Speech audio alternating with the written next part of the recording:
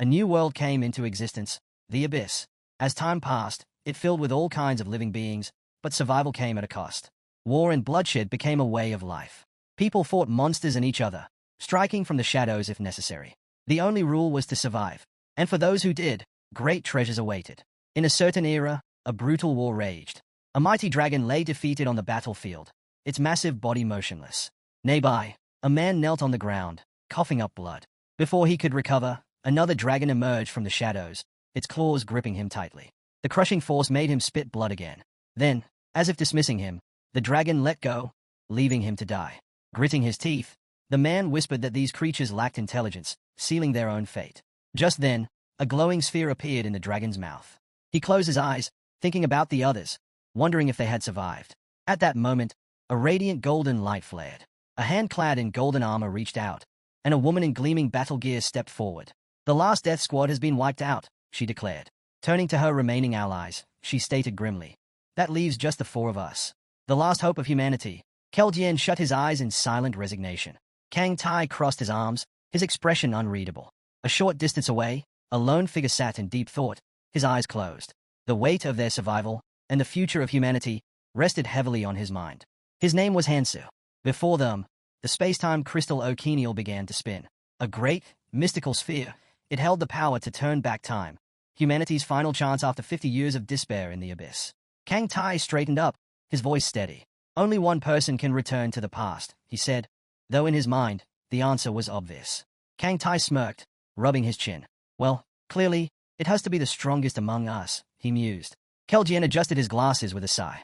"For once, I thought Kang Tai would say something useful," he muttered. "I regret wasting even a second expecting anything different." Air stepped between them, her voice firm. "Enough. Focus. Most of the Valkyries sent to fight the Golden Dragon have fallen. It's only a matter of time before it reaches us." She lowered her weapon, hesitating for a moment. It felt unfair, but they had no other choice. She turned her gaze forward, conviction in her eyes. "The only one who can return to the past is Hansu." Hansu looked up at her, his heart pounding. He hesitated, staring at his own hands. Hansu remained silent, lost in thought. He had been fighting for too long. Day after day, year after year, his hands were drenched in blood, yet he could barely remember why he kept going. Maybe dying like this would not be so bad. Aes placed her hand over his, cutting off his thoughts. She sat beside him, her voice steady. "The fate of humanity rests in your hands. Don't give up, Hansu." He looked at her tiredly, then glanced at Keldien and Kang Tai. Keldien nodded. "Aes is right. The fact that you're still here, even though you started 20 years later than Yin, proves why you're the right choice. If you had begun just 5 years earlier, things might have turned out differently." Kang Tai grinned. "They've got a point. Even I have to admit your skills are undeniable. But hey, if you really don't want to go, just say so." His grin widened as he added, "Think about it. Going back means getting everything you missed out on." Then, realizing how that sounded, he quickly corrected himself. I mean, you would be the one getting them, obviously, since you're the only one who can go back." Hansa let out a faint chuckle. Then, finally, he stood up. He walked toward the massive, glowing sphere. The moment he stepped closer, an overwhelming pressure crashed down on him. The others tensed. A shadow loomed over them from a nearby crevice. The dragon had arrived. Darkin's roar tore through the battlefield, shaking the ground. Golden flames burst from its mouth. Keldien shouted, "Hansu, stay focused. We'll hold it off." He raised his hands, summoning a powerful shield that shimmered above the party. The moment the flames struck, an explosion erupted, forcing everyone to brace themselves. "Switch," Keldien commanded. Aes and Kang Tai moved instantly. "Hold the dragon while I prepare." Kang Tai gripped his stone, his expression resolute. "Leave it to us." He shot a glance at Hansu. "Now's your chance. Show us what you can do." Aes didn't wait. She charged forward first. Kang Tai followed close behind. Dragons descended upon them from all sides. Aes drove her weapon into the ground, sending powerful shockwaves outward. "Kang Tai, now," she shouted. His weapon ignited in a blazing inferno. Flame surged around him as he raised his sword. "I figured this out a long time ago." With a powerful swing, he struck the earth, causing it to crack and tremble. Then, his eyes widened in shock. A dragon's claw came down hard. He barely had time to react, gritting his teeth as he braced for impact.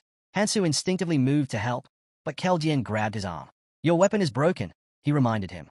"Don't let yourself get distracted." Aes turned to him. "Keldien's right. You have to go." She took a step forward, her gaze unwavering. "I know you think we're annoying, but that's not a reason to turn your back on us now." She turned away, gripping her weapon tighter. For once, Just listen to me. Hansa smirked. I'll try my best, he said. Air smiled. Even in a moment like this, he hadn't changed. She turned, leaving the rest to Keldian. Adjusting his glasses, Keldian called out, Hansu. His voice was steady. Listen carefully. Hansa turned toward him as magic began to swirl around him. As Air said, there's no need for pointless killing, Keldian continued. But don't hesitate to cut down the parasites who threaten humanity. Save only those who deserve to live. His gaze darkened. And whatever you do, don't forget about the Berserker King, Clementine Keen. That bastard needs to die. Keldian's eyes locked onto his. Do you understand? Hansa gave a firm nod. Keldian smiled. Good. Now, get ready. The massive sphere began to spin, faster and faster. Hansa took a deep breath, his expression resolute. The others turned toward him, watching as the sphere activated. Keldian clapped his hands together, summoning layers of protective spells that formed a barrier between them and the dragon. White lightning crackled across the space. Then, everything changed. In an instant, Hansu was surrounded by a massive crowd. Confused voices filled the air as people frantically looked around, trying to understand where they were. A green sun hung in the sky, casting light over the crumbling remains of a city. It had worked. Determination settled in Hansu's heart. He had to give this everything he had. He couldn't let his comrades down. All around him, panic spread. Where are we? Someone shouted. I want to go back, a girl screamed. A man grabbed another by the collar. You did this, didn't you? I don't know anything, the other man protested. Let go of me. Hansu watched the chaos unfold. Of course, people were terrified. They had just been thrown into another world. His mind flashed back to the year he was born, the year everything began. It had started with just 100 people. But soon, the numbers surged out of control. Countless people vanished without a trace, swallowed by the abyss. He remembered his own disappearance at 20. One moment, he was holding his phone. The next, it slipped from his grasp as he was pulled into another dimension. This world was the midpoint of the abyss, where countless dimensions converged. Those who arrived first gained skills instantly, driven by raw survival instinct. But this place was nothing short of a nightmare. A lawless, merciless world where monsters ruled. And when enough people from a swallowed world gathered here, the door to the abyss would open. And then, the Great War would begin. Stretching his arms, Hansu exhaled. 5 years. That's all I've got to get strong. He took his first step forward. Then he paused, glancing down at his hands. His strength, his skills, everything he had built up in the past, was gone. He clenched his fists. No matter what, he had to push forward. A sudden scream shattered the air. People gasped in terror, pointing toward the sky. It was splitting apart. A crack widened in the heavens, and something began to emerge. Then, it fell. With a guttural howl, a monstrous imp crashed into the crowd. The people around it froze in shock. The imp let out a rough cough, then straightened itself. Its glowing eyes swept over the crowd. And then, it grinned. The imp-like creature grinned, bearing sharp teeth. Greetings, everyone. I am your fairy assistant. The crowd remained frozen, listening as the so-called assistant continued. I'm here to give you a short briefing. His eerie smile widened. So, listen carefully. Hansa folded his arms, watching with a cold expression. A briefing? He scoffed internally. This was not an explanation. It was nothing more than a twisted way to push people into killing each other. Welcome to another world, the fairy assistant declared cheerfully. From this moment on, you've been granted an amazing opportunity. Enough nonsense. A man in the crowd suddenly shouted, pointing at the creature. What do you mean another world? Just send us back home. The fairy assistant's friendly demeanor vanished in an instant. His voice turned sharp. Wait until I'm finished, he snapped. The man hesitated. The sudden shift in tone unsettled him. But the assistant continued as if nothing had happened. Now, where was I? Ah, yes. You've all been granted absolute freedom. The creature's eyes gleamed as he listed, no laws, no order, no morality, no ethics. Does not that sound like a dream? His smile stretched unnaturally wide. You are free from all those meaningless constraints. The tension in the crowd thickened. But that's not all, the assistant went on. All physical limits that once held you back, gone.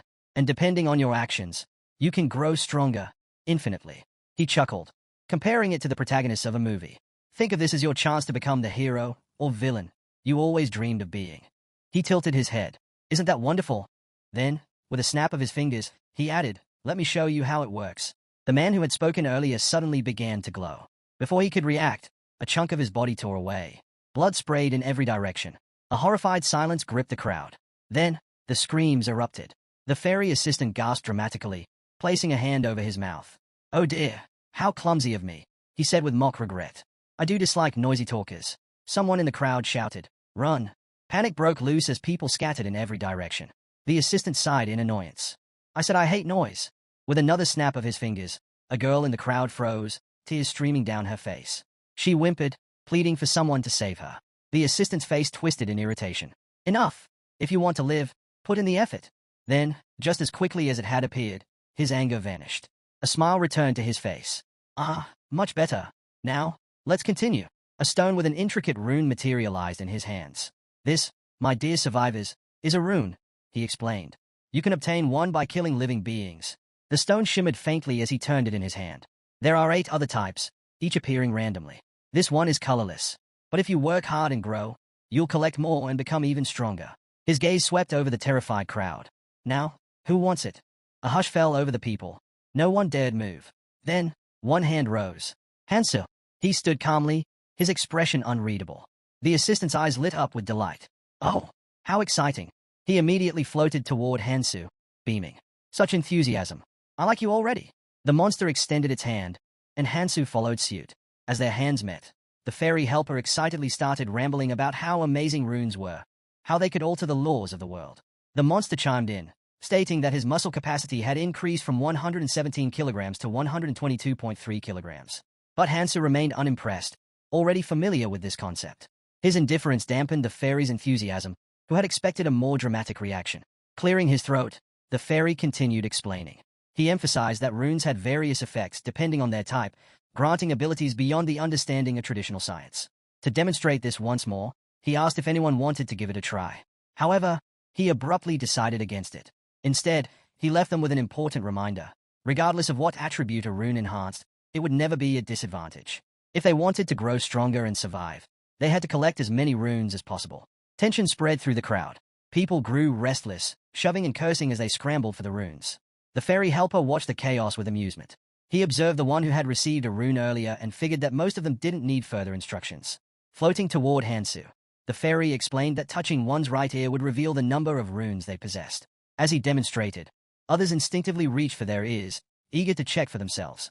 With a smirk, the fairy noted that humans love to quantify things. He then casually mentioned that an average person's stats were around 10, a basic benchmark. Hansu glanced at his status and saw that his strength had increased by a single point. If he kept collecting runes after hunts, he could also enhance attributes related to mana and magic power. Runes could be obtained from any living creature. Prey didn't matter. The fairy's gaze lingered on a sullen-looking boy before shifting to a girl. He reminded her that this system was not much different from the world they had lived in before. Then, as if sensing the growing unease, the fairy helper decided to offer them something that might lift their spirits. Suddenly, objects materialized in their hands. Weapons. The monster told them to forget the past and focus on what lay ahead. The boy stared at the weapon in his grip as the monster's voice rang out once more, urging them to enjoy their new life. Once he was gone, training would begin, and they had better give it their all. A murmur spread through the crowd at the mention of training. But before anyone could process what was happening, a piercing scream tore through the air. Behind them, a swarm of monsters loomed, their grotesque figures illuminated by eerie, glowing eyes. They snarled and bared their teeth, their guttural growls sending waves of fear through the gathered people. Panic set in. Someone hesitantly asked if this was part of the training. The monsters advanced, their steps slow but deliberate. The people froze, paralyzed with terror. Just as the tension peaked, someone raised a hand and urged everyone to stay calm. A girl spoke up, telling them not to panic and to back away carefully. Hansu planted his feet firmly, locking eyes with the creatures. He could feel the fear spreading among the people like wildfire. Someone tried to retreat but bumped into another man, who scowled in irritation. The first man, however, pointed forward, his voice uneasy. Something was wrong. A wall. They were trapped. He pounded on the invisible barrier, demanding to be let out, but there was no response. Others turned to stare in shock, only to realize that the walls were closing in. Their only way out was blocked by the snarling monsters. Then, chaos erupted. The monsters charged. Their shrieks filled the air as they lunged at the terrified people. Instinctively, those with weapons raised them in defense. A boy clenched his knife and yelled that he would not go down so easily. Then, something strange happened. His attention snapped to a man who had somehow slipped through the wall. The man scratched his head, baffled. He had no idea how he did it. He had simply walked through. Another voice spoke up, saying, 49. The number was decreasing. Realization dawned. Only 50 people could escape. Panic took hold. People shoved and cursed, desperately trying to reach the wall. Hansu watched in disdain. There were 100 of them. If they just stood together and fought, they could win. Sure, there would be injuries, but the death toll would not be as high. Last time, around 40 had died to the goblins. That meant only 10 had survived after failing to escape. Not this time. Hansa gripped his knife tighter. He was not about to let things play out the same way. First, he had to clear this area. Then, he would move forward. The goblins lunged. Screams filled the air. Some people begged for their lives. Others fought, their weapons slashing wildly. Blood splattered across the ground. A goblin swung its club at Hansa. He caught it mid-swing. With a swift motion, he slit the goblin's throat. Hansa hurled the monster aside and braced himself for the next attack. The boy took his stance while the onlookers watched in shock and fear. Hansu, breathing heavily, finally stepped away, leaving behind a trail of goblin corpses. Wiping the blood from his cheek, he noted that his body felt just as it had decades ago, an unsettling realization. The boy crouched and gathered the fallen runes, considering himself lucky. His agility had improved by a tenth, but agility was not just about speed. It altered his perception of time, sharpening his reflexes tenfold. What once took moments now happened in an instant. A goblin suddenly hurled a dagger at Hansu. Instinctively, he twisted, catching the blade midair before launching it right back. The dagger struck the goblin square in the head. Dropping to one knee, Hansa barely had time to recover before the remaining goblins charged. They sensed his exhaustion and attacked, their bloodlust driving them forward. Hansa tightened his grip on the cleaver, anticipating their frenzy.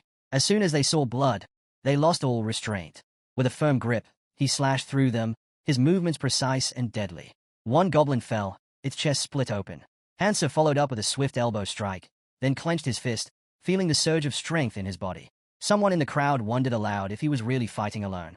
Inspired, the spectators rallied, cursing as they rushed to join the battle. Humans and goblins clashed in a chaotic melee. Hansa fought without hesitation, knowing that reckless rushing was not usually necessary. But right now, there was no choice. Another attack came. He countered instantly, unable to afford distractions. He thought of all those who had been kidnapped, not just here, but across the world. The numbers were staggering. The first newcomers were protected in a training zone for 3 months, but after that, they were thrown into battle alongside those who had survived for years. Hansa thought of those seasoned warriors as he drove his blade into another goblin. He spotted another rune, grasping it tightly. Every bit of strength counted. Keljian had made the right decision sending him here. The battlefield was littered with goblin corpses. Someone in the crowd gasped in disbelief at the sheer number of enemies Hansu had slain. The boy stared at the fallen goblins, then at Hansu, who stood before them, exhausted but unwavering. Murmurs spread through the crowd. Some called him a monster. A fairy among them watched in admiration, her voice barely above a whisper. Hansu remained in the center of the shaken crowd, unmoved. The fairy observed the battlefield and nodded in approval. You all did well. It must have taken a lot of effort, she said, glancing at the survivors. And there are still plenty of you left. However, the people didn't share her sentiment. They glared at the strange creature with hostility. Behind her, the barrier began to shift, slowly opening. She smiled, unfazed by their anger. Now you understand how to survive here. Just keep going as you are. Without waiting for a response, she slipped through the gap in the barrier. I have other zones to visit, so I'll leave you to it. Good luck. But the crowd was not willing to let her off so easily. Shouts rang out as they tried to drive her away, but she was already gone. Hansu exhaled, wiping the blood from his face. Opening his interface window, he assessed the situation. Compared to everything else that had happened, this was not too bad.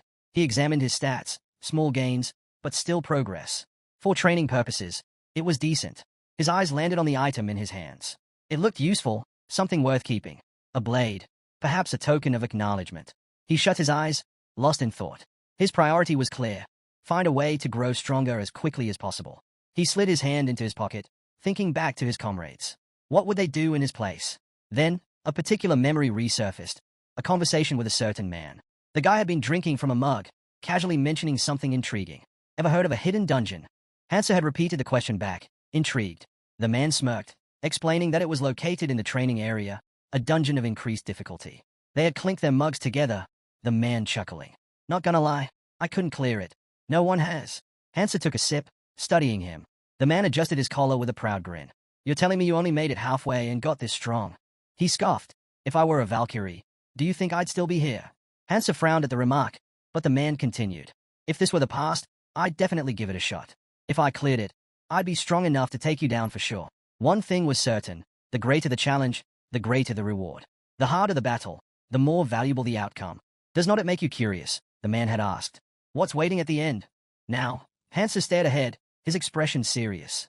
His next target was clear. Looking to the side, he considered what needed to be done before attempting the dungeon. The training process followed a set pattern. Hundreds of people grouped together, assigned to different zones, working in cycles. Each area was their battleground for a week. and after 3 months, the cycle would end.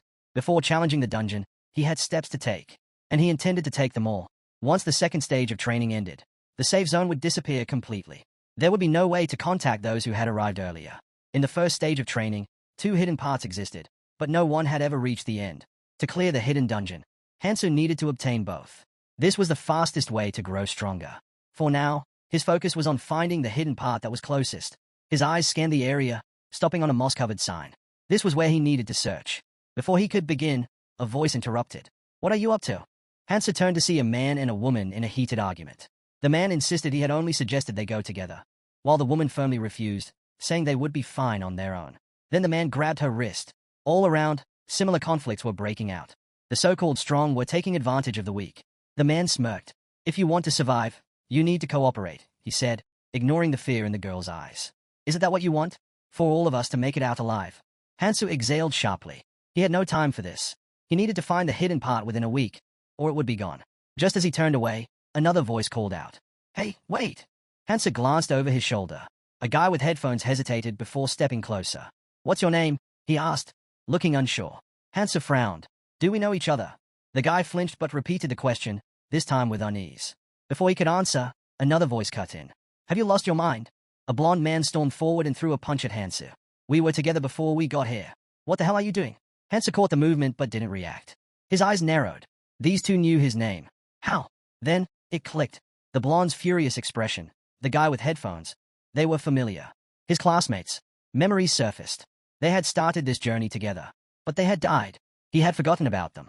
Just then, the girl from earlier yanked her hand free, stepping toward the group with determination. Sunlight hit her face, and Hansu suddenly remembered her name. "Yo, am I he?"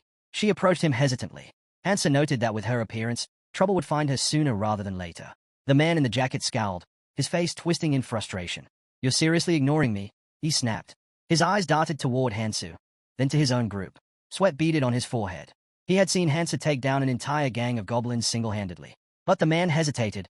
Hansu looked tired. Maybe. A glance at his gang confirmed it. They were thinking the same thing. If they attacked now, they might have a chance. Taking a step forward, he grinned.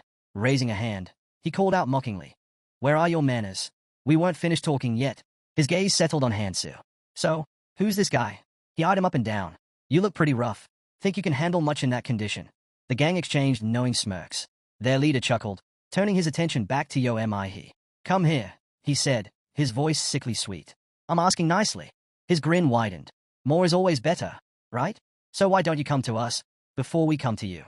Hansu scanned the gang with a calm gaze before turning to the blonde. With a sigh, he muttered about how filth was everywhere. These guys were still high off their first victory, completely unaware of the real enemy they were up against. Their overconfidence blinded them to reality. As he stepped forward, the gang leader tensed, watching him warily. Hansu's eyes darkened as he asked if the man even understood where this was all heading.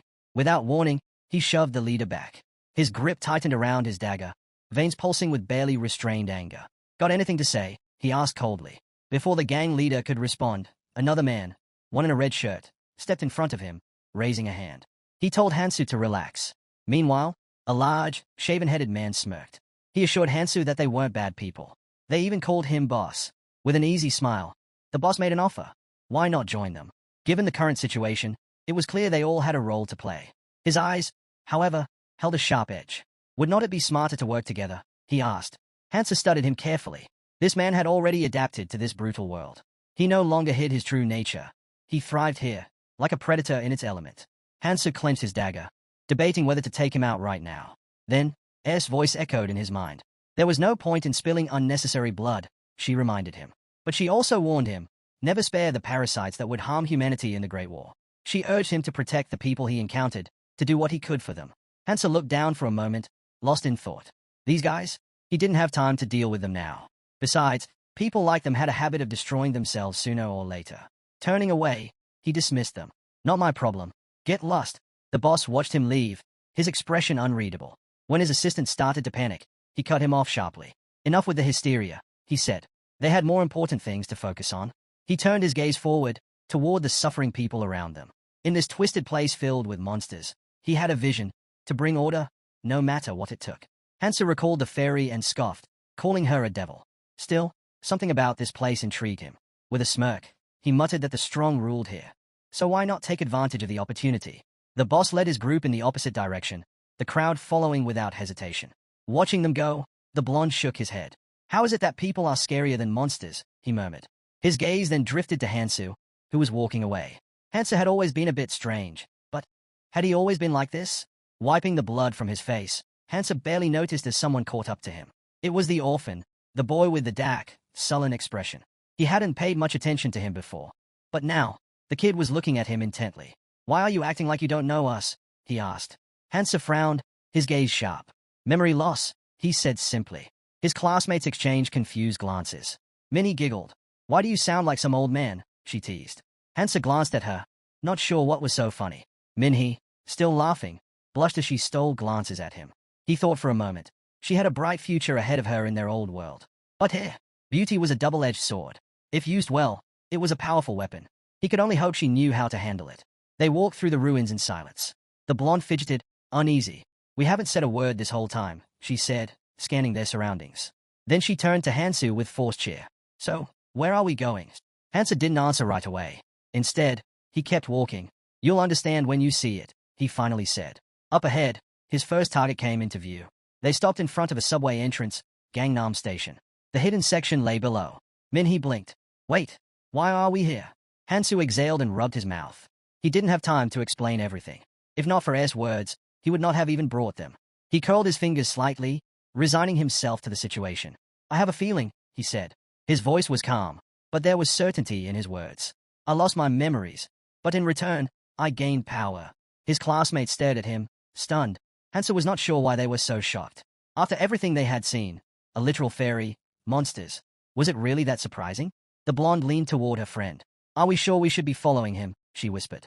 Hansu suddenly turned, cutting off any further doubts. I'm not forcing you. His tone was firm. I respect people's choices.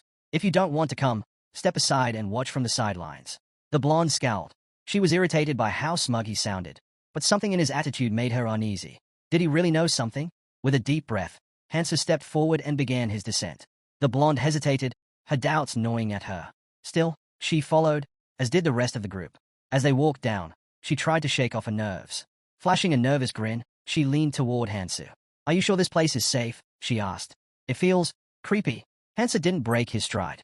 We're meeting some friends. The blonde blinked. Friends? Who the hell would live in a place like this? They reached the bottom.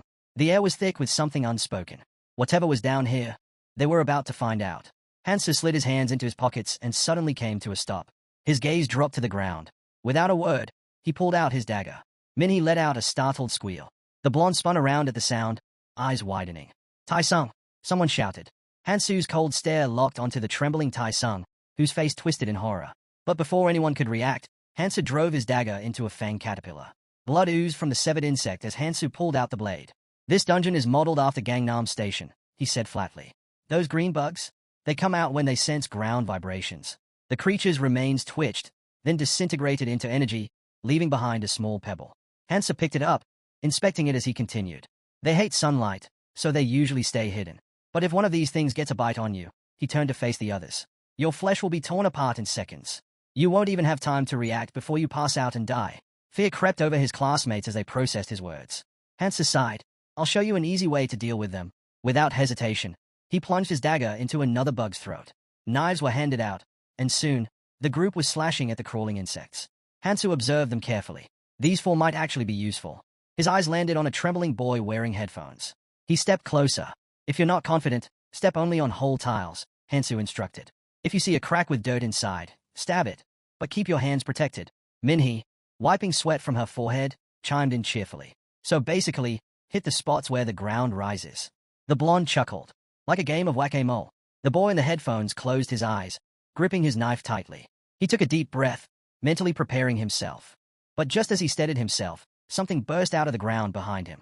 A beetle lunged at him with a screech. Before he could react, Hansu shoved him aside and slashed the creature cleanly across its body. The severed pieces thudded to the ground at his feet. The boy blinked in shock, then quickly smiled in gratitude. Thanks, he mumbled. Hansu barely acknowledged him. It was clear, this guy was not much of a fighter. He'd just end up being a burden. Without another word, Hansu turned and kept walking. The boy lowered his head, frustration evident on his face. The blonde, still trying to process everything, stepped closer to Hansu. You knew this would happen, he said, narrowing his eyes. How? Hansa glanced at him and smirked. Didn't I tell you? His voice held a hint of amusement. Then, with a satisfied grin, he added, it's my superpower. The blonde froze, momentarily dumbfounded. The others looked just as stunned. But Hansu was not interested in explaining further. Let's focus on hunting, he said, moving forward without another word. While the others hesitated, Hansa turned away, casually spinning the fallen stone in his hands. He glanced back at them and asked why they weren't picking up the runes. He gave an awkward smile and admitted that they thought it would be better if the hero collected them instead. In return, he could protect them, just like in the games. She trailed off, embarrassed, quickly adding that it was not as if picking up the runes would suddenly make them as strong as Superman. Hansa frowned. He's reasoning was flawed. Relying on him in exchange for safety was not a smart decision. With a sigh, he turned back to them. Your prey belongs to you alone, he said firmly. If you want to travel with me, you'll need to follow the basic rules. Those who had survived in the abyss for decades had established a simple code to ensure cooperation.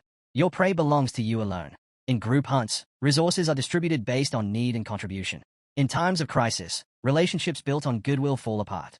His classmates stared at him in confusion, but Hansa knew it would not take long for them to understand just how brutal this world was. He met their uncertain gazes and added, first, rely on your own skills. If you're useless, I won't hesitate to leave you behind. The group tensed at his words, but this was just reality. Tai-sung glanced at the blonde beside him, who nodded in silent agreement. Hansa looked at them with irritation but let it go. Sooner or later, they'd understand. Soon, they'd be fighting over runes like starving dogs over scraps. Without another word, the group began collecting loot from the fallen bodies. That's when Tai-sung called out, "Hey, check this out." In his hands, he held a strange-looking rune, a deep purple stone that pulsed faintly. His instinct screamed that this was different. If he took it, something inside him would change. This was the essence of the Akrul troll tribe. Tai-sung glanced at Hansu, remembering what he'd said earlier about distributing loot. If he made a big deal out of this, it could put him in an awkward position. Instead, he simply smiled and asked, since I found this, can I keep it? Hansa gave a calm nod. That reaction caught Tai-sung off guard. He had expected some resistance, but the hero seemed unfazed. Hansu studied the rune, recognizing its potential. A solid starting skill. It offered both defense and regeneration, two crucial survival traits. And since it was a passive ability, it didn't require activation. The only downside was an increased appetite. But that problem could be handled easily. As one's strength grew, so did the rune's power. Smart individuals with mastery over magic could gather hundreds of abilities. Keldian, for example, had acquired more than 1,000. And this was just the beginning. Hansa silently observed the group, his thoughts racing. His eyes gleamed with understanding. His situation was unlike anyone else's. Scattered runes lay on the ground, and a hand reached for one. A bright light flared, making Hansa squint. He clenched his fists. Ayres let out a sigh and said, as she suspected, the hero's skill limit was 7. Covering her face in frustration, she muttered that if they had known earlier, he could have chosen stronger skills. A limit of 7 was a fatal flaw for anyone else. But Hansu was different. His strength far surpassed this restriction. The abilities he acquired weren't stagnant. They evolved endlessly. What started as basic regeneration from a lizard essence could eventually rival Kang Tai's legendary immortality technique. His speed-enhancing rapid dash could transform into something as formidable as Keldian's signature move, Rupture of Space. It was because of this ability that Hansu had earned the nickname 7 Stars. While others spent 20 years honing their skills, he caught up in a fraction of the time. That was why he had been chosen to return to the past. A small smile crossed his lips before fading. He couldn't afford any missteps. His choices mattered now more than ever. Ayres warned him to be careful with his skill selection. If everything went according to plan, he would breeze through training like it was nothing. Meanwhile, Men examined Tai-sung's rune with fascination. He decided to take it. The moment he did, the rune melted, releasing a surge of light. The system displayed a notification. Physical resistance acquired. Tai-sung smirked, pleased with his decision. He checked his stats and saw a noticeable increase in several attributes. With a smug glance at Hansu, he thought to himself, he would never pass up an opportunity like this. Curling his lips into a grin, he mentally challenged the hero. Just wait. I'll catch up to you soon. Hansu simply waved and motioned for the group to move forward. Tai-sung slung an arm around his shoulder and warned that things were about to get even more dangerous. Let's stick together, he suggested. Tai-sung, meanwhile, turned to Yo-Mi, asking if she needed him. Yo-Mi blinked, confused. Why was he looking at her while saying that? Hansu shot a displeased glance at the blonde. Does he really see me as his rival now? He wondered. The thought was almost amusing. Still, he wasn't going to entertain it. With a firm motion, he shrugged off the arm around his shoulder. Just because he found it amusing didn't mean he'd tolerate it. The group pressed on. As they walked, Hansu's gaze shifted downward with concern. We need to go deeper, he said. The girl hesitated. Why? The subway, he replied. She stared at him in shock. Wait, the trains are still running. Hansa simply said, you'll see for yourself, and took a few more steps forward. As he walked, his mind drifted to the past. There was someone who had never made a single mistake. He recalled sitting down for a drink with a stranger. The man had boasted about his dungeon experiences, confidently stating how many he had conquered. But before he could finish, another voice cut in. Those dungeons you're talking about? They are nothing compared to the ones I've been to. The braggart turned sharply, glaring at the interruption. Who do you think you are, butting into other people's conversations? A dark-haired man calmly folded his hands together. He had overheard enough. The so-called expert was spewing nonsense. Without hesitation, he pushed the braggart aside and took a seat next to Hansu. Leaning in slightly, he spoke with quiet intensity. If you really want to get stronger fast, there's one thing you need to find. Hansu remembered the way his eyes gleamed with excitement. It's in the training area. Somewhere in the subway. The stations varied in design, but structurally, they were the same, at least until the third floor. There, a portal sat in the center of the stairs. If you stepped through and followed the path to the very bottom, a train would be waiting. Catching it was the real challenge. But if you managed to board, that was it. Your path to power would be set. The only problem? Reaching it was near impossible. And the train only left once a day. Now, standing at the entrance, Hansa stared ahead. I had to make it there today. No matter what. They approached the portal. Mihe's eyes widened in surprise. Wait, this isn't Gangnam Station. She had been to Gangnam plenty of times, but she had never seen an entrance like this before. Anxiety crept in as she instinctively touched her neck. Are you sure about this? She asked. You don't even know what's waiting for us in there. Hansa remained unfazed, his gaze steady. I'm going where my instincts tell me to. Like I said before, if anyone wants to leave, now's the time. Tai-sung grinned. You think I'm gonna back out now? I'm in. Mihe hesitated for a moment, then pressed a hand to her chest. I'll go too. Hansa glanced at her, reading her expression. She's worried, and she knows exactly what kind of danger she's in. Someone like her, someone vulnerable, had even more reason to grow stronger. Even if it meant sacrificing everything. Mihe, on the other hand, looked ahead with barely contained excitement. The blonde shrugged and waved a hand dismissively. We'll stay here. Nothing's stopping us from just continuing to hunt. And with that, their paths split. Sang-jin, though trembling, declared that he would go with them. Down Tai-sung chuckled, questioning where Sang-jin suddenly planned to go when just moments ago, he had been too scared to move. Sang-jin shot him a glare and snapped that it wasn't any of his concern. Tai-sung raised an eyebrow in surprise. But before he could say anything, Sang-jin doubled down, stating that whatever he did was none of Tai-sung's business. Tai-sung scoffed, saying there was too much talk coming from someone so useless. He was about to continue when Hansa cut him off with a sharp enough. Closing his eyes, Hansa told them to quit the pointless bickering. He slipped a hand into his pocket and reminded them that time was short. They could do whatever they wanted. Tai-sung turned away, his veins bulging with frustration. Internally, he seethed, wondering how they dared to humiliate him in front of Mihe. Meanwhile, the hero stepped into the portal, focusing on the training area. Thousands of mobs roamed the landscape. And though the environment varied, some elements remained consistent. He glanced at the group behind him, then froze. Sang-jin and Mihe, standing behind him, looked just as shocked. Before them stood a convenience store. Confused voices echoed as people wondered how it got there. Without hesitation, they entered. Sang-jin immediately browsed the shelves while Hansu made his way to the refrigerator. The rumors had been true. There really was always a store on the second floor of the subway. Could this be some kind of hidden reward? Dais picked up a knife, wondering if he should take different weapons. Meanwhile, Hansu approached the counter, scanning the items. He recalled someone mentioning that this place was more like a supermarket than a convenience store. It really had everything one could need. Picking up a pot, he placed it on a scale. The cashier, puzzled, asked what he was doing. Hansu, weighing the bag in his hand, simply replied that he was cooking. Mihe, surprised, asked what exactly he was making. Without hesitation, Hansu poured greenworm blood into the pot. She immediately recalled how he had collected it, by squeezing the blood from corpses with his bare hands. Now, with a faint smirk, Hansu began tearing into the green goblin's skin. The moment their flesh made contact with the green blood, it became highly toxic. Goblins had evolved to resist the poison of green worms, making their own venom exceptionally strong. Dais grinned, inhaling deeply. Smells amazing. Give me a piece, he said eagerly. Hansa shot him an annoyed look. It's poison. Dais instantly recoiled in fear. Why didn't you say so earlier? Hansa scoffed. You were the one sniffing around for the scent. Mihe watched him curiously. I never would have thought to do something like this, she admitted. How do you even know how to make poison? Hansa glanced at her before replying flatly, it's my ability. My head is full of knowledge. Tai-sung narrowed his eyes, sensing that Hansa was dodging the question. In reality, Hansu's mind had nearly burst while trying to memorize everything. He recalled Keljien's words from the past. Going back in time would be meaningless without knowledge. Keljien had slammed his hand on the board, emphasizing that this information was crucial. It wasn't just about finding items. It was about knowing how to strengthen them. Keljien tossed the pointer over his shoulder and said that if the hero had any brains, he would understand why all of this was important. He warned him not to share this information with anyone. Slamming the board again, he told them to memorize everything. Knowing the future wouldn't prevent destruction, it would only accelerate the downfall of the abyss. Then he looked directly at Hansu. You must not become Prometheus, he warned. Only share your knowledge when absolutely necessary, and only according to the plan. Hansu stared at his reflection. Without knowing the exact proportions and brewing time, this recipe was worthless. That was fine. He poured the thick purple liquid into a bottle and smeared poison from a small tube onto his dagger. Mihe's eyes widened as she watched the venom drip from the blade. Can we have some too? She asked hesitantly. The hero extended his hand. Sure, but it'll cost you half a power or stamina rune per use. Tai-sung glared at him.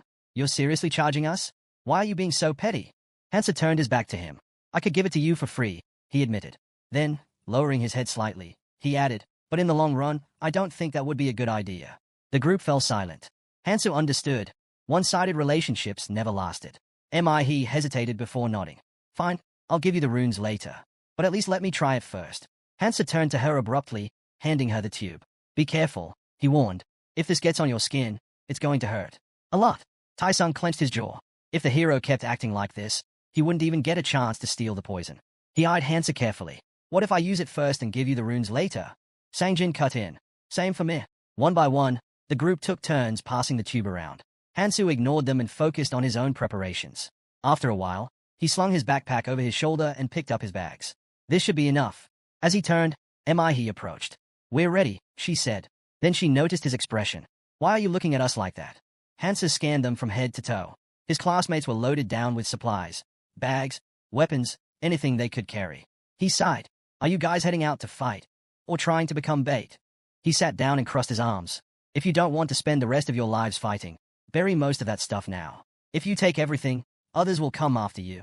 The group hesitated, realizing the truth in his words. Mihe glanced at him. At first, she had thought he was just quiet. But now, she could see it. He wasn't just strong. He was an exceptional fighter. Embarrassed, she quickly patted his hand. Then, as if just realizing something, she looked up at him. Hey, why don't you have superpowers? Mihe reached for the bag on the ground, lost in thought. Hundreds of millions of people had vanished, yet not a single one had ever been found. Until yesterday, she had held on to hope. But now, she realized she might be stuck here for the rest of her life. The weight of that truth crushed her. Falling to her knees, she clenched her fists. I don't want to die. Her hands trembled, but she forced herself to look straight ahead. If survival meant doing whatever it took, then so be it. She glanced at Hansu. Standing next to him, she felt something. But before she could process it, he met her gaze. Embarrassed, she quickly looked away. They both turned forward again in silence. Tai-sung shot Hansu a look of irritation. You act like the center of the universe, he muttered before tossing his bag to Sangjin. Hey, carry it. Then, stepping ahead, he turned back toward Hansu. That superpower you mentioned earlier. He narrowed his eyes. Can we get one too? Hansu glanced up. Maybe. The three of them froze, stunned. Their faces flushed with anticipation. Seriously? Hansu nodded. Yeah, some people develop abilities here that they never had before. His gaze darkened as he recalled a warning from Keldien. Be careful. There were people in this world who had awakened powers they didn't possess in reality. Keldien had spoken at length about it, but in the end, his message had been simple. Eliminate anyone who becomes useless to you. Hansu frowned, irritated by the memory. The weight of those words pressed down on him. Tai-sung sensed something was off. Watching Hansu's expression shift, he smirked. You've gotten pretty cold, huh? He stepped closer. Still mad at me? You were pissed at me when we first got here. Hansu didn't answer. He simply kept walking. He had nothing left to say. 4 or 5 years before coming here, he had fought an endless battle. The abyss had only grown stronger, its monsters increasing in number. At first, there had been hope, but eventually, that too had faded, buried beneath despair. Covered in blood and bruises, Hansu had stared ahead, feeling nothing. No fear, no hope, just exhaustion. Now, he looked away, silent once more. Tai-sung watched him, confused. What's with him? Annoyed, he turned away. Damn superpowers. He refused to make a fool of himself next to Hansu. Tai-sung rubbed his chin, deep in thought. I'll get stronger. Then, he decided, I'll start dating Mihe. I'll get rid of Sangjin. And Hansu, I'll make him follow my orders. But before he could dwell on that plan any further, Hansu suddenly barked, "Stop. Everyone, stand still." Without hesitation, he crouched down and reached for the ground. As the blonde struggled to grasp the situation, Hansu examined the slime on his fingers. It didn't have the sharp, sour stench of a sword snail, and there were no half-dried entrails nearby, meaning it wasn't from a chopped-up zombie. That left only one possibility. San quickly put the pieces together. Land mermaids. Just as the realization hit, the creatures emerged from the darkness, slithering toward them. Hansu studied the slime again and checked the tracks. There was no doubt. These were land mermaids. They moved slowly, but once they injected their prey with paralytic venom, they would drag it through the tunnels. However, Hansu knew that if they acted fast, they could take them down in seconds. A sinister grin flickered in the shadows, but Hansu wasn't fazed. He had a plan. Taisung narrowed his eyes at him. "Quit acting like you know everything." Hansu ignored him and turned to the group. "You guys are in for a surprise," he said, motioning for them to follow. As confusion spread among them, Anu stepped forward with Molotov cocktails, pouring the homemade mixture into bottles. They did not have gasoline, but it should still do the trick. Sangjin and Yo Mi exchanged looks. The girl sighed. "Don't tell me you made this with something you found in a store." Taisung took a bottle and turned it in his hands. "If this is part of a superpower, then I got to admit, it's pretty useful." Then he glanced at Hansu. "You like it here more than your old world, don't you? You can do whatever you want." Hansu smirked. Taisung stepped back. "What? Why are you looking at me like that? Did I say something wrong?" In Hansu's mind, Keldian and Es were still arguing over whether Tan even deserved to exist. Shaking off the thought, Hansu grabbed a stick and started sketching a rough plan in the dust.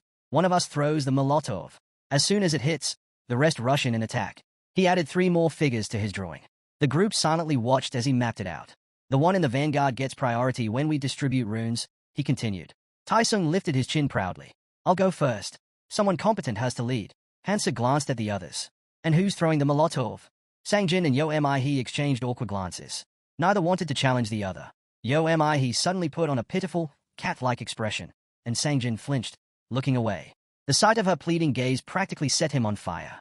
Before things got out of hand, Hansu cut in. "We'll take turns." Shadows stretched across the station floor as the squad moved forward. Sangjin tried to gauge how far they had come. He did not want to turn back. But deep down, he wondered, did they really want him here, or was he just tagging along to avoid being left behind? The group moved forward in silence. Sangjin nervously gripped the Molotov in his hands, then fidgeted with the straps of her backpack. Noticing her unease, he glanced at her just as Hansu came to an abrupt stop. "They're close," Hansu warned. The sickening sounds of something slithering through the darkness reached them. Hansu shifted into a fighting stance. Yo Mi flinched. "Throw it," Hansu ordered. Her hands shook as she lit the cloth, repeating to herself that she couldn't afford to slow them down. The flames quickly spread, the fire consuming the fabric. She took a deep breath, steeled herself, and hurled the bottle forward. The glass shattered just as a mermaid lunged from the shadows. Flames exploded over its body, and it screeched in agony. "I did it," Yo Mi whispered, barely believing it herself. Hansu didn't waste a second. "Move," he commanded, charging into the fray. "These things spit paralytic poison," he reminded them as he plunged his knife into the nearest monster. Taisung watched, stunned, as Hansu leapt from one mermaid to the next, slicing through them with terrifying efficiency. Runes burst from their bodies. "That bastard's trying to take them all," Taisung thought bitterly. He was still fuming when another mermaid lunged at him. Snapping back to reality, he swung his sword, slashing the creature down. Blood splattered across the ground. He glanced at the corpse, then at his blade, a smug grin forming. "Damn, this poison works well." Nearby, Hansu gathered the runes. "That poison was worth it," he said, unfazed. Taisung caught his reflection in his knife and smirked. With this power, he'd catch up to Hansu in no time. Another bottle smashed into a mermaid's skull. Another was sliced apart. The battle raged on, fire and blood mixing with the monster's shrieks. Hansu thought to himself that using Molotovs against creatures covered in flammable poison was the perfect strategy. The dull edge of his blade didn't matter. He drove it deep into a mermaid's shoulder. It let out a piercing scream as its wound began to smoke. "That's exactly why I prepared the poison," he thought. Behind him, Taisung fought with exhilaration, his focus shifting as 2 runes dropped near a corpse. He reached out greedily. They were his. A sudden splatter of slime hit his leg. Pain shot through him as he collapsed to the ground. His leg convulsed violently, and humiliation burned through him. Everyone saw. The mermaid loomed closer, its grotesque face growing larger in his vision. Fiery, predatory eyes flickered in the darkness. "Get away from me!" Taisung yelled, trying to scramble back. Yo Mi rifled through her bag. "I'm out of Molotovs," she muttered, then turned to Sangjin. "We're switching." Sangjin's hands trembled as he flicked the lighter. The flame caught, But before he could react, the mermaid was already upon him. Sangjin screamed. The bottle slipped from his grasp. Taisung watched in horror as the life-saving Molotov shattered uselessly to the side. Fury exploded in his chest. I told you to throw the Molotov, not take a piss, he roared at Sangjin. Panicked, Sangjin lashed out with his elbow, striking the mermaid square in the head. The monster collapsed, leaving him frozen in shock. A dagger flashed between them. Calm down, Hansu ordered. Stick to the plan. His voice was steady, unaffected. He glanced at them before turning away. Take a breather. Collect your runes. Taisung exhaled heavily, still shaken.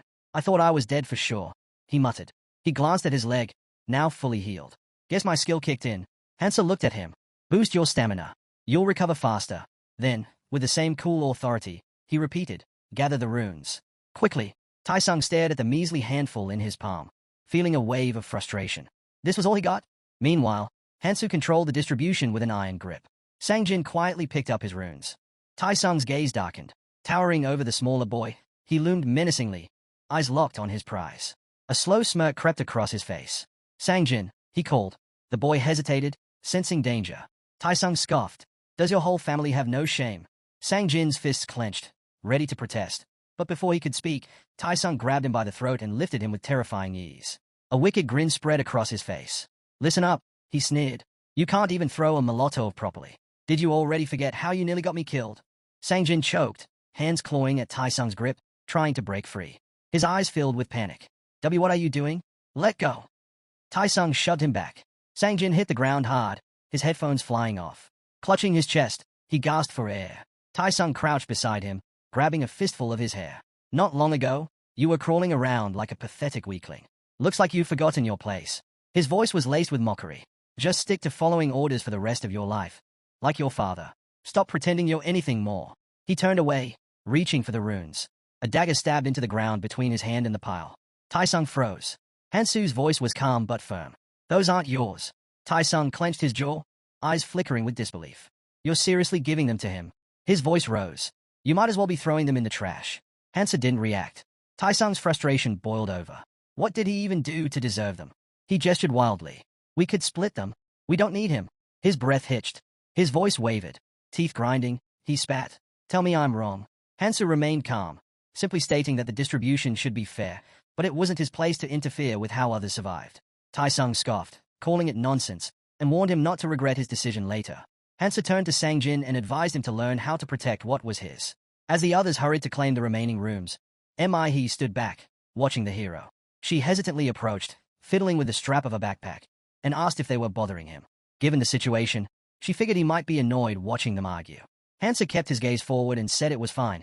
He wouldn't judge them for struggling with something they weren't good at. Yo Mi he caught up and asked if that meant he planned to stay with them until the end. She got the feeling Hansu acted like he could leave them at any moment. Hansa stopped, looking ahead.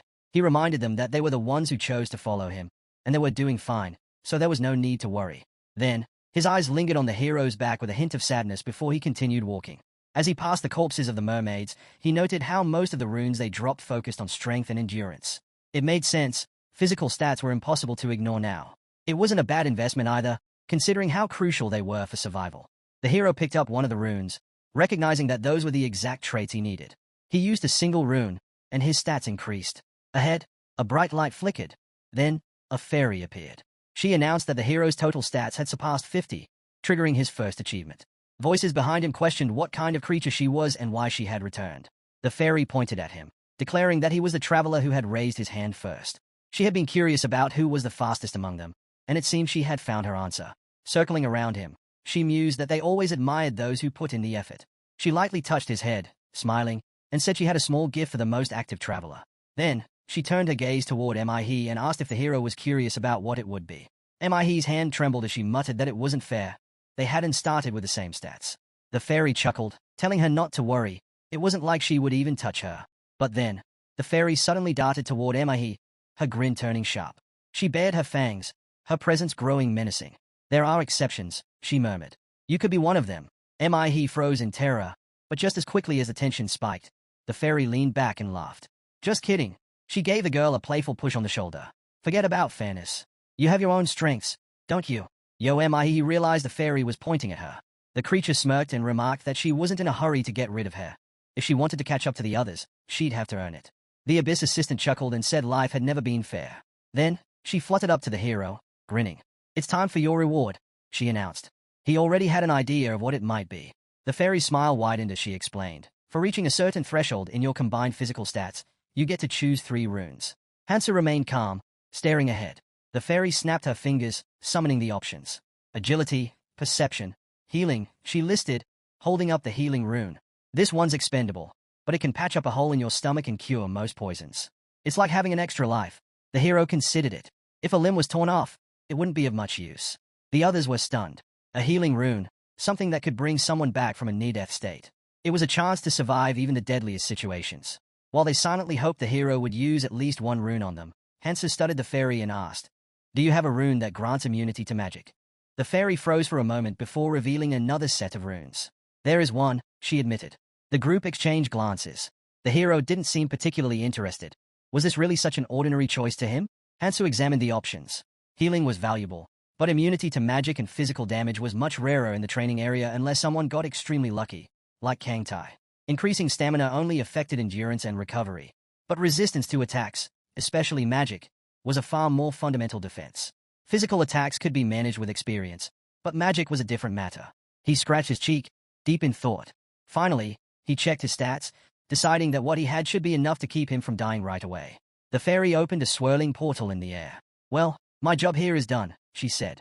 Then, with a playful wink, she blew a kiss toward the hero. "Keep up the good work." Her words left the others speechless. Hansa turned to his companions, noticing their shocked expressions. "What's with those faces?" he asked. After some time, Mihi was locked in battle with a mermaid. She wiped the sweat from her forehead, realizing that fighting was becoming easier. Then, out of the corner of her eye, she noticed the hero at work again. She pressed a finger to her lips and froze, watching him. Hansa turned around as someone questioned him. They asked why his movements hadn't changed despite collecting so many runes. Another person stepped forward, pointing out that his speed was the same as before. Hansa raised his hand, revealing a glowing inscription. "This is the reason," he said. The others exchanged confused looks. "What is that?" someone finally asked. Hansu explained that it was a way to store runes. He told them to extend a hand and focus on storing a rune. It was that simple. Someone asked how he even knew about this. Adjusting his sleeve, Hansa smirked. "It's thanks to my ability." He leaned closer, intrigued. "Then I should try it too." Hansu immediately shut that idea down. "Don't." "Why not?" she asked, frowning. Glancing at the scattered runes, he explained. "For starters, it slows down the hunt. I can't store just any rune." He held up one. "And if I die, the runes I stored this way will drop." Sangjin furrowed his brows. "Then why collect them at all?" Hansu answered matter-of-factly. "I plan to trade them. Right now, it's difficult, but once the rules settle, they could work as a currency in the training area." He turned to the others. "You shouldn't do the same. Just use them as you get them." Tai-sung scoffed, raising his hand in frustration. "And who put you in charge? Just because we listen to you doesn't mean you get to look down on us. Why can't I do whatever I want?" Hansu exhaled sharply. These people still didn't understand the reality of where they were. He figured they'd only come to their senses when they hit rock bottom and suffered for it. His eyes fell to the dull blade in his grip. Scanning the group, he made a decision. They needed restructuring. Everyone watched him cautiously as he finally spoke. "Listen carefully." The hero's gaze was sharp as he laid out their options. "Follow me or collect runes. Do whatever you want. I don't care." Then, with a cold glare, he threw the blade at his feet. His tone dropped, menacing and firm. "But for now, hand over your weapons." Tai-sung let out a bitter laugh, his expression twisting in disbelief. "Are you serious? You want to rob us?" He gestured at Hansu's own weapons. "You already have yours. Why should we give you ours?" Hansu gestured toward the blade at his feet and scoffed. "We can't fight with this." He shook his head. "It's too crude. Useless, really. And I need extra weapons." That set off Tai-sung, who exploded in frustration. But Hansu remained calm, his voice unwavering. "Do you understand me?" The boy clenched his fists. "You think I'll just let this slide?" he shouted. "What are we supposed to fight with if you take all our weapons? We're not just going to stand here doing nothing." His voice was laced with anger, but his smirk carried a challenge. "Or do you expect us to stand around sucking our fingers while you handle everything?" Sangjin hesitantly reached for Hansu, his voice wavering.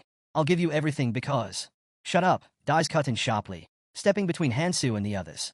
He locked eyes with Hansu, standing his ground. Hansu observed him for a moment before asking plainly, "Do you want to fight?" Tai-sung forced a grin, though it was clear he was nervous. "Why would not I? I have nothing to be afraid of here." His voice dropped, bitter. "I've always hated that arrogant look of yours." Hansu scratched his cheek, unimpressed. He had expected the guy to back down, but he was not entirely surprised. He does not even know what's down there. His gaze turned cold as he made up his mind. Raising a finger, Hansa laid out two choices. 1. You leave and handle everything yourselves. Then he pointed at the group. 2.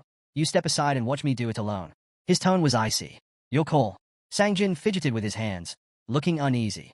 I'll step aside, he murmured. Yo am I? He hesitated but eventually nodded. Me too. If the hero says it's dangerous, then it must be. Taesung glanced between them, his frustration growing. That's exactly why we should fight together. His voice was desperate, sweat beading on his face. He just wants to leave us behind and take all the rewards for himself. He turned to the others, eyes blazing. Are you really going to let him do that? Hansa studied him, unbothered. He didn't care that Sangjin was a coward. But yo am I? He stepping back complicated things. He looked away, lost in thought. Friend. That's a nice word. He smirked to himself. If Keljin were here, this guy would already be wandering lost in some no-man's land. But Hansa couldn't waste any more time. He needed to move. Hands in his pockets, he turned toward the entrance. We'll settle this downstairs. If you can fight, I won't stop you. Taesung glared at him, suspicion creeping into his mind.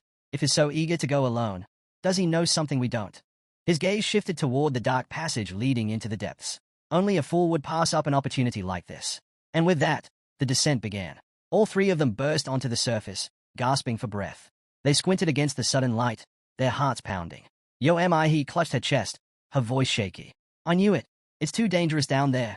Just moments earlier, they had all stood frozen in horror. A monstrous snake, far beyond anything they had faced before, loomed before them. Its massive form coiled in the darkness, unblinking eyes locked onto its prey. Taesung could hardly tear his gaze away. He glanced back, disbelief flooding his mind. Is he really going to fight that thing alone? It was insanity. But Hansu was not hesitating. He stood firm, eyes locked on the beast. The snake hissed sharply, then shot upward, its body towering over him. Hansa tensed, anticipating its attack.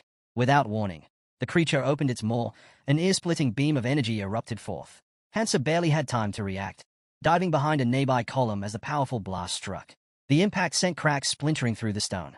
Dust and debris rained down. Peering from cover, Hansa checked his stats. As expected, his magic immunity had kept him standing. Even the sound waves, amplified by the beast's magic, couldn't break through. Still, he knew better than to underestimate it. The snake, assessing the destruction it had caused, slammed its tail against the crumbling column. Hansa seized the moment, dashing forward. This was not an opponent he could take lightly. The creature's tail lashed out again, barely missing him. But he knew its weakness. His eyes locked onto the small gaps between its thick scales. A perfect opening. With a swift, precise motion, he drove his blade into one of the unprotected areas. The snake let out an agonized screech. Dark blood sprayed from the wound. Hansa leapt back, his knife still embedded in the creature's flesh. The snake twisted in fury, its tail lashing out again. He dodged, but the beast rose above him, mouth gaping wide. Another beam fired. This time, it struck him head-on. Pain shot through his body as he gritted his teeth, sweat beading on his forehead. Before he could fully recover, the tail came swinging toward him again. The impact sent him crashing backward. Hansa pressed against the wall, catching his breath. So, it's finally regenerating. He watched as the wound he had inflicted began to close. The snake scanned the battlefield, searching for him. This was a training area, and despite his physical resilience, he was not immune to poison. Blood trickled from the beast's injury, but it was not enough. He knelt, gripping another blade with trembling fingers. 5 left, but 1 or 2 would not be enough to end this fight. He steadied himself. Then, with cold determination in his eyes, he launched forward once more. The snake lunged, fangs bared, another attack incoming. The ground trembled from the force of their battle.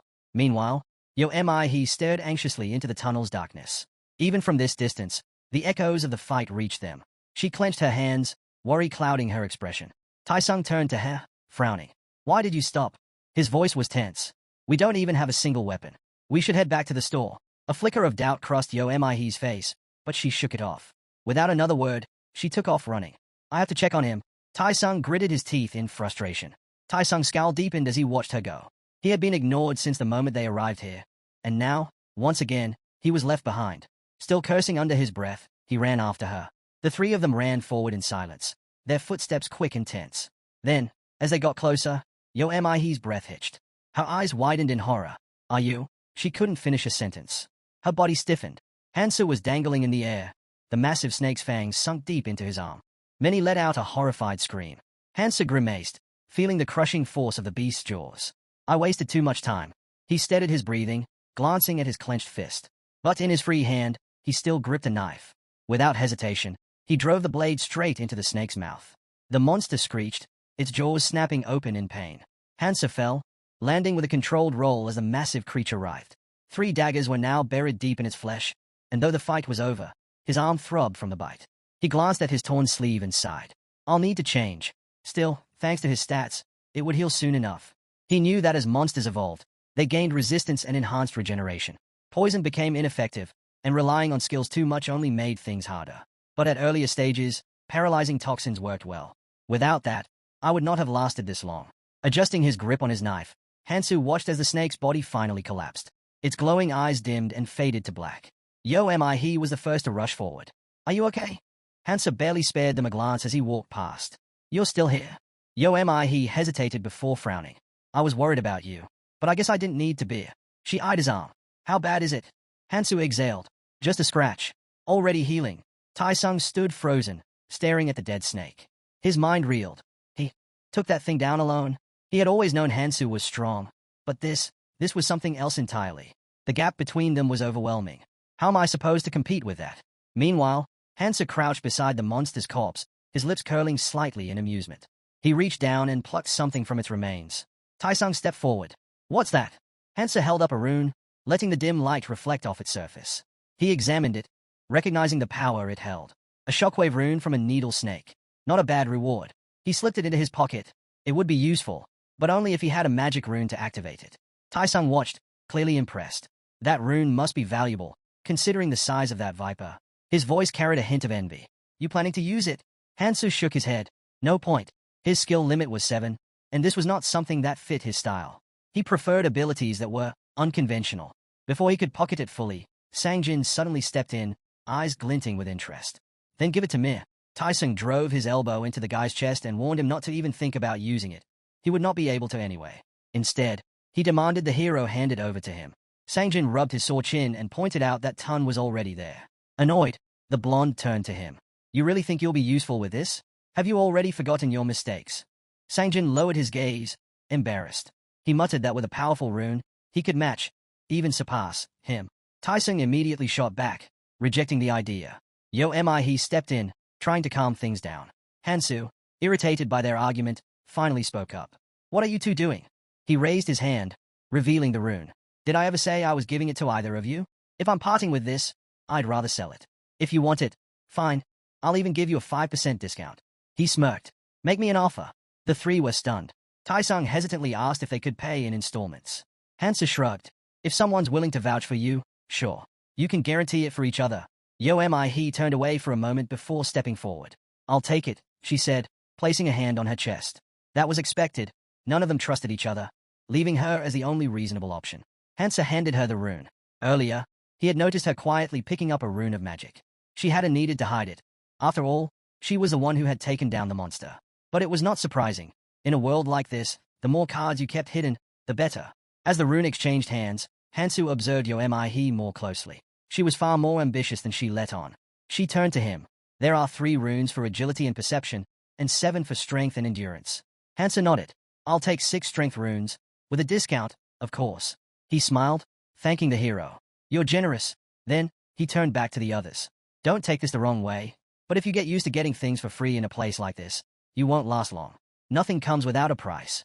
His gaze fell on the rune in his hand, but there was no time to dwell on it. They had to move.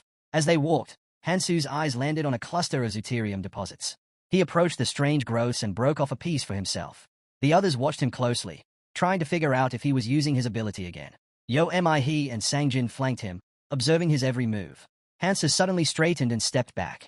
Without a word, he drew a knife and turned his attention to the massive snake they had taken down. He and Sangjin watched, mesmerized by what he was doing, while Tai-sung, confused, asked what the two were staring at. Hansa didn't answer. With precise movements, he sliced open the snake's body. Its organs spilled onto the ground. Tai-sung watched the hero in confusion as he pulled out the pot once again. Someone asked if he was planning to make another poison, but this time, it was something different. Hansa gathered the materials, scaled from the needle snake. They were tough, but not strong enough to be used as weapons on their own. That meant he had to create one himself. There were 134 possible weapon combinations using monster materials from the training area, but only 11 were practical for actual combat. The needle had limited range, making it difficult to inflict lasting damage like bleeding. However, if he targeted weak points precisely, he could turn that flaw into an advantage. He examined the needle. The tip was slightly dull, but since it was handmade, there was no other choice. Sweat dripped down his face as he combined the ingredients. A bright light flared, signaling the fusion process. The hero knew how much effort alchemists put into discovering the best weapon combinations, especially early on. It had taken them countless hours, but the result was worth it. He sharpened the blade, reinforced it for better armor penetration, and made a few modifications to ensure it could pierce the monster he needed to defeat next. Finally, he wrapped the handle in leather and took a step back, assessing the finished product. Now this looks like a real weapon.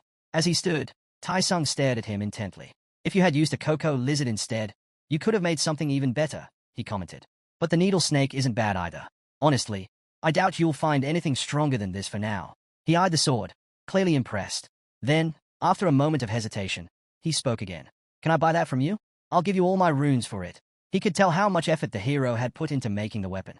Based on that alone, he was certain it was better than anything he had. Hansa considered it for a moment before replying. This isn't just any weapon. But since you're that interested, I'll sell it. Then he added, I can't make another one. I'm out of materials. Tai-sung clicked his tongue in irritation. Selfish, he muttered, running a hand through his hair as Hansa packed up his things. Hansu, unfazed, simply thought ahead. There's something better waiting for me. I just had to be patient. His eyes drifted toward the glowing doors ahead. That had to be their next destination. The carriage doors opened. Inside, there was electricity and an empty space. Their ever-confident Mr. I can do anything had gone quiet. That could only mean one thing. There would not be any fights this time. Which meant a reward was waiting for them. As the group stepped into the carriage, the hero frowned and asked why they were even getting in. Need to get out. Irritation flashed across his face as he turned to them again. I said, this carriage is for one person. Get out. He calmly took a seat, making it clear the conversation was over. Sangjin furrowed his brows. You're mistaken, right? There's plenty of space in here. How could it only be for one person? He ran a hand through his hair in disbelief. Tai-sung threw up his hands. And what rule says you're the only one who gets to go? After everything we've been through together, why do you get to decide? Hansa let out a long sigh, exasperated. Tai-sung clenched his fists. If it weren't for us, you would not have even made it here. Hansa scanned their faces, unimpressed. Pathetic. He understood why they wanted to take this opportunity. But they were missing one crucial thing. He stood up, his expression unreadable. You're right. There's no rule saying I have to be the only one. Then, with a loud clang, he slammed his sword against the floor. Because there are no rules in this world. He gestured toward the exit. So, you can either leave now, or stay here and argue with me. Then, turning to Tai-sung, he pointed the needle at him with a smirk. If you want, go find a lawyer and try to file a complaint against me. His grin turned sharp, almost mocking. Now, make your choice. Tai-sung's jaw tightened as fear crept into his eyes. He hesitated, his mind racing. The train pulled away, leaving the three of them behind at the station. Tai-sung clenched his teeth, testing their strength. A string of curses left his mouth as he glared in the direction the hero had gone. His thoughts swirled. Was that guy really serious? He looked around, taking in his companion's uneasy expressions. He acts like he's in his 40s, but everything he does is absolute madness. A thought crossed his mind. If the three of us attacked him together, we might stand a chance. If we won, we'd get all his items. His fingers twitched toward the handle of his knife. And if we lost, we could just beg for forgiveness. He would not actually kill us, right? It was worth considering. Then, he recalled the hero's cold gaze, the sheer presence that made him freeze in place. His body refused to move. A shiver ran down his spine as realization sank in. No, he would not hesitate. He'd kill me on the spot. With a deep breath, he forced himself to relax. As they parted ways, he muttered, we'll see each other again. Beside him, Mi absent-mindedly stroked her hand. We shouldn't have pushed him so hard, she said quietly. She adjusted her hair and sighed. And we definitely shouldn't have provoked him. He's been helping us all this time.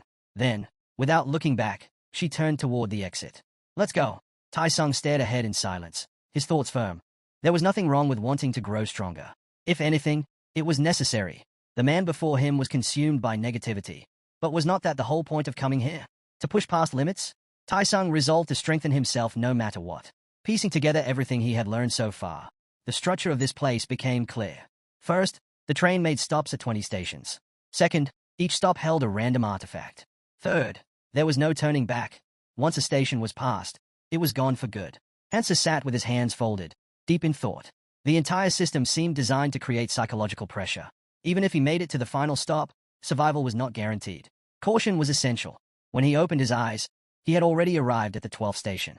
A quick inventory check: Laroon circlet, kettle claws, steel glove. 8 weapons in total. Decent for a beginner, but not particularly useful to him. The Laroon circlet, combined with perception stats, could pinpoint monster weak spots, but Hansen no longer needed it. He already knew them all by heart. He stepped onto the platform, his mind shifting to a different priority: mobility. If he could find an artifact that enhanced movement, his combat efficiency would skyrocket. That was his focus now. Then, he saw it. His eyes widened. Resting atop the monument was the Cloud Maniac's neck. He hadn't expected to find something like this here. One drag from it would instantly boost all stats, and as long as he kept smoking, the effect would continue to grow. A single cigarette granted a 20% stat increase for 10 minutes. A smirk crossed Hansu's lips. This was exactly what he needed. It would not work outside the training area, but within these limits, it was an unmatched artifact. He picked it up, murmuring that it had been a long time since he last saw cigarettes. A memory surfaced. Someone had once scolded him for smoking. Again? "You're aging faster than you think," she had said, taking the pack from his hands. She had smiled, warning him that he'd ruin his face if he kept at it. Lowering his hand, Hansa silently reassured her. This time, it was different. The train doors slid open, pulling him back to the present. He returned to the Snake's Court core, scanning his surroundings. Were they really gone? He had 4 days before another hidden artifact would appear. In the next 2 days, he had to make a decision: focus on hunting and collecting runes or complete the remaining tasks. The choice was obvious. His gaze landed on a pot. He had completed a few tasks on the journey, so why not see what rewards awaited him? Slipping it into his backpack, he made a mental note. He didn't know what he'd get, but some rewards were worth the effort. One particular task caught his eye. The reward was promising, and it would not take long to complete. If he succeeded, he could obtain a Sage Stone, along with a clumsy mage as a follower. Hansa rubbed his chin, thinking. The Sage Stone was a powerful artifact, one that boosted all stats by 10, including its own, and could heal fatal wounds. A rare find, not just in the training zone but even in the red zones. However, the kind of person who completed this quest had to be unhinged, and he knew exactly who had done it before. Envy, a member of the Death Squad. She had been thrown into the abyss alongside criminals while volunteering at the prison. At first, she had her most trusted people with her, but once the training began, they turned on her. Betrayed and enraged, she unleashed her full strength.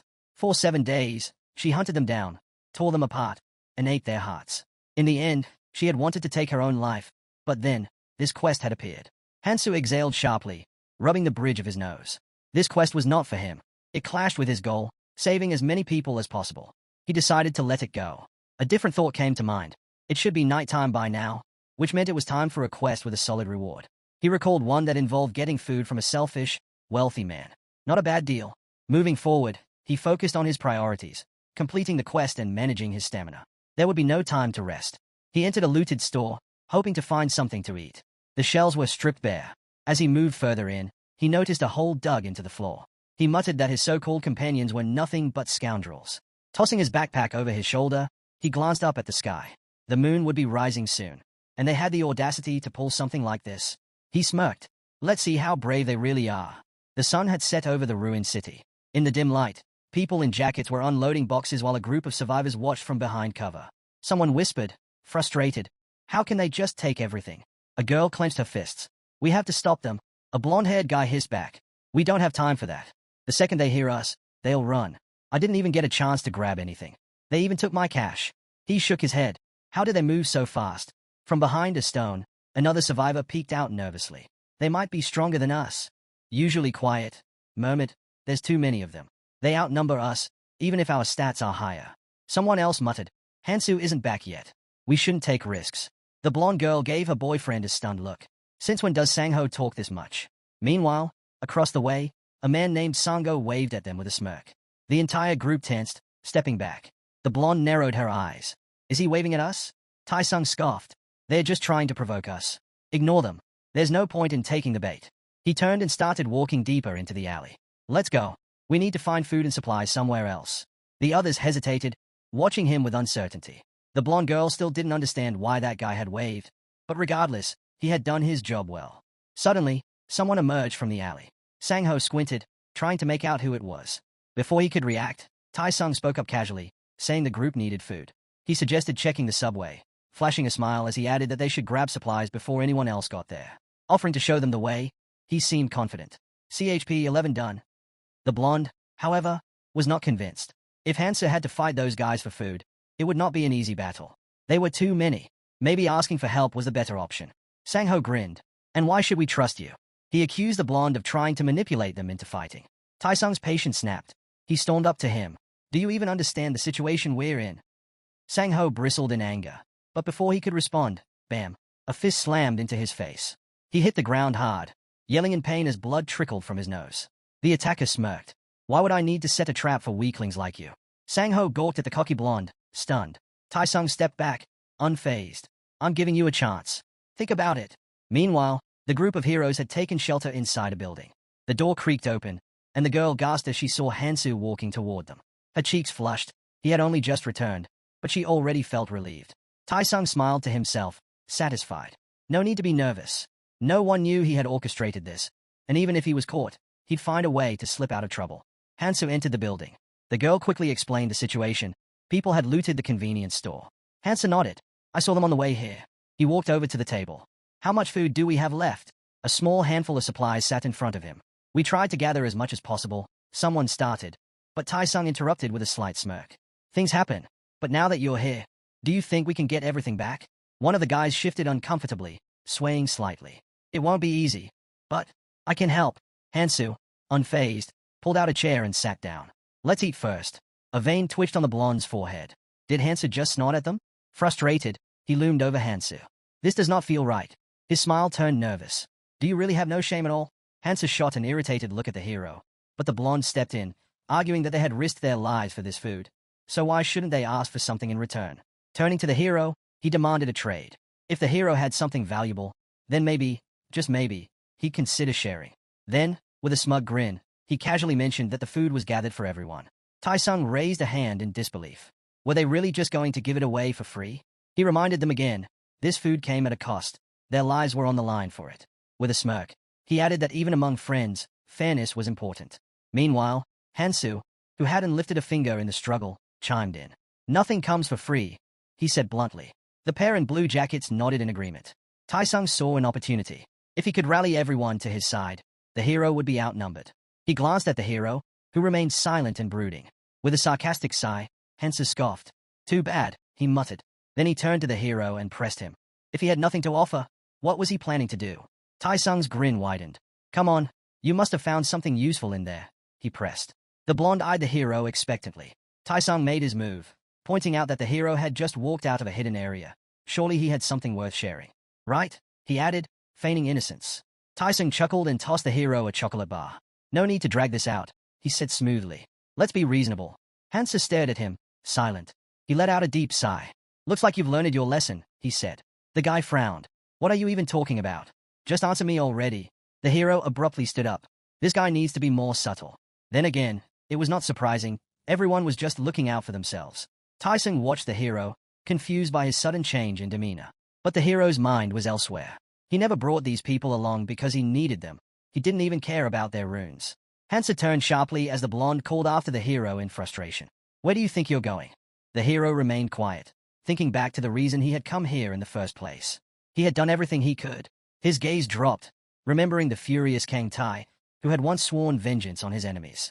How could someone say something like that so easily? Shame crept in. Without another word, the hero pushed open the door. Take care of yourselves, he said. Save your strength for what's ahead. Then he left. He and Sangjin remained tense and silent, the air between them heavy. The blonde stepped in, trying to defuse the situation. She reminded everyone that they'd managed just fine until now. There was no need to make things worse. With a determined look, she turned to her friend and suggested they go after the hero and bring him back. Tai-sung ran a hand through his hair, unimpressed. If he wants to leave, let him. Why should we stop him? Hansu silently stepped outside. The blonde mentally scoffed, wishing he'd just disappear already, arrogant until the bitter end. He glanced at the girls following after the hero and smirked. Putting on a show, huh? If you give him anything for free, he'll come crawling back sooner or later, he sneered. Then he turned to Mi. We don't need that idiot. We can handle things just fine on our own. Mi hesitated, her body frozen in place as Tai-sung kept pressing her. But then, suddenly, she bolted out the door. Catching up to the hero, she looked at him desperately. Can I come with you? She asked. His gaze was cold. I can't take you, he answered firmly. She reached out to him, her voice trembling. But didn't you say? He looked away. People make their own choices, he said. For a moment, her face lit up. a soft smile forming as her cheeks flushed. But before she could respond, the blonde's voice rang out. You can't leave. She turned toward Tai-sung, who glared at her with barely contained anger. You didn't even get your runes, he spat. Maybe he gave you his, but definitely not Sangjin's. No one is leaving, especially not you. Before she could react, Sangjin stepped up from behind. It's fine, he said calmly. Tai-sung's eyes narrowed as Sangjin moved closer. I'm going with them, he added. A laugh erupted from Tai-sung as he clapped Sangjin on the shoulder. You sure about that? Do you even get what you're saying? Sangjin's expression darkened. You really think your father's gonna let this slide? Tai-sung jeered. He clapped him on the shoulder again, harder this time. You pick up some stray dog and now you think you can just walk away. His voice dropped, laced with mockery. Don't tell me you've forgotten who your master is. Sangjin clenched his jaw and adjusted his headphones. And what exactly are you gonna do about it? He shot back. You can't even step outside without a problem now. No one even knows I'm alive. So tell me, Tai-sung, how are you going to explain anything to my father? Tai-sung stared at him, momentarily stunned. It does not matter anymore. Sangjin continued, his voice firm. He shot a sharp glare at the blonde. I don't have to listen to you anymore. Tai-sung's eyes widened. Even after everything, after all he had done to break him, Sangjin was still walking away. You think things will be different out there, he shouted after them. We have all the food. You'll be back sooner or later. His fist clenched as he watched them disappear into the night. But the three of them didn't look back. They kept walking, their figures fading into the city's darkness. Sangjin glanced at the girl, his expression filled with concern. We don't have that many supplies left, he murmured. Hansa walked over to a jacket hanging nearby, hesitating for a moment before slipping it on. Does not matter, he muttered. The boy and girl exchanged confused looks. Adjusting his new jacket awkwardly, Hansa shrugged. We still have things to take care of. His gaze shifted to the hero, puzzled by his silence. What is he even thinking? He watched him closely. The hero had the strength to do anything, so why was he just standing there? If Hansu got into trouble, everything would be pointless. Hansu observed him in return, easily guessing what was on his mind. Not surprising, considering he does not know about the moon. With a sudden grin, Hansu spun around. It's almost midnight, he said casually. Yo mi he turned to him, confused. A chill ran down her spine. Slowly, she pointed to the sky. Something's wrong with the moon. Above them, the moon pulsed with an eerie glow, its surface swelling unnaturally. Then, without warning, it split open, revealing a massive, cosmic eye staring down at the city. Yo mi's breath hitched. She stared in disbelief, trying to process what she was seeing. Her gaze dropped to Sangjin's hands. His chocolate bar was crumbling into dust. What? His voice wavered as he stared at it in horror. The chocolate disintegrated completely, slipping between his fingers like sand. Frantic, he reached into his backpack.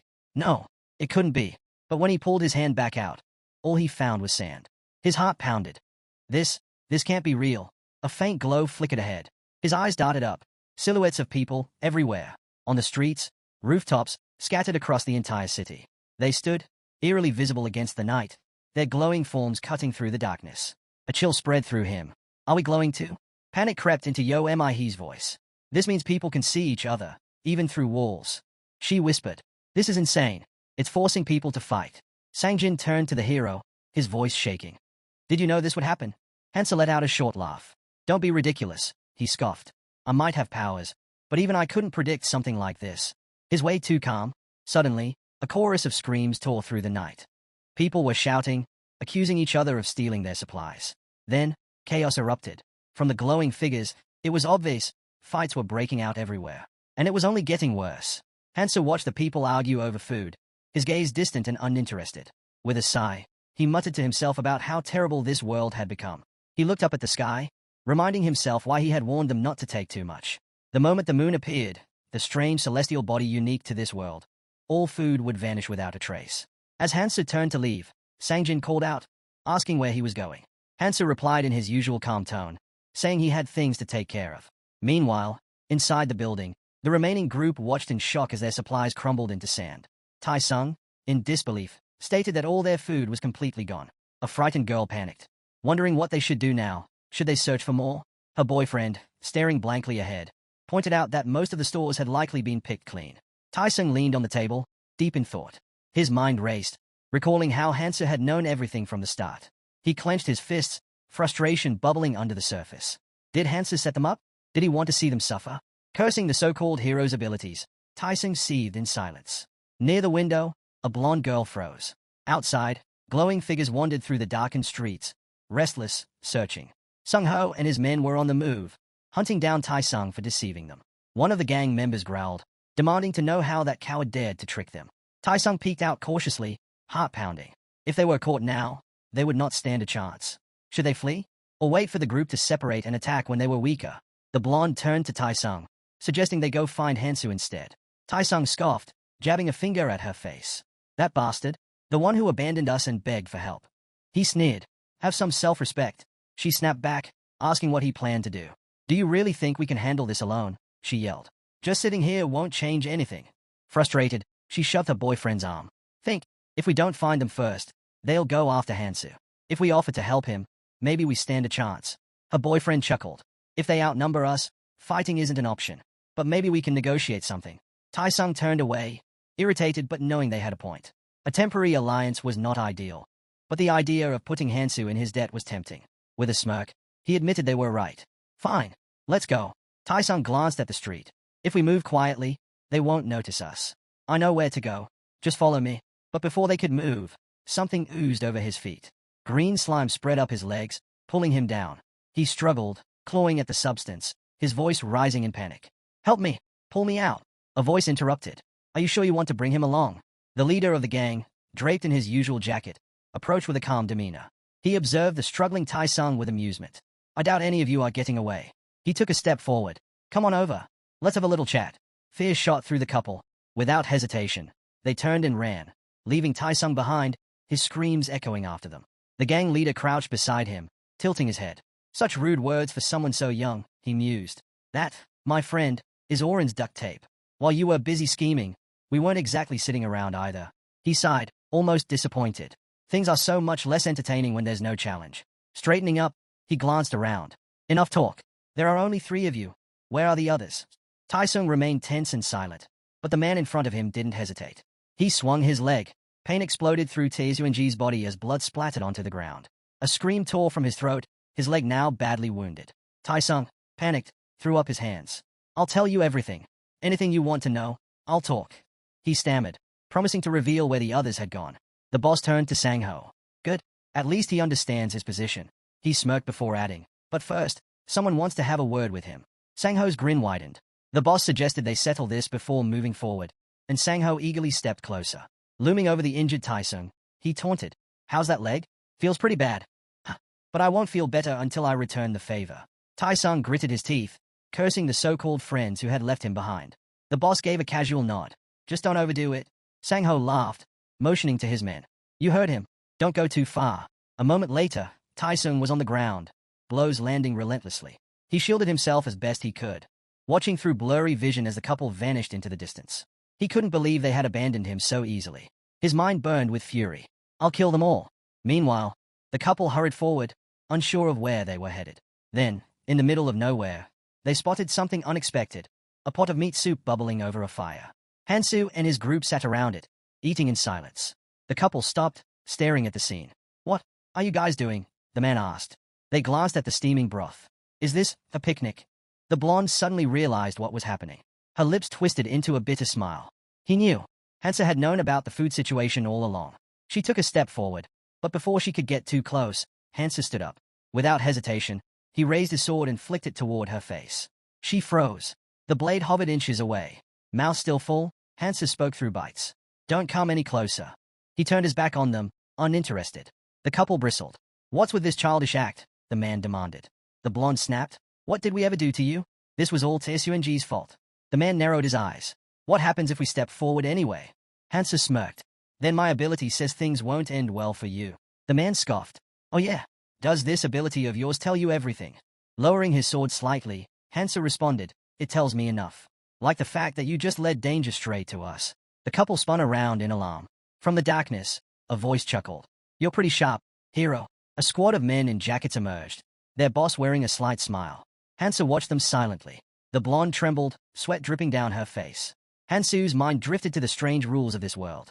He pictured a bag of food, one held by a selfish, wealthy person. The conditions to claim it were simple. Cook and eat as much as possible while the moon was in the sky. It sounded easy, but there was a catch. Beside the fire, freshly sliced meat lay on a wooden board. Only the person who ate the most, without sharing a single bite, would be granted the reward. In a world where people fought tooth and nail for scraps, the task's cruel humor was evident. Those who refused to share would win, and those who did would lose everything. Hansa casually stuck his knife into the soup, pulling out a piece of meat and bringing it to his mouth. Even with all eyes on him, he remained calm. This was not the time to show hesitation. Footsteps approached. The jacketed gang members dragged in the battered Tai-sung, his body covered in fresh bruises. The blonde gasped, "Are you okay?" But Tai-sung cut her off with a furious scream. "Shut up!" His glare burned with rage. "Why did you leave me?" The couple shrank back in fear. The blonde stammered. "We ran to get help." Tai-sung scoffed. "Help? Don't give me that crap. If it weren't for you two, I would have." Watching from the side, clicked his tongue. "Calm down." The gang boss stepped forward, giving Tai-sung a friendly pat on the shoulder. "Relax a little," he said with a smile, then turned to Hansu.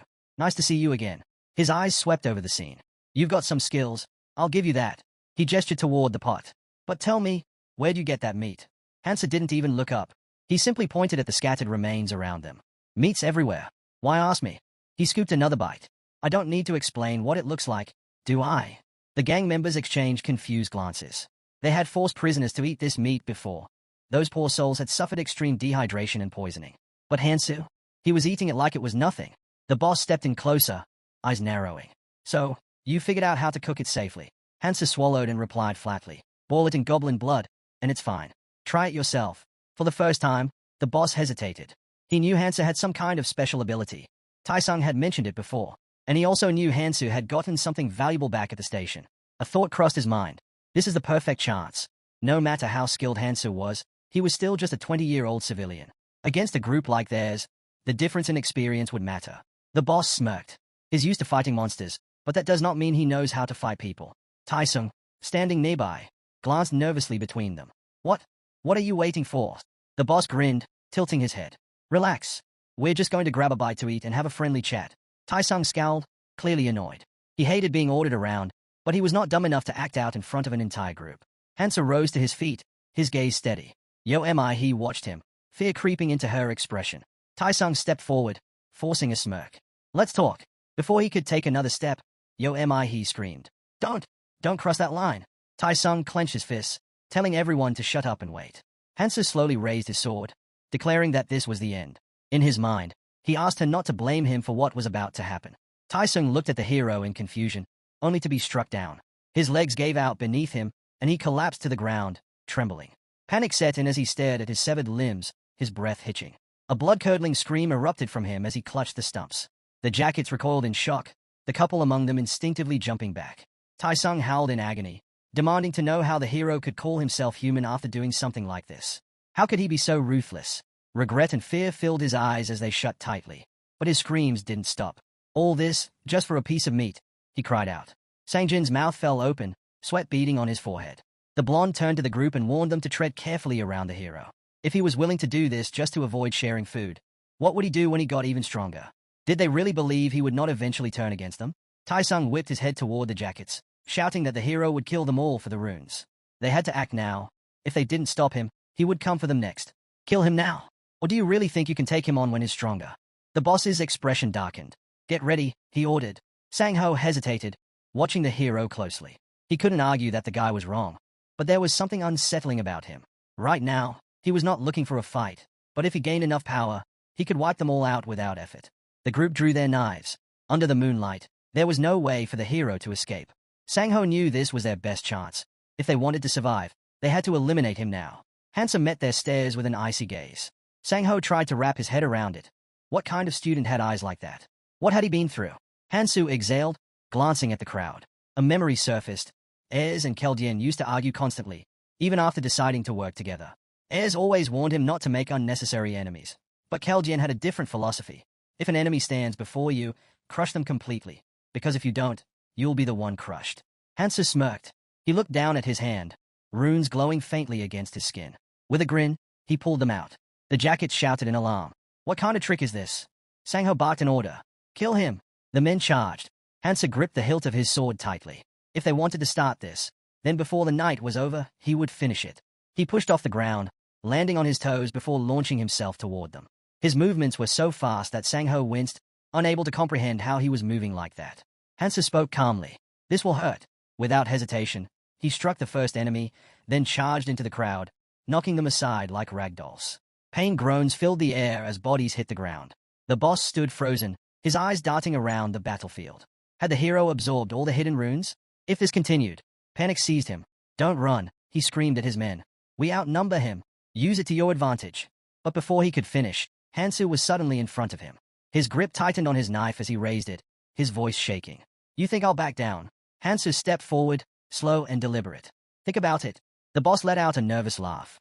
Do you really believe you'll be fine after taking a life? Killing a human isn't the same as killing monsters. Hansu kept advancing. The man's expression twisted in fear. He screamed, accusing Hansu of murder, his voice growing louder and more desperate. You're just a kid. Do you even understand what you're doing? A blade swung. The boss froze. Hansu walked past him, his sword dripping crimson. Blood gushed from the man's stomach as he collapsed, his breath shallow. Around them, wounded and lifeless jackets lay sprawled on the pavement, groaning in pain. Another bandit fell. The rest of the group looked on in terror. Hansu didn't stop. He drove his sword into another man's back without hesitation. His gaze flicked toward the remaining couple.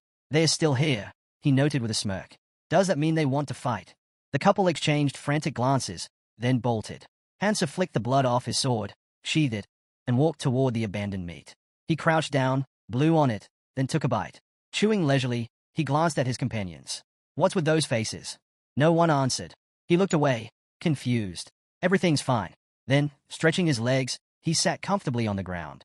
Sangjin remained silent, struggling to process the scene before him. The bodies, the blood, the quiet stillness of dawn breaking over the city. Above them, the moon, having witnessed the night slaughter, slowly closed its eye. Hansu stood up, slinging a bag over his shoulder. He had eaten nearly 3 days' worth of food in one sitting, his stomach turning from the excess. He stared ahead, expression dark. Every task that focused on people, he had failed. But it had been worth it.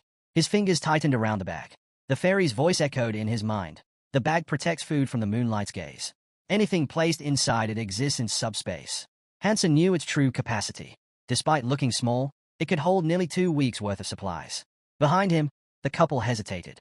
Are you sure this is okay? One of them asked, concern in their voice. Hansu turned slightly. You didn't kill us, the girl stammered, eyes filled with uncertainty. He didn't respond right away. Then, with a small sigh, he smiled. Who's the scary one here? She blushed, flustered. I am not scary. I was just worried about you.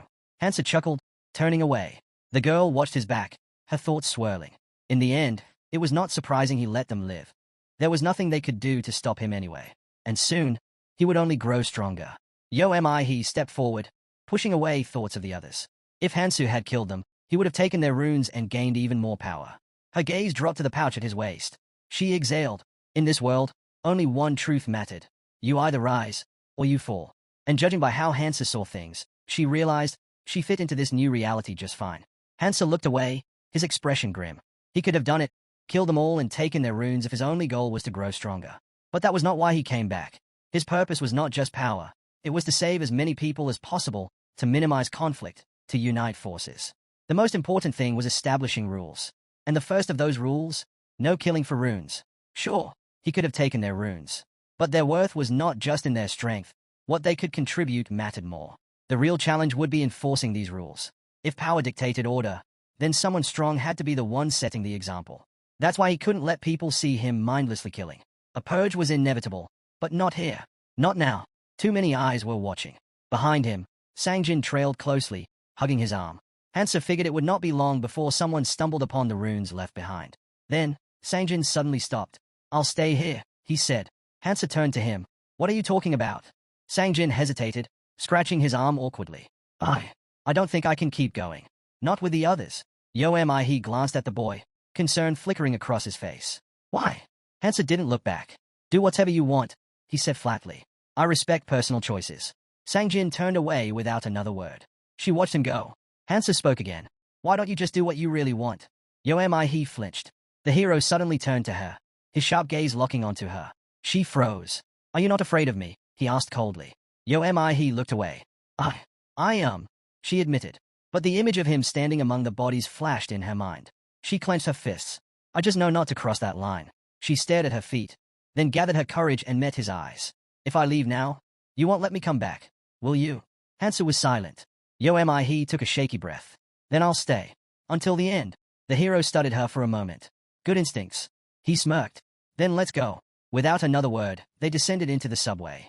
Some time later, Tai Sung trembled, desperately trying to shove a body off of himself. His hands were slick with blood as he thrashed beneath the weight. Damn jackets, all they do is yap, he spat, voice filled with rage. He should have just killed them all. The hero made a mistake. Taisung's wounds were already closing. Soon, he'd be fully healed. And when that happened, he'd make them all pay. Gritting his teeth, he dragged himself forward, every movement sending sharp pain through his body. But he didn't stop. He would follow the hero. He groaned, panting, dragging himself inch by inch. His anger burned, searing hotter than his wounds. How dare they abandon me? Yo am I he. Yo am I he left him too. His vision blurred with fury. I won't let him get away with this. I won't be left behind. A shadow loomed over him. Combat boots stepped into view. Taisung's body tensed. He slowly lifted his gaze. Sangjin stood over him, staring down in silence. Taisung blinked. Confusion flickered across his face. Then realization. This is my chance. He forced a weak smile. Pick me up, he said. Sangjin didn't move. Taisung's smile faltered. Didn't you hear me? Pick me up. Still, nothing. Sangjin just stood there, looking down at him. His eyes were empty. Something dark lurked beneath them. Taisung's expression twisted. Are you seriously going to leave me here? After everything? Sangjin said nothing. His fingers slowly reached down. Taisung scoffed. What? Trying to look intimidating now. Don't make me laugh. Sangjin grabbed a knife from the ground. Taisung's breath hitched.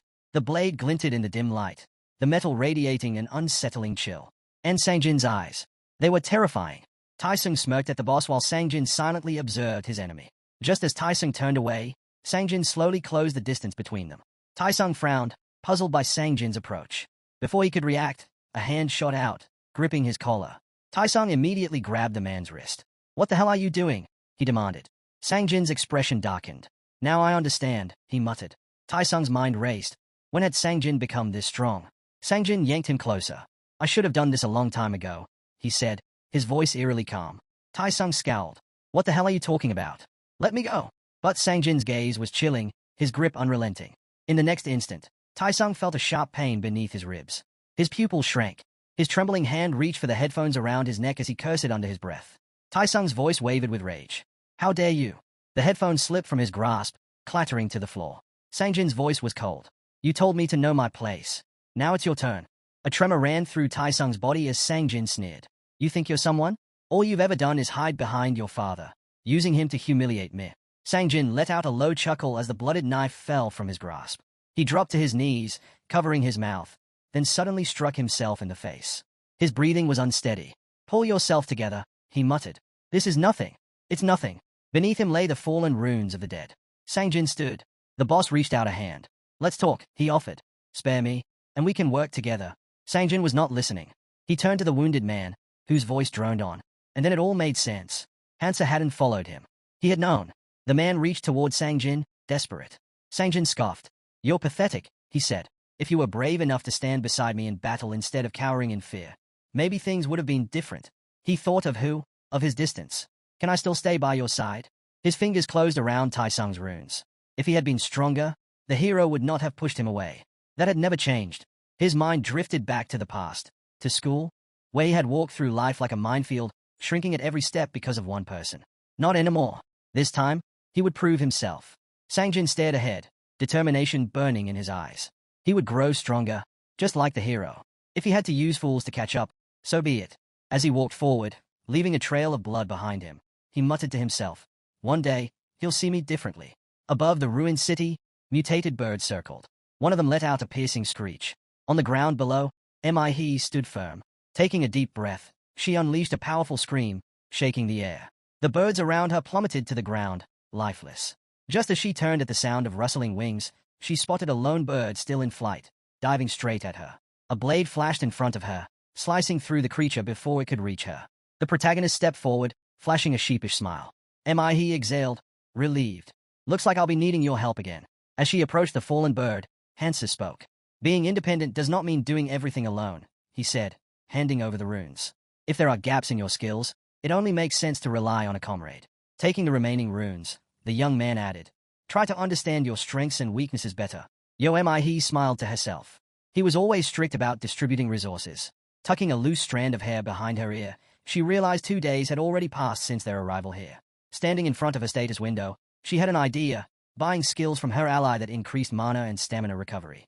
Without them, catching up to his level would be nearly impossible. She glanced away, feeling slightly embarrassed. She was still struggling not to rely on him. With a deep sigh, she focused on her stats. The Reincarnator had raised all his attributes to 42. Scratching the back of his head, he figured maintaining balanced growth was the best approach. There was no need to exchange runes since he lacked strength and stamina anyway. A distant voice broke their thoughts. Survivors, return to the starting position immediately. Latecomers will be punished. The protagonist frowned, clearly displeased. He hesitated, her expression uneasy. Hansa glanced at her. Come on. The two of them made their way through the destroyed city. As they walked, he stole quick glances at him, her cheeks growing warm. Hansa noticed. What's with that look? She hesitated, then took a deep breath. Do you have a girlfriend? Hansa flinched, smiling nervously. He immediately regretted asking. Was that too personal? It was not the right thing to ask, but still, her ally had been unusually generous. Hansa looked down, tension flickering across his face. He clenched her shaking hands. She had wanted to ask something else entirely. Glancing to the side, the Reincarnator realized she was nervous but speaking honestly. He thought about Kang Tai. He'd probably find this question amusing, even if it was just small talk. An image flashed in his mind. His embarrassed comrade, the unimpressed Keldian, and the exasperated S. At first, He had been too afraid to even speak. She opened her mouth to ask something else, but in the end, she simply looked down and stayed silent. The protagonist introduced his beloved. Though, in truth, they had not yet met. Even so, he couldn't afford to lose her again. He raised an eyebrow, puzzled by his words. I don't remember that, she said. Her friend gave no response. She lowered her head, and the two walked forward in silence. They arrived at a parking lot where the survivors had gathered. He glanced around, recognizing many familiar faces among the crowd. Her eyes widened, something felt off. A fairy beamed, surveying the group. Is everyone here? Nearby, a devil spread his arms and sighed. Unfortunately, we got here too quickly. Wasting no time, the assistant stepped forward. I have two pieces of good news for you travelers, he announced. The crowd tensed, eyes filled with dread. Raising a single finger, the monster closed his eyes. First, if you can hold out for 72 more hours, you'll be free to leave. The fairy clapped his hands together. Wonderful news, isn't it? His voice was bright and cheerful. The survivors, however, stood frozen in horror. The devil's gaze darkened. Why aren't you reacting? With their faces pale and eyes wide, the people hesitantly started to clap. The assistant smirked. Ah, that's more like it. I'm glad to see you all so happy. Then, with a snap of his fingers, he declared, Now, it's time to introduce tonight's star. The ground trembled. Pebbles scattered across the pavement. The crowd stiffened as a massive shadow loomed over them. A monstrous altar towered over the ruined city. He's eyes widened in shock. What is that? A massive claw struck the bars of a cage, rattling the structure. The monster inside let out a deep growl. The fairy grinned. A very cute little creature is waiting for you inside. Spreading his wings, the devil gestured grandly. Do you see it? Behind him, an enormous eye opened, unblinking and hungry. The assistant chuckled. This little guy is a carnivorous beast. Gasps filled the air. The fairy continued with a playful lilt. For your sake, we haven't fed it all day. The survivors paled. It's very eager to be let out. The altar walls shook violently. The devil slammed his fist against the barrier. It may look sturdy, but I promise, it's not as strong as you'd hope. A deafening roar split the air. The beast bared its fangs. The assistant tilted his head. Now, tell me, how many of you will survive when it gets out? Someone in the crowd murmured. Do we have to fight that thing? The fairy smirked. Let's not get ahead of ourselves. There's still one more piece of good news. Casually, the devil lay his head on a pillow. There's a way to make it fall asleep. If we do that, it won't even try to break free. Blowing a kiss to the crowd, the assistant teased. Anyone want to guess how? Silence. The survivors' expressions remained grim. The monster scoffed, tossing the pillow aside. You're all such boring actors. Then, baring his fangs, the fairy grinned. The method is very simple. The devil casually declared that feeding the monster 5 people a day was the simplest solution. The girl frowned, while the assistant quickly did the math. 3 feedings would be needed to last 72 hours. Standing before the anxious crowd, the protagonist took a quick count. Only a little over 60 people remained. That meant nearly a quarter of them would have to be sacrificed just to keep the beast asleep. With a snap of his fingers, the fairy reminded them that the choice was theirs to make. Then, to silence any doubts, he played a recording. A massive creature filled the system window, trampling buildings beneath its enormous feet. Its eyes burned with a crazed fire as terrified screams echoed through the air. People tried to flee, but one man was lifted high into the sky before being tossed into the monster's gaping mouth. Hands behind his head, the devil smirked. He explained that the footage was from another training area, one where the survivors had foolishly attempted to fight back. Their fate was clear. Hansa glanced around. The other survivors were already arguing. The assistant sighed and pointed out the obvious. Fighting the monster was a joke, one that would not end well. A man in a red cap hesitantly raised his hand. His voice trembled as he asked how they were supposed to decide who to sacrifice. The fairy tilted his head. Why ask me? He mused, watching the man flinch. The devil explained that it was up to them, whether they picked their victims by force or left it to chance. His gaze darkened. Either way, he added, as long as they are still breathing, it works. The assistant spread his arms. You have 1 hour. Make a decision, and you'll be safe for the next 24 hours. After that, you'll have another hour to choose your next 5. A bright timer appeared on the system window, counting down. The monster watched, waiting for the travelers to make their choice. The survivors stood frozen, uncertainty hanging thick in the air. He turned to her friend. Which choice do you think is better? He closed his eyes. Does it even matter? The outcome is already decided. The man in the hat raised an eyebrow. Let's at least be honest about it. He lifted his hand. We should draw lots to decide the first 5 sacrifices. Someone scoffed. And why should we do that? All eyes turned to the speaker. Fear spread through the crowd. The girl's mouth fell open. Sang-jin frowned. Why be honest? The boy took a step forward, scanning the crowd. Do we even have a reason to be? The man in the hat crossed his arms. Then what's your plan? You can't just reject an idea without offering a better one. The boy smirked and turned away. Sang-jin suggested using the most practical method. Just as the boy placed his hand on a nearby pole, it suddenly snapped in half. A wave of fear rippled through the travelers as the traffic light crashed to the ground with a loud clang. Raising his hand, one of the survivors spoke up. We should start with those who are useless, he said coldly, scanning the crowd for potential sacrifices. The people shrank back in fear. Mihi stared at her former ally in horror. Meanwhile, Sang-jin smirked. He had power now, and everyone was listening to him. He liked it.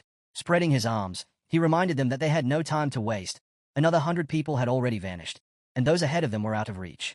Taking them down one by one would be impossible. The protagonist crossed his arms, his gaze fixed on the burning altar that trembled in the distance. The boy stepped forward. We need to stick together, he said. If we end up fighting that monster, we'll need every advantage we can get. The survivor scoffed, gesturing toward a weaker man in the group. Then we shouldn't waste resources on dead weight. Sang-jin frowned. Isn't it only logical to send the weakest into the beast's mouth first? Hansa looked up when they turned to him for his opinion. The heroes stood facing each other, tension thick in the air. The boy thought back to Tis, his past self, and realized he was not the same anymore. He had changed. Looking at his former comrade, he knew he didn't want to make an enemy of him. If he wanted a fresh start, he needed allies. A smirk formed on his lips. Sang-jin was sure his friend would make the right decision. His judgment had always been perfect. Raising his hand, the boy said, That's not a bad method, but I have a better idea. He stroked his chin thoughtfully before continuing. If we follow my plan, no one needs to be sacrificed. The group fell silent. What? Someone blurted out, eyes wide in shock. The man in the hat narrowed his gaze. Are you saying, we should fight that thing together? His voice was laced with disbelief. The recording had already proven that was a death sentence. The monster only grew stronger with every person it devoured. Outnumbering it would not work. The boy shook his head. I never said anything about fighting it. The survivor's expression darkened. Then what do you suggest? His voice wavered with fear. The Reincarnator smirked. Simple. I'll fight it alone. A stunned silence followed. Mouths fell open. Sweat beaded on tense faces. It was impossible. No. Insane. The fat man threw up his hands. What nonsense is this? This isn't some goblin horde. Pointing at the boy, he reminded everyone that time was running out. The blue system window displayed the countdown. 49 minutes left. Sang-jin clenched his fist as the others debated their next move. His gaze flickered toward the boy, wondering, had his former comrade truly become strong enough to face that monster alone? The survivor studied the protagonist, waiting for an answer. Hansa rolled his eyes. I want to fight it, but right now, it's not that simple. Sang-jin's expression shifted. Even someone like him needed help in this situation. A grin spread across his face. Then let's do it together. The strongest among us should step forward and fight. The boy scowled. At least let me finish talking first. He pursed his lips, trying to organize his thoughts. The survivor raised a hand. All right then, what's your plan? The young man closed his eyes, considering his options. Meanwhile, a girl glanced at her friend, silently wondering if she'd be included in the plan. But deep down, she already knew the answer. There was no chance. Finally, the Reincarnator spoke. If I boost my strength and endurance by 30 points, I can take this thing down one-on-one. Murmurs spread through the crowd. Eyebrows raised in surprise. A woman's eyes widened. Two survivors narrowed their gazes, skeptical. Then, the protagonist made his offer. Give me your stat-boosting runes, and I promise I'll destroy the monster. From the altar, the creature stirred, parting its massive jaws. Hansa placed his hands on his belt, waiting. The travelers hesitated. He needed 60 runes, but who was willing to give theirs up? The boy remained confident. If he used his items and maxed out his stats, he could pull this off. A pack of cigarettes rested in his breast pocket, a familiar reminder of his past battles. He had the experience. He knew this monster's weaknesses. And if he succeeded, he could claim the second hidden treasure. Even seasoned warriors like Keldian and Kangtai had failed to obtain it. Clementine had figured it out. But even the king of berserkers, despite being perfectly suited for the challenge, had barely survived in the end. Clenching his fist, the boy told himself, this time, he had to be faster, stronger. The treasure was at stake. Looking down, he said, I don't care who hands over the runes. Just give me what I need, and I'll head to the altar immediately. The timer ticked down. 41 minutes left. The fat man scowled. Wait a second. If these weaklings have that many runes, why aren't they stronger? The survivor spread his arms. Then let's settle this. Everyone, hand over your runes. If we can't agree, we'll draw lots. The tension in the air thickened. Someone scoffed. Selfish bastard. The survivor turned sharply toward the voice. A man stepped forward, his eyes cold. Why should we just hand over our runes to you? If we start with the weakest, you'd be the first one gone. A woman approached, sizing him up. The gap between the strong and the weak was staggering. Smirking, she tilted her head. Or is it just because you don't have that many runes to begin with? Her words hit their mark. The man gritted his teeth, his brows furrowing in frustration. How dare you talk to me like that? Resting her hand on the knife's handle, the stranger warned him not to overstep his bounds, threatening to break every bone in his body and toss him into the altar. Covering his face with one hand, the survivor grasped the reality of the situation. It all came down to strength. He reminded them that elders deserved respect, his voice trembling with fear. Desperate, he asked if they didn't live in a democracy. Clenching her fist, the girl smirked and suggested they vote, since they were in a democracy. After all, her grin widened as she gave her comrade an ultimatum. Hand over the runes and live or refuse and be eaten. The mention of an anonymous vote sent a wave of horror through the crowd. Eyes widened, and a fat man raised his eyebrows in fear. Stepping closer to the young man, someone pointed out that he had the power to take runes from others. The survivor coldly added that killing strong opponents would make it even easier. Anger flared. Someone struck him across the face. A man in a hat grabbed him by the collar, demanding to know if he had a death wish. The fat man, shaking, pleaded that he had to survive. His family was waiting for him. But the crowd had already made up their minds. Voices rose, calling for him to be thrown into the altar. The protagonist checked the timer. Hansu exhaled heavily, watching as chaos unfolded. The travelers had lost control, attacking one another with no thought of stopping. It was clear, he had to intervene. As tensions reached a breaking point, Hansu raised a hand and called for order. The crowd hesitated, turning toward him. Calmly, he laid out their choices, pointing at the others as he explained that they had 5 options. This was how the week would be structured. The fat man's mouth fell open in disbelief. The man in the hat, his face pale, demanded to know if they were seriously considering sacrificing people to the monster. Parents clutched their children tightly. A voice rang out, asking if the weak were really about to be thrown to their deaths. A young man smirked. The timer showed only 30 minutes remaining. He stood before the altar's entrance, frustration clear in her stance. Behind her, a man scoffed, saying she could have joined him if this was how she planned to act. Sangjin approached his former ally, suggesting she had a chance to get closer to the boy. The girl flushed, embarrassed, and shot back, asking if he still hadn't figured out what Hansu was really like. The boy pursed his lips in displeasure. With her hands behind her back, the woman spoke up. She wanted to go with him too. He chuckled, pointing out that she couldn't just follow him around and hide behind him forever. The survivor turned to her. What are you going to do now? She stepped forward, determination in her voice. She was not going to just stand there and wait. Looking back at the crowd, she added that if she did, she'd only earn the scorn of her friends.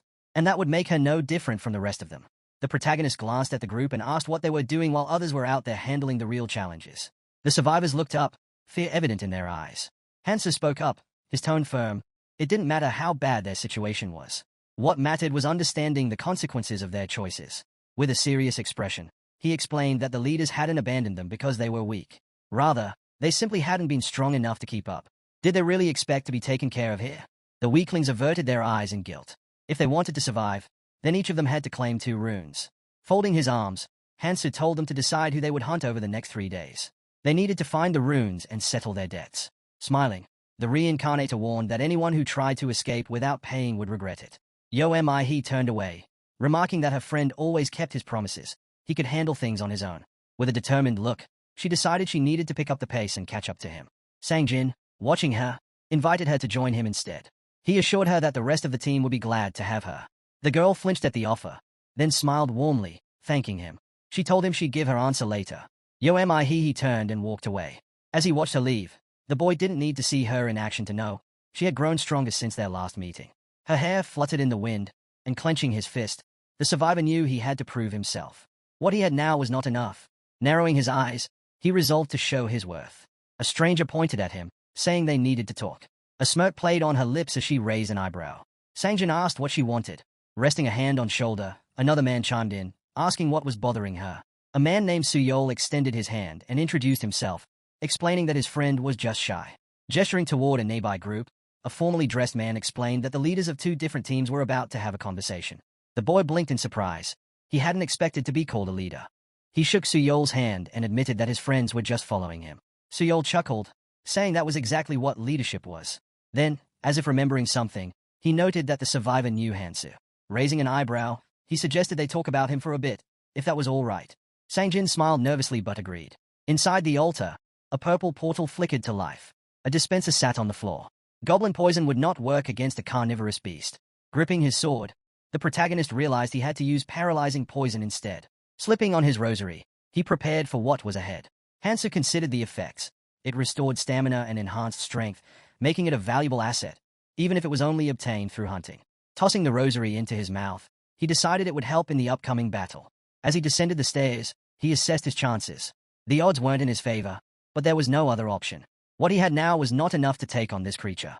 The monster opened its mouth wide, releasing thick steam. Reaching into his pocket, Hansu pulled out a pack of cigarettes. He was going to need plenty of cloud snacks for this fight. He clenched one between his teeth, looking down for a moment. It had been a long time since he had done this. Slipping the pack back into his jacket, he could only hope that he was making the right call. A bright energy flared around him as he looked away. With a decisive frown, he realized that a rune perfectly suited for this world had finally been formed. The once gray rune shimmered, shifting through different colors, a phenomenon that occurred when its stats exceeded 100 units. Colorless turned red, red became orange, and orange shifted to yellow. A status window appeared. According to the inscriptions, cloud snacks boosted stat values by 20%.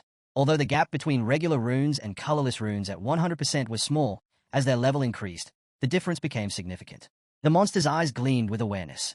This carnivorous beast was not like the monsters released in the first training round. A colorless rune would be necessary to take it down. Stepping forward, Hansa thought that things would move along much faster if he had the essence of a troll.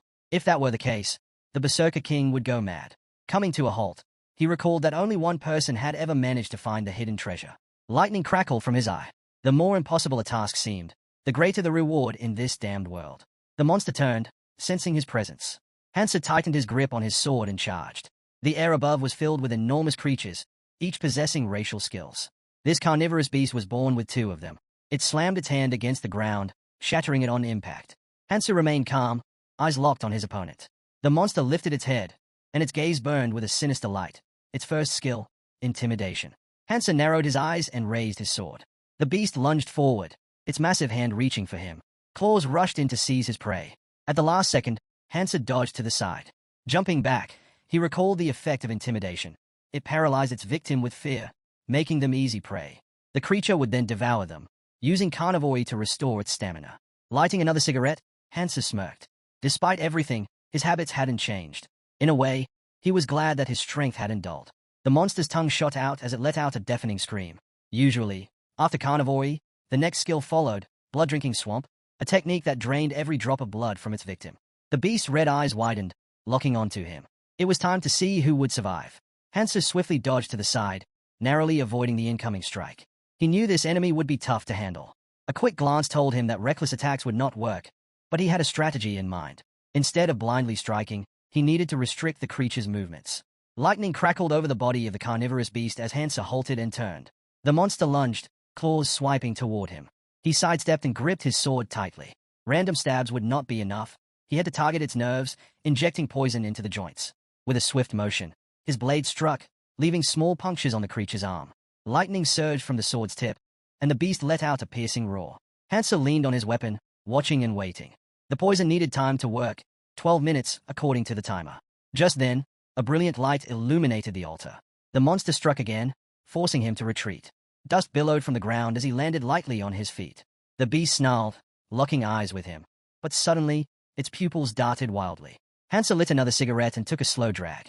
The monster swung at him again.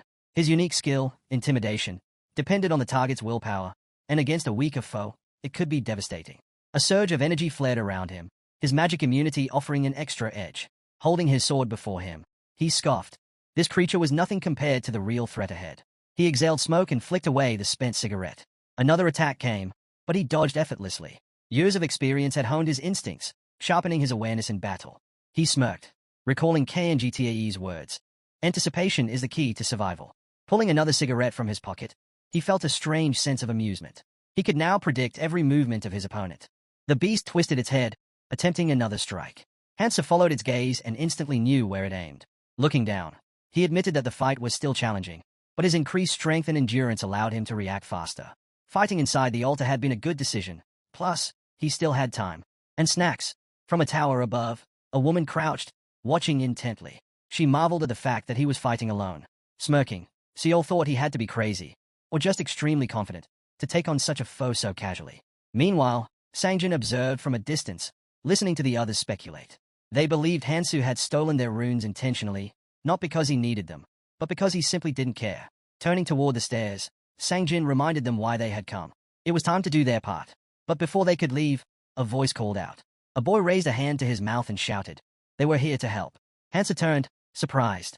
Looking down at the survivor, he hesitated as the boy urged him to wait while they made their way down. The group leader furrowed his brow and asked what was going on. Placing a hand on his shoulder, he reminded them to move quietly. If they made a sound, the monster would notice. Sangjin, however, insisted that their comrade needed to know they were here. Spreading his arms, Seol countered that if the boy knew, the beast would know too. The younger one scratched the back of his head, realizing his mistake. With a nervous chuckle, he admitted he hadn't thought about that. The older man laughed, shaking his head. It happens, he said before turning away and calling his comrade an idiot. The survivor looked back, apologizing. From the altar, Hansa caught the exchange and smirked. His low chuckle carried through the air. The group leader's expression darkened. There was no way they could afford to lose because of someone else's mistake. But in truth, there was no immediate danger. The spiral staircase led downward, where another fierce battle was raging. CHP 19 done. As they descended, Suyol muttered his plan. Once the beast was dealt with, they'd take care of the boy. When the adrenaline wore off, Hansu would not have time to notice them closing in. However, as he observed Hansu's battle, his unease grew. This man was dangerous. Standing in the center of the altar, Hansu's posture was tight, his movements sharp and precise. To the guild leader, he didn't seem like a person. He was more like a predator that remained calm only when fully satisfied. A bead of sweat rolled down his cheek as a memory resurfaced. That night, Hansa had fought an entire crowd alone, cutting through them without hesitation. Worse, he looked like he was enjoying it. Suyol clenched his teeth as he climbed further up the stairs. He couldn't allow someone this dangerous to grow even stronger. If Hansu continued to gain power, he'd dominate everyone, including him.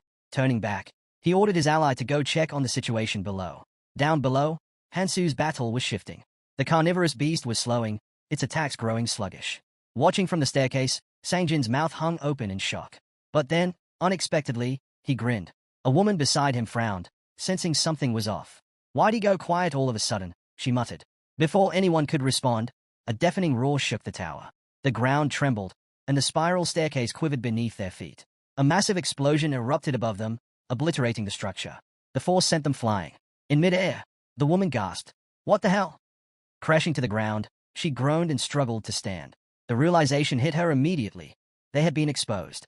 However, the monster's movements had become sluggish. It snarled and swung its tail violently.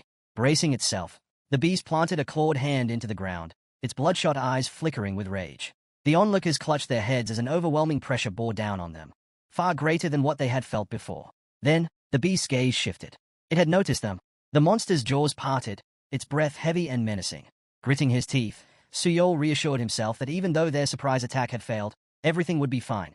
Hansu was still here. From the staircase, the woman caught sight of him. What are you doing there? She called out. Turning slightly, the man shrugged. Shouldn't we focus on taking this thing down? If we work together, we can handle it. The group leader tensed, worried that their comrade might abandon the fight when they were so close to finishing it.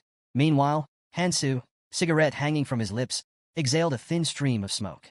His gaze shifted back toward the monster. You idiots just ruined everything, he muttered. Now it's going to recover all its stamina. His ability to dodge the creature's attacks had only been possible because of the cloud snack. But now, things had taken a turn for the worse. The group flinched at his words, their faces tightening with fear. Nearby, Suyol clenched his jaw, fingers twisting the bottle of paralyzing poison in his grip. Hansa watched them for a moment before sighing. If the beast finished dealing with these travelers, continuing the fight would only get more complicated. Hands on his hips, he decided on a new approach. Well then, he said, why don't you all try handling it yourselves? The woman's eyes widened as he turned away. Rushing toward the stairs, she snapped, are you seriously planning to run away? Her brow furrowed in frustration. Your friend is still here. Hansa didn't respond. Glaring, she turned back toward the others. Would he mind if we used his friend as bait? She muttered coldly. Descending a step, Sangjin tilted his head. Who are you looking for? Before she could answer, the boy grinned. Oh, didn't you notice? You all fell down the stairs. Her body stiffened. The realization hit her like a brick. His smug expression, the broken stares. He had overheard everything. And he had done this on purpose. You bastard, she seethed. I'll kill you. Not happening. The survivor cut in, his voice eerily calm. He lowered his gaze. You don't have the time. The monster licked its lips, watching its prey with delight. The travelers stood frozen, trapped under its massive shadow. It relished their fear. Seol's voice broke through the silence. If this thing recovers, we're dead. He gritted his teeth and narrowed his eyes. They had no choice but to work with Hansu. There was no other way to survive. We need him, he muttered. Without him, we're done for. Scanning his surroundings, Hansu smirked. There was no longer any need to worry about the stairs. He turned back toward the group. Tell me, he said. Did you all come here just to sacrifice yourselves? The group leader stiffened. What? What are you talking about? Seol trembled, flashes of a past conversation flooding his mind. The fairy's grin haunted his memory. She had told him the truth. 5 people had to be sacrificed every day. A chilling scream tore through the air. The monster's tongue lashed out, dragging a stunned man into its gaping maw. The others could only watch in horror as the beast's jaws snapped shut. Hansu remained silent, watching the scene unfold. Then, he gave a small nod. Thanks for the noble sacrifice. As the protagonist made his way toward the exit, Hansu called out, demanding to know why he had done it. Squinting slightly, the boy admitted he had already figured out Hansu's intentions and warned him to be more mindful of his words. Lowering his gaze, Sangjin muttered that he had come to a realization. Then, a small smile crept onto his face as he lifted his eyes and declared that he could be useful. Hansu's expression hardened. He told Sangjin to prove it. The young man placed his hands on his hips, looking at him in disbelief. And why would I do that? He asked. Sangjin responded calmly.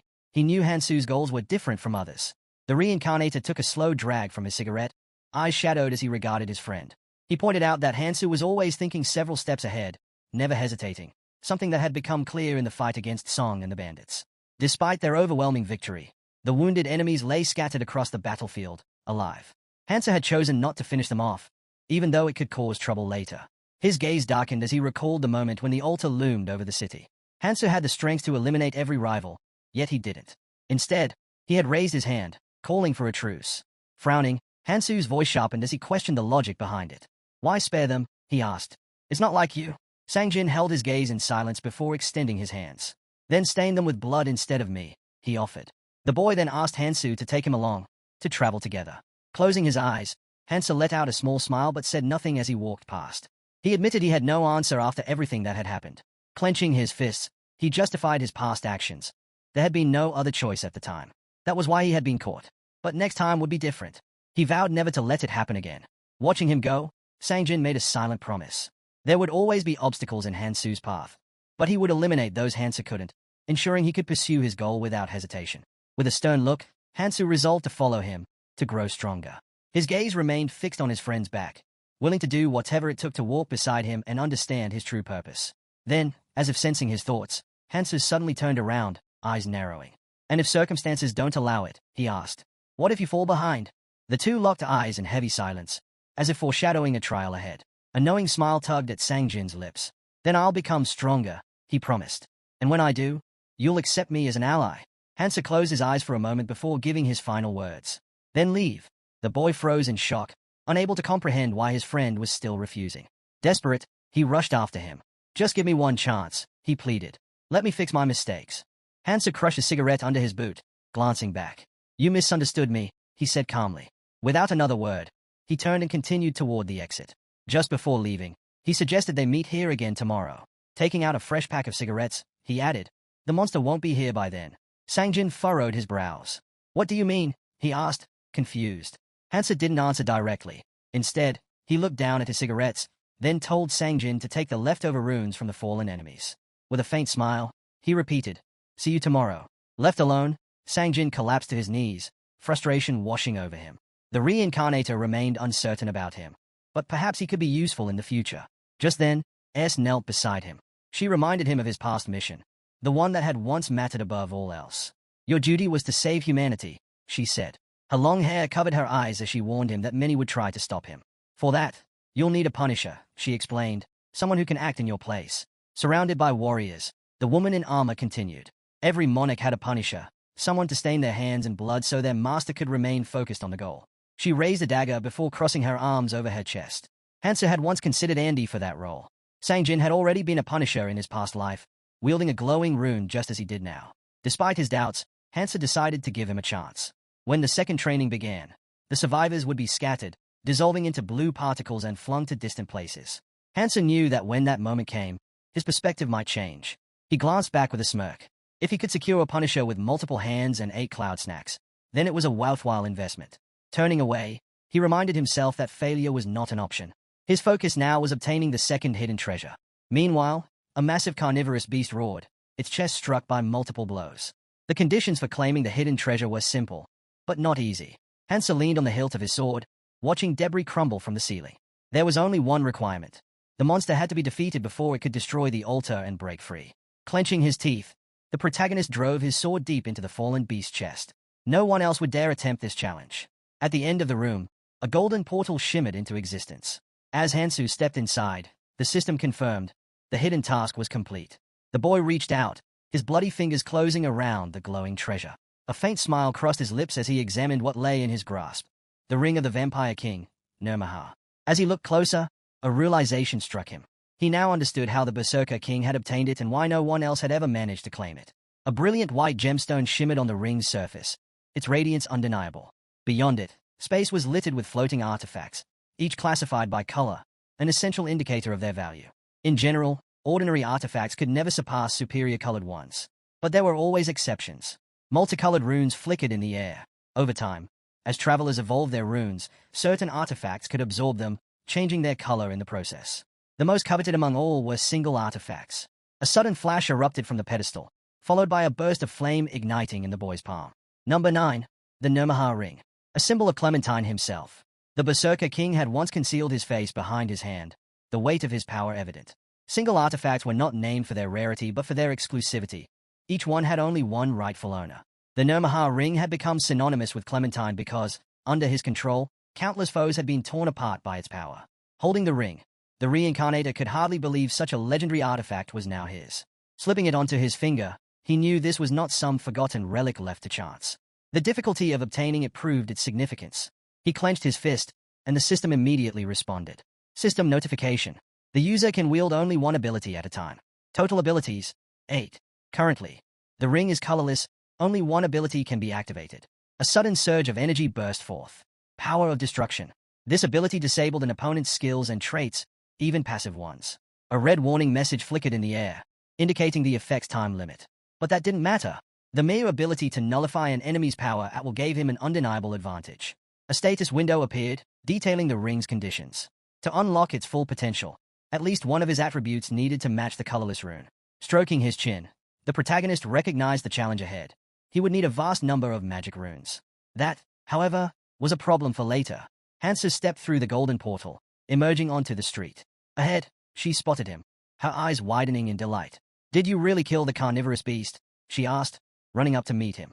But before he could answer, a low, guttural roar echoed through the air. The girl's expression shifted to horror as a massive shadow loomed over her. The timer had expired. The altar that once stood before them had vanished. Hansa simply looked at her, his voice calm. I thought I told you about this. A smile played on his lips as he reminded her. I promised I'd take responsibility for destroying it. A faint blush dusted her cheeks before she quickly turned away, flustered. Sang-jin looked up at the sky, reassured that he had been right to trust his decision. Then, glancing down, he said, we still have some time before the next training begins. Turning toward the gathered survivors, he made his next move. Let's go hunting, he told her. She hesitated, lowering her gaze. I was thinking of going a different way, she admitted. The protagonist glanced back in surprise but didn't lift her gaze to him. The woman spoke calmly, saying she was not good enough to stay by his side forever. Eventually, she would have to rely only on herself. Closing her eyes, she added that the boy had suggested they go together. Looking over at his team, The survivor confirmed that she could join them. Everyone would welcome her. Hansa turned to his friend, realizing this was the right moment for them to part ways, no matter how difficult it was. With the second training about to begin, they would have been separated anyway. Accepting this, he raised his eyebrows and called it a good decision. The girl watched him in silence as he walked away. Taking a step forward, she suddenly called out for him to stop. Her brows furrowed with determination as she made a promise, not to give up when they met again. Smiling, he agreed, suggesting they meet once more. A faint smile crossed the boy's face before he turned away from his friends. Just as he was about to leave, Sangjin flinched at the sound of his name. Without looking back, the Reincarnator reminded him of his offer, making it clear that the choice was his. The boy's face lit up with a smile, his cheeks slightly flushed. A week later, the fairy spread her arms wide before the gathered travelers, announcing that they had waited long enough. The second training was finally about to begin. The devil covered his mouth with a hand and cleared his throat, scanning the participants. The assistant noted that there were more people than expected. With a mischievous grin, the monster declared he had been looking forward to this moment for a long time. The protagonist kept her eyes on him. Then, with a snap of her fingers, the fairy changed the scene. A sudden burst of bright light erupted from the ground. Sangjin looked down in alarm, his voice shaking as he asked what was happening. A girl clung to her father's hand. Hansu, gazing upward, understood. It had begun. The man touched the ground and found himself materializing in an empty room. People around him murmured in confusion, wondering where they were. A schoolgirl began crying from the tension. Meanwhile, the system's voice echoed through the space, confirming everything was in place and suggesting a recalculation before the training could proceed. A brunette raised an eyebrow in surprise, asking what that meant. Several men clenched their teeth in frustration. The voice calmly explained that moving forward, each room could only hold 7 people at most. The training would resume once this rule was followed. A group of people gathered in a circle. Adjusting his glasses, a man realized with a grimace. They had 8 members. The voice clarified that while each team's situation would be different, everyone had to start under the same conditions, meaning they were free to discuss and decide among themselves. Crossing his arms, the brunette remained unfazed. Lately, things had been too easy anyway. His gaze drifted to a strange needle-like weapon hanging from a competitor's belt. The guy stood confidently in the center of the survivors. Though the traveler had never seen him fight firsthand, he had heard rumors. This person was a valuable ally. Raising her hand, a stranger spoke up. No matter what, they had to work together. However, they couldn't ignore the reality. One of them had to leave. Closing her eyes for a moment, she suggested they introduce themselves, emphasizing that first impressions mattered. Stretching out her arms, she added that their introduction would prove their worth. Taking the first step forward, a man with a fiery blade in hand spoke. He introduced himself as Daichiol and confidently stated that no one in the room had a skill strong enough to defeat him, making him the most valuable asset. A sharply dressed man lifted an eyebrow in concern. Narrowing his eyes, another young man quickly recognized the name of the skill Daichiol was referring to. QI Art. A red aura flickered around the blade in Daichiol's grip. QI Art was a runic ability that used magic to enhance a wielder's stats and weapons. It was unique and powerful but not particularly suited for their current environment. Unshaken, Daichiol tightened his grip on his blade, a faint glow illuminating his fist. Kamenet introduced himself as a healer, stating that if they were discussing essential skills, his abilities were just as crucial. Unimpressed, Hanchiol crossed his arms declared that he had a combat skill specializing in horror. The man in the suit hesitated before asking if they truly had to eliminate someone, pleading for an exception since his family members were present in the room. Before anyone could respond, the warrior raised his hand. Daichiol's gaze shifted to another person who had yet to introduce themselves. He suggested that she set an example for the others. Narrowing her eyes, the stranger closed them briefly before introducing herself as Jimin. A wild grin spread across her face. Without hesitation, she decided to demonstrate her ability. Gritting his teeth, a man nearby instinctively stepped back and asked if she really needed to approach him. He warned that her actions would not be well received. Ignoring him, a purple energy surged around Jimin as she moved closer. In an instant, blood splattered. The tip of her blade had found its mark. The warrior gasped as the knife pierced his chest from behind. Hanchiol's mouth fell open in shock. The man in the suit immediately shielded his family. The blonde warrior crumpled to the ground, lifeless. Jimin, still smiling, picked up a red stone from his body. She explained that the chances of obtaining such a rune were incredibly low. Holding it up, she gestured to the other runes and suggested they divide them among themselves. They needed to be extremely cautious around someone who could kill so effortlessly. Meanwhile, the protagonist crossed his arms, looking off to the side. This woman had just made things easier for those without skills. A mother held her frightened daughter close. In their past lives, they had died here. But now, the future had shifted. Hansu, smirking, found himself intrigued. Events were only becoming more interesting. Just then, the fairy peeked out from a rift, announcing that they were the first group to reach the required 7 members. She then proceeded to explain the next phase of their journey. The heroes found themselves on a floating island. A chain of islands, connected by suspension bridges, formed a path leading upward. Their mission was clear. Over the next 3 months, they had to ascend to the dormant volcano at the center of the second floor. That was their first goal. Pointing upward, the devil declared that once they completed this stage, a world of adventure would open before them. The assistant wished them luck. The group tensed as they looked ahead. Without hesitation, they stepped onto the suspension bridge. Han Chiol, smiling, remarked that since they would be together for a while, they might as well become friends. Then, frowning, he asked where their ally was rushing off to. Suddenly, the man's eyes widened in horror. He shouted for everyone to stop. The bridge behind them began to collapse. Realizing the danger, the team bolted forward, barely avoiding the fall into the abyss. One of them glanced back, watching as the rest of the squad caught up. Overhead, the fairy appeared again, warning them that as time passed, sections of the lower islands would break away, causing the bridges to fall even faster. Gritting his teeth, a man muttered in frustration. Couldn't they have been warned about this sooner? Shaking off his irritation, he got back on his feet and asked again where their ally was heading. Frowning, the soldier accused him of being antisocial. Jimin, still smiling, suggested they follow him. His confident stride made it seem like he knew exactly where to go. The Reincarnator fixed his gaze ahead as the survivors continued along a forest path. The bright sun shone down on them as they pressed forward. Han Chiol sighed, complaining that they had been wandering for hours without spotting a single bridge leading upward. He started to doubt whether their comrade even knew the right path. A girl casually waved away a fly and admitted she had no idea. Han Chiol frowned, convinced they had passed this area before. There was nothing here. Noticing their leader chewing on something, the soldier asked what he had been eating all this time. The protagonist held up a piece of oak bark, explaining that it acted as an antidote for fawn. Han Chiol raised an eyebrow. Why would you need an antidote now? Before he could answer, a massive snake slithered along a tree branch, its tail suddenly dropping down. At that moment, Hansa grabbed his ally by the collar and yanked him back just as the serpent lunged forward, mouth wide open. Squinting, Hansa smirked. Found it. The team managed to dodge in time. Looking up at him, one of them asked how he had known the beast would attack. Still chewing on the bark, the young man shrugged. Superpowers. The soldier raised his eyebrows in confusion. What is that supposed to mean? Before he could finish, the snake sank its fangs into his hand. With a grunt, he shook it off and hurled it away. A knife embedded itself into the reptile's neck, causing it to thrash violently. The rune snake's mouth gaped open. The system's voice echoed, explaining that the nature of these creatures depended on the ever-changing patterns on their heads. Glancing at his bite wound, Han Chiol realized that the enemies weren't giving them a moment to recover. If this kept up, his body would not last. His gaze shifted to a couple with their child. Frustrated, he asked why they weren't fighting and told them to stop hiding behind others and join in. Tension flickered in the man's expression as he adjusted his suit. I have people to protect. I can't risk my life for strangers. The soldier clenched his fists. That shouldn't matter. We're all just trying to survive. He turned toward his comrade standing by a tree and scowled. And what about you? You don't have families. So what's stopping you? K-Minute adjusted his glasses, his voice calm. If something happens to me in battle, how do you plan to heal without my help? Han Chiol scoffed. You think I carry this sword for decoration? Raising a single finger, the healer stated his price. 3 power runes or 1 magic rune per treatment. Han Chiol's eyes widened in shock. That's insane. Jimin, unimpressed, turned toward the group. Are we really just going to stand here arguing about payment while others are fighting? The soldier gritted his teeth. Was he the only one who thought this whole situation was a mess?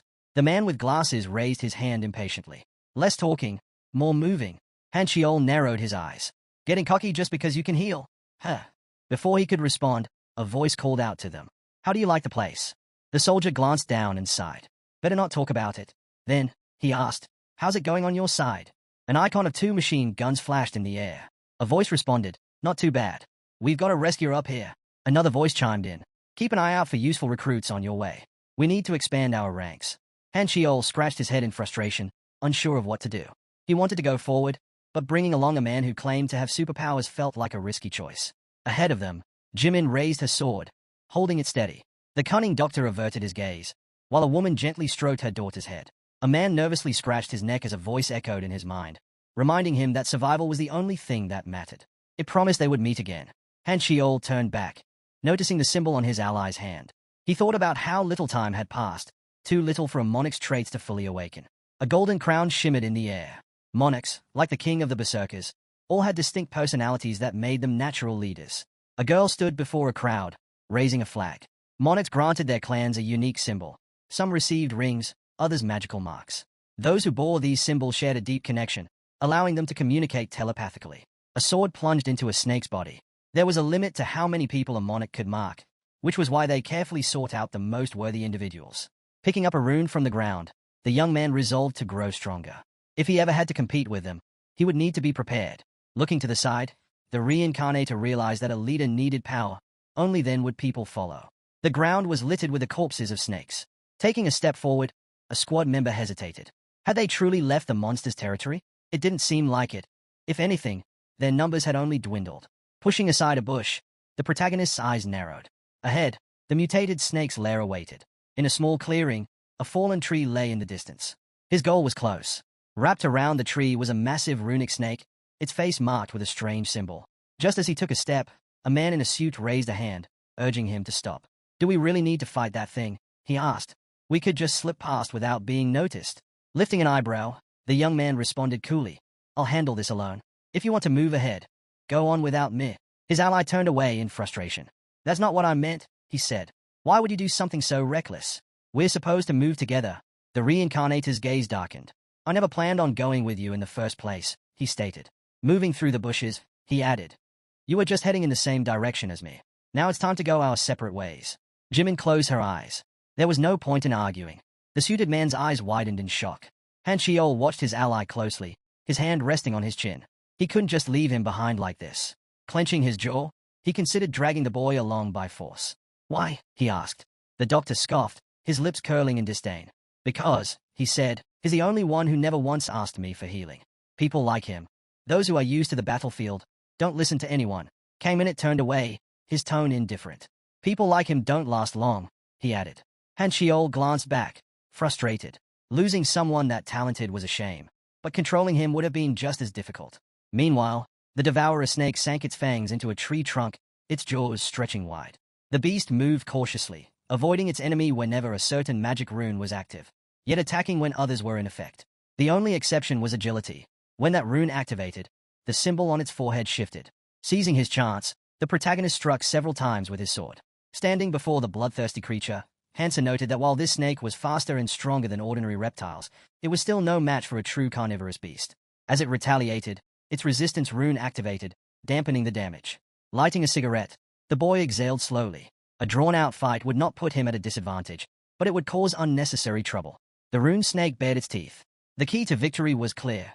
Instead of focusing on the monster, he needed to target the trees in the center of the clearing, its lair. Without hesitation, he dashed forward. The moment he attacked the lair, instinct would drive the snake to defend it, leaving itself open. As predicted, the beast abandoned its defense, lunging after him. Han Chiol stopped abruptly. A flurry of blows struck the giant reptile. Moments later, he turned away smugly as the massive corpse slumped to the ground behind him. It ended faster than he expected. Among the fallen leaves, an egg lay trembling, the egg of the rune-eater snake. He picked it up, pressing a rune to the shell. Cracks formed. A tiny eye peeked through before a newborn snake emerged, its small body nothing compared to its adult kin. But this one was different. Its eyes shimmered as runes fluttered around it. The little creature swallowed a rune, then immediately spat it out. That was its ability. After consuming any 3 runes, it could spit out 2 of the owner's choice. Some might call it wasteful, trading 3 for 2. But Han Chiol didn't hesitate. Carefully stroking his new companion, he decided that obtaining the right runes was far more important than hoarding them. Strengthening his magical and physical resistance came first. Looking down at the tiny beast, he gave it a simple command: rest. He had a goal to achieve, and with this creature's help, he'd get there. It was time to move forward. "Nearby," a girl asked. "Where do we go from here?" A man holding a map replied, "Be patient." The maps they had received after leaving the room weren't detailed. Staring at the paper, the suited man frowned. "We can't just wander forward without knowing what's ahead, or where we'll find a safe zone." If they hadn't been abandoned, things would have been different. A sudden rustling from the bushes made a woman tense. Covering his family protectively, a survivor stiffened. Was it a monster? Or another traveler? Then, from the bushes, the protagonist emerged. The group's tension eased immediately, their faces lighting up with relief. Walking up to them, "What are you all doing here?" A man grinned. "You made it out. Did you escape from that monster?" Scratching the back of his head, "Caught it." The man in the suit stared in disbelief. His friend had survived with just a single scratch? Impossible. Meanwhile, the survivor hesitated when asked about the others. A while ago, Kaminit had simply crossed his arms and urged the family to leave. The man furrowed his brows. "What are you talking about?" he asked, concern creeping into his voice. Splitting up was too dangerous, and besides, there was no reason to do so. Han Chiol smirked. So, are you planning to just hide behind us and travel comfortably? Jimin glanced back and nodded in agreement. Without a strong fighter in the group, being stuck with annoying companions would only make things worse. The healer shrugged. I don't really care who gives me runes, but I'd rather stick with the strong ones. The suited man's expression darkened. We were left behind. The rest of the squad even blocked the path to stop us from following them. Noticing their comrade turning away, the survivor hesitated. Where are you going? The boy didn't stop. We've wasted enough time. Let's go. The woman frowned, then signaled for her husband to follow. He hesitated but finally raised a hand, gesturing for his family to move. As they trailed behind, the Reincarnator glanced back. What are you trying to do? The suited man raised his eyebrows, recalling his own words. With a sigh, he said, forget it. You go ahead. We'll handle things our way. Closing his eyes, the protagonist shrugged. Do whatever you want. Does not matter. I'll be fighting alone anyway. Hansa battled several boars. The fights weren't easy, but each one strengthened his stats, keeping him in top form. Releasing the rune-eater snake onto the grass, he watched as it devoured a rune. Strengthening his resistance first had been a smart choice. Taking another stone in his hand, he thought, this should make things easier. From the bushes, his family observed him quietly. He realized they needed food. The girl blushed slightly, embarrassed at how much stronger he had become. The woman, on the other hand, was simply relieved. At least he didn't seem to care about them. The schoolgirl hesitated. Should we fight too? Her father shook his head. That would be foolish and reckless. Staying safe is what matters. The fact that we're still together, that's already a blessing. Ahead, the Reincarnator ran forward, and the others hurried after him. Where are you heading now? Stopped in front of a dark tunnel. Sunlight streamed down, casting a glow on his face. The survivor shielded his eyes from the brightness, squinting at the sight ahead. There were more people. Many more. The man stared. Wait, have they been heading here this whole time? Behind him, the family broke into smiles, relief washing over them. They had survived. Han Chiol turned around, and Hansu's expression darkened the moment he saw him. The soldier immediately understood. Judging by his condition, the rumors were true. He really had taken down a carnivorous beast on his own. Meanwhile, the fairy leaned on her hand, clearly annoyed by the commotion from the latecomers. Deciding she'd had enough, she slammed the door behind them. With that, the tunnel was sealed off by a massive stone, cutting off any way back. Not far away, the devil snapped his fingers, proposing another large-scale event. Suddenly, the scene shifted, and the survivors found themselves on the shore of a mountain lake. At the first-floor dock, the assistant welcomed them, relieved that about 75 people had made it this far. Then, a monstrous figure appeared, announcing the next event, a battle for tickets. Blue tickets materialized in front of the travelers. These were their only means of escaping the collapsing island and reaching the next one. The fairy spread her arms, explaining the situation. Some islands were overrun with monsters and surrounded by lava, while others, the central and southern islands, held valuable treasures. However, getting there would not be easy. Rules were in place to make things interesting. In the lake, several boats were available, each capable of carrying 3 people. To travel, a group needed at least 3 tickets. However, if 3 people used 3 tickets, they would each end up on separate islands. A diagram displayed the distribution pattern. Some boats would reach the outskirts, while others could land in the central zones. One particular island was marked with a question mark, hinting at an unknown fate. On the other hand, if 2 people used 3 tickets, they would arrive on the same island but would not be able to choose where. Han Chiol and Jimin listened carefully as the devil explained one final rule. A single person could go anywhere if they had 3 tickets. The revelation left the family stunned. The assistant peered through his telescope, scanning the islands. He warned that they would begin collapsing from the outer edges inward, and the difficulty of survival varied greatly depending on where they landed.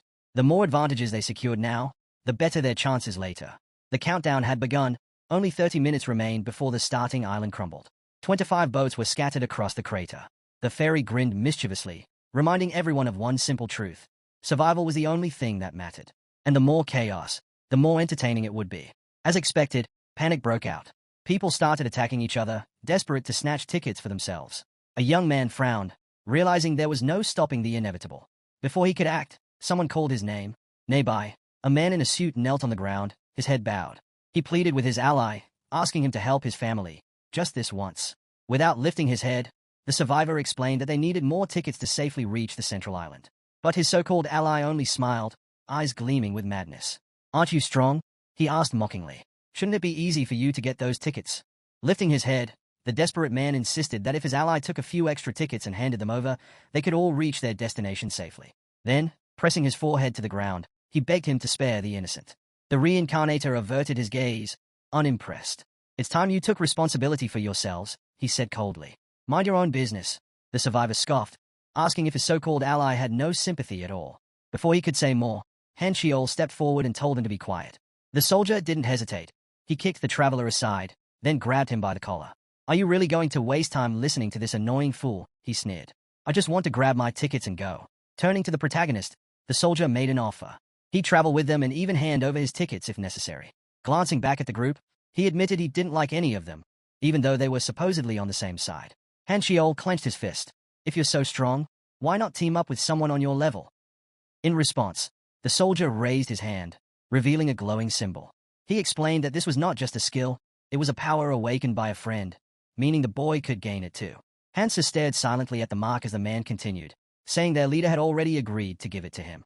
Traveling alone was more hassle than it was worth. But Hansu only shook his head. "I'm not interested." The survivor's eyes widened in disbelief. "What? Do you even understand what you're turning down?" The man tried to convince him, insisting that he didn't realize the true value of the clan. But Hansu turned away, his mind drifting to the faces of his comrades. Walking through the forest, he remembered the bond they shared. He couldn't just throw that away. Looking ahead with newfound determination, he made his choice. He would follow the monarch. It was the only way to achieve his goal. Realizing that Hansu was not going to change his mind, Cho let out a smirk. "So that's how it is." With a flick of his wrist, he tossed his ticket at Hansu's feet. "I stole this from that worthless man," he explained, gesturing toward the fallen survivor. "Take it or don't, I don't care. But consider this a gift for the future. We'll be seeing each other again." The soldier scowled at his comrade's refusal. "I don't have time for this." Without another word, he turned and walked away. Hansu eyed the ticket on the ground, unmoved. These tricks would not work on him. None of this mattered right now. But the moment the other travelers spotted the ticket, everything spiraled into chaos. A mob rushed forward, desperate to claim it. Someone managed to grab it first, but the struggle was not over. Hansa stood to the side, watching silently as the survivors fought over their chance to escape. Then, a flash of silver, a knife. Kian lunged at a man to protect her father, but the attacker grabbed her by the vest, smirking as he realized they were from the same family. "Perfect," he said coldly. "Then you can die together."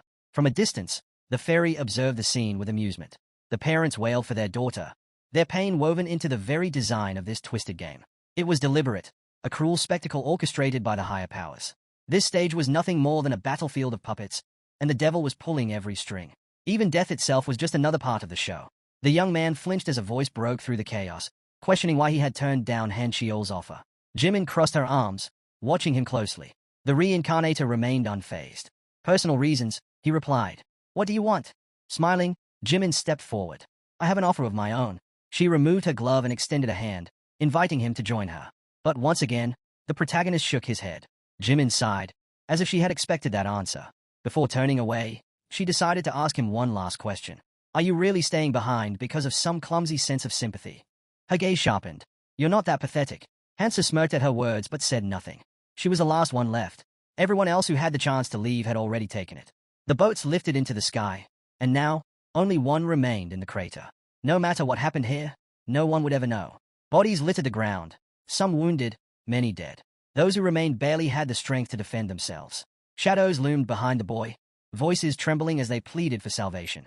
He wanted to help them all, but he knew it was impossible. Here, in the training area, the fairy's power was absolute. Above them, the devil circled lazily, watching the unfolding scene. Turning away from the desperate faces, the boy steeled himself. He had no choice. If he failed here, everything would have been for nothing. Gripping his sword, his hand trembled. "Forgive me," he whispered. He already knew the fate of those left behind.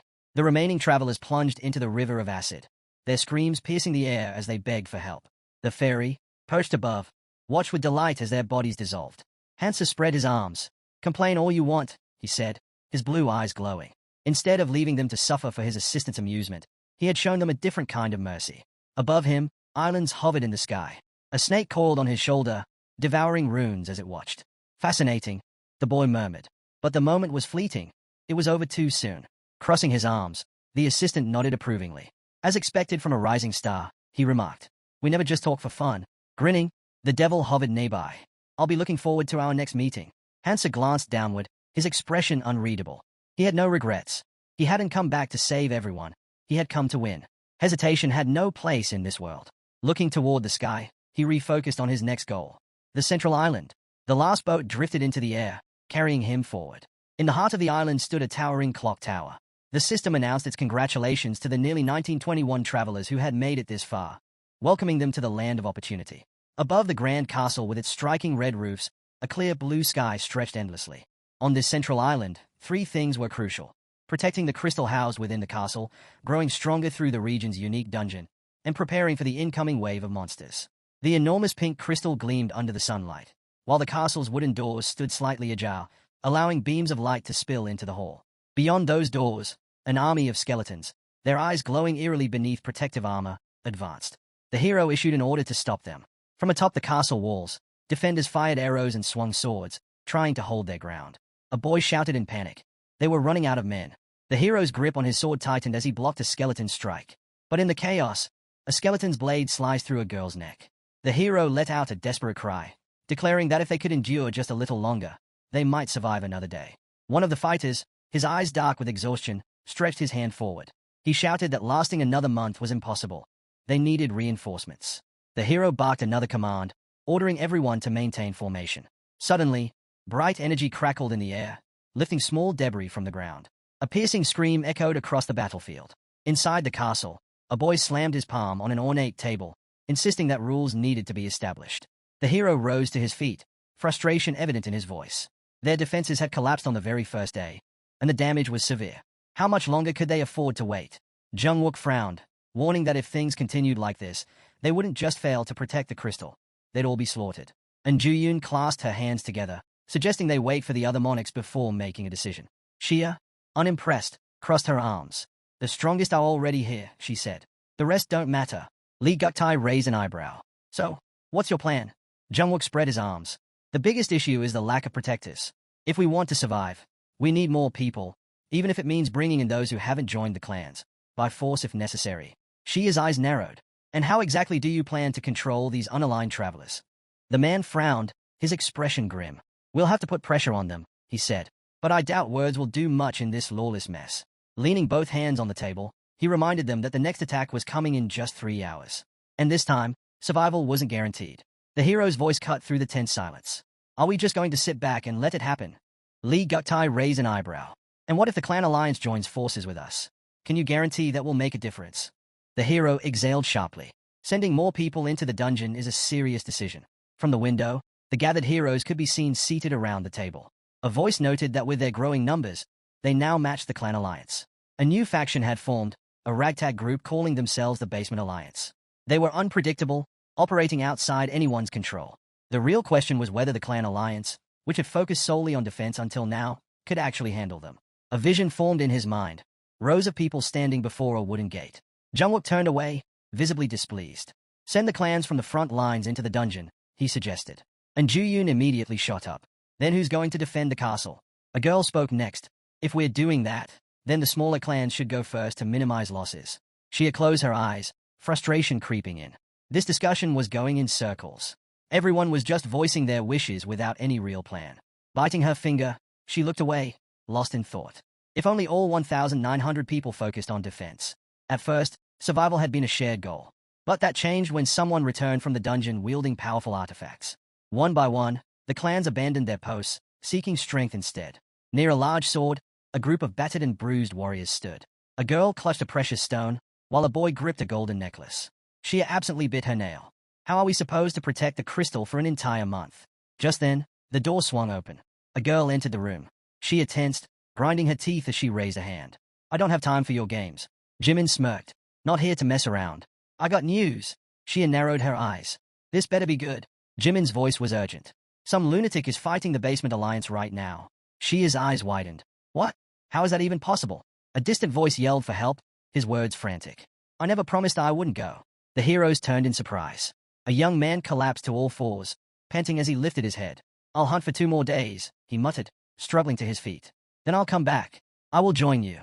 But first, I need to get stronger. Around him, the others froze. Their eyes locked on the shimmering energy trailing through the air. A sudden impact. The guy staggered backward, gasping. His shoulder burned where he'd been struck. His mouth opened, but no words came out. From across the room, a hero exhaled a thin stream of smoke, cigarette in hand. You're done. Starting tomorrow, everyone fights upstairs. No more sitting around. The young man instinctively stepped forward. The hero raised a hand. Don't come any closer. But the dark-haired boy took another step. Something wasn't right. He could feel it. The hero's raw strength, his art characteristics, were lower than his own. And yet, there was no way he could beat him. His fingers twitched as he stretched out a hand. I need my weapon. A ripple of unease spread through the onlookers. Someone frowned. Who does this guy think he is? The hero answered with action. A flash of silver. His knife cut through the air, glowing with streams of energy. He lunged straight at the young man, his blade deadly. The boy spun, his thoughts racing. That knife, it has a skill that enhances its cutting power. He opened his palm. The dark-haired guy extended his palm, analyzing the blade in front of him. Not bad for a colorless rank artifact. Without warning, he lunged forward, gripping the hero by the throat. The surrounding crowd erupted into shouts, urging him to finish the hero off. But he frowned, teeth clenched. The knife skill hadn't activated. The blade hadn't pierced him. Does he have some kind of defense? The dark-haired hero smirked. Is it my turn now? A sharp impact. His fist slammed into the guy's face, leaving bruises and scrapes. Fighting without killing them was exhausting, but he had no choice. These people were valuable resources. The guy crashed to the ground, his vision blurring. Around him, the onlookers stared in shock. He sighed, realizing there was no point in talking. They wouldn't listen to reason. The dark-haired hero raised an eyebrow, then smirked. Guess I've got one last cigarette left. That should be enough. Meanwhile, Jungwook and Shia stepped outside, only to freeze in place, their expressions shifting in surprise. Who is that guy? A voice muttered. Inside, an unknown figure sat at the table, facing the other monarchs. Shia and Njuyun exchanged wary glances. The hero furrowed his brows. So this is the guy Han Shiol mentioned. But what was that magical beast on his shoulder? The dark-haired stranger crossed his arms. Starting tomorrow, the Basement Alliance and the Clan Alliance will merge. We'll alternate between defense and hunting. If anyone has a problem with that, speak now. Hansa scanned the room, his gaze settling on the assembled leaders. You can't expect people to follow orders without being part of the system. We need to bring in as many capable individuals as possible. If they refuse, we'll make them join. Outside forces will follow our commands, no exceptions. Shia's eyes widened. This benefits us more than it does him. What's he really after? Li Guktai raised an eyebrow. And what do you want out of this? The guy smirked. Funny, a man with this much power stirs up chaos, yet claims he has no personal motives. The protagonist exhaled, his expression unreadable. As long as the basic rules and systems are in place, I have no reason to interfere. Li Guktai narrowed his eyes. You say that. But what happens if you change your mind? What if one day you decide to take out the alliance? Hansa stood abruptly. I don't have time for pointless arguments. His lips curled into a grin. But since you're all so paranoid, his body shimmered. Then, in an instant, he vanished. Jungwook stiffened. He's gone. The heroes instinctively reached for their weapons. Shia's voice cut through the room. Stay alert. He's probably planning an attack. Li Guktai scowled, drawing his sword. It's just a basic invisibility skill. He can't have gone far. A sharp presence. Hansa reappeared behind him, pressing a blade against the boy's throat. His voice was calm, but laced with amusement. Did you really think I couldn't attack if I wanted to? Li Guktai's eyes widened in disbelief. Was this really just a trick? Or had the boy actually summoned a dragon strong enough to shatter his senses? He couldn't wrap his head around how easily he'd been deceived. Meanwhile, the protagonist recalled something he had gained just before arriving here. Since the pattern had continued so far, he saw no reason to break it now. Li Guktai dropped to his knees, his hands braced against the floor. Hansa closed his eyes and told everyone to calm down. He had no ill intentions. Now was the time for unity. Each of them had a role to play, and if they focused on their part, they could make this work. That was the plan. Li Guktai slowly rose, pressing a hand to his throat as if still processing what had happened. Hansa walked down the castle corridor, lost in thought. They had been at odds for so long that forming an alliance wouldn't be easy. But there was still time. He wouldn't force it. This was just the beginning. There were bigger matters to handle later. Just then, Jimin appeared in front of him, stopping him in his tracks. She told him to wait. She didn't like being ignored. Hansa frowned. Jimin raised an eyebrow, reminding him of their previous conversation. This time, she expected a different answer. Soft particles of light flickered in the air between them. She had asked before if he wanted to join their alliance, but now, she was extending a real invitation. Stepping closer, she placed a hand on his shoulder. What do you think? She asked. Traveling alone must be lonely.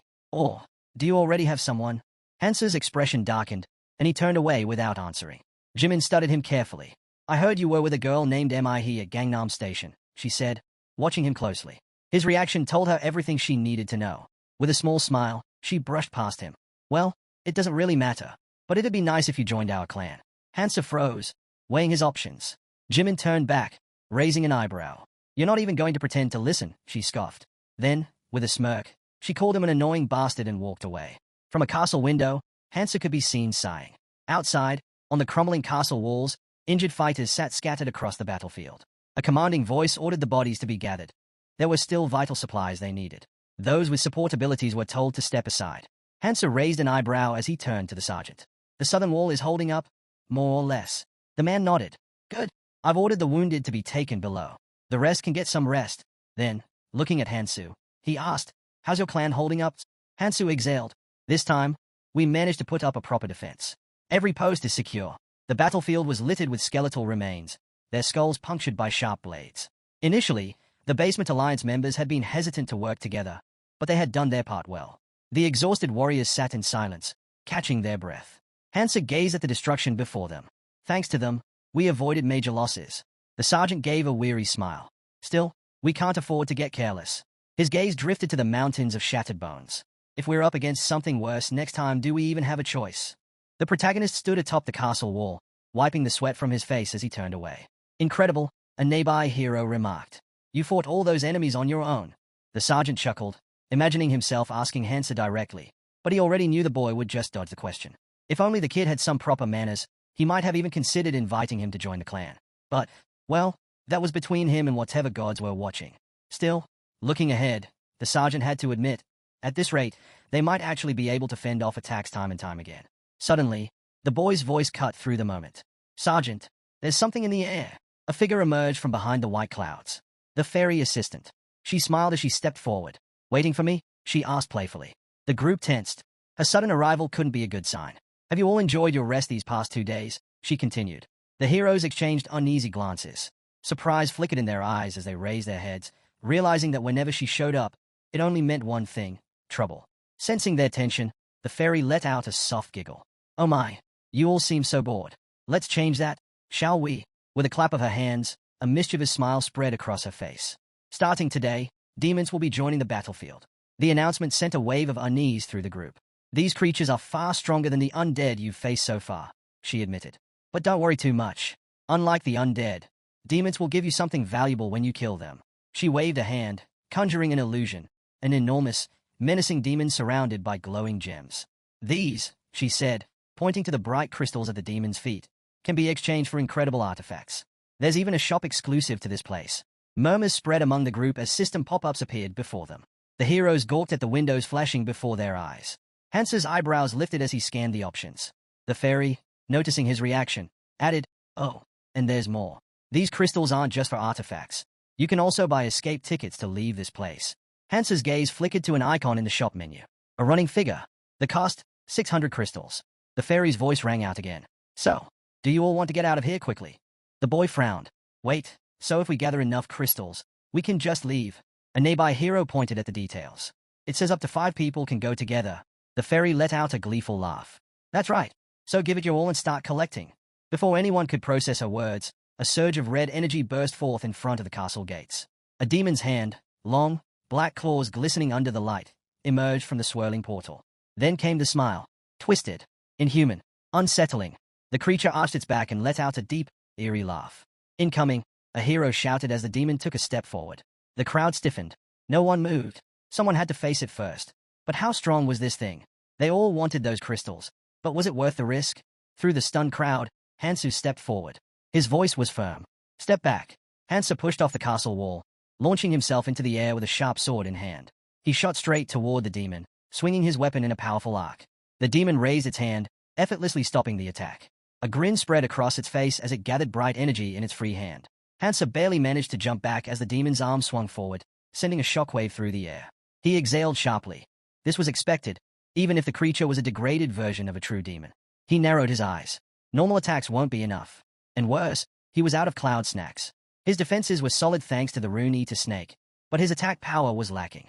The demon's grin widened. Bright streams of energy surged from behind its back. Hansu suddenly felt power surging around his feet.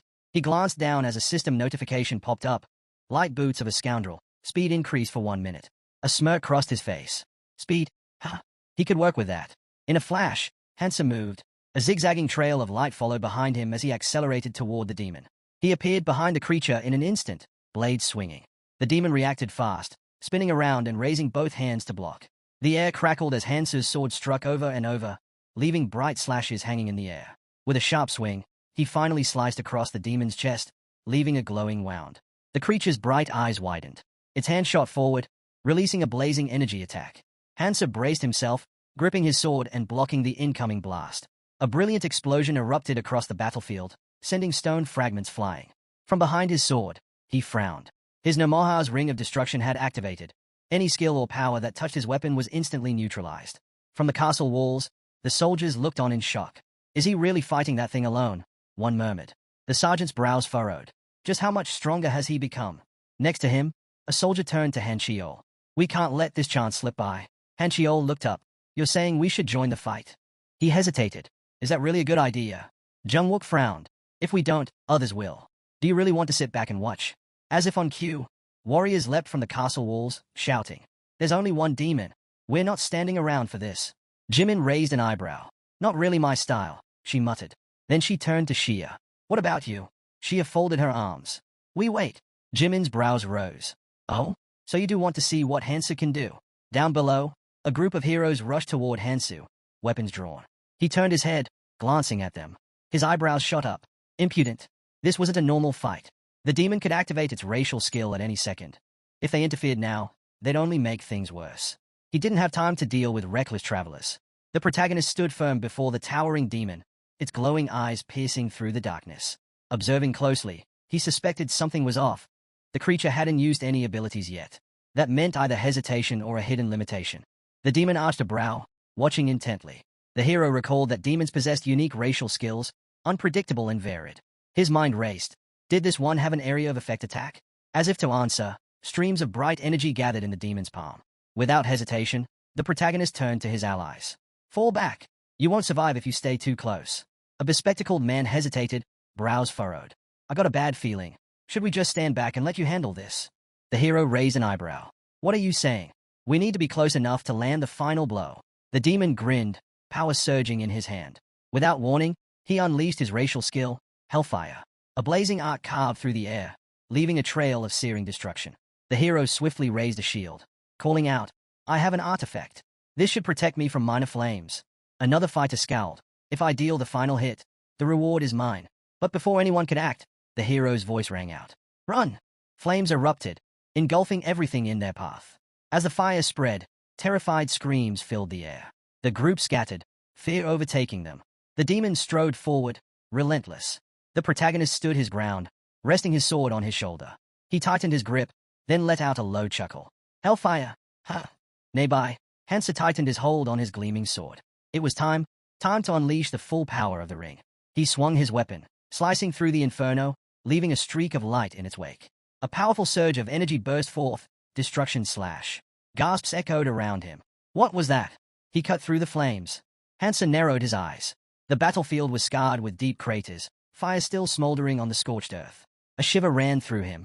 This wasn't just any enemy. Right here, right now, he was the only one capable of fighting this monster. The demon stretched out a clawed hand, flames spiraling around him. His grin widened, his burning eyes locked onto the protagonist. He lunged forward, his razor-sharp talons slashing through the air. Hansa's eyes widened, his breath hitching. His hands trembled as he took in the sight. The hero standing firm, sword planted in the ground. He clenched his fists. Is he really just a traveler like us? They had all started this journey together. So why was the gap between them so immense? Hansa swung his sword, cutting through the incoming stream of fiery energy. They needed a strategy. If this dragged on, they'd lose every advantage they had. Jung Wook frowned, scanning the battlefield. Behind him, Sergeant Xia covered her mouth in shock, while Jimin smirked. The demon let out a guttural roar, raising its hands as streams of energy crackled around its body. The protagonist lifted his gaze, locking eyes with the monstrous figure before him. A man in a cloak raised his hand, signaling everyone to prepare for the next wave. The clan members had to regroup. The shift in battle had begun. Jimin leaned against the wall, arms crossed. A voice cut through the silence. If you're waiting for him, you're wasting your time. She turned away. What are you talking about? Han Chiol sighed, rubbing the back of his head. I'm saying it's pointless. I've waited here before, and it never led to anything. Jimin glanced at him. Who exactly are you waiting for? Han Chiol's eyes narrowed. Hansu. Who else? Han Chiol closed his eyes. So, were you sent here by the monarch? The hero's expression shifted. Be honest with me. We're alone here. You know as well as I do that the clan alliance is on shaky ground. His gaze sharpened, and I'm sure you know why. Jimin studied him for a moment. Why are you telling me all this? Han Xiol gave a small shrug. Isn't it obvious? I wanted to present you with an offer from our side. Before he could say more, his eyes flickered to the side, suddenly on edge. He turned away sharply. Jimin raised a brow. What's wrong? I thought I was being watched. Li Guktai stood by the window, observing the city below. It's been a while since Hansu monopolized the demons. And yet, he hasn't made a single move. A boy standing nearby narrowed his eyes. No reports either. We've had the clan members keeping tabs on him. But something doesn't add up. A girl beside him nodded. Aside from defending the fortress, hunting demons, and occasionally diving into dungeons, he barely does anything else. Thanks to him, our defenses have improved, but... She turned to Guktai. There's still another problem. The independent fighters, those who refuse to join any clan, are constantly clashing with the clans. Guktai stroked his chin in thought. I figured this would happen. With someone like him refusing to align with any faction, trouble was inevitable. His expression darkened. Even the clan alliance is forced to follow his lead. He exhaled sharply. That's why I made preparations. A group of people stepped forward. Li Guktai smirked. If our power weakens, we'll lose control. And if that happens, our future plans fall apart. We cannot let that happen. Among the gathered crowd, a hero in a red robe stood tall. Li Guktai glanced at the newly arrived warriors, his eyes gleaming. You came just in time, he said, spreading his arms. Let's talk about the future of the clan alliance. Meanwhile, on the battlefield, swords and spears jutted from the fallen monster's corpse. The protagonist stood motionless, gripping his sword tightly. He lowered his head. This was meaningless. The spear clattered to the ground. Hansu exhaled slightly, stretching out his hand. The white snake coiled around his neck flicked its tongue as he counted. This was the 60th. He had finally gathered the amount he needed. High-level artifacts were available in the crystal shop. In the glowing display, icons of a shield, potion, sword, and axe flickered. Most were exclusive to clans, each with incredible effects. If the clans got their hands on these crystals, fierce competition would break out. Hansa couldn't let that happen. He had to act before things spiraled out of control. His eyes flicked to the system window before him. Raising an eyebrow, he muttered, I have a bigger goal in mind. A notification popped up. Exchange complete. 60 crystals deducted. Among swirling streams of energy, iron chains materialized. Hansa smirked. He had mastered many weapons, but this was his favorite. A sharp sickle formed against the backdrop of chains. Gripping the twin blades, he admired their sleek, deadly design. The system identified them as judgment of the Decrados. Hansa's gaze hardened. This should make the next fights much easier. He spun one blade in his hand, eager to test it out. The ground was covered in dirt and debris. But suddenly, skeletal figures began emerging from below. Undead. Hansa grinned. 10 days remained until the siege ended. He was eager to see who would make a move in the final stretch. In his mind, he pictured Li Guktai's wild eyes and manic grin, along with a group of shadowy figures waiting for their chance. Then, it happened. A small figure appeared. A fairy assistant. Her eerie smile sent a chill through the crowd. This round has been quite entertaining, she mused, floating above them. For those of you who have survived the longest, we've prepared a special event. Before anyone could react, the ground trembled violently. A surge of unknown energy spread beneath their feet. Panic set in. This wasn't the start of a new wave. A dark force enveloped the battlefield. The corpses of slain monsters stirred. Gasps rang out as the lifeless demons' eyes snapped open. Their broken bodies were being pulled together, their remains glowing with an eerie purple light. Inside the fortress, the grotesque fusion continued. The pieces merged into a single mass, shifting and twisting into something new. From the grotesque pile, a figure emerged. A girl. Her horns protruded from her head, liquid dripping from her face. The demon had arrived. The fairy assistant's voice rang out, laced with amusement. And so, your next challenge begins. The demon unfurled her wings, ready to strike. The assistant chuckled, crossing his tiny arms. If you were human, I'd suggest staying far away from the fortress walls. Not that it would help. There's no escape. He raised a finger. That leaves you with 2 choices. 1. Stay and fight against the undead swarm that's heading your way. 2. Escape using a crystal. His grin widened. But be warned, these undead aren't like the ones you've fought before. He hovered in the air, his voice dripping with excitement. So I'd wait for them eagerly if I were you. But, if that doesn't sound appealing, he paused dramatically. You have one more option. His eyes gleamed. Face the demon herself. Inside the fortress, one of the boys was shocked to hear about the Demon King. Another quickly responded that no one had mentioned her before. Meanwhile, the fairy helper casually filed his nails and remarked that he hadn't brought it up because most travelers never lived long enough to meet her. Since few survived that far, it didn't seem worth mentioning. The crowd tensed as they learned that the crystal would activate only 30 minutes after the undead attack began, and it could only carry 500 people.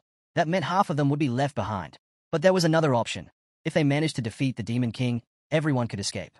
A timer suddenly appeared, and the fairy helper, in an unusually patient tone, explained that since this was a special event, he would wait for their decision. One man cursed, realizing they weren't just holding out for a month as they originally thought. A sudden clap drew everyone's attention. Lee Guktai stepped forward, clenching his fist, and declared that all they had to do was survive for half an hour and escape with the crystal. He urged everyone to hold on and prepare, then ordered the clan alliance to head toward the crystal while the rest defended the front lines. A guy with glasses looked at Lee Guktai in outrage, seeing right through his intentions. He sneered, realizing Lee Guktai and the clans were planning to save themselves while leaving the others behind. Their eyes locked in a tense standoff. Lee Guktai defended his strategy, arguing that survival was more important than reckless action. But the glasses-wearing man shot back, mocking Lee Guktai's words as befitting a clan monarch, someone who only cared about saving those under his control. Lee Guktai, unfazed, turned to him with a threatening look and demanded to hear a better plan. He reminded everyone that even the demon from the first day had wiped out dozens in a single attack. So how exactly did they plan to defeat the Demon King? His expression darkened as he posed the question to the entire group. Would they rather escape together and reach the next island or throw themselves in a certain death like moths to a flame? The glasses-wearing man hesitated. Meanwhile, Juyun smirked, thinking the argument was already settled. Their alliance with the Smog clan ensured their safety. But then, a voice rose from the crowd. Someone stepped forward and declared that the only way for everyone to survive was to defeat the Demon King. Juyun tensed up, his body's rigid with unease. Meanwhile, Hansu remained calm, stating that if they managed to defeat the Demon King, everyone who survived would be able to escape. Juyun scowled, irritated that Hansu was interfering yet again. Lee Guktai stepped forward, eyeing Hansu skeptically. Are you sure you'll survive? He challenged. Hansu simply shrugged. Who knows, he said indifferently. Then, he pointed out the harsh truth. If they made a run for the crystal, far more than 500 people would die. Maybe even all of them. A girl in the crowd smirked and said that in that case, she'd rather follow him. She added that trusting the so-called clan leaders was out of the question, so siding with them made no sense. Turning to Hansu, she asked for his thoughts. People around them started raising their fists in support, eager for a way out that didn't rely on abandoning half their group. Seeing this, Juyun and his clan quickly decided to join in. Soon after, Shia announced that they would also fight alongside Hansu. Juyun's expression darkened. If things kept going this way, Hansu would have to be dealt with, by force if necessary. He glanced at the convoy, realizing that they needed to break their morale now. If a battle erupted, everyone would fight for their own survival, making it the perfect moment for an ambush. But before he could act, Hansu shot him a menacing glare. Save your plans to kill me for later, he warned. In a flash, Hansu attacked. His weapon crashed into the ground beside Juyun, the impact sending a tremor through the floor. Then, with a swift motion, he pulled it back, the blade gleaming. You sure you can handle the consequences? He asked. Juyun flinched, realizing he had just barely escaped death. Lee Guktai quickly intervened, suggesting they bide their time and wait for the right moment. There was still time. After all, he thought to himself that, for now, they would have to follow Hansu's lead. But the chance to escape would come later. The decision was made. But before moving forward, Hansu stepped toward the crystal. Let's make sure we're all committed, he said. With a powerful swing of his weapon, the chain wrapped around the crystal. He yanked hard, and cracks splintered across its surface. A moment later, the crystal shattered into countless shards. And Juyun and Lee Guktai froze, their faces pale with shock. A panicked cry erupted from the crowd, demanding to know what Hansu had done. He turned to them, his voice firm. We're heading to the fortress. We don't need the crystal anymore. The thought of escape will only make us weaker. The words sank in, and murmurs of agreement spread. The hesitation in people's eyes faded, replaced by a single, focused determination. Raising their hands high, they shouted in unison, "Follow Hansu. Kill the Demon King." But Hansu held up a hand to stop them. "Don't follow me," he said. "Look ahead, for your own sake." As the timer hit 0, the massive doors to the fortress groaned open. A thin strip of light spilled into the hall, illuminating the path forward. One of the men muttered in disbelief. This fortress didn't feel like the same place they had seen before. The atmosphere had completely shifted. As they walked through the dimly lit hall, flickering candles with eerie purple flames cast long shadows on the walls. At the far end, the light faded into an unsettling darkness. The group hesitated, glancing around warily. Then, at last, he appeared. The Demon King's voice dripped with amusement as he lamented how long it had taken them to arrive. "You've come all this way for some fun," she teased. "I can't just let you leave now." Before anyone could react, the massive doors behind them slammed shut. A crushing force pressed down on them, forcing the men to their knees as a system message confirmed. The fortress was now sealed. Without warning, the ground beneath them began to crack. Rocks tumbled to the floor, and as it collapsed, the men screamed. A horrified voice shouted a warning. Something was crawling up from below. Then they saw them. Grotesque creatures with gaping mouths full of jagged fangs let out piercing screeches. One of the men echoed their screams, his voice laced with terror. A demon lunged at him, its claws slashing toward his throat. But a chain shot forward, intercepting the attack. Hansa tightened his grip on his weapon. "Stop panicking," he commanded. "These things aren't any different from the monsters we've fought before." He turned toward the frightened man, his gaze sharp. "Pull yourselves together." He knew the real battle wasn't with these creatures. It was with the demon himself. As if to reinforce that thought, the ground rumbled. Rocks lifted into the air, and towering pillars of fire erupted throughout the hall. From within the flames, armored demons emerged, their glowing eyes brimming with magic. Someone shouted for everyone to move as the purple flames spread. Hansa braced himself, deflecting the attack with his chains. "We have two enemies here," he barked. "Split up and deal with them." He quickly issued orders. Support units were to fall back, range fighters should step up, and those unable to hold the flanks needed to stay out of the way. Jungwook hesitated, warning that a reckless charge could put them at a disadvantage. But Hansu wasn't listening. Without waiting, he launched himself into battle. "Left side, I'm going in first." His mind analyzed the enemy in front of him. This gatekeeper demon was modeled after the Abyss's guardian, meaning it was far stronger than most, but its movements were predictable. Hansa smirked. That was all he needed. His chains twisted and lashed out, striking with crushing force. He didn't stop. Blow after blow rained down on the demon as he thought about something far more important. This was his chance to unleash the full power of Judgment of Dekratos. His chains extended, stretching for tens of meters. With a precise movement, they wrapped tightly around the demon's massive sword. As they glowed with an eerie light, a powerful force surged through them. Suppression. Magic pulsed through the chains, binding the demon completely. It struggled, but couldn't move. Hansa knew what was happening. The spell was siphoning magic from his opponent, draining its strength and lowering its stats with a powerful curse. He exhaled sharply. Using suppression consumed his own energy as well, but it was a price he could bear. A ring on his hand gleamed faintly as he turned to the others. "Are you just going to stand there and watch?" The warriors around him hesitated, shaken by the sheer force of his attack. Jungwook smirked, refusing to stand by any longer. He commanded his subordinates to prepare for an all-out attack, demanding they bring glory to their clan's name. Shia quickly turned to her own forces, instructing those with weaker resistance to support from the rear. Without hesitation, the warriors charged forward. Explosions erupted across the battlefield as both sides clashed. The demons didn't remain idle either. Hansa suddenly realized they were attempting to summon hellfire. Cracks split open in the ground, and blinding light burst forth. Hansa's chains rattled helplessly as the demon broke free from his shackles. Hansa immediately ordered the attack to continue. He knew they wouldn't last long if the demons landed a solid hit. But if he could predict their movements, he could manage. With renewed determination, he launched another strike, sending his chains hurtling toward the demon. Just then, a searing beam of demonic flame nearly knocked him off his feet. One of his allies shouted a warning. The hellfire would make his attacks useless. But Hansa refused to back down. He leaped toward the demon, knowing he had to eliminate it himself. His gaze locked onto the source of the hellfire, the ignition crystal.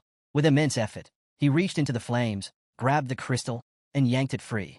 Grinning, he crushed it in his palm. As the fire surrounding the demon flickered out, the onlookers gasped, questioning what had just happened. Hansa simply reminded them of his earlier words, then ordered them to keep fighting. He assured them there was no need to worry. The demon wouldn't be able to use hellfire anymore. A sudden warning cry rang out. Hansa barely dodged an attack in time. Meanwhile, Jungwook turned his attention to another demon, the one assigned to the non-clan warriors. The scene before them was grim. The fighters lay sprawled on the ground, unarmed, while the demon loomed over them. Desperate, they begged for help. Juyun frowned, questioning why they weren't fighting back. The group hesitated, saying it was too dangerous to intervene. They turned to Hansu. Wasn't it his responsibility to deal with this? They didn't know what to do. Lee Guktai smirked, sensing their hesitation. To him, this was an opportunity. Stepping forward, he called out to Hansu, accusing him of sending people to their deaths. It was all his fault things had reached this point. Pointing directly at him, Lee Guktai declared that Hansu should take responsibility. A warrior still battling nearby snapped at Lee Guktai to stop talking and start fighting. Frustrated, he kicked Lee Guktai aside, yelling that his clan was doing nothing while everyone else fought. Lee Guktai merely smirked, challenging those around him. Did they really think he was holding back because he was weak? He scoffed, ready to prove he was different from the idle chatterers around him. Fine, he sneered. Let's see the true power of the special forces. His warriors raised their bows, arrows aimed at the demon. With precision, they attacked, striking repeatedly. Swords and arrows tore into the demon's flesh. The spectators murmured in disbelief. Then, at last, the demon collapsed to its knees. Hansa turned to Xia and Jungwook, telling them to head to the other side. He'd handle this. Without hesitation, he lunged forward, his daggers slicing through the air as his chains whistled. Wrapping the chains tightly around the demon, he swung his blades with precision, severing its tendons. And Juyun watched in shock. A monster that would have taken dozens of their warriors to bring down. Hansa had handled it alone. Frustrated, he turned to Guktai and demanded he finish things already. Hansa knew Guktai wasn't the type to form a special squad just to show off, but right now, that didn't matter. He needed to stay focused. His chains lashed out again, tightening around the demon as he unleashed another relentless assault. Meanwhile, Juyun gritted his teeth and struck his opponent with his sword. From the side, Hansu observed the battle unfold. Jimin charged in with a wild grin, twin daggers in hand. Hansu's chains coiled around the demon's neck, squeezing tighter. With a final, decisive motion, Hansu spread his arms wide, slicing clean through his enemy's throat. He turned, surveying the aftermath of his work. Wiping dirt from his cheek, he caught Lee Guktai staring, his expression a mix of anger and unease. Hansu stood over the fallen demon, locking eyes with him. A subordinate approached Guktai, pointing out a crystal among the remains. He suggested they use it to trade for valuable artifacts. And Juyun spoke up, revealing that the clan alliance had formed a special squad, and strengthening it was now the priority. However, another warrior argued that the small clan should be the first to claim the trophies. The young man merely smiled. I might be the temporary commander, but the special squad belongs to the entire clan alliance. No need to worry. Jungwook frowned. When had the alliance created such a squad? As far as he knew, they had been keeping that a secret. Xia shot Lee Guktai a cold look. We managed to control our unruly monarchs and form a proper alliance. The looming crisis only sped things up. Hansa checked his system window while overhearing her thoughts. There was no point in dwelling on why the squad was created. Just then, Xia and Jungwook approached him. It looks like the alliance is trying to corner you, Xia warned. Hansa waved it off. I already know what's happening. No need to worry. Xia raised an eyebrow. So you have a plan? Hansa smirked. Just wait and see. He had already made his move. More warriors joined them, announcing that the alliance would now have to take the front lines. That meant their side would have an easier time since the alliance couldn't just stand aside anymore. Jimin narrowed her eyes. Are you sure about that? What if they regroup and refuse to do anything? Even if we help them, they might just ignore us again. Making it clear, if they wanted to escape, they had no choice but to fight the Demon King. Survival meant fighting. Xia assessed their situation. Many were injured, some couldn't even lift their weapons, while others were completely out of the fight. Most of them had only prepared to face the Demon King, believing they might stand a chance if they joined a clan. But now, uncertainty filled the air. A sharp voice cut through the murmurs. Enough whining. A girl stepped forward, her tone firm. If you want to live, the only way is to defeat the Demon King. She turned to Hansu, locking eyes with him. I'm Song. She introduced herself, stepping closer. Her hand reached for his chest, but before she could make contact, Jimin nearly exploded in fury. Only Xia managed to hold her back. Hansu smacked Song's hand away, glaring. What do you think you're doing? She tilted her head, feigning innocence. Oh, so heartless. I wasn't trying anything. Just wanted to introduce you to someone. Turning away, she tossed him a smirk. Let me know if you're interested. Then, as if enjoying the chaos she caused, she added. After all, someone is certainly interested in you. Jimin cursed under her breath. What is wrong with her? Xia pulled Hansu aside. Just ignore her. Jimin scowled, muttering about how Song had refused to acknowledge them earlier. She only interacted with the clanless, shutting out anyone else. No matter how they tried, she had ignored them completely. Hansu exhaled, clearly unimpressed. If you're done, let's move. Juyun groaned. Ignoring me again. Huh. With that, the group set off. They arrived before a massive wall, voices rising in debate about what lay beyond. Are we really going to fight the Demon King? Someone asked, their voice filled with doubt. A fairy helper wiped away tears of laughter. Travelers these days are amusing. But don't worry, I got good news for you all. The crowd fell silent as the fairy continued. You don't actually need to defeat the demon to open the portal to the next island. Gasps echoed through the chamber. All you have to do is hold out for half an hour, the fairy explained. Once that time passes, the crystal on the throne will activate. Wait, so we just have to survive? Someone asked in disbelief. The fairy nodded. That's right. Once the crystal activates, the portal will open, allowing you to travel freely between islands. Then, with a sly smile, he added, of course, if you don't want to wait, you can always buy passage using crystal shards, but that's not the official way. Hansen narrowed his eyes. He wasn't surprised. The monster had clearly been waiting for the right moment to reveal this option. The fairy clapped his hands. Well then, good luck. I hope to see you all on the next island. With that, They stepped into the Demon King's chamber. The hall was filled with massive cocoons, looming in eerie silence. The demon raised her hand. Rise! At her command, eyes snapped open within the cocoons. Skulls burst from the walls as creatures began to emerge. A satisfied smile crossed the Demon King's face. Hansu's mind raced. This version of her was weakened, only a fraction of the true horror that lurked in the abyss. But that didn't mean the fight would be easy. He already knew how he would strike. The demon ordered, arise. The skeletons arises and moves upward. The demons let out piercing screams as a system notification popped up. Monocrystals had been used to purchase artifacts. Hansu's hand glowed as he summoned the chain sides of Judgment, Decratos, and launched an attack. The demon shrieked in agony.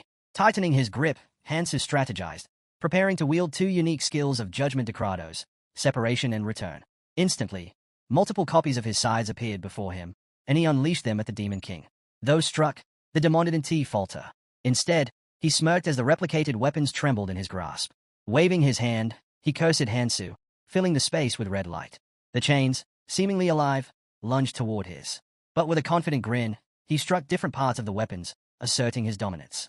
Then, with a commanding voice, he summoned another demon and ordered it to tear the humans apart.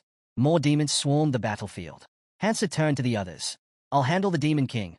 Take care of the summoned creatures. Guktai, the leader of an alliance faction, ordered his men to stay out of the fight. Jimin, frustrated, scoffed, figures they'd sit back and do nothing. Hansu understood their hesitation but needed all the help he could get. At least hold the demon off for a bit. Jimin bristled. And how exactly are we supposed to do that without you? The demon let out a chilling laugh, raising her hands. Above her, a monstrous fist of exposed muscle hurtled toward Hansu. A sudden green glow illuminated his face. One of the warriors had cast a protective dome around him. We can't hold this for long. Hurry up. Meanwhile, another alliance warrior observed the chaotic battlefield. There are too many of them. I can't even tell what's happening. Should we be helping somehow? Another asked, coughing up blood mid-sentence. And Juyun turned in shock as one of their own collapsed. He stared at the attacker and demanded, "What are you doing?" Guktai, with a sinister smirk, replied, "The perfect time to strike is when everyone's distracted." His faction had no intention of fighting the demons. Instead, they were eliminating their own. And Juyun's face twisted in horror. "You think we'll just let this slide? Why aren't you fighting the real enemy?" The answer was chilling. No one could move as a special squad launched a surprise attack. And Juyun, defiant, yelled, "This battle isn't over. We'll wipe you out too." But Guktai only sneered. "You were just disposable pawns, willing to throw yourselves away for the monarch." And Juyun froze. "What monarch?" Before he could process it, Guktai roared, "Time for you to disappear, Juyun," and swung his blade. But before the strike could land, and Juyun collapsed, overwhelmed by fear. Hansu arrived just in time, his gaze locking onto Guktai. "So, you've finally shown your true colors," he muttered. It seemed the boy's underhanded tactics hadn't changed one bit. Guktai, startled by Hansu's presence, questioned why he wasn't still fighting the Demon King. But it didn't matter. He was convinced Hansu was too late. The special squad surged forward to attack, but Hansu quickly pieced everything together. The Monarch of Disguise had finally revealed himself. These were clear traces of the Black Monarch, a discarded pawn that needed to be erased. Meanwhile, Guktai calculated his odds. Even if they couldn't defeat Hansu outright, they just had to keep him busy long enough for the Demon to finish off the rest. He was willing to sacrifice himself if it meant taking Hansu down with him. But Hansu smirked. "You're mistaken," he said. "I'm not here to stop you. I have an offer to make." Guktai hesitated, his mind racing. Explosions shook the tower as tension hung thick in the air. The waiting fighters grew restless, wondering when Hansu would return. Cursing under his breath, Hansu realized he'd lost sight of them. With a powerful push, he launched himself off the floor and struck a demon mid-air. His chains wrapped around the creature's face, and in the next instant, the linked demons were torn apart. She had turned to him. "Where have you been?" she demanded. "Preparing," Hansu replied simply. Before she could question him further, a sudden explosion sent Jimin flying. The demon sighed. "This is getting boring," she said, clenching her skinless fist. Hansu dodged her incoming strike, crafting a scythe mid-movement. With precise control, he sent his weapons soaring toward her. Chains coiled around her, scythes swirling in the air. The demon thrashed, her screams filling the space as she struggled against her bindings. "How dare you!" she roared. But no matter how she fought, she couldn't break free. Shia watched in shock, but Hansu waved her off. "Stay back," he warned. Han Chiol frowned. "Why are you stopping us?" Before Hansu could answer, a purple flash illuminated the room. A powerful bolt struck Hansu, sending black smoke spiraling into the air. The onlookers gasped, unable to see through the thick haze. "I can't see him. Is he dead?" Shia's breath caught in her throat. "There's no way he went down that easily." Then, Jimin's voice rang out. He's up there. Above them, Hansu had climbed higher, his focus sharpening. More copies of his size materialized, and without hesitation, they hurtled toward the enemy, slamming directly into the rings. The chains tightened around the Demon King, forcing her to her knees. Hansu struck again, drawing another agonized scream from her. With a swift motion, he severed one of her arms. Looks like that worked, he muttered. But instead of despair, the demon erupted into laughter. Her voice rang out, wild and, suddenly, her horns pulsed with energy. A massive demonic hand formed, reaching toward her. Hansen narrowed his eyes, wondering if she was preparing to unleash a new power. He yanked his scythe back. He wasn't about to let this drag on. Clenching the white stone, he focused. It had enough energy to finish the fight. The demonic hand trembled, and then exploded. Hansa leaped back as Hansa charged forward. Without hesitation, Hansa swung his chains again, binding the demon tighter. The demonic hand clenched into a fist. Now! Hansa called out. A great sword. Now! The weapon was thrown to him just in time. The demonic hand nearly crashed into him. But before it could strike, it collapsed to the ground. The entire battlefield froze. The earth beneath the fallen hands crumbled into dust. Hansa suddenly appeared nearby, shocking the Demon King. She had no idea how he moved so fast. But there was no time to react. Hansa swung his sword, striking her. She let out a furious scream, unleashing magic from her mouth in a desperate counterattack. Hansa didn't flinch. He drove his sword into her, and blood splattered onto the floor. The Demon King's head lowered, her voice trembling. How dare you? Someone hesitated. Is it over? But the crystal remained still, unmoving. Hansu, breathing heavily, shook his head. No, it's not. Just then, the demon twitched, and then straightened up. It's been so long since I felt pain like this, she murmured. Spreading her arms, she unleashed a powerful force, sending Hansa flying. An explosion followed, and as the dust settled, she formed a dark sphere in her palm. For you, Hansu, she sneered. I'll use my full strength. Before she could launch her attack, a blade sliced through the air, striking the sphere and shattering it instantly. She froze, eyes narrowing. With a frustrated mutter, she turned her attention elsewhere. No matter. There are still some loose ends to deal with. She pointed at Jimin and sent one of her demons after her. Jimin braced for impact, but Shia was already moving. She intercepted, praising Jimin for stalling long enough. We should fall back, she suggested. The demon smirked. You can try to escape, but soon, none of you will exist. Then, locking eyes with Hansu, she pointed at him. Now, it's time for your reward for entertaining me. Hansu, now near one of the columns, tensed. A massive beam of energy crashed down on his position. The shockwave alone sent people flying, their screams echoing through the dust-filled air. Junyun staggered back, eyes wide. That was just a shockwave. He could hardly believe the sheer power of the blast. Did Hansu even survive that? The smoke refused to clear. But then, a blue spark flickered in the haze. From behind the smoke screen, Hansu's scythe shot forward, slicing through the battlefield, heading straight for the Demon King. The demon scoffed, surprised that Hansu still had the strength to attack despite his injuries. Hansu waved her off, relieved that things were finally settling down. But the king wasn't done. Drawing her weapon, she sneered, cursing the restrictions placed on her and the time constraints that limited her true power. As tension filled the air, the crystal finally reacted, glowing intensely before opening a portal. The people erupted in celebration. Hansu had defeated the Demon King, and now they could all move on to the next island. However, just as the demons' bodies began to shrink, flames erupted without warning. Hansu tensed, realizing the Demon King's hearts were in danger. But then, to his shock, her body began to shift. With a twisted grin, she declared that she was just getting started and had no intention of stopping now. Even if it meant paying the price, she vowed to take them all down with her before her body burned out. Before she could act, the fairy assistant appeared, cutting her off with a laugh. Grabbing hold of the king, he reminded her of the rules. Using true power in a training area was forbidden, and there would be consequences for breaking the conditions. A massive hand reached down, enveloping the demon as the entity declared that she would be removed. Furious, she lashed out, blaming the fairy assistant for interfering and preventing her from unleashing her full power. She swore revenge, but before she could do anything more, her body dissolved into black flames.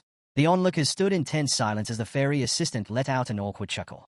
Brushing off the moment, he assured everyone that it was just a small misunderstanding and that he had already taken care of it. Now, it was time for their reward. With a wave of his paw, he congratulated them on their victory, emphasizing that few ever got the chance to participate in such an event. Finally, he turned to Hansu, announcing that there was only one reward for defeating the Demon King, and it would go to the one who contributed the most. Hansu reached out and took the purple runestone. A system window appeared, informing him that once activated, all his rune stats would be locked at 99.99% for 24 hours. However, there was a catch. Once the effect wore off, his boosted stats would drop straight to 100%. The fairy assistant assured them he'd handle the rest and explained how to use the crystal. Just by thinking of their desired destination, they could travel there. With that, he left, saying he'd be waiting for them on the next island. Hansa glanced at the runestone, feeling a sense of accomplishment. He had achieved everything he came to the central island for. But something still lingered in his mind. The energy he had sensed earlier was unmistakably from the abyss. Twirling the stone between his fingers, he reminded himself that his journey was far from over. Hanao let out an exasperated sigh, complaining that after all their effort, they only got one reward. Jungwook reassured Hansu that no one was foolish enough to try and take it from him, especially since everyone knew he was the reason they survived. Hanao agreed, adding that it wasn't like anyone here had the strength to challenge him anyway. Shia ran a hand through her hair, skeptical. The Smug clan had been suspiciously quiet throughout the battle, and she doubted they'd stay silent for long. She suggested checking in with their clan members who hadn't emerged during the fight with the Demon King. Jimin, clearly irritated, questioned why they didn't just deal with the problem now. Hansa shot him a glance over his shoulder and said flatly, "It's probably already over," sensing something was off. "What do you mean, over?" Shia echoed the question, equally curious. Meanwhile, in the back, the remaining warriors inspected their hands, realizing their tattoos had vanished. The monarchs were gone, either dead or captured. Shock spread among them as they pieced together the betrayal. The Smog clan had used a special squad to seize the monarchs. Hansa smirked. Elsewhere, a lone warrior stood amid a battlefield littered with corpses. The cleanup had already been completed. A few minutes earlier, a group led by Lee Guktai had emerged from a portal. He scanned his surroundings and fixated on a towering structure in the distance. He wasn't exactly sure where they had landed, but judging by that tower, they were in the right place. As the Monarch of Disguise, Lee Guktai's mission was clear: disrupt the monarchs of the central island and eliminate them. He knew he had failed to follow direct orders, but he figured his life, along with the heads of these monarchs, would be enough to make up for it. Exploiting their fear of Hansu had made it easy to set traps. Turning to his subordinates, he ordered them to tie up the captured monarchs. He smirked to himself, thinking about the power this move would grant his clan. He recalled Hansu handing him the crystals and hinting that he should use the situation to seize control. By turning the monarchs into members of the special forces, he could take charge of the entire clan. But Lee Guktai had already understood that long ago. After all, the special forces were already in motion. Hansa told Lee Guktai that as long as they didn't cause trouble here, he'd turn a blind eye to whatever happened next. Lee Guktai scoffed internally. Hansa was a fool. Their deal had only been made to avoid unnecessary conflict in the middle of a crisis. Now that things had settled, that agreement meant nothing. Still, he suggested his people stay in contact, given their current situation. Just then, one of his warriors shouted, "There was someone else here." Before Lee Guktai could react, he saw a blade slice into his comrade's side. Alarmed, he demanded to know who was there, but he couldn't sense anyone. A voice echoed in the darkness, making Lee Guktai whip around. Whoever it was, they had actually come. He had his doubts, but it seemed his precautions weren't in vain after all. Lee Guktai shouted for his men to stay sharp. Whoever was hiding couldn't have brought many people, which meant they still had the advantage. But just as he prepared to fight, his body froze. His legs wouldn't move. He was sinking into the ground. The unseen voice calmly explained that it was a temporary effect triggered by a buried trap artifact. A figure stepped out from the shadows, revealing that the trap had a delayed activation. It ensured they were exactly where they needed to be. Panic flickered in Lee Guktai's eyes. How are they known? He wanted to demand answers, but before he could speak, a crushing blow landed on his back. And Juyun, another of Lee Guktai's men, begged for mercy, swearing to do anything to survive. The voice didn't hesitate. It denied him outright before delivering another devastating strike. The unknown warrior slammed Juyun's head into the ground, muttering that he had nothing of value. Letting go of the broken body, the warrior whispered to himself about waiting for the Central Island's people to arrive, so he could kill them all. Then, the warrior removed his mask. He mused that when he first heard about the Central Island and the tower, he hadn't known what to make of it. But, as always, things had a way of working out. At that moment, Hansa spoke. Since this warrior had asked to use him, Hansa decided to share something important. If the warrior could endure what Hansa had to say, he would grow far stronger than others who started under the same conditions. With that, Hansa sent him to the place he had mentioned, leaving the choice up to him. Looking back, the boy realized that trusting Hansu had been the best decision of his life. Now, all he had to do was wait. The full moon shone brightly above as the transition crystal pulsed with energy. Elsewhere, deep in a forest, a man cursed under his breath. He was dead. The woman beside him asked if he was referring to Lee Guktai. It seemed the Central Island had made a critical mistake. The man frowned. The last time he had made contact, it had been from the Demon King's fortress, so that was likely where he had died. But the man had expected this outcome. Lee Guktai's death wasn't important. What mattered was the irritation that still remained. Clenching his fist, he declared that they had come to Tower Island because it offered the best rewards among the remaining islands. However, there was only one way in, through the transition crystal. As soon as they activated it, warriors formed a tight ring around it, ensuring that no one passing through would escape unscathed. The Ascension Pass island map displayed hundreds of islands, divided into 3 stages. The first group marked the beginning of the journey, followed by the second group, which included the central island. The third group signified the final stage of training, where the most valuable rewards were hidden. Among them, Tower Island stood out as the most coveted. Naturally, anyone seeking strength would rush there without hesitation. Inside the throne room, a massive yellow crystal loomed over them. A voice broke the silence, questioning his statement. Without looking up, the protagonist casually took a bite of his snack, replying that if they were heading to Tower Island just for the rewards, they should think twice. He finished chewing and added that otherwise, they'd meet the same fate as those who rushed blindly to the central island. Hansa narrowed his eyes at the group, offering a sincere warning. Surviving Tower Island would be far more difficult than the central one. There was no point in risking death without a real chance to grow stronger. His words stirred unease, and people began murmuring, asking what they should do. She stepped forward, stretching out her hand. "So, you're not going?" she asked. As they debated, unseen eyes were watching from the shadows. The protagonist, unfazed, stated that there was always a way to claim any reward, no matter the island. Hearing this, she had turned away, deep in thought. This was unexpected. She had assumed he was the type to chase risks. Had she been wrong? A sudden voice interrupted her thoughts. "He's right." A man stepped forward, gesturing to everyone in the room. He explained that their clan had grown by persuading the remaining travelers to join after the monarchs vanished. But their people were exhausted. Finding a safer place to recover was the smarter choice. Turning to the protagonist, he extended his hand. "Since we're planning to leave, I just wanted to say, thank you, Hansu. We survived because of you." The protagonist let out a small chuckle. "If I'm still alive, I'm sure we'll cross paths again." With that, he stood up, and Junyun called for Hansu to leave.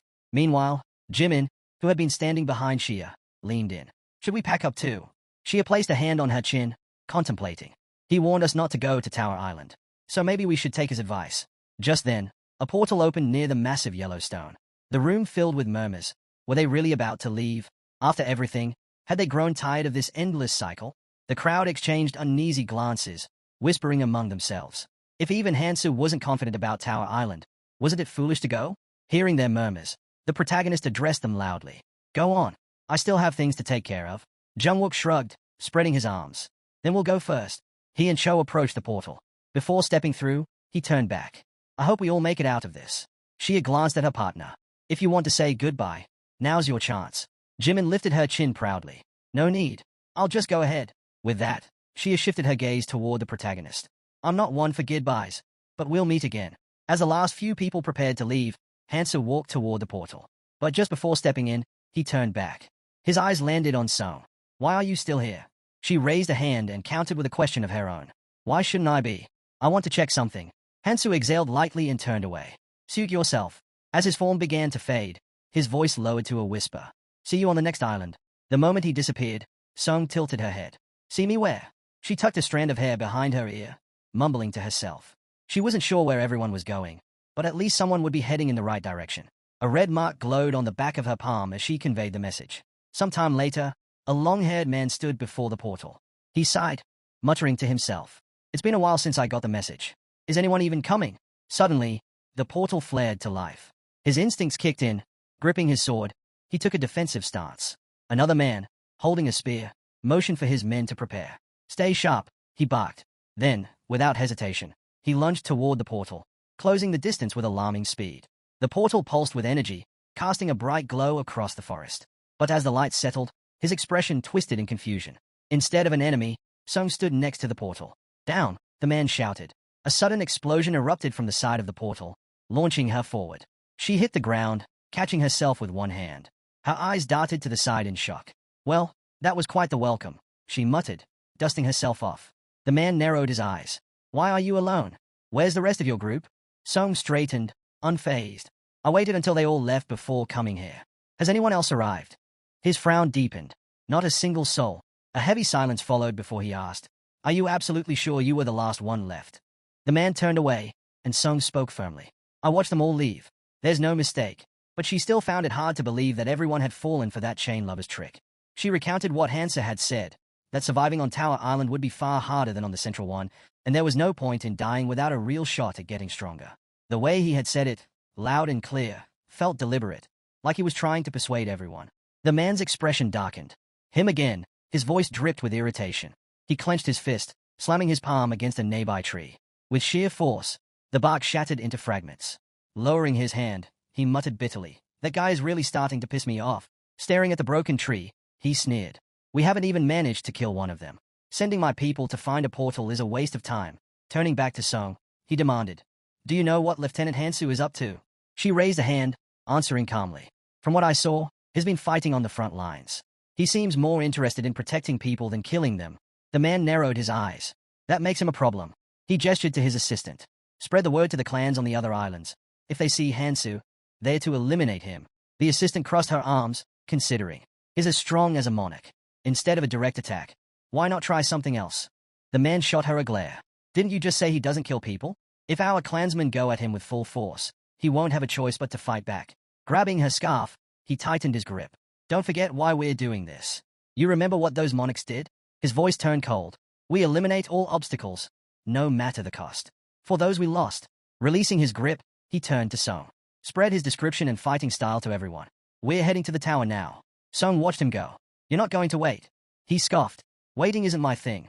The portal ignited with bright flames as they disappeared through it. Moments later, the protagonist emerged from another portal. Scanning his surroundings, he noted, "Looks like everyone's gone." Pausing for a moment, he added, "If it's still the same as I remember, he won't wait either." Just then, someone moved ahead of him, slipping behind a tree. Without turning, the protagonist spoke. "How long do you plan on standing there?" A hooded figure stepped out, lowering his hood. "Been a while," hesitant. He started to say more, but the protagonist cut him off. "Did you bring what I asked for?" The man grinned, stretching out his hand. "Of course. Got the sexy relative's earrings." He smirked. "Still don't know what you plan on doing with these." The protagonist took the earrings, nodding. "Good work. Now, I'm heading to the next island." One of the guys stepped forward and asked what he was mumbling about. They just had to go inside. No need for all the extra talk. He walked up to the portal, turned to the others, and stated plainly, "Go in, take down whoever comes out, and claim the rewards." That was all there was to it. They weren't here to make friends, so why waste time? Then, he turned to the guy with glasses and asked how many of them he thought would actually make it out alive. A girl from their team broke into a nervous sweat. The guy with glasses, the one in the hat, and the protagonist all stared at him as he continued, saying it was already clear who was going to die soon. So there was no point in dragging this out. Hansu, watching with obvious disdain, kept his thoughts to himself. Before long, they had already stepped through the portal and were locked in battle against giant ants. Someone shouted that they needed to separate the monsters and take them down one by one. Just then, an ant lunged from a blind spot, slamming the ground with a roar. The impact sent a girl stumbling backward before she could dodge. She hit the ground hard, and the ant wasted no time closing in. The protagonist took in the situation, thinking to himself that the earrings of the 7 relatives had halved his stats. In this condition, fighting head-on wasn't an option. Still, a weapon appeared in his hand. He had to test his limits. Hansa pushed off the guy in the hat's shoulder, telling him not to get in the way, then hurled his blade with all his strength. The weapon struck the ant's head dead on. Seizing the moment, he leaped high, brandishing another blade, and came down with a powerful slash to its belly. The monster collapsed. After finishing it off, he pulled out a knife, thinking that if not for his weakened state, he could have taken these things down barehanded. But now, it took 2 strikes. The girl, still catching her breath, looked at him in awe and thanked him for saving her. She was amazed that he had taken down such a massive creature with such a small weapon. Excitedly, she raised her hands and asked if he had fought on other islands before. Had he encountered many strong fighters? She went on, mentioning that she was searching for someone incredibly strong. Apparently, this person helped others and wielded a weapon with a chain. The protagonist listened but kept his back turned to her. With a smile, she added that she really wanted to meet this guy. Hansa stepped away from the monster and cut her off, saying there was no point in asking useless questions. They needed to keep moving. The guy in the hat chuckled, saying a little conversation wouldn't kill them, so why was he acting like that? The girl then smirked, pressing further. She'd heard that this guy had made a name for himself on the central island. Then, as if putting the pieces together, she asked if it was true that his name was Hansu. The others watched the protagonist walk ahead. The guy in the hat turned to her and repeated the name, scratching his head. He muttered that he kind of knew him. They had started out together. The girl's face lit up. "So he's a good friend of yours? That's adorable." The guy in the hat asked how she knew about Hansu. The girl explained that she had heard stories from travelers about how strong he was. Then, she asked if he knew where Hansu was now. He turned away, saying Hansu was always busy with something. So even if he didn't know his exact location, if people were talking about a powerful guy named Hansu, it was probably him. He glanced at the short-haired girl and noticed she looked a bit like the protagonist. At first, he had assumed Hansu was all talk, but then he recalled a time when Hansu had asked if someone had told him to fight. The guy in the hat looked ahead, his expression shifting. Then, he excitedly asked if Hansu was really planning to fight alone.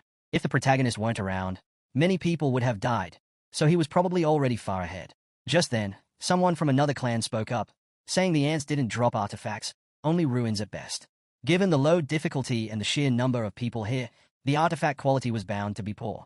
Another person pointed ahead, spotting a door similar to the one they had entered through. Excitement spread through the group as they approached the portal. Finally, they could move to the next floor. Maybe once they left this place, they'd start finding artifacts. Deciding to go in together, they stepped forward, but a voice from the crowd suddenly interrupted. A man shouted that he wouldn't allow it. Without hesitation, he slashed through one of the participants' arms. Blood sprayed in every direction.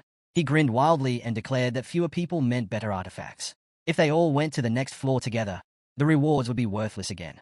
Gripping his spear with both hands, he let out a crazed laugh. Why waste time looking for a room with fewer people when he could simply kill everyone and take all the artifacts for himself? Without warning, he swung his weapon wildly. Panic spread as people begged him to stop and negotiate, but he ignored their pleas. Blood splattered everywhere as he charged forward, laughing. His eyes locked onto Hansu. He rushed at him, yelling that they were dying because they only thought about winning instead of losing. They were weak, too weak to survive. Hansu watched him with an unreadable expression and calmly drew a sharp weapon. The man lunged forward, knocking the weapon from Hansu's grasp.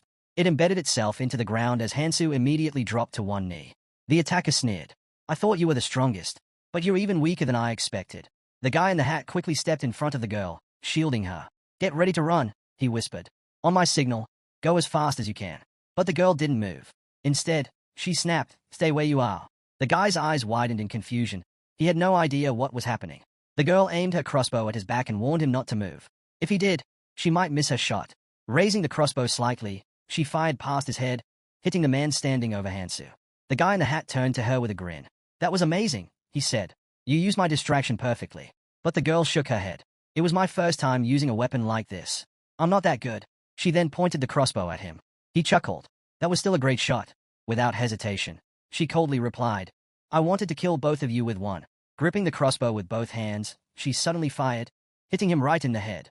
As he collapsed, she leaned on the ground, watching the blood pool around her. "Now that I've cleaned up," she muttered to herself, "let's see if I got anything worthwhile out of it." She pressed a hand to her ear. "Monarch, there's no guy with a chain here. I checked 10 rooms on the first floor." Then, she smiled. "But as a consolation, I took care of everyone else. If I do catch him, though, that would make a great gift. I'll let you know if I find him on the next floor." A voice interrupted her. "Are you looking for me?" Her entire body tensed. She spun around in horror. But before she could react, a chain shot toward her. The moment it wrapped around her, it tightened, locking her in place. The protagonist stood before her, smirking, a weapon pressed to her throat. "So, you were looking for me?" Bound in chains, the girl's face paled. "I." But before she could finish, Hansa bound her even tighter, ensuring there was no way to escape. A knife glinted against her throat. Trembling, she gasped, "I saw you. You definitely fell unconscious." Hansa looked at her with pure disdain. His voice was mocking. "Guess my acting skills weren't so bad after all." Her breath hitched. "And don't even think about calling your monarch," he added. He raised a finger to her lips. Her entire body froze in shock. In the blink of an eye, his appearance shifted back to normal. "Be quiet now," he whispered. Then, in one swift movement, he killed her. The chains unraveled and fell to the ground beside a growing pool of blood. Hansu exhaled, surveying the scene. "Looks like she was the only one sent here." He glanced to the side and spotted a snake devouring white stones. A thought crossed his mind. "They gave up too easily," he murmured. Looking away, he added, "But we'll meet again sooner or later. No need to rush." A memory surfaced. Back in the training zone of his past life, he remembered a man drinking beer, saying, "Hidden dungeons aren't separate places. The Tower Island has its own structure. To advance to the next floor, you need to clear dungeons. That means dungeons exist beyond the 3rd floor, too. That's the ultimate goal of the training zone." Hansu's mind returned to the present. The protagonist arrived at the 2nd floor's main hall through the portal. Standing near one of the pillars, Hansu, now in the form of a girl, mused to himself about what needed to be done. His gaze fell upon his spear as he noted that most of his current artifacts were outdated. Only the Nomaha ring, a growing artifact, still held its value. The rest had lost their effectiveness. He glanced to the side, thinking about replacing the colorless artifacts. Recalling Kangtai's directions, he decided to follow them in his search for better equipment. Shifting his focus, he observed a small group of people gathered near the portal. Above it, the number 50 was displayed, signifying that only 50 people could move forward from the first floor. Upon entering the second floor, a fairy greeted the participants. With an eager tone, he announced that it was time to begin, acknowledging the long wait. Flashing a smile, he welcomed them to Treasure Island, explaining that their insight had brought them to the right place. This was the largest room on the second floor, and the challenge ahead was straightforward. They had to defeat the Guardian protecting the treasure and then bring the treasure to the island center to exchange it for artifacts. Holding up a small golden ball, the fairy continued, stating that they had only 2 weeks to complete the task. Of course, if things were that simple, it wouldn't be much of a challenge. He then revealed the crucial rule. Only those who successfully exchanged the treasure for artifacts would be allowed to leave. The participants remained silent, listening carefully as he elaborated. Those without artifacts would not survive. There was only one treasure, which meant they had 2 choices. Either obtain 50 artifacts to ensure everyone's survival or take a lesser amount, potentially dooming some of their companions. He spread his arms wide and declared that the fewer artifacts obtained, the higher the individual ranking. It was up to them to make a wise decision. The fairy then revealed a map, marking the locations of all 128 guards. The protagonist watched the fairy intently, considering the daunting task ahead, defeating 128 guards within 2 weeks. His eyes shifted to a girl with short green hair, pondering how she planned to handle such a difficult scenario. Just then, a voice cut through the tension. A girl suggested forming 5 groups, each consisting of 10 people. She spread her arms, explaining that each group would need to take down 2 guards per day. Smiling confidently, she turned to the others and asked if they believed they could handle it. Murmurs spread through the crowd. People began questioning the green-haired girl's suggestion. Was she really expecting the clans to work together? And were there really only 10 people per team? Those without a clan would be at a clear disadvantage. The protagonist listened to the whispers and thought to himself that, strategically, her plan wasn't bad. Behind him, a yellow-haired girl tapped a boy's shoulder. The boy turned, pointing toward the people behind him, and stated that they were on board. 2 guards per day sounded reasonable, and if someone messed up, it would be on them. Their clan had already split into teams.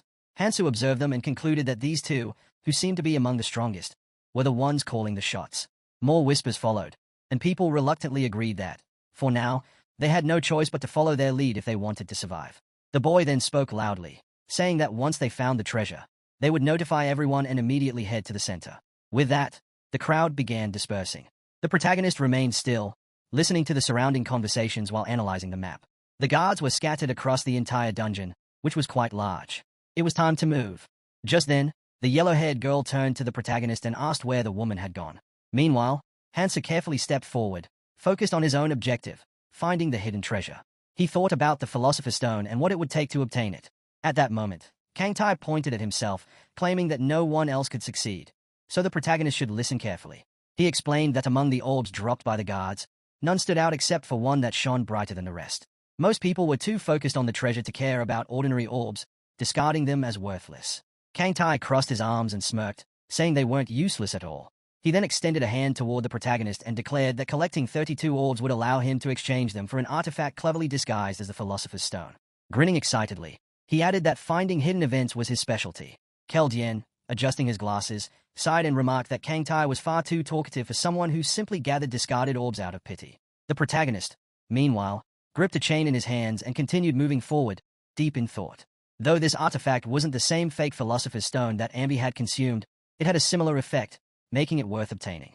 He reminded himself that the dungeon was challenging, and the number of chances to acquire something like this was limited. Suddenly, he tightened his grip on his weapon. Hansu reverted to his original form, deciding that he should handle things alone to move faster, and to ensure no one else got in his way. Just then, the ground trembled. Rocks shifted and fell as a massive creature emerged, its enormous hands pressing against the ground as it struggled to rise. A blue crystal embedded in its head glowed faintly. Nearby, the clans turned their heads toward the noise, hearing the rumbling sounds echo through the dungeon. At the same time, the fairy's assistant announced, "The second guard has been defeated. That's 2 down today. At this rate, things will move quickly." One of the participants shouted at the green-haired girl, warning her not to lose focus. Annoyed, she snapped back, saying she already knew that. She barely dodged as the monster's gaping mouth lunged toward her, then leaped into the air. With a powerful kick, she sent the creature flying backward. An arrow shot past her, piercing the monster's eye.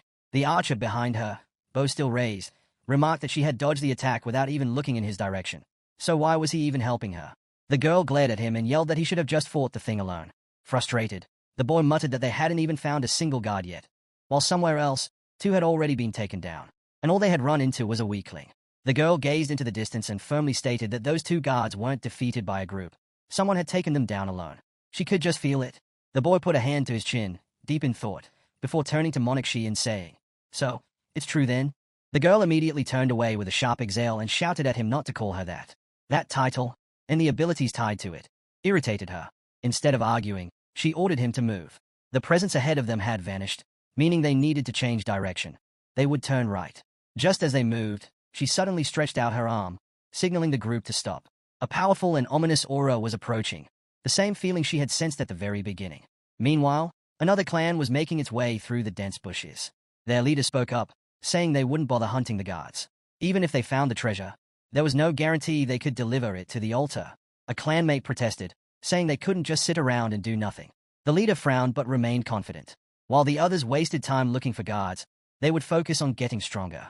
He smirked, explaining that simply hunting the monsters lurking around would be enough to upgrade their equipment. And once they were stronger, they'd ambush those returning with the treasure. After all, who would even notice if a few people suddenly disappeared? She folded her arms, listening to their conversation with clear displeasure. The clan leader continued, stating that if no one found the treasure within 2 weeks, they would all die anyway. Just then, a girl peeked out from behind a tree. She coldly pointed out that if others started thinking the same way, things would turn chaotic fast. But that uneasy feeling she had earlier, it wasn't because of them. She suddenly appeared behind her, agreeing with her assessment. He crossed his arms and added that in situations like this, maintaining order was everything. Before they could continue, a voice suddenly shouted from the other clan, "Who is she?" She turned to look and saw the girl properly for the first time. Her entire body was covered in bruises. For a moment, she wondered, why was this girl traveling alone? She frowned, uneasy, and then it hit her. She was the source of that strange feeling. The protagonist quickly turned to look at the girl. The man immediately pulled back his bowstring, demanding to know why she had approached them from behind. He asked what she wanted, pointing out that she seemed to be alone, so she had better answer honestly. The protagonist remained still and replied calmly, saying it was nothing special, just a proposal. Hearing this, the man frowned in disbelief. "A proposal? Are you crazy? Why would we even listen to you?" She glanced at them and acknowledged their caution. "You're right to be wary," she said, "but you're afraid of the wrong person. I'm not here to talk to you." She then pointed at yellow-hair girl. "I want to talk to her." Turning back, she continued, "You already know, don't you? With your high intuition stat." Cold sweat formed on her skin as she stared, realizing this was the strange feeling she had sensed earlier. It wasn't easy to recognize the monarch of the clan in this person, but she was sure of it. Either her intuition was as strong as hers, or, she hesitated, this wasn't just a matter of appearance, that she herself might be nothing more than an artificial shell. Whatever the truth was, something sinister lurked beneath the surface. Then, she rested her hand on her hip, releasing an overwhelming surge of magical energy. Her eyes widened in shock. The protagonist spoke again, his tone even. "No need to be so tense." He then met her gaze sharply. "Didn't I already say? I'm only here to make a proposal." Despite his words, the man with the bow still refused to lower his weapon. "What exactly are you trying to do?" he snapped. "And stop talking nonsense about the monarch." Before he could finish, yellow-hair girl suddenly yelled, cutting him off. "I'll talk to her." The man turned to her in shock. Their monarch had never shown this kind of urgency before. After a moment, he exhaled and relented. "Fine." Yellow-hair girl took a step forward, though uncertainty was clear in her voice. "You seem strong enough to handle things on your own. Why are you even making a proposal?" She hesitated, partially hiding behind the man's arm. "Even if you're powerful, that doesn't mean we'll just go along with whatever you want." The protagonist closed his eyes for a moment before answering. "Everyone has their own reasons. I need someone to take the front lines instead of me." Yellow-hair girl lowered her head slightly as she processed this. "You want us to deal with that group from earlier?" she asked. "I see what you're getting at. But there's no way we can handle 40 people. Hanso looked at the group in front of him and said they would only need to handle 10 enemies at a time. Besides, those opponents were weaker than them. He then turned to Shi. "Use your monarch ability. Start converting the strongest ones into your clan members and increase your numbers." Shi's eyes widened in shock. Internally, Shi screamed. Managing even a small group was already a massive hassle, and now she wanted her to recruit even more. Who did he think he was? But her intuition warned her that voicing her frustration could be dangerous. One of her teammates covered his mouth with his fist, deep in thought. She was already complaining about the size of their group. Yellow-hair girl placed a hand on her forehead, clearly displeased. "I just wanted to get through this place without doing anything," she grumbled. "But it looks like I don't have a choice." With a reluctant sigh, she agreed to try. As they turned to leave, Hansa spoke behind them. I'll be watching, she muttered to her teammate. This isn't going to work. Once they were gone, Hansu opened his system screen. Someone with intuition, something that was difficult to obtain in the training area, should be able to handle a task like this with ease. He glanced up. Now that he had effortlessly eliminated the guard and secured the treasure, it was the perfect time to prepare for the next step with the Scout King. Sometime later, a masked man was slammed to the ground. Yellow-haired girl subordinates had tied up the rest of the captured group. One of her assistants approached. They are refusing to be tattooed. Yellow-haired girl turned, her expression unreadable. They are already part of the clan. There are only 4 of them. Just tie them up. Hearing this, a green-haired girl looked up. There's no need to tie them, she said. A bound man beside her spoke up. Are you treating us like this just because we're from a different clan? We haven't even done anything. Yellow-haired girl stared at him, her thoughts churning. Did they really think she wanted this? No, she was simply following orders. She surveyed the rest of the group. Aside from the few tied-up ones, everyone else here had already become part of her clan. Letting out a tired sigh, she placed a hand on her head. This is exhausting, she muttered. I don't want to keep doing this. Suddenly, the fairy's voice rang out. A treasure has been found. Yellow-haired girl snapped to attention, scanning her surroundings. Who took it? The fairy responded. Bring it to me for exchange. She turned to the group. Who found the treasure? She asked, glancing around. Everyone's here. So, before she could finish, a boy behind her called out. I found something. He held up a golden ball, pointing to the spot where he had discovered it beneath a tree. The orb glowed faintly in his hands. She studied it carefully. If this is what I think it is, it should let us leave this place easily. She then turned to the fairy. Is this really the treasure? A short while later, the ball was handed over. The fairy held it in her tiny paws, examining it. I confirm that this is the real treasure, she declared. A pity, though. No one died. But you did well. She peered at the orb through a magnifying glass, frowning slightly. However, it doesn't seem like you obtained it directly. Yellow-haired girl placed her hand on her hip. No reward, she asked. The fairy waved his hand, bringing up the system screen. No need to rush, he replied. I'll give you plenty of time to choose. He then turned to her.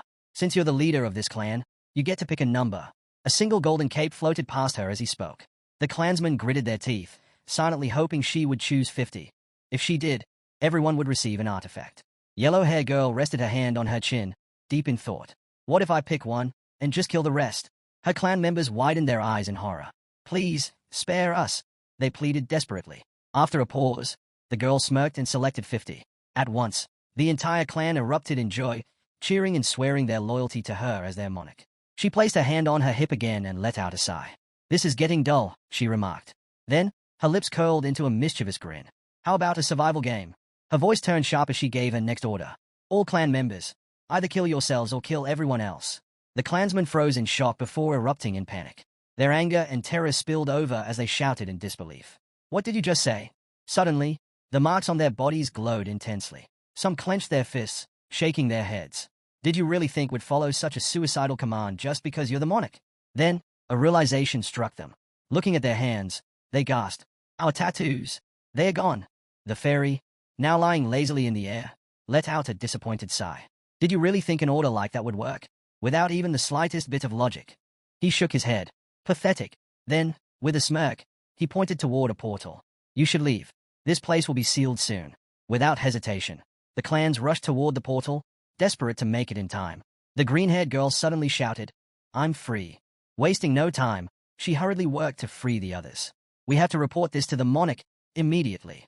One of them added, he went ahead of us. He should already be on the 3rd floor by now. Nearby, the protagonist listened to their conversation, eyes closed in thought. After a few moments, he opened them, his gaze sharp and calculating. Leaning against a tree near the fleeing clan, he overheard one of their members call out. We could have killed them all, but we were interrupted. A voice, authoritative and firm, responded. Come to me. The girl's voice rang out again, urgent and determined. Getting to the monarch is our priority now. Everyone, to the 3rd floor. The monarch is in danger. Hansa smirked. They're playing right into my hands, he thought. They'll lead me straight to their leader. As the clan hurried toward the portal, Hansu considered his next move. The 3rd floor and its entrance were both vast. It was a dungeon, after all. Finding one person in such a massive area would be nearly impossible. But he had one plan left. A memory surfaced. Keljien's warning. If we don't capture the Dark Monarch in the training area and they make it to the red zone, everything we've done will be meaningless. Hansa's eyes narrowed. There's only one way to ensure that doesn't happen. Keljien had also said something else. We need to block off all exits and force him into one direction. With that in mind, Hansu steeled himself. It was time to execute the plan. Hansu and Kang Tai stood in silence as he looked at them and stated that the island of the tower was the perfect place for this plan. Ayres agreed, explaining that it would be impossible to pull off on the first 2 floors, but the 3rd floor was a different story. She elaborated. There were hundreds of entry points there, but once he arrived, he'd need his clansmen's help. Raising a finger, she turned to the protagonist and emphasized that this would be his only opportunity. She went on to explain that the 3rd floor marked the true gateway to the otherworld. It mirrored the next red zone, not identical but close enough, especially since the creatures lurking there were on an entirely different level. Kang Tai lifted his finger and revealed their strategy. They would lure the monarch out. The moment he sensed danger, he'd go into hiding, and that was when they had to strike. The monarch was careful, always calculating, but Kang Tai was willing to bet that he'd try to guide his real forces straight into the red zone. Kang Tai admitted the monarch was strong, just not as strong as him. Still, he wouldn't be an easy opponent. Stepping closer to the protagonist, he pointed directly at him and asked if he wanted to know how to take him down. Then, he pulled out a nearly flawless imitation of the Philosopher's Stone, a prize from his recent treasure hunt.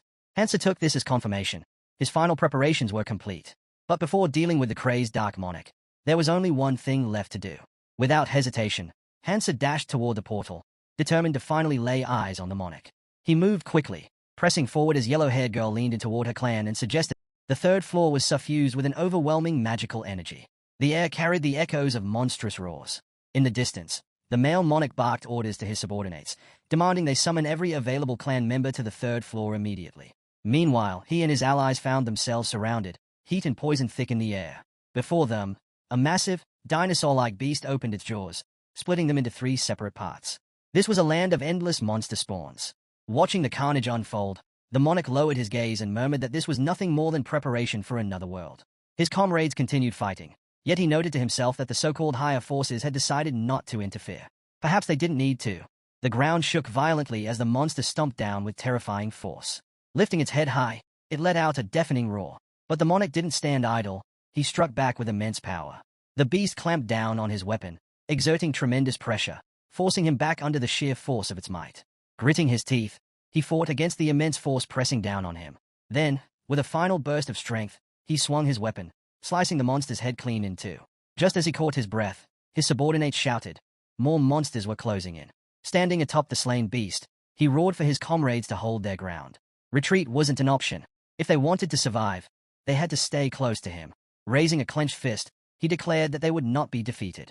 No matter what, they couldn't let the monsters push them back. A warrior among them echoed his cry, rallying the others. They had to believe in their leader. The monarch took those words to heart. He couldn't fall here. He refused to retreat. His jaw tightened, his eyes burning with resolve. His clan was the strongest force in the tower. He had sacrificed countless people to reach this point. His calculations couldn't be wrong. They would break through. After some time, he surveyed the battlefield. The number of monsters had dwindled.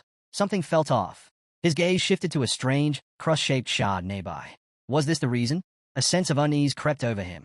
That shard, it felt alive.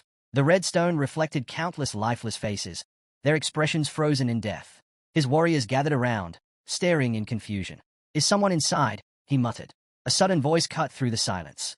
A fairy appeared beside him, a playful grin on its face. A breathtaking sight, isn't it? It mused.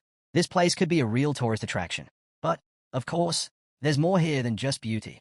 The monarch narrowed his eyes as the fairy's grin widened. Go on, take a closer look, it teased. You might even recognize a few faces. After all, anyone who's passed through the training area could end up here. Something in the monarch's chest tightened. Without hesitation, he rushed toward the shard, placing both hands on its surface. He scanned the trapped souls, his eyes widening as he spotted a girl with her eyes closed. His hands trembled. Sojung. The realization hit him like a thunderbolt. His knees buckled, and he collapsed before the shard. His daughter, his precious daughter, was trapped inside. A choked sob escaped him. If only I had become the monarch sooner. Memories flooded his mind. He saw it again, the massive monster that had attacked their city. The chaos. The destruction. His partner had shouted at him to leave everyone behind and run. His daughter had crawled toward him, reaching out, her voice desperate. Please, save me.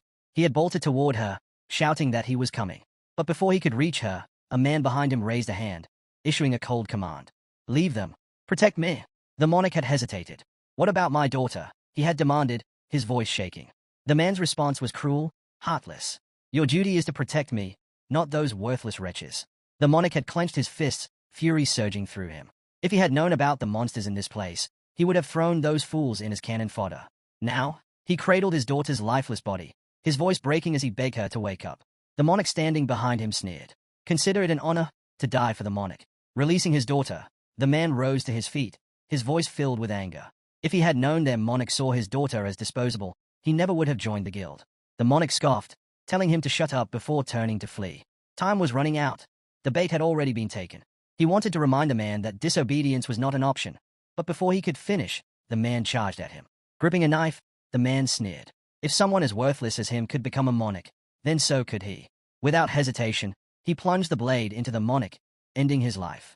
As he did, a crimson mark appeared on his hand, the sign of a new monarch.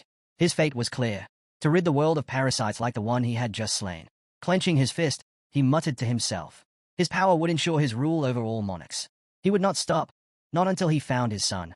Bringing his trembling hand to his mouth, tears streamed down his face. Reaching toward the stone, his voice wavered. He never thought he would see her again. Desperate, he cried out, asking how he could bring her back. A fairy assistant chuckled, explaining that what he saw was merely a replica. The place they had come from had been copied, its information stored within this cross. The assistant smirked. It was just a copy, but it held the same memories, the same power. Perhaps that meant something to him. The rules were simple. To create something new, a sacrifice was required. The man was told to place a living person inside. His colleague looked on as the man whispered, shaken. His son could be inside, along with all the others trapped within the cross. But where would they find someone to sacrifice? His gaze darkened as he scanned his clan.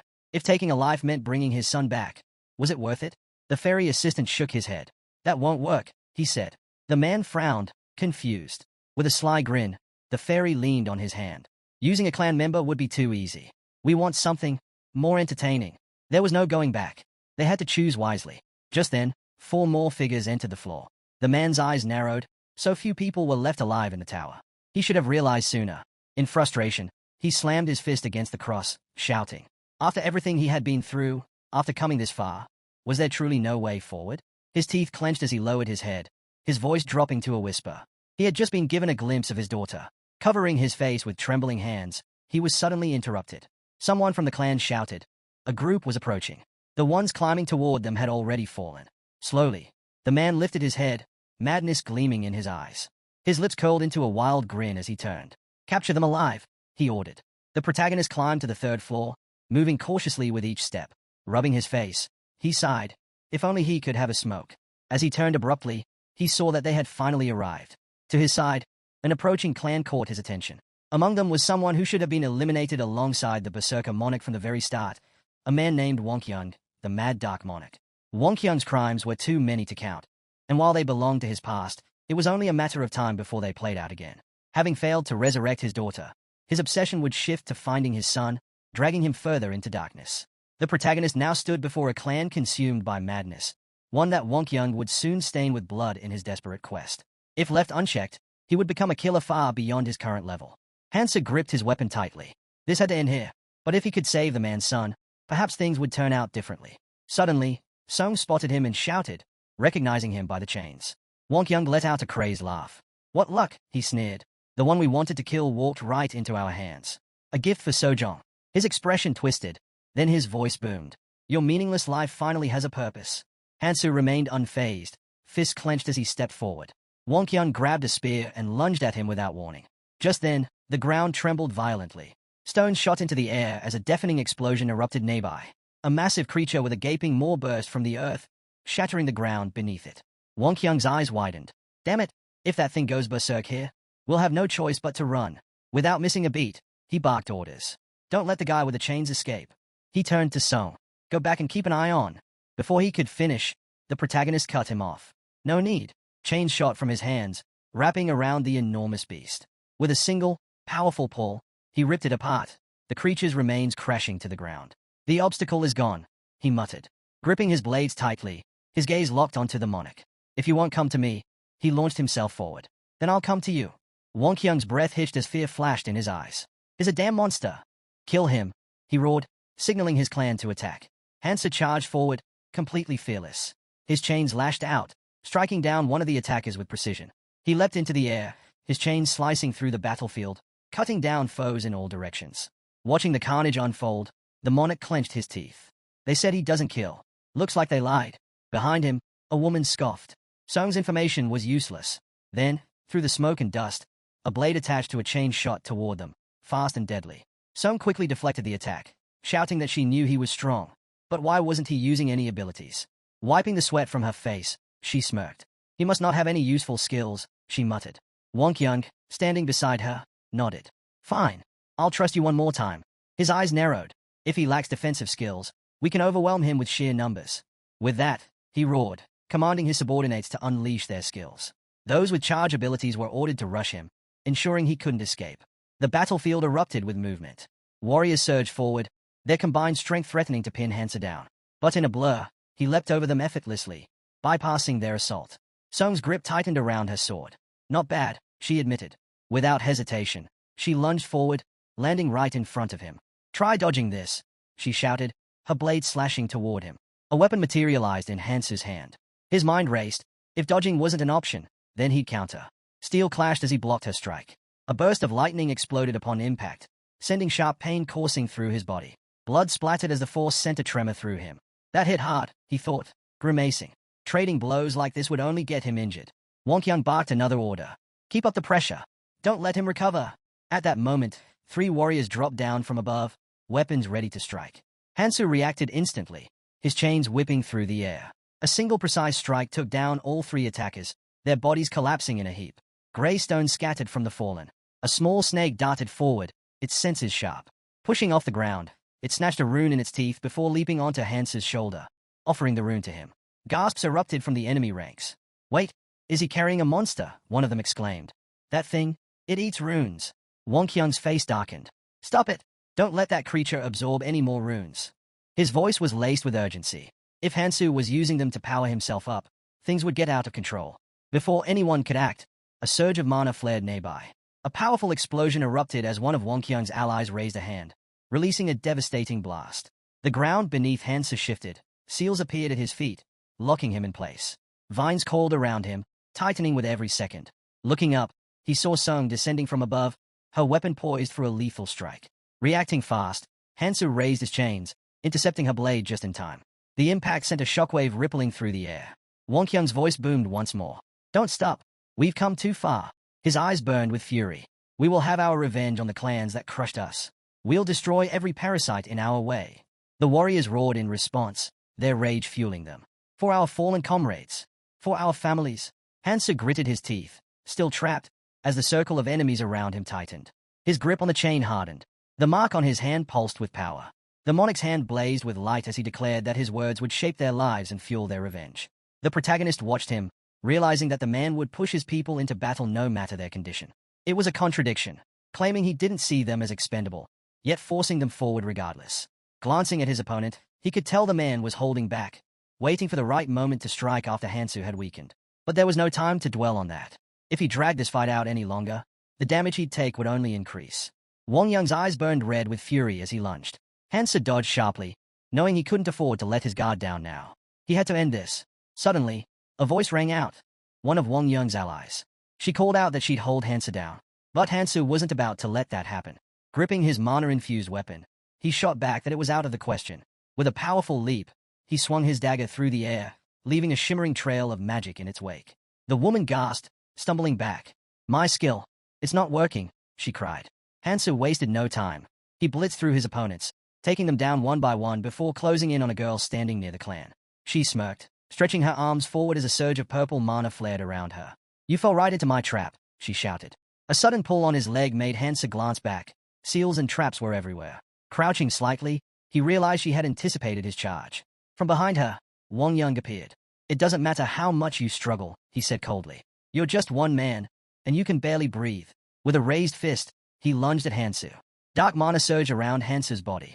The monarch's grin widened as he let out a triumphant laugh. He pressed his massive sword onto Hansu's shoulder, declaring that his daughter would live again. This is the first step toward my goal, he shouted, reveling in victory. But Hansu's voice cut through his laughter. You done talking? His hand clamped down on the sword resting against his shoulder. Blood trickled from a deep wound, but he didn't falter.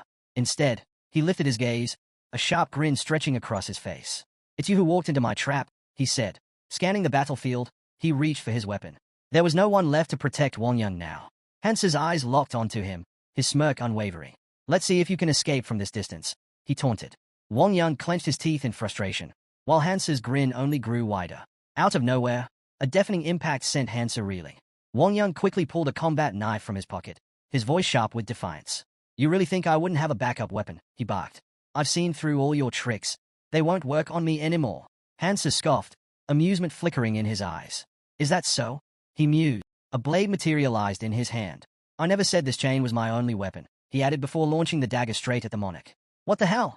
Wang Yang barely had time to react before the blade struck deep into his stomach.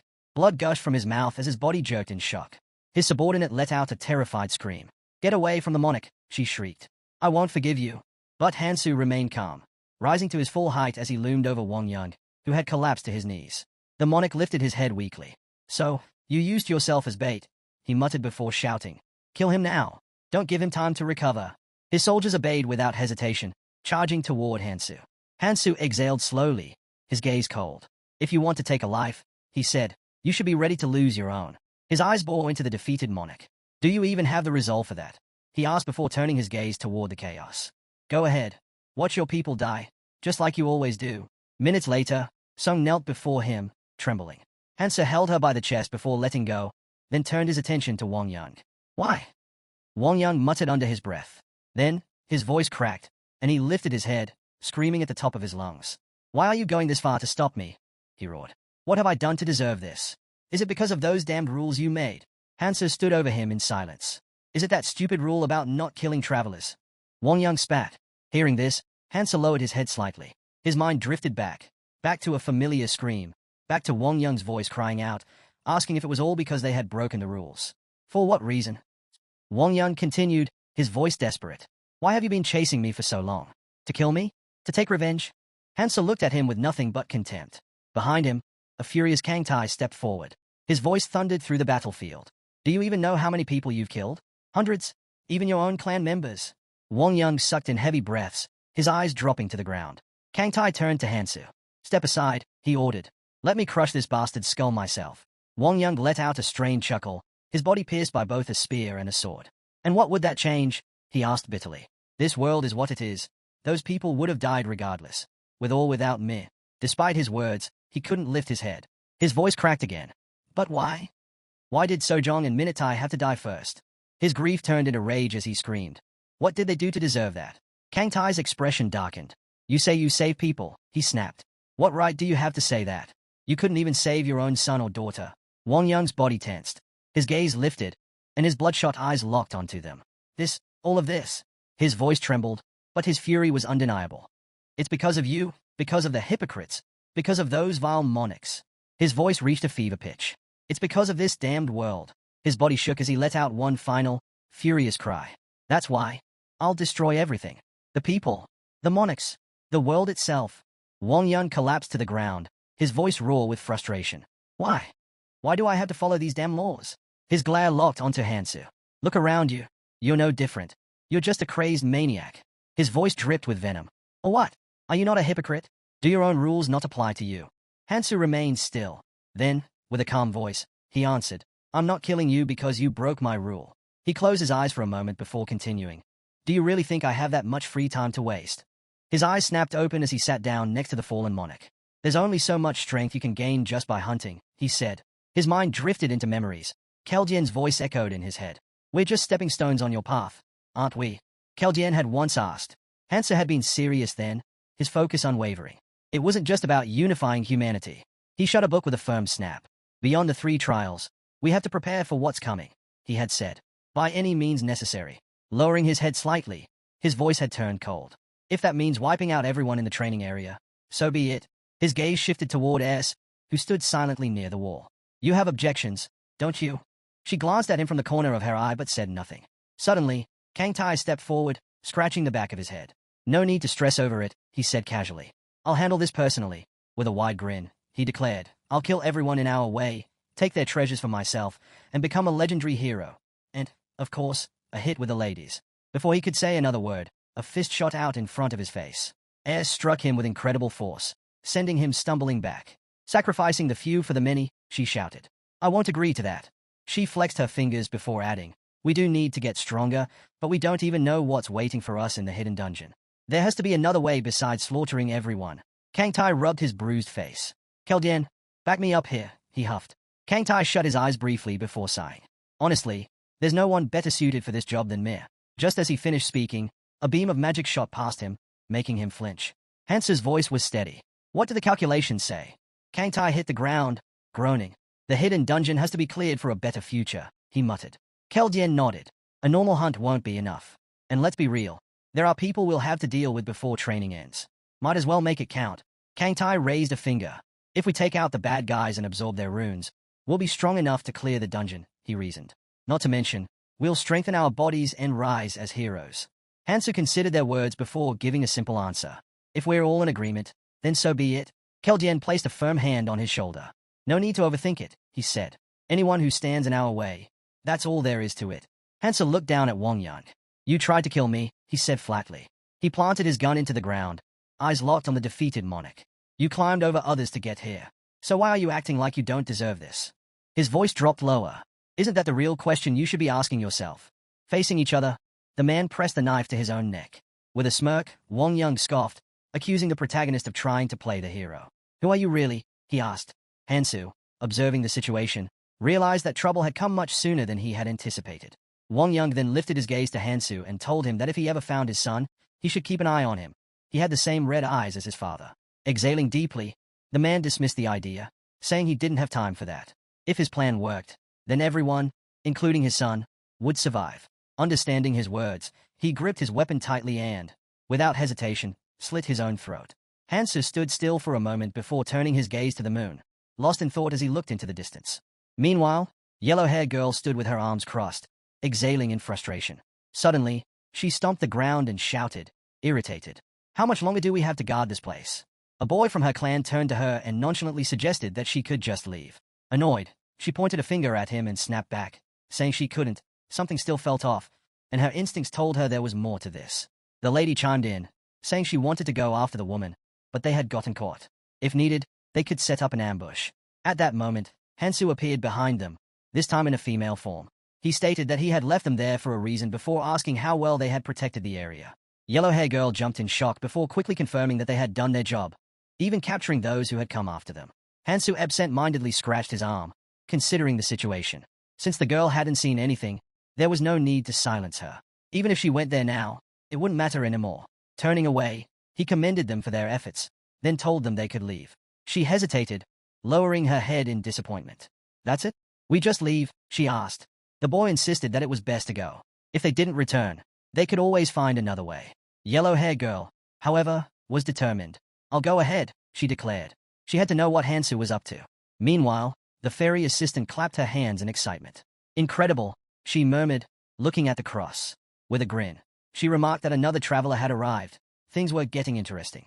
Smiling widely, she asked if they were ready to begin. She then turned to yellow-haired girl and her clan. While preparing to say something about using the cross, the protagonist stepped forward, entering the portal. As he did, he shed his previous appearance, stating there was no need for it anymore. Participants began emerging from the portal, making their way to the gathering place where separated travelers regrouped. After passing through the first 3 floors and the preparation area on the 4th, the clan members assembled in one spot. Hansu looked up, his mind focused on the task ahead, reaching the island of the tower. The 4th floor served as a preparation zone, where travelers would get ready to enter the red zone. Here, boats could be built along the river to reach the islands needed for advancement. Materials for these boats could be gathered from the beasts and monsters lurking nearby.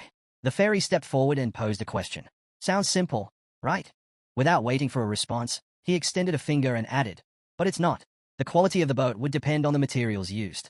To demonstrate, he folded a small paper boat and placed a human doll inside it. The bigger the boat, the more people it can carry. So, naturally, a large one is better, he explained. A list of required materials was provided. While basic resources were easy to obtain, key materials would be crucial for crafting high-quality boats. Fortunately, everything needed was documented, so there was no need to worry. With that, preparations to leave the training area and enter the new world began. Many turned their eyes toward the forest beyond the wall. One person pointed into the distance and noted the vast wilderness ahead. Turning to his companion, he shouted, "We need a boat big enough for the entire clan. Let's move." Another group of survivors, members of a different clan, stepped forward. "We'll help," one of them declared. We need to work together if we want to survive. Standing at the back, the protagonist was lost in thought, focused on finding the place he was searching for. Suddenly, a voice spoke from behind. You're later than I expected. Turning slightly, Hansa saw Sangjin approaching. Extending a hand, Sangjin explained that they had arrived early and had been gathering materials since then. Did you take care of what you needed to? He asked. Hansa glanced briefly at the Black Monarch before replying, yeah, it's done. Then, narrowing his eyes, he asked, do you remember what I told you? Sangjin nodded. I started preparing the moment we reached the first floor, but after a brief pause, his expression shifted. Wait, are you going back to that form again? He asked, confused. The protagonist looked away and answered, I don't need to disguise myself anymore. Then, shifting gears, he asked, what about you? Aren't you coming? A large ship requires a lot of resources, and time isn't on our side. Sangjin simply grinned. He and the clan will handle it. He? Hansu echoed in surprise. Meanwhile, deep in the forest, glowing arrows shot through the air, piercing the neck of a monstrous creature. With a heavy thud, the beast collapsed. A figure emerged from the bushes. He? Bow in hand. Sangjin smirked. I found her on the first floor of the tower. She's changed. He turned around, scanning the area before calling out, I need backup. As the Dark Monarch spoke about how the girl would be happy to see Hansu again, he casually tossed him a white snake. Then, without hesitation, he turned and walked away. Before leaving, he remarked that he no longer needed her, but perhaps she could still be useful. However, he had other matters to attend to, so he was going. Pausing briefly, he added, we won't get many more chances to gather like this. The red zone after training, it's far more dangerous. Hearing this, Sangjin lowered his head slightly before quietly admitting that he had grown stronger because of Hansu. Then, looking up, he smiled. We'll see each other again, he said. Hansu glanced at him out of the corner of his eye but remained silent. After a short pause, he turned away, a faint smile appearing on his lips. Sangjin also began to leave, thinking to himself that he hadn't expected a reply anyway. Meanwhile, Yellow-Hair Girl and her comrade turned toward the Dark Monk. We're late, she said, frustrated. We wasted too much time near that cross. The guy beside her frowned. Shouldn't we have taken Wonkyung with us? Immediately, the girl hushed him. Be quiet. They might hear us. Sangjin overheard this, his eyes widening slightly in surprise. Before he could dwell on it, Yu spoke up. It's time for us, and for him, to go. At that moment, a man stepped out of the portal and immediately apologized. It was Wonkyung. I was worried about my daughter, he admitted. She crossed her arms, clearly unimpressed. My guys were guarding the rear. What's there to be worried about? She eyed him skeptically before asking, do you really not remember anything? The man hesitated before quietly raising his hand. It's true. I don't know what this place is, he admitted. One moment, I was jogging with my daughter, and then, just then, his daughter stepped out of the portal as well. Yellow-haired girl turned away. I see, she muttered, though her mind was elsewhere. Internally, she sighed. She had wanted a strong fighter to lead the way, but she hadn't expected the resurrected ones to lose their memories. Shaking off her thoughts, she turned to the twins. Follow me, she instructed. I need to speak with the fairy giving us instructions. With that, they set off. From the shadows, the Dark Monarch watched everything unfold, his eyes locked onto them with an unreadable expression. Elsewhere, the protagonist moved through the forest, walking without hesitation. He noted that there was little activity in the area. Most of the monsters were likely gathered in the center of the preparation zone. Inside the tower, every floor and room had its own unique environment. Some looked like vast open skies, others like deep underwater worlds. But here, everything was artificial. Hansa placed a hand against a towering barrier. Looking up, everything has an end, he thought. But he didn't lower his hand.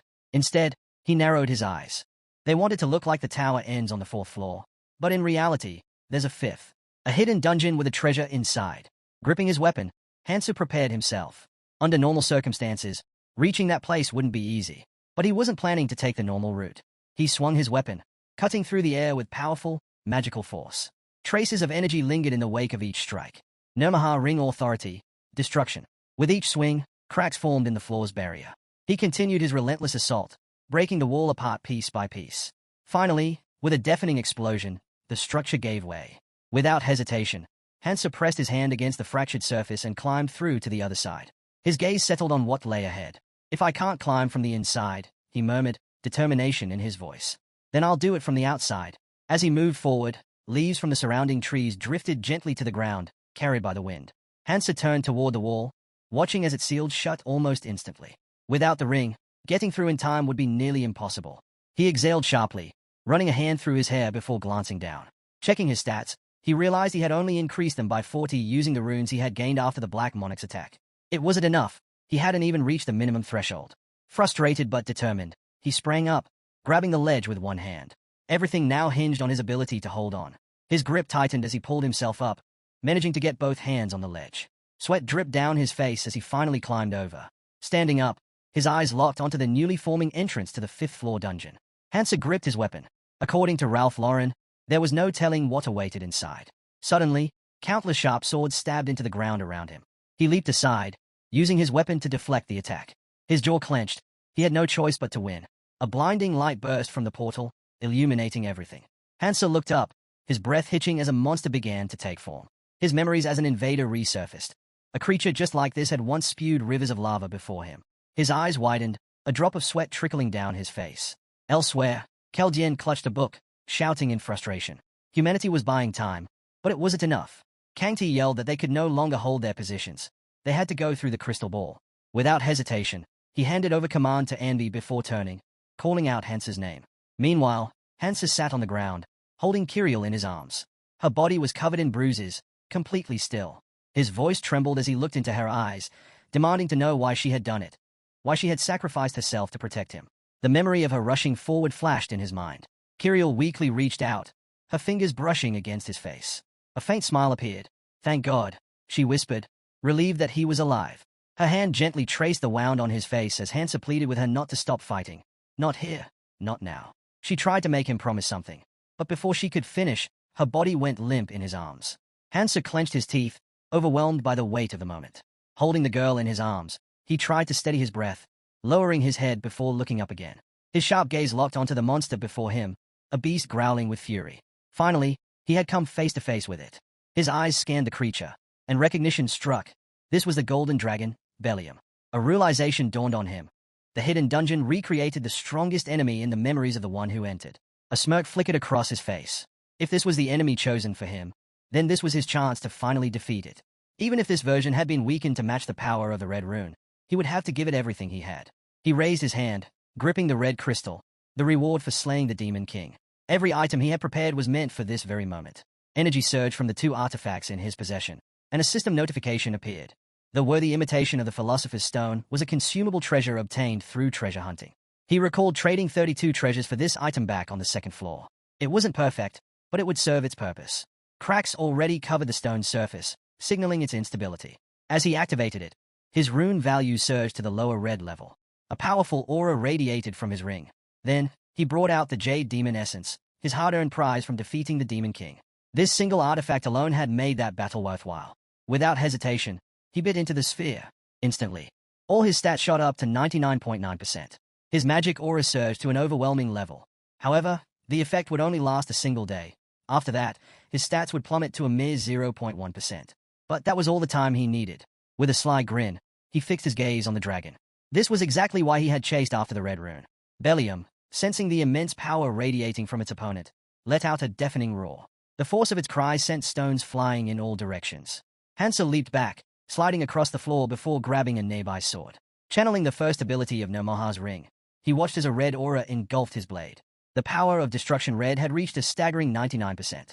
Without wasting another second, Hansa launched his attack. He swung with everything he had, delivering a crushing blow to the massive dragon. But to his shock, his sword shattered upon impact. His attack had barely scratched the surface, breaking off only a single scale. Bellium, unfazed and unwilling to let this go, reared its head back, flames already gathering in its maw. Hansa knew exactly what was coming. His breath hitched as he mentally braced himself. A massive fireball formed in the dragon's mouth before it unleashed a devastating torrent of flames. A grin spread across Hansa's face. Meanwhile, deep in the forest, the lifeless body of a monster lay sprawled on the ground. Sangjin leaped onto the corpse just as a man burst out from the bushes, rushing toward him. That was the last kelk in this area, the man announced. With a swift motion, he extracted the slime sack from the monster before jumping down beside a girl. "We've gathered enough," he said. "It's time to start building the ship." The girl's gaze drifted toward the distance, her voice laced with sorrow. "It would have been nice if Hansu were here with us." Sangjin stared at the ground, his voice quiet but firm.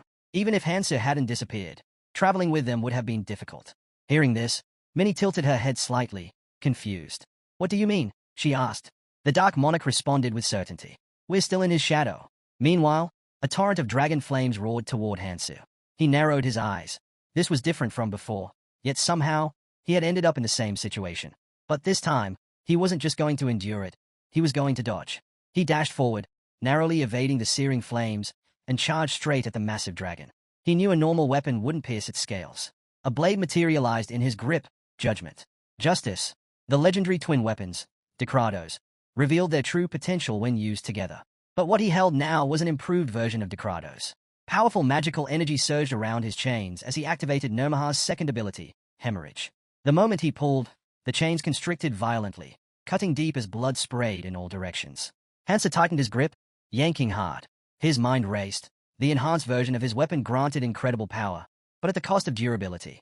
Against an enemy as formidable as the dragon, he wouldn't be able to hold it for long. He clenched his teeth, his fingers locking around the chains. Would they hold? No, they had to. His gaze darkened as he studied the struggling beast. He couldn't afford to weaken his assault, even if it meant destroying every weapon he had. If that was the price of victory, he would pay it without hesitation. The dragon thrashed, trying to break free. With a violent swing of its tail, it struck Hansu, sending him flying. The impact was brutal. As soon as it managed to shatter the chains, the beast unleashed a blast of magic, slamming into him once again. Bruised and battered, Hansu staggered to his feet, gripping his chain. Without missing a beat, he swung it hard, striking the ground where swords had been embedded. With each impact, the buried blades jolted free, launching into the air. Looking up, he saw the weapons suspended above, all aimed at the dragon. But the beast wasn't about to let itself be skewered so easily.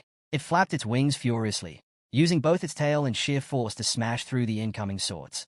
A sharp jerk of its head sent blood splattering from its wounded neck as it let out an earth-shaking roar. Hansu surrounded himself with magic, his eyes locked onto the dragon's every movement. The creature lowered its massive body, its maw opening wide as it let out another deafening scream. Sangjin stood off to the side, watching as the protagonist charged forward, chains in hand, aiming straight for the monster's mouth. He noted that even now, Hansu's strength continued to grow. Adjusting his hood, he turned to the others and stated that they needed to be ready to follow. Turning to the girl, he mentioned there was something they had to take care of first. He explained that they would be bringing a few people onto the ship. The others questioned if they were his acquaintances. Glancing towards the Yong clan, he vaguely responded, something like that. His gaze settled on Wonk Youngback as he remarked that they might prove useful. The forest was eerily silent, the ground stained with a spreading red liquid. A boy's foot landed right in the middle of it, and almost instantly, he cried out in alarm. The poison had spread even here. Without hesitation, he sprinted towards the building, raising his hand and shouting for the clan boys to wait. He wasn't on board yet. As he closed the distance, spears suddenly embedded themselves into the ground near his feet. Looking up in shock, he demanded to know what they were doing. Han Chiol sneered, saying he had missed because the little dwarf was surprisingly good at dodging. The boy, seething with frustration, accused them of deceiving him. They had promised to take him on board if he gathered the necessary materials. Han Chiol merely waved him off, replying that there was no reason to bring along someone without a clan. Anger boiled inside the boy as he clenched his teeth. They were nothing but traitorous scum. The boys on board jeered at him, mockingly suggesting that he build his own boat, if he had the time. After all, the poison would soon claim his life. Determined, the boy sprinted forward, cursing himself for trusting those clan members. If only that creature had warned him about the time limit. He skidded to a stop, shouting that he needed to kill something, fast. Desperately scanning his surroundings, he muttered that there had to be a kelk slime sack somewhere. A sudden noise made him whirl around. His breath caught as he saw a hand emerging. A terrified scream ripped from his throat as Hansu crawled out of the portal in front of him. Losing his balance, the boy stumbled backward, collapsing onto the ground. Trembling, he stammered, demanding to know what it was. Meanwhile, the protagonist had made his way inside. The boy, still in shock, shouted again, demanding to know who he was. Ignoring him, the protagonist grabbed hold of the broken barrier and climbed back up to the third floor. He assessed the situation. So far, the ground hadn't been fully contaminated by poison, meaning there was still time. He brushed himself off and steadied himself. The boy beside him, unable to contain his fear, screamed once more, demanding answers. He stared at the barrier, watching as it sealed itself back up. Eyeing the crack, he asked how the protagonist had managed to break through. He had attacked it before and hadn't even left a scratch. Hansa turned to leave, muttering that he had no time to waste talking. He needed to hurry. The boy, still reeling from what he had just witnessed, scrambled after him, exclaiming that he could tell he was in a rush. The guy stared at the protagonist, baffled. Walking around naked. Is that your thing? Without hesitation, the main character ripped off the tattered remains of his shirt. I got a ship to build. No time to waste. A powerful gust of wind followed, forcing the guy to shield his face with his hands. Wait, you're just starting now? You can't do this alone. But the protagonist wasn't listening. Instead, he suddenly leaped high into the air, leaving the guy staring up in confusion. Meanwhile, chaos unfolded nearby. One of the survivors was struck with tremendous force, his body crashing into a tree. His teammates turned in horror as a monstrous, crocodile-like beast advanced on them. Get it together! You can't pass out now! One of them yelled desperately. The Galapagos crocodile loomed over them, and the boys began to retreat. We can't handle this thing, someone shouted. Just then, the protagonist shot past them. If you're not gonna fight, I'll take care of it myself. Before anyone could react, he charged the crocodile at full speed. The boys gawked in disbelief. Did he seriously just go at that thing barehanded? Then, with a brutal punch, Hansu's fist slammed into the beast, sending blood flying. The survivors could only watch, stunned. What the hell? Who is this guy? The guy who had met Hansu at the wall came running toward them. Seeing him, one of the survivors asked, "Are you with him?" He wiped the sweat off his forehead. "No, I just met him." After a pause, he added, something like that. Meanwhile, Hansu relentlessly pounded the enormous crocodile, tearing into its flesh with his bare hands. When he was done, he stood up and examined the materials he had ripped from the monster's body. Catching this thing was just a coincidence, he thought. I don't even need the Galapagos. Just then, one of the Earth survivors called out, "Hey, why don't we pool our resources and build a ship together?" The guy who had been chasing after Hansu clutched his chest. "I'll add my materials, but only if you let me on board." One of the survivors gave him a pointed look.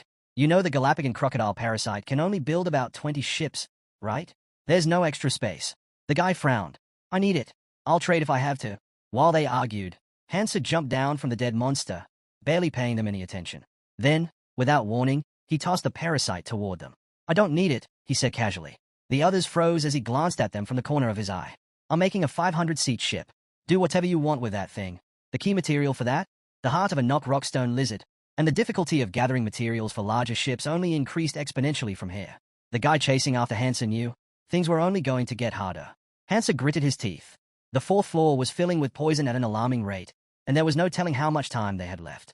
Was he really going to build a 500-seat ship while hunting down an elusive monster alone? Before he could dwell on it, the protagonist pointed to the side. "Tell everyone left here. If they bring materials as payment, I'll let them board." The guy hesitated before stepping forward. "Wait, seriously? We can really get on." Then, as if trying to confirm, he asked again, "You'll take us with just the materials we have?" A short while later, the fourth-floor preparation area was packed. Fighters lined the riverbank, each carrying the materials they had gathered. The guy who had followed Hansu glanced down at his own supplies. "I brought everything he asked for. This has to be my last gamble." He clenched his fists, silently hoping he wouldn't be betrayed again. Suddenly, a deafening crash echoed from the forest. Everyone turned toward the sound, eyes wide with alarm. "What was that?" someone shouted. Before they could react, a massive shadow loomed above them. The guy's blood ran cold as he stared up in horror. "No way! It's coming down on us! Scatter!" Hansu's voice rang out. With a thunderous impact, the enormous knock rockstone lizard crashed to the ground in front of the panicked survivors. Screams filled the air as people ran in terror. But standing on top of the fallen beast, completely unfazed, was Hansu. "Well, looks like everyone's here," he remarked. Then, without hesitation, he leapt off the lizard and gave a simple command. "Get ready to leave." The guy who had been following him stared, still in shock. Did he take that thing down by himself? Meanwhile, Hansu approached the ferry, dragging the colossal heart of the knock rockstone lizard behind him. "I've got the heart. Let's trade." The fairy guardian glanced at the timer. "Still some time left," he muttered. Then, looking back at Hansu, he asked, "You do know you need other materials too, right?" Hansu simply nodded. "Of course." His eyes swept over the gathered materials, listing them off one by one. Finally, he picked up a rack silk rope and held it up. "This should be everything."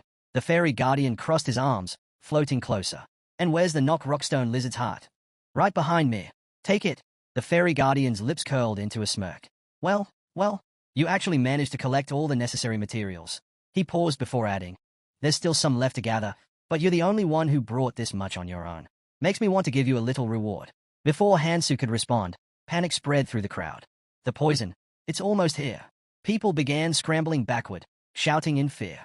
The fairy guardian, on the other hand, spread his arms wide with a grin. Now, shouldn't you congratulate him first?" A little applause. "Maybe.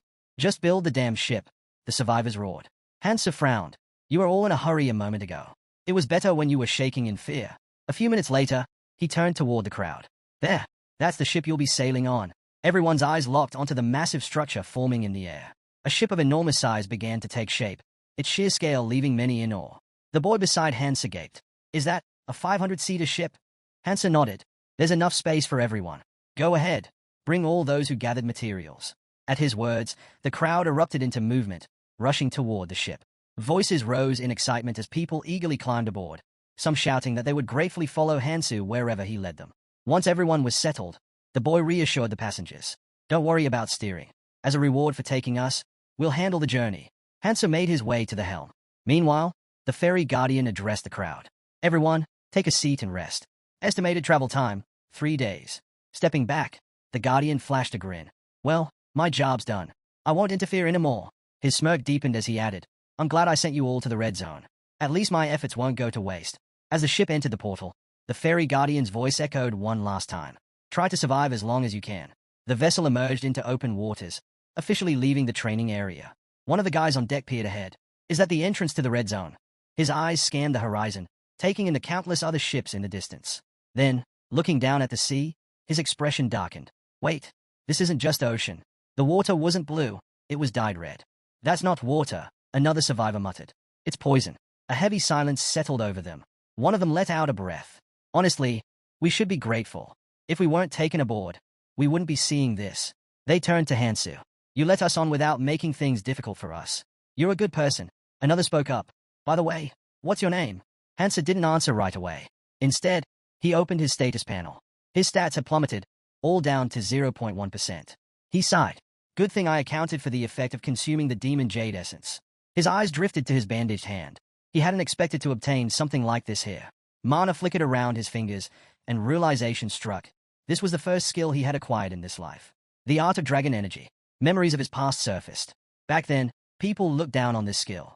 But now, given that he could only learn 7 skills in total, this wasn't a bad one to start with. Without hesitation, he activated it. Suddenly, a panicked scream rang out.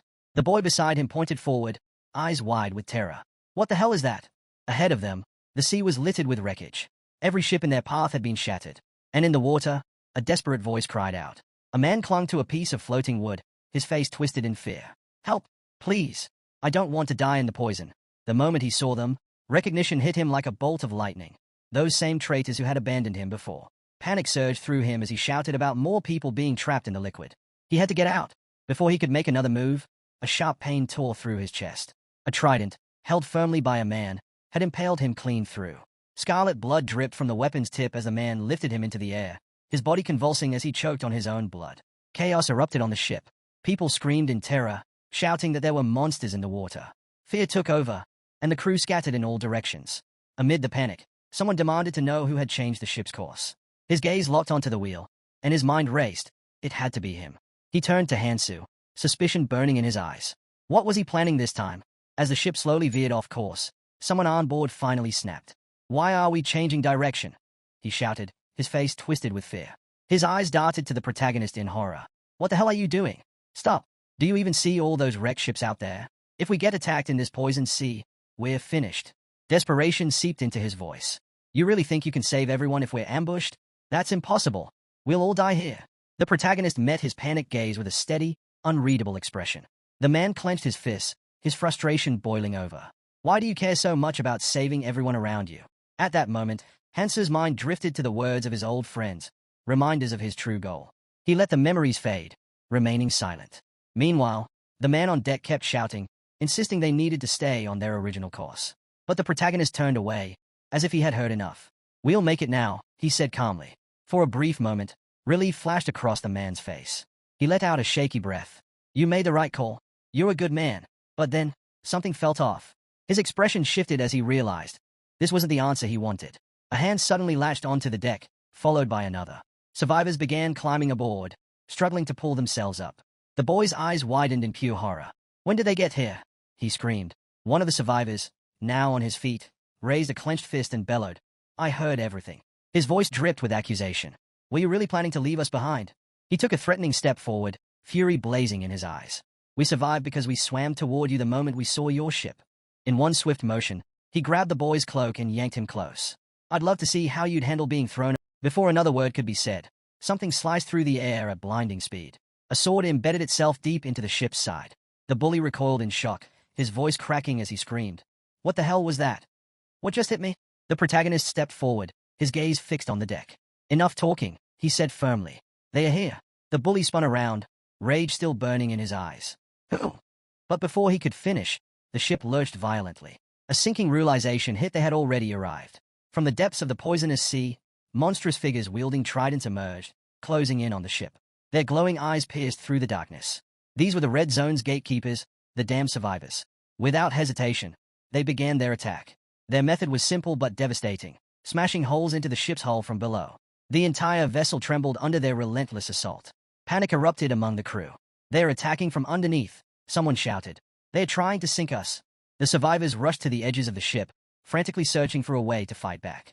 "We need to stop them before they get too close," one of them yelled. "Use long-range weapons. We can't let them near the ship." But the creatures deflected every attack. They needed more firepower. At that moment, the protagonist approached the ship's railing, his expression unwavering. "If they won't come to us," he murmured, gripping the edge, "then I'll go to them." Without another word, he leaped overboard.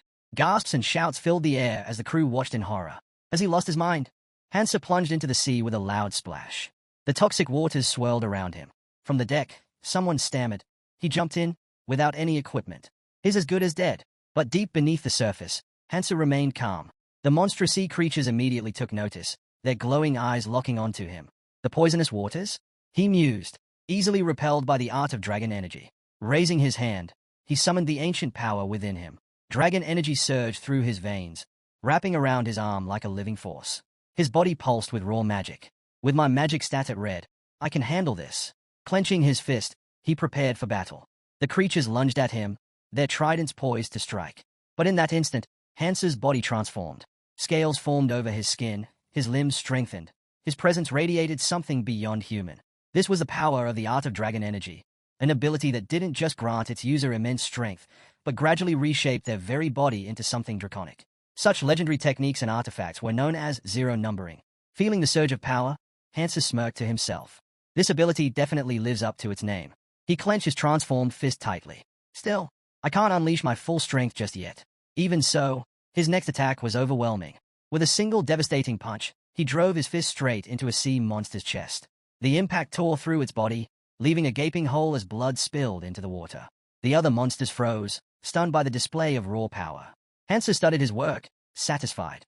"Even like this, my piercing strength is more than enough." The battle had only just begun. The moment the monsters realized they were outmatched, they turned tail and fled. But Hansa saw through their intentions instantly. If he let them escape, they'd just wait for another chance to strike. He raised a hand behind his head, magic surging through his body. There was no time to play games. With that thought, he vanished, his speed overwhelming. In the blink of an eye, he caught up with the fleeing creatures, tearing through them with ruthless efficiency. The remaining monsters regrouped, forming a circle around him with their tridents aimed directly at his chest. Hansa barely spared them a glance. Instead, he grabbed hold of one and sensed another attacking from behind. Without hesitation, he reached out and caught the incoming trident mid-strike. Power crackled around him as he redirected the weapon's momentum, swinging it with lethal precision. The sea turned red as blood spilled from the monster's severed head, bubbles rising from its gaping mouth before it went still. Hansa took a quick look around. Corpses drifted in every direction. His job here was done, but something was happening on the ship. Turning toward it, he sensed trouble brewing above and decided to head back immediately. As soon as he surfaced, chaos greeted him. Shouts echoed across the deck. A massive hole had been torn in the ship's hull, and water was rushing in fast. One of the men spotted a nearby monster and roared, raising his weapon. "Everyone, over here," he yelled, swinging his sword with all his strength. Before the blade could land, Hansa moved. He threw himself against the breach, using his own body to block the flow of water. "Watch where you're swinging that thing," he said sharply. The man's jaw dropped. "How the hell did you get back here?" And without a scratch. Hansa ran a hand through his wet hair. "You really thought I couldn't handle it?" The crew stared in shock, but then someone pointed at the ship and shouted, "Why are you so calm? You just made the hole even bigger." Ignoring them, Hansa walked over to a wooden block and tested its strength. The others watched in disbelief. "What are you even doing? This is not the time." Meanwhile, another man yelled, "Stop standing around. We need to fight off the rest of those things." "Forget that for a second," someone else cut in. "Look at what he's doing." Hansa had already begun breaking logs into planks. The realization hit them. They needed to patch up the ship. "Follow his lead," someone shouted. "Gather as many Arun wood planks as possible." Hansa let out a breath, adding, "We'll also need kelp slime to seal the gaps." The crew scrambled into action, patching up the breach as best as they could. Someone raised another concern. What about all the poisonous water inside? It'll evaporate on its own, Hansu replied. Just don't sleep down here. The fumes are deadly. Stay topside. One by one, the crew left the lower deck, exhausted but relieved. Hansu exhaled heavily. He had pushed himself to the limit, but everything had worked out in the end. More importantly, he had found a solid replacement for his broken weapon. He examined the trident, noting its durability. If it can withstand the poisoned sea, it'll do just fine. Suddenly, Hansu spoke up. If you all look ahead, you'll see something interesting. One of the men scoffed. What could there possibly be to? He stopped mid-sentence, eyes widening. Wait, what is that? Gasps spread across the deck. Land. A chorus of cheers erupted. They had made it to the red zone far faster than expected. Excitement buzzed through the crew as they neared the island. But then, confusion set in. Why aren't we stopping? Someone asked. The ship should be slowing down automatically, shouldn't it? Something was wrong. A figure suddenly appeared behind them, his voice cutting through the air. The voyage will take 3 days. It's not time yet. Before anyone could respond, the protagonist stepped forward. This isn't land, he said, his voice steady.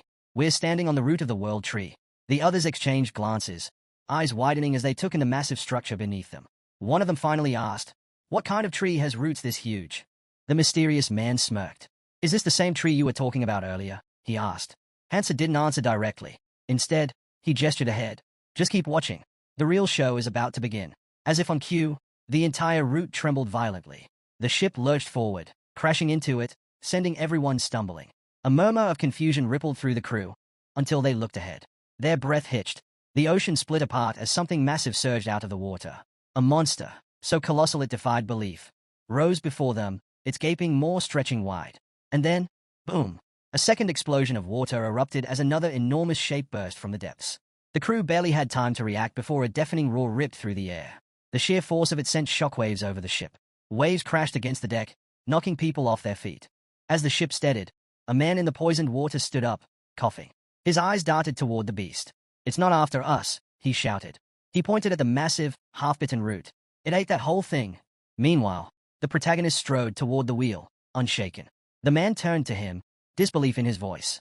That thing was just a root, and it's the size of a small island. Hansa kept moving forward, his thoughts racing. This ship, leaving the training area, was bound to encounter one of the countless routes, depending on the route set by the ferry. And here it was, the fish of disaster. One of the 5 disasters that had drained the world tree dry. Long ago, in the deadly red zone of Fenhei, the native creatures, desperate to survive, had engineered the world tree through magic and genetic manipulation. But they failed to stop the 5 disasters. And so, Elfenheim began to crumble. These creatures weren't just abominations. They had a purpose. They existed to destroy the world tree. Hansa gripped the helm tighter. In his past life, he had failed to protect it. But not this time. A massive splash echoed through the sea. The monster had swallowed one root hole and was already shifting toward the next. The boy beside him suddenly ran up, his face drained of color. What the hell are you doing? He shouted, panic lacing his voice. You're steering straight toward that thing. He was shaking now, eyes wild with fear. Are you insane? You might be strong, but that creature. Despite his strength, the boy couldn't hold back his frustration. This isn't right, he yelled. You should have asked if everyone agreed first. Hearing this, the protagonist casually raised a hand to his chin, as if in deep thought. You might be right. Maybe some of you don't agree. The boy's mind raced. Now he realizes this. But before he could say anything, Hansa shrugged and said effortlessly, well, in that case, you can get off the ship. The boy snapped his head toward the captain, stunned into silence. Was he serious? Hansa pointed a finger overboard. I need to follow that creature, he said plainly. Anyone who wants to leave, just raise your hand. I'll drop you off right now. A heavy silence hung over the deck. The ship continued sailing after the monster. The tension thickened the air. Then, finally, someone hesitantly asked, where exactly are we going? Minutes later, the ship came to a halt. They had reached the very edge of the world tree's roots. This was where the roots truly began. Everyone disembarked, stepping onto the massive surface before them. In front of them stood a dying tree, its trunk wrapped in something sinister. One of the crew members stared in shock. I thought this was solid ground. Another murmured in awe. No, this is where the roots grow from. Those who got off the ship stood still, gazing up in disbelief. The towering structure in front of them was a true giant, stretching so high into the sky that they couldn't even tell where it ended. Hansa smirked and placed a hand on the boy's shoulder. So, he asked mockingly, is this better than being in the water? The boy swallowed hard, fear creeping into his expression. Hansa continued, his voice calm. We still have 2 weeks. As long as we keep moving up, we'll be safe. The boy turned to the captain, his tone laced with irritation. 2 weeks? What do you mean 2 weeks? The demon said we needed to go to the world tree. Before Hansu could respond, a crew member who had gone ahead shouted back at them. Are you coming or not? Without hesitation, Hansu turned away. Standing around won't get us anywhere, he said. I have to move forward, with or without you. The boy hesitated for only a moment before rushing to follow. I'm coming too, he called out. As he ran to catch up, Hansu let out a slow exhale and muttered, You'd better hurry. Then, lifting his gaze, he spoke again, this time loud enough for everyone to hear. The fish of disaster will be here in 2 weeks to devour the roots. His fingers tightened around the trident in his grip. I need to find that person. But first, with a single decisive movement, he raised the weapon high. I can't let them use this ship. And with all his strength, he brought the trident crashing down, tearing through the ship's hull. A loud crack echoed through the air as the impact split the wood apart. Water surged in, swallowing the vessel whole. Within minutes, the ship had sunk to the bottom. Hansu watched in silence before finally speaking. We probably already reached the cross. The boy turned, his brows furrowing as he stared at Hansu. Is really not coming with us? Hansu was unpredictable, but somehow, it felt more reassuring when he was around. Before he could say anything, their attention shifted to a massive iron structure ahead. Someone pointed at it. Is that the cross? A murmur of uncertainty spread through the group.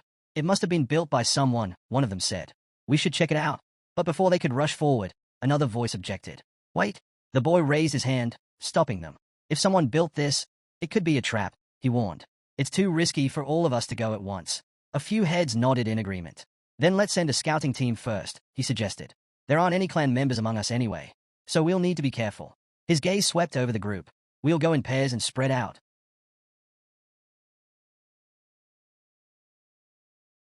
Breath caught. Someone was up there. A man sat perched on a tree branch, looking down at them with a smirk. Maybe being cautious helps with survival, he said, but it sure makes things more complicated for us. The group tensed. A few raised their weapons. Who's there? Someone shouted. The man ignored them and leapt down from the tree, landing gracefully in front of them. His sharp eyes scanned the group, counting their numbers. 148 people? I'm impressed. Didn't expect so many clanless to make it this far. He squatted down, resting his elbows on his knees, and grinned. I'm from the Valkyrie clan, a member of the Helper group. His voice was casual, almost amused. Name's Aaron. And we're your saviors. A murmur rippled through the crowd. Someone finally spoke up. What do you mean by that? Aaron rolled his eyes. You really don't know anything. He scratched the back of his head and sighed. After training, those weird-bodied fairies don't give you any guidance, right? They just sit back and watch. The crowd exchanged glances, uneasy. Aaron smirked. Yeah, they're watching you right now. But they're not gonna help. He straightened up. That's where we come in. So, you either follow us or... Before he could finish, a voice behind him chuckled. No one's following you after what you just said. A young woman stepped forward, arms crossed. My name's Beck, she said, eyes sharp as she motioned toward an elderly woman standing beside her. And this here is Pam. Beck looked around before continuing. Let's get this straight. We're from the Helper group, and we were given orders to assist travelers coming out of the training zone. Orders, someone echoed. From who? Pam tapped her cane against the ground, her expression unreadable. From S, she said, the monarch of our Valkyrie clan. That name sent a ripple of disbelief through the group. Beck continued. S left us here 20 years ago when she went to the Orange Zone. Since then, our job has been to help newcomers like you survive the Red Zone. The murmurs grew louder as people tried to process what they were hearing. One of the other helpers spoke up. This is the end of the routes. You're still a long way from the World Tree. Without guidance, you won't make it. The travelers exchanged glances. The helpers didn't seem hostile. And if anything went wrong, they had the numbers. Aaron smirked again and stretched out his hand. You newbies sure don't know how to listen. Just follow us and you'll be fine. Beck clicked her tongue in annoyance. No, you don't know how to listen. She crossed her arms. Didn't you hear me? Everything needs to be done properly. Aaron sighed. Yeah, I got it. But his smirk didn't fade. The group stood at a crossroads, the path forward uncertain. But one thing was clear. Whether they trusted them or not, the helpers were the only ones who knew how to survive in this place. The moment the guy shouted that they would follow, even a stray dog would get the message faster, she scoffed. Aaron rolled his eyes and ignored her. But she wasn't done. If you're so smart, why don't you do everything yourself? He shot back. For someone weaker than me, you sure talk a lot. Before the tension could escalate, Pam stepped between them. Enough, she said firmly. We don't have time for this. We've got a job to do. Without waiting for a response, she turned to the others. We need to get these people out of here. Aaron faced the crowd. Don't even think about attacking us just because you have numbers, he warned. 30,000 helpers have been here for years. If you want to survive, Don't act like fools. Then, with a smirk, he glanced ahead. The newcomers might feel confident now, but soon enough, they'd learn the truth. There were beings in this place whose names alone could make men tremble. He stopped in front of the restless crowd. The red zone has its own rules, he announced. No one touches the newcomers. A murmur spread through the group. Suddenly, someone turned to the side. What's that noise? He asked, noticing a commotion nearby. Before he could investigate, Aaron cut in sharply. Ignore it. Keep moving. But then, boom, an explosion erupted in the distance, shaking the ground. All eyes snapped toward the source. A fierce battle raged not far from them. Aaron narrowed his gaze. Right now, none of you are ready to face anyone here, he muttered. Beck's eyes locked onto the scene. Something about that fighting style seemed familiar. Why is she battling over there? She wondered aloud. Another explosion rocked the earth. The protagonist instinctively ducked, shielding his face as heat licked at his skin. His hand stung, burned. He lifted his head, trying to process what had just happened. Why did she attack? He asked, his voice strained. A sharp voice cut through the air. Shut up. A girl stood in front of him, magic crackling at her fingertips, her expression fierce. You just finished training. You have no idea what kind of place this is. Her teeth clenched. And you dare to talk like that? Elsewhere, a pink-haired girl stood motionless, staring into the distance. Her eyes fixed on a monstrous shape emerging from the horizon, a massive fish of calamity. A slow, almost satisfied smile formed on her lips. Finally, he's here. But just as quickly, her excitement faded. Her fist clenched, nails digging into her palms. Do I even have the right to seek revenge for my parents anymore? She whispered bitterly. Then, tilting her head back, she gazed at the sky. The wind swept past her as she made her decision. I have to finish this. For them, and for those who will be dragged here sooner or later. Her voice dropped to a whisper. Master, I will follow you soon. The whispers about her never stopped. She was crazy, they said. A fool to think she could kill the fish of disaster. No one wanted to throw their life away fighting a monster bigger than a mountain. But she wasn't like them. And as the sound of the departing train faded into the distance, she knew her battle was only beginning. As she wrestled with her thoughts, the protagonist approached her without hesitation. You're Sophia Varage, right? He asked. The girl whipped around, eyes wide with shock. She studied him carefully. How do you know my name? Her gaze lingered on Hansu, trying to make sense of him. His features weren't entirely clear to her. But one thing was obvious. He was new to the red zone. Her eyes flicked to the trident in his hand. No extraordinary weapons. No rare items. Nothing that screamed threat. Breaking the silence, Hansu got straight to the point. I want to talk about the disaster fish. Sophia's expression shifted. What? I need your help, he said. She narrowed her eyes. I haven't seen you here before. Hansu rested a hand on his hip. Are you a quadratus? She asked. She was on guard. He could tell. Taking Kangtai's advice, he extended his hand toward her and smiled. This could benefit you too, he said. Then, his voice lowered, hitting her where it hurt. Or do you want to keep living in fear, wondering when your family will end up here? Sophia's breath caught. Her body stiffened. Hansu pressed on. If we kill the disaster fish, their chances of survival go up. A sudden fury ignited in her eyes. How do you know about them? She shouted. Before he could answer, she launched forward, slamming her fist into the ground. A shockwave cracked through the earth, sending dust and debris flying. But she had missed. Hansu tensed, watching her closely. What was wrong with her? Sophia gritted her teeth, already swinging again. This time, she wasn't holding back. Hansu barely managed to react, leaping into the air to dodge her strike. Just talk to me, he called out. As soon as he landed, he reached out, placing a hand on her shoulder in an attempt to calm her down. Big mistake. Sophia recoiled violently, shoving him off. Flames erupted from her hand, her eyes blazing with magic. How dare you interfere in my life? She seethed. Then, with a surge of power, she summoned an enormous magic seal overhead. The air crackled with energy, the spell aimed straight at Hansu. His eyes widened. She's already mastered this technique, he muttered. He had seriously pissed her off. 3 massive spheres of ice and light formed above her. The skill, tri-jade balls of frost light orbs. They shot toward him with deadly precision. Hansu clenched his jaw. He knew one thing. His mastery of dragon energy wasn't strong enough yet. But he had no choice. He had to fight. A small orb of magic formed in Hansu's palm, flickering like the energy inside a dragon's maw. He exhaled sharply. This is going to cost me later, but it's worth the risk. Power surged through him, pure, untamed dragon energy. His body shifted, scales emerging along his face, his eyes glowing with raw intensity. The transformation had begun. Boom! A powerful magical explosion erupted, sending spikes of energy in all directions. Sophia narrowed her eyes, watching as her technique took effect. 3 jade balls of ice light, a skill designed to freeze everything it touched, even the air itself. Escape was impossible. As the ice encased Hansu, She let out a sharp breath. I didn't intend to kill you, she muttered. Not yet. I still need to know where you got your information. Then, sorry. Sophia's heart skipped a beat. Her head snapped toward the frozen prison. Crack! A jagged fracture split through the ice, then another. With a deafening shatter, Hansu emerged, his body no longer human, but something more. Something dragon-like. You're not the only one with impressive skills, he said. Without wasting a second, he activated Namoha's ring, First Authority. The ring pulsed, radiating overwhelming energy. Hansu swung his arm, slamming his fist into the ground. Authority of Destruction. The earth rumbled. Shockwaves burst outward. Ice shattered into countless fragments, the cold mist vanishing under the sheer force of his power. Sophia shielded her face from the impact. Did he just destroy my 3 jade balls of ice light? She thought in disbelief. That's impossible. No one should be able to obtain such an advanced energy art from simple training. Just how strong is his mana? Her fingers curled into a fist. She couldn't afford to hesitate. Voices whispered in her mind. If you don't move forward now, you'll be left behind. Are you really going to waste your time chasing an unkillable fish of disaster? She shook her head. No, I refuse to stop here. Sophia thrust her hand forward. Impossible, she shouted. With a single leap, she soared into the air, activating Monumental Air Path. Mana swirled around her, and in an instant, Alice's book appeared, pages flipping wildly. She clapped her hands together. Solidification activated. A massive magic weapon materialized above her, humming with destructive energy. This is why I'm still here, she yelled, glaring down at Hansu. So people like you don't look down on me. She pointed the weapon downward. Hansu's eyes gleamed red as he raised his arm. His body shifted once more, his hand transforming into something inhuman.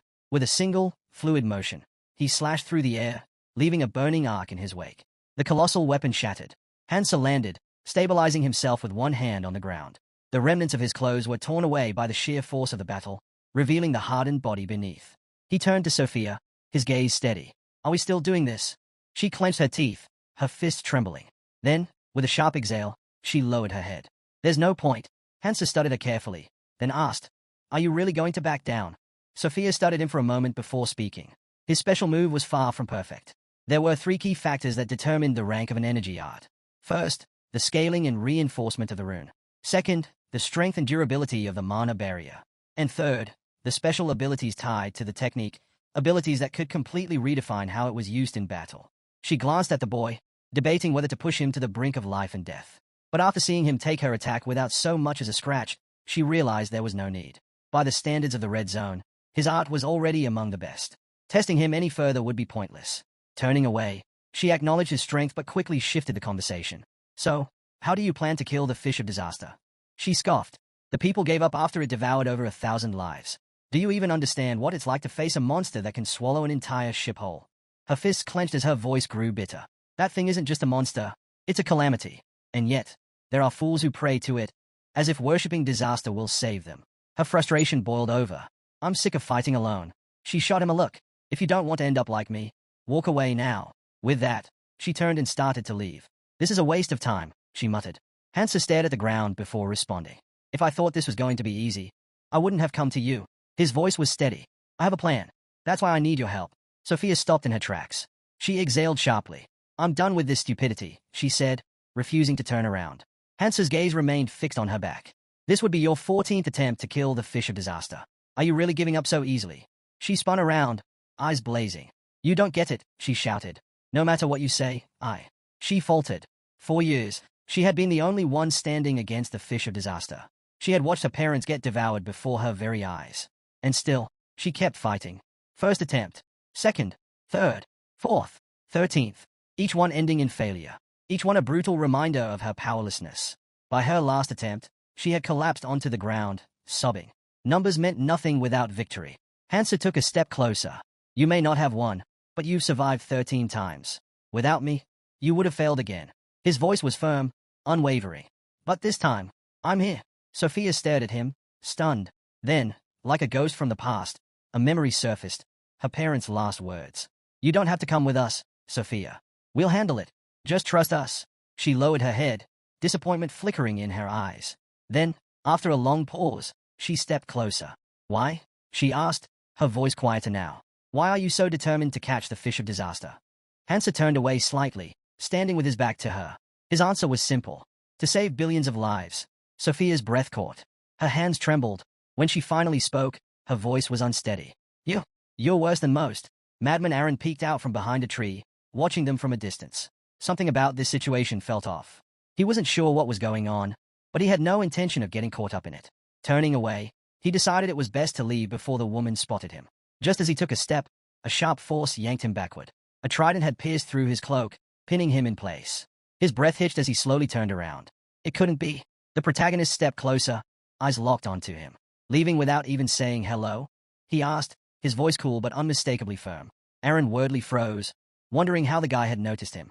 Before he could come up with an excuse, Sophia peeked out from behind Hansu, her expression curious. Aaron? What are you doing here? Caught red-handed, Aaron let out a sheepish chuckle. Oh, just passing by, he said, forcing a smile. Hansu narrowed his eyes. Were you here the whole time? Aaron awkwardly scratched the back of his head. Before the conversation could drag on, Hansu decided to cut to the chase. Can you show us the way? With no other choice, Aaron led them forward. When they arrived at the camp, they were met with the sight of dozens of survivors gathered in makeshift shelters. The place was buzzing with movement, people constantly shifting supplies and preparing to relocate at a moment's notice.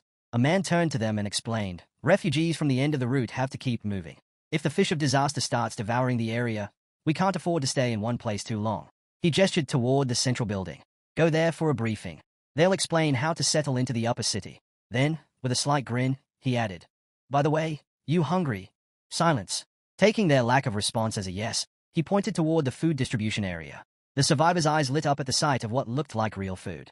Their relief, however, was short-lived. A large woman stood behind the counter, arms crossed. Spotting the newcomers, she gestured toward the plates in front of her. You just arrived, right? I saved the freshest batch for you, she said proudly. The survivors hesitated. Something was off. As they got closer, their expressions twisted in horror.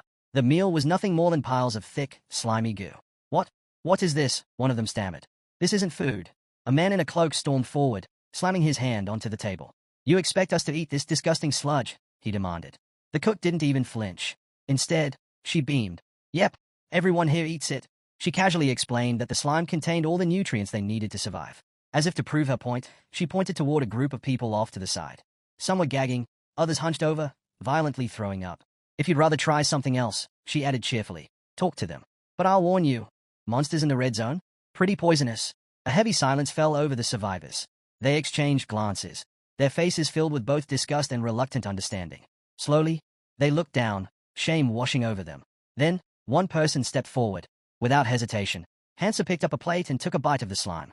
The cook's grin widened. Folding her arms, she nodded in satisfaction. Good. Finish that up, and I'll give you utensils. She smirked. You'll need them to collect more slime for yourselves. Beck waved to the cook as he left. I'll leave the rest to you, he said casually. The cook grinned. No problem at all. He had barely taken a few steps when his eyes landed on Hansu and Sophia. His pace slowed for a moment, but he didn't linger. Instead, he headed straight for Aaron's tent. Pushing the flap aside, he found Aaron inside, mending his clothes with a scowl. When did you get back? Beck asked, arms crossed. Saw in the footage that you brought that guy with you. What's going on? Aaron didn't look up, his irritation obvious. Fixing my damn clothes, he muttered. Beck raised an eyebrow. How'd that happen? At that, Aaron couldn't hold back. He shot up from his seat and shouted. That lunatic fought Sophia. Beck blinked, then let out a low whistle. Didn't you say this was supposed to be a simple reconnaissance mission? Aaron groaned and sank back into his chair. How's everyone else? He asked, trying to change the subject. Beck leaned against the table, watching the survivors outside.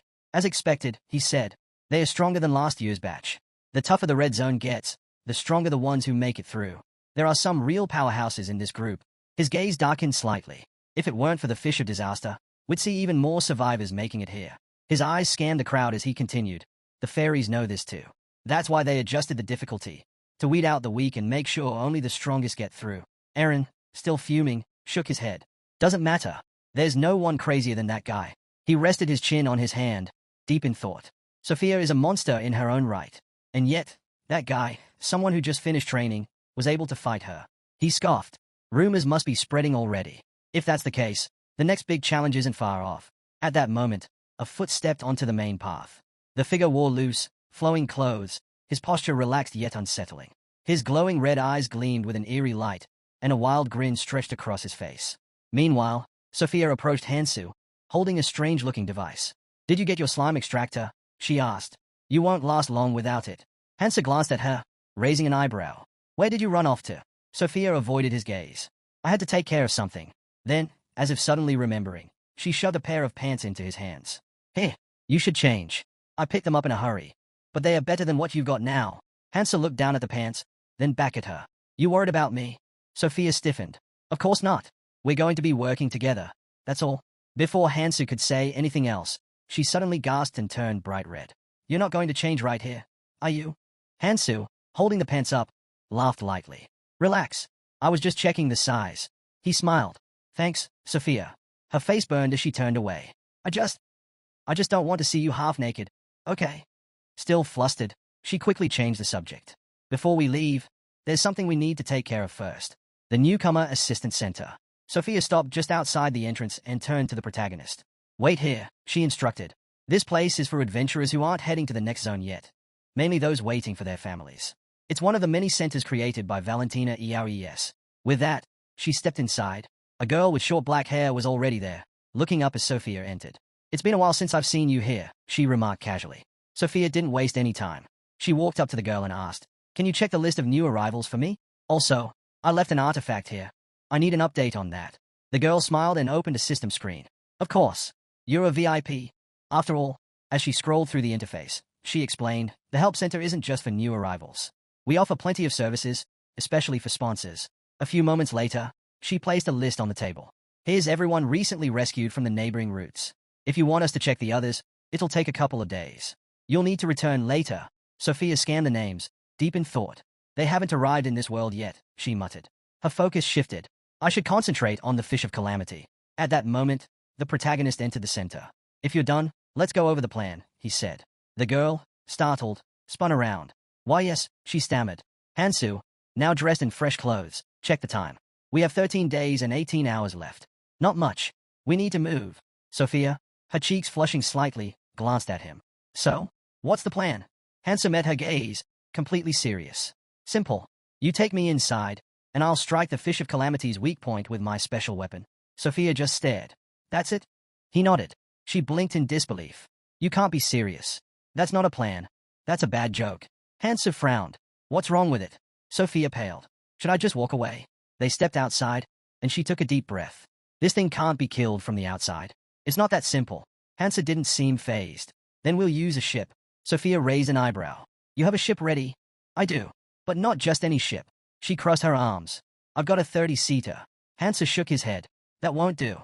We're taking mine. Sophia narrowed her eyes. And how big is yours? 500-seater. Her jaw dropped. You still have that thing? The protagonist stepped forward, his voice steady. I'm not a newbie. You'll see for yourself once we get there. Sophia watched his back, eyes filled with doubt. No, you're definitely a newbie. He turned to face her, smirking. Fine. Let's just agree that I have superpowers. Either way, we have a ship. Now we need materials. Let's split up. His tone was confident, almost reassuring. Trust me, and everything will go smoothly. She studied him for a moment. That voice, that look, it reminded her of someone. A smirk played on her lips. All right, she said, pointing to the side. I'll collect materials over there. Don't refuse me just yet. Before he could respond, she tossed him an axe. Your weapon's not going to last long in the red zone. He caught it, eyeing it curiously. And no, you can't refuse. This axe is better than your trident, she added matter-of-factly. Hansu examined the weapon. The weight, the grip, it felt familiar. Just like before, a memory surfaced of Sophia handing him an axe, years ago. This is your first weapon, she had said. Take care of it. Some things never change. He strapped the axes to his back. Sophia crossed her arms. I already know what materials we need to take down the Fish of Calamity, thanks to my ability. Hansa glanced at her. Let me guess. The library? Sophia's eyes narrowed. How do you know that? Wait, do you really have abilities? He grinned. With a sigh, she continued, Fine, yes. I can visualize any information I need. I don't know everything. But when it comes to the red zone, no one knows more than me. She cast a sideways glance at him. And yet, I still can't figure you out. Hansa shrugged. I'm heading to the outskirts. You ready? Sophia smirked. Let's finish this monster once and for all. She lifted off the ground, flying through the air. To kill the Fish of Calamity, we need a deadly poison. That means gathering the right ingredients. Landing smoothly, she focused on her next task. To collect a pawn's fluid, we need to lure him out of his nest. She darted forward, green energy blast trailing behind her. Whipping around, she summoned a protective shield, blocking the attacks with ease. Then, a voice, one that made her skin crawl. Well, the man in front of her grinned, his eyes glinting with amusement. Sophia, you still have that body. Care for a walk? Sophia's expression darkened. Go deaf. Then, louder. I don't have time for trash like you. The man, Jang Gaesu, chuckled. Oh, come on. That's no way to treat an old friend. He smirked. You're too close to me for that kind of talk. Sophia gritted her teeth. Jang Gaesu raised his hand, green magic crackling at his fingertips. My partner and I just got back, fresh from the belly of the fish of calamity. His smirk widened. Then, without warning, he launched an attack straight at her. And you shouldn't talk about her like that. Sophia stood still, unfazed. Her gaze locked onto Jang Gaesu, unreadable. Then, with a sharp motion, she thrust her hand to the side. A massive manifestation panel appeared above her, glowing with raw energy. In an instant, powerful projectiles shot out, crashing into the ground around Jang Gaesu. His expression twisted as he dodged, barely avoiding the impact. Sophia's eyes narrowed. I hate people who fight without knowing their place. Jang Gaesu's manic grin only widened. Inevitable. A massive arrow hurtled toward him. Without hesitation, he reached for the bandage on his forehead and ripped it away. A bright red eye gleamed in the open air. Sophia's gaze flicked downward, her hand already moving forward. Her arrow adjusted mid-flight, streaking straight toward the exposed eye. Jang Gaesu chuckled. Quick thinking, his fingers pressed against his temple. Do you know what kind of eye this is? He didn't wait for an answer. The Zerit beacon. He motioned toward her. Did you really think I'd come here without a backup plan? His voice dripped with amusement. There's an entire organization behind me. And I don't just have the beacon. His grin sharpened. I have something connected to you. Sophia's breath hitched. She clenched her fists, her teeth grinding together. Annoying. This skill of his is downright infuriating. Jang Gaesu placed a hand over his chest. As expected. You get it? His voice was almost mocking. You know I mean no harm. He tilted his head. Just wanted to test you. Thought maybe all those losses made you rusty. His gaze flickered. But your skills are just as sharp as ever. Guess the rumors were exaggerated. Sophia turned away. That's none of your business. Her patience was wearing thin. And frankly, I'm tired of your pointless chatter. Back off. Jang Gaesu exhaled dramatically, closing the eye on his forehead. Relax. I'll back off. Once I figure out one last thing. He leaned forward slightly. That newbie, Hansu. Where is he? Sophia spun around, fury flashing in her eyes. As if I'd ever tell you. Jang Gaesu's hand shot out. Gotcha. Before she could react, his grip tightened around her wrist. A knowing smirk played on his lips. I knew it. His hold remained firm as he spoke. That's why I used my investigation skill. He leaned in mockingly. Thanks for your cooperation. Sophia wrenched herself free, eyes burning with confusion and rage. Since when did you? Jang Gaesu chuckled darkly. You could have blocked me, but you hesitated. His grin stretched wider. You're too soft. Sophia's gaze turned ice cold. He should have stayed in the belly of that damn fish of calamity. Her voice dropped, deadly and final. It would have been better for you to die there. That day, Jang Gaesu abruptly jumped away from her, shuddering. You're freezing, he exclaimed. But she wasn't the one trembling, he was. Raising his hand, his eyes burned with intensity. You should have joined Quadratus when I gave you the chance, he spat. But no, you had to be stubborn. Quadratus had twisted fear into worship, turning themselves into the servants of the four disasters. They didn't care that these calamities could wipe out humanity. They embraced them. Sophia's patience snapped. Enough of this nonsense, she shot back. Did you seriously think I'd ever join an organization like that? Then, unable to contain her fury, she shouted. You sacrifice people under the excuse of displaying the disaster fish's power, then sell off the relics of the dead like they are mere trinkets. How can you even call yourself human? Her voice trembled with rage. Do you have any idea how many travelers you deceived? You lure them in with promises of a safe passage along the upper route, only to let them be swallowed whole by that monstrosity. Jang Gaesu's eyes glowed with eerie amusement. So what? He sneered. Spreading his arms, he continued. I make money using my talents. I take part in sacred rituals. If people are foolish enough to believe my words, that's on them.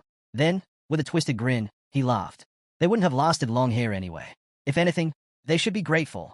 At least they got to spend their final moments in the belly of the fish of calamity. Sophia's body trembled with rage and disgust as Jang Gaesu continued. You, of all people, should understand, he taunted. You were given the chance to experience that luxury yourself. Maybe you just need a few more tries to really appreciate it. Tilting his head, he smirked. I'm sure you'll figure it out soon enough. Until then, we'll meet again. And just like that, he vanished. Sophia clenched her fists, glaring at the empty space he left behind. He always was good at running away, she muttered. Memories of the past flooded her mind, of who Jang Gaesu used to be, of the man she once knew. If only she had seen this coming. He had changed beyond recognition. shaped by the horrors he barely survived. A chill ran down her spine. If she went after him now, before she could finish the thought, she recalled the protagonist's words. Forget him. Focus on gathering materials. Snapping back to reality, she exhaled sharply. You're right, she murmured. I'll leave this to you. And with that, she turned away. The protagonist sprinted toward his destination, his movements swift and relentless. There was no hesitation, no trace of fear, only unwavering focus. In his mind, the path was clear. The key to killing the disaster fish is the sclerosing solution. Suddenly, his eyes locked onto exactly what he needed. The sclerosing solution, an intricate creation born from the knowledge of magicians. It was the perfect poison against the disaster fish. But before he could use it, he had to secure the main ingredient. With that in mind, he landed in front of a pool of poisonous water. Straightening to his full height, he declared, I need the heart of the kukulza. To find the kukulza, he had to locate the valley, most likely hidden between the middle and outer roots. That was where the kukulza made their nests, burrowing deep into the roots to escape the disaster fish. His sharp gaze swept the area. There, he had found it. Without hesitation, he stepped into the poisonous water. In his head, he reassured himself. Once he obtained the kukulza's heart, the rest of the ingredients would be much easier to collect. But this wouldn't be easy. Finding kukulza on the outermost roots was rare. Luckily, he had stumbled upon their nest. With each step, he felt it. He was getting closer. Tightening his grip, he drew the axes given to him. Then, with a deep breath, he unleashed his power. The dragon art of energy manipulation surged through his body. His axes glowed, wrapped in potent magical energy. Magic enhancement activated. The stillness shattered. The nest stirred. Suddenly, an explosion of movement. A herd of kukulza erupted from the depths. Without wasting a second, the protagonist lunged forward. His axe came crashing down, slamming a monster into the ground with full force. Another creature shot up from beneath the poison, its jaws stretched wide. Instinct took over. He leaped away just in time. No hesitation. No wasted movement. His axe flashed, cutting down the monsters in a single blow. Landing from his jump, he barely paused before glancing at his weapon. He frowned. This axe won't last long if I keep using powerful chi arts. Adjusting his grip, he decided he would have to regulate his attacks until he secured a stronger weapon. Then, in an instant, he felt it. A massive presence loomed behind him. Hansa's eyes darted to the side. Without missing a beat, he twisted sharply, spinning midair, before launching his axe straight at the monster's forehead. Hukul staggered backward from the force of the blow, losing his balance as he tumbled. But there was no time to breathe. Another monster lunged at the protagonist from behind, closing in fast. The axe lodged in the lion kukulza's skull suddenly flared with light, glowing intensely. Hansa flexed his fingers, now, and the weapon spun violently, ripping free and slamming into the oncoming monster's back. He caught the axe midday, its blade dripping with fresh blood. Standing shin-deep in the poisonous water, Hansa found himself surrounded. Kukulza after kukulza slithered closer, their bodies cutting through the murky depths. Then, attack. One launched itself forward, slamming its tail against the water, sending a spray of venomous mist into the air. Three more leaped high, soaring above Hansa's head. Without hesitation, he moved. His gaze snapped upward. Now! He jumped, colliding mid-air with one of the creatures. Twisting his body, he swung his axe relentlessly. Blow after blow. And with one final strike, slash, he cleaved the monster clean in half. Landing on the water's surface, he didn't pause. Hansa sprinted, darting away as massive chunks of the dead monsters rained down from above. Climbing up to higher ground, he scanned the corpses. His eyes narrowed. These were just juveniles. The real threat must be somewhere else. That meant only one thing. He could still hunt the adult. His fingers brushed against something. A red rune. He picked it up, exhaling sharply. I'm burning through stamina and mana too fast. Still, he had no choice but to keep collecting. Lifting his hand, 3 glowing runes of different colors flickered into existence. But just as he stood there, surrounded by poison-drenched trees, crack! The trees around him split apart, shattering into fragments. Instinct kicked in. Hansa raised his axes, crossing them over his face to shield himself from the debris. Then, he felt it, a crushing force, barreling toward him. Eyes widening, he barely managed to block in time, his axe groaning under the impact. A deep crack formed along the weapon's blade. Too reckless, he realized. I pushed these weapons too far. A slow, deliberate set of footsteps echoed through the chaos. Jang Gesu emerged, eyes flickering with intrigue. You actually blocked that, he mused, a note of amusement in his voice. Then, with a twisted grin, he stretched out his hand. You're better than I thought. I wasn't even trying to kill you. I was just testing you. Hansa's grip on his axe tightened. Jang Gesu took another step forward, lowering his voice. Listen, I have an offer for you. His fingers twitched slightly, gesturing. Join our clan. Someone's taken an interest in you. Then, raising a single finger, he smirked. It's a good deal. You should take it. His gaze locked onto Hansu's, his eyes widening in anticipation. Hansu didn't hesitate. With a sharp motion, he hurled his axe, straight at Jang Gaesu's face, his voice raw with disbelief. Do you really want me dead?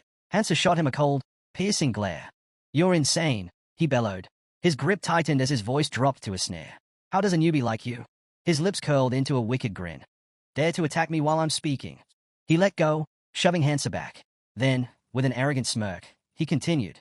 You think just because you've completed a bit of training, you can do whatever you want? That you don't have to fear for your life? Shaking his head, Jang Gaesu chuckled.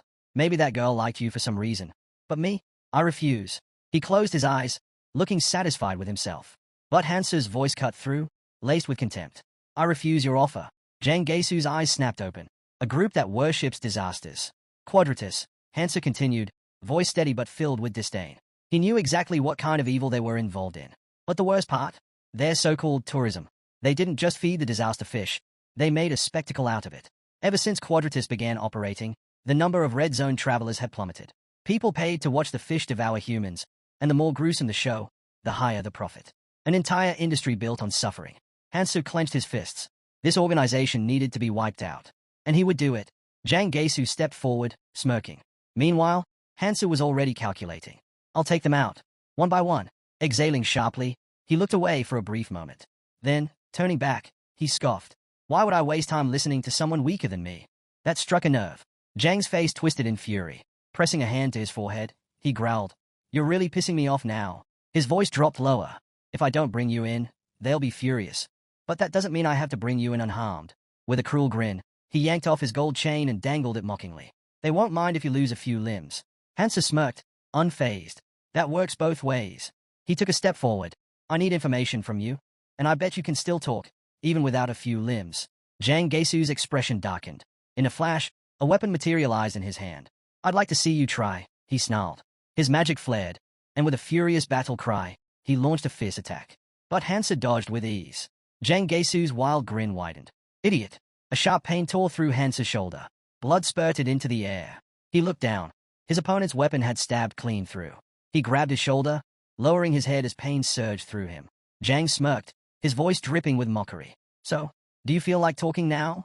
With a flick of his wrist, he returned the weapon to his hand, his thoughts racing. I was aiming for his arm, but it barely grazed him. Did I hold back too much? After a brief pause, he shook his head. Breaking it completely wouldn't be any use anyway. Without hesitation, he slammed his weapon into the water, sending ripples across the surface. No need to be afraid, he said, his voice eerily calm. It'll be over soon. The protagonist slowly raised his head, his gaze sharp. You're getting ahead of yourself, he muttered. Blood dripped from his wound as he moved his hand away. Besides, we didn't even fight last time. Jang's expression darkened. He tightened his grip on his weapon. What did you just say? His tone carried a hint of disbelief. Did I smack you in the head too hard? He sneered. This is nothing for me. With a sudden burst of movement, he swung his weapon with full force. Just shut up and stand still, he roared. But before the strike could land, Hansu was already there. In the blink of an eye, he appeared right in front of Jang, delivering a brutal blow to his stomach. The sheer force sent Jang flying backward, crashing hard against a tree root. A sharp cry of pain escaped his lips. Gritting his teeth, he lifted his head just in time to see the protagonist calmly retrieving his axe, the weapon snapping back to his hand with ease. You need to catch up, Hansu remarked, leveling his weapon at him. So, why don't you cooperate? Jang clenched his jaw, raising a hand to his face as a string of curses ran through his mind. How did he move so fast? I didn't even see his attack. A chilling thought followed. Does this bastard have colorless stat runes? Shaking off the shock, he pushed himself up, eyes blazing with defiance. Don't get cocky, he spat. I'll let you hit me. But before he could say more, the protagonist silenced him with a raised hand. I'm just getting started. Suddenly, glowing runes flickered into existence around him. Jang's expression twisted with rage. You really think a slight boost in stats is going to make a difference? His voice echoed with disbelief. The protagonist met his gaze, raising his axe. Stats aren't everything in a fight. With a flick of his wrist, he launched his weapon straight at Jang. It tore through the air at terrifying speed. Jang barely managed to duck as the axe embedded itself into a nearby tree with a deafening thud. Stumbling, he hit the ground hard. Hansu smirked. What's wrong? His voice was laced with amusement. Scared? Jang's body trembled. He gritted his teeth, forcing himself up. This can't be. His face twisted in fury. I'm not scared, he roared. In an instant, His weapon pulsed with power as he activated the blade of the Forgotten. With a fierce grip, he seized the hilt of his sword, ready to strike. He lunged forward without hesitation, activating side cut. The protagonist calmly touched the ring on his finger, and Zhang's mind raced. Was this guy really planning to fight bow-handed? His thoughts screamed at him. Side cut slices through everything within its range. It'll take his hands clean off. Zhang's sword was just inches from the protagonist's neck when, suddenly, the rings of Manhua activated. His eyes widened in shock. I've won, Zhang shouted, convinced of his victory. But Hansa didn't flinch. Instead, he activated destruction, seized the blade with one hand, and crushed it like brittle glass. The sword shattered into tiny fragments as he hurled Zhang backward. Zhang's breath hitched as he stared in disbelief. His eyes darted to his ruined weapon. Impossible, he whispered, his voice shaking. His hands trembled as he gripped the broken hilt. Even top-tier dispersion experts can't break high-level mana techniques this easily.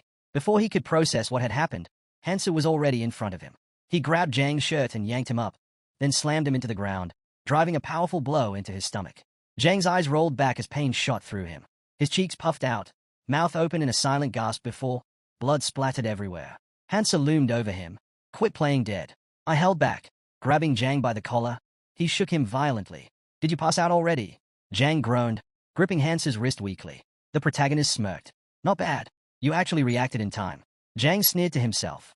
The bronze jade absorbed the hit. But this bastard is restricting my movements too much. That's why I didn't want to use it in the first place. His fist clenched. I don't have a choice anymore. Hansa's eyes flickered. That all you got? Then, bam! A devastating punch smashed into Zhang's face, sending teeth flying. His eyes widened as he saw the next fist coming straight at him. How the hell is he breaking through my skills too? A brutal barrage followed. Zhang screamed as Hansa struck him over and over. Desperate, he threw his hands up. Wait, I'll talk. I'll tell you everything. Hansa's fist hovered midair. Go on. Zhang coughed, blood dripping from his lips. I had no choice. You think there's money in tourism? People like me, we just follow orders. I swear, I wasn't trying to hurt anyone. His words tumbled out in a frantic rush. Let me go, and I'll give you the runes. I'll even tell you who sent me to capture you. Hansa's gaze turned cold. Too much useless chatter. Zhang barely had time to react before another crushing blow sent him reeling. His vision blurred, and drool trickled from his mouth as he howled in frustration. You were the one who told me to talk. Damn it. Hansa just stared down at him, unimpressed. Zhang lifted his head, fury in his eyes. What the hell are you waiting for? I told you everything I know, he shouted. Hansa looked down at him with sheer contempt. Zhang clenched his fists, voice shaking with frustration. You already beat me like a damn dog. What else do you want? A heavy silence hung between them before Zhang finally lowered his gaze. His voice was quieter now, almost resigned. That's all I know. He dropped to his knees before Hansa. Quadratus, they worshipped disaster. Besides running regular tours in this region, they also hired different clans. This time, their mission was to track you down, someone who had just completed their training. Hansa's expression didn't change. Zhang took a deep breath before continuing. The request came from Morin, a member of Beacon. Beacon. The name echoed in Hansa's mind. The union of 6 clans that control the highest roots of the world tree. They are at the very peak of power itself. Hansa rubbed his chin, thoughts racing. If I remember correctly, Beacon operates under Miyamoto. Could there be more clans involved in this? His gaze snapped back to Zhang. Right now, these guys are preparing for another tour. The one who gave you this information. Was he an assistant? Zhang nodded weakly. Yeah, some of the assistants were involved. But this time, I got the order directly from Morin. Hansa folded his arms. I've heard enough. Zhang's breath hitched. Panic flickered in his eyes. He could feel it. The moment of his death was approaching. Desperation took over, and he scrambled for more words. Wait, there's more. I can still tell you. Suddenly, his eyes widened in madness. He jabbed a finger at the symbol on his forehead, laughing wildly. You idiot. You had no idea, did you? Do you even know what this mark is? Hansa barely reacted. The eye of 1,000 li. Zhang's face twisted in shock. How does he know that? After a brief pause, he exhaled and stood up. Yeah, that's right. This eye lets me share my vision with other intelligent beings. Which means, his lips curled into a grin. They already know where you are. Hansa turned away, his voice dripping with mockery. Oh no, I'm terrified. Guess I should run for my life. Zhang's grin widened into something unhinged. You don't get it. Morin commands the Beacon stormtroopers. You really think you can run from him? Inside his mind, Zhang was already scheming. I used the ability recently, so I need time before I can use it again. But if I can just buy myself an opening, I can re-establish the connection. He was just about to say more when, bam! Hansa shot forward, slamming his fist into Zhang's stomach with devastating force. The world around him blurred. The last thing he saw was the dark silhouette of Hansu standing over him before his vision faded into blackness. His body collapsed into the water, unconscious. Hansu stood over Zhang's unconscious body, exhaling sharply. Playing with you was more of a hassle than I expected. He crouched beside his fallen enemy, rummaging through his belongings. Your weapon's a wreck. Guess I'll have to find a new one. His search paid off when he pulled out an intriguing item. The Relic of the Forgotten. A rare find. Alongside it was a one-time use artifact, mirror clone. Not bad. Just then, a pure white bird appeared in the sky. Hansu's eyes followed it, and he immediately knew he'd been found. He scoffed. Figures. Can't even remember who they sent, so they must not think I'm that important. Still, annoying as hell to keep dealing with distractions. His gaze shifted toward the distant roaring beasts. The deep, guttural cries had been echoing for a while now. A slow smirk tugged at his lips. A pack of jerters. Huh? Guess that works in my favor. He cracked his knuckles. Might as well keep myself busy until reinforcements show up. A horde of monstrous creatures gathered atop the thick bark of the world tree. Massive, reptilian forms stood tall, their fierce roars shaking the air. These were jerters, pack hunters that relied on numbers to overwhelm their prey. Right now, they were in full pursuit of three cloaked figures. The three sprinted through the jungle-like terrain, branches snapping beneath their feet. One of them shouted, "All forces, activate concealment." In an instant, their figures shimmered and vanished. Using their newfound invisibility, they leapt into the treetops, finally escaping the reach of the beasts below. Heaving breaths filled the silence. Among them was Cheng, a member of Quadratus. He peered down at the prowling creatures. Damn, thought we were goners for a second. His voice carried a hint of irritation. This is exactly why I hate being bait. One of his companions chuckled. How many more do we need? Cheng sighed, rubbing his temple. A lot. The tour isn't complete yet. Then his expression turned serious. But maintaining concealment requires holding our breath. We can't keep this up forever. At least we've lured them into the valley. We can take a short break before moving on.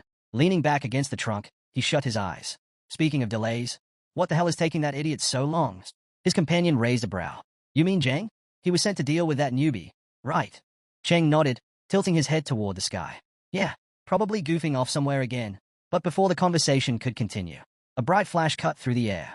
A blue carrier pigeon, formed entirely of magical energy, descended, perching itself gracefully on Cheng's outstretched finger. Cheng's eyes narrowed. Only someone skilled could materialize a construct this detailed. A moment later, his expression shifted to shock. His body tensed, and he sprang to his feet. Change of plans. We're moving. His comrades exchanged looks. What happened? Cheng's voice was sharp.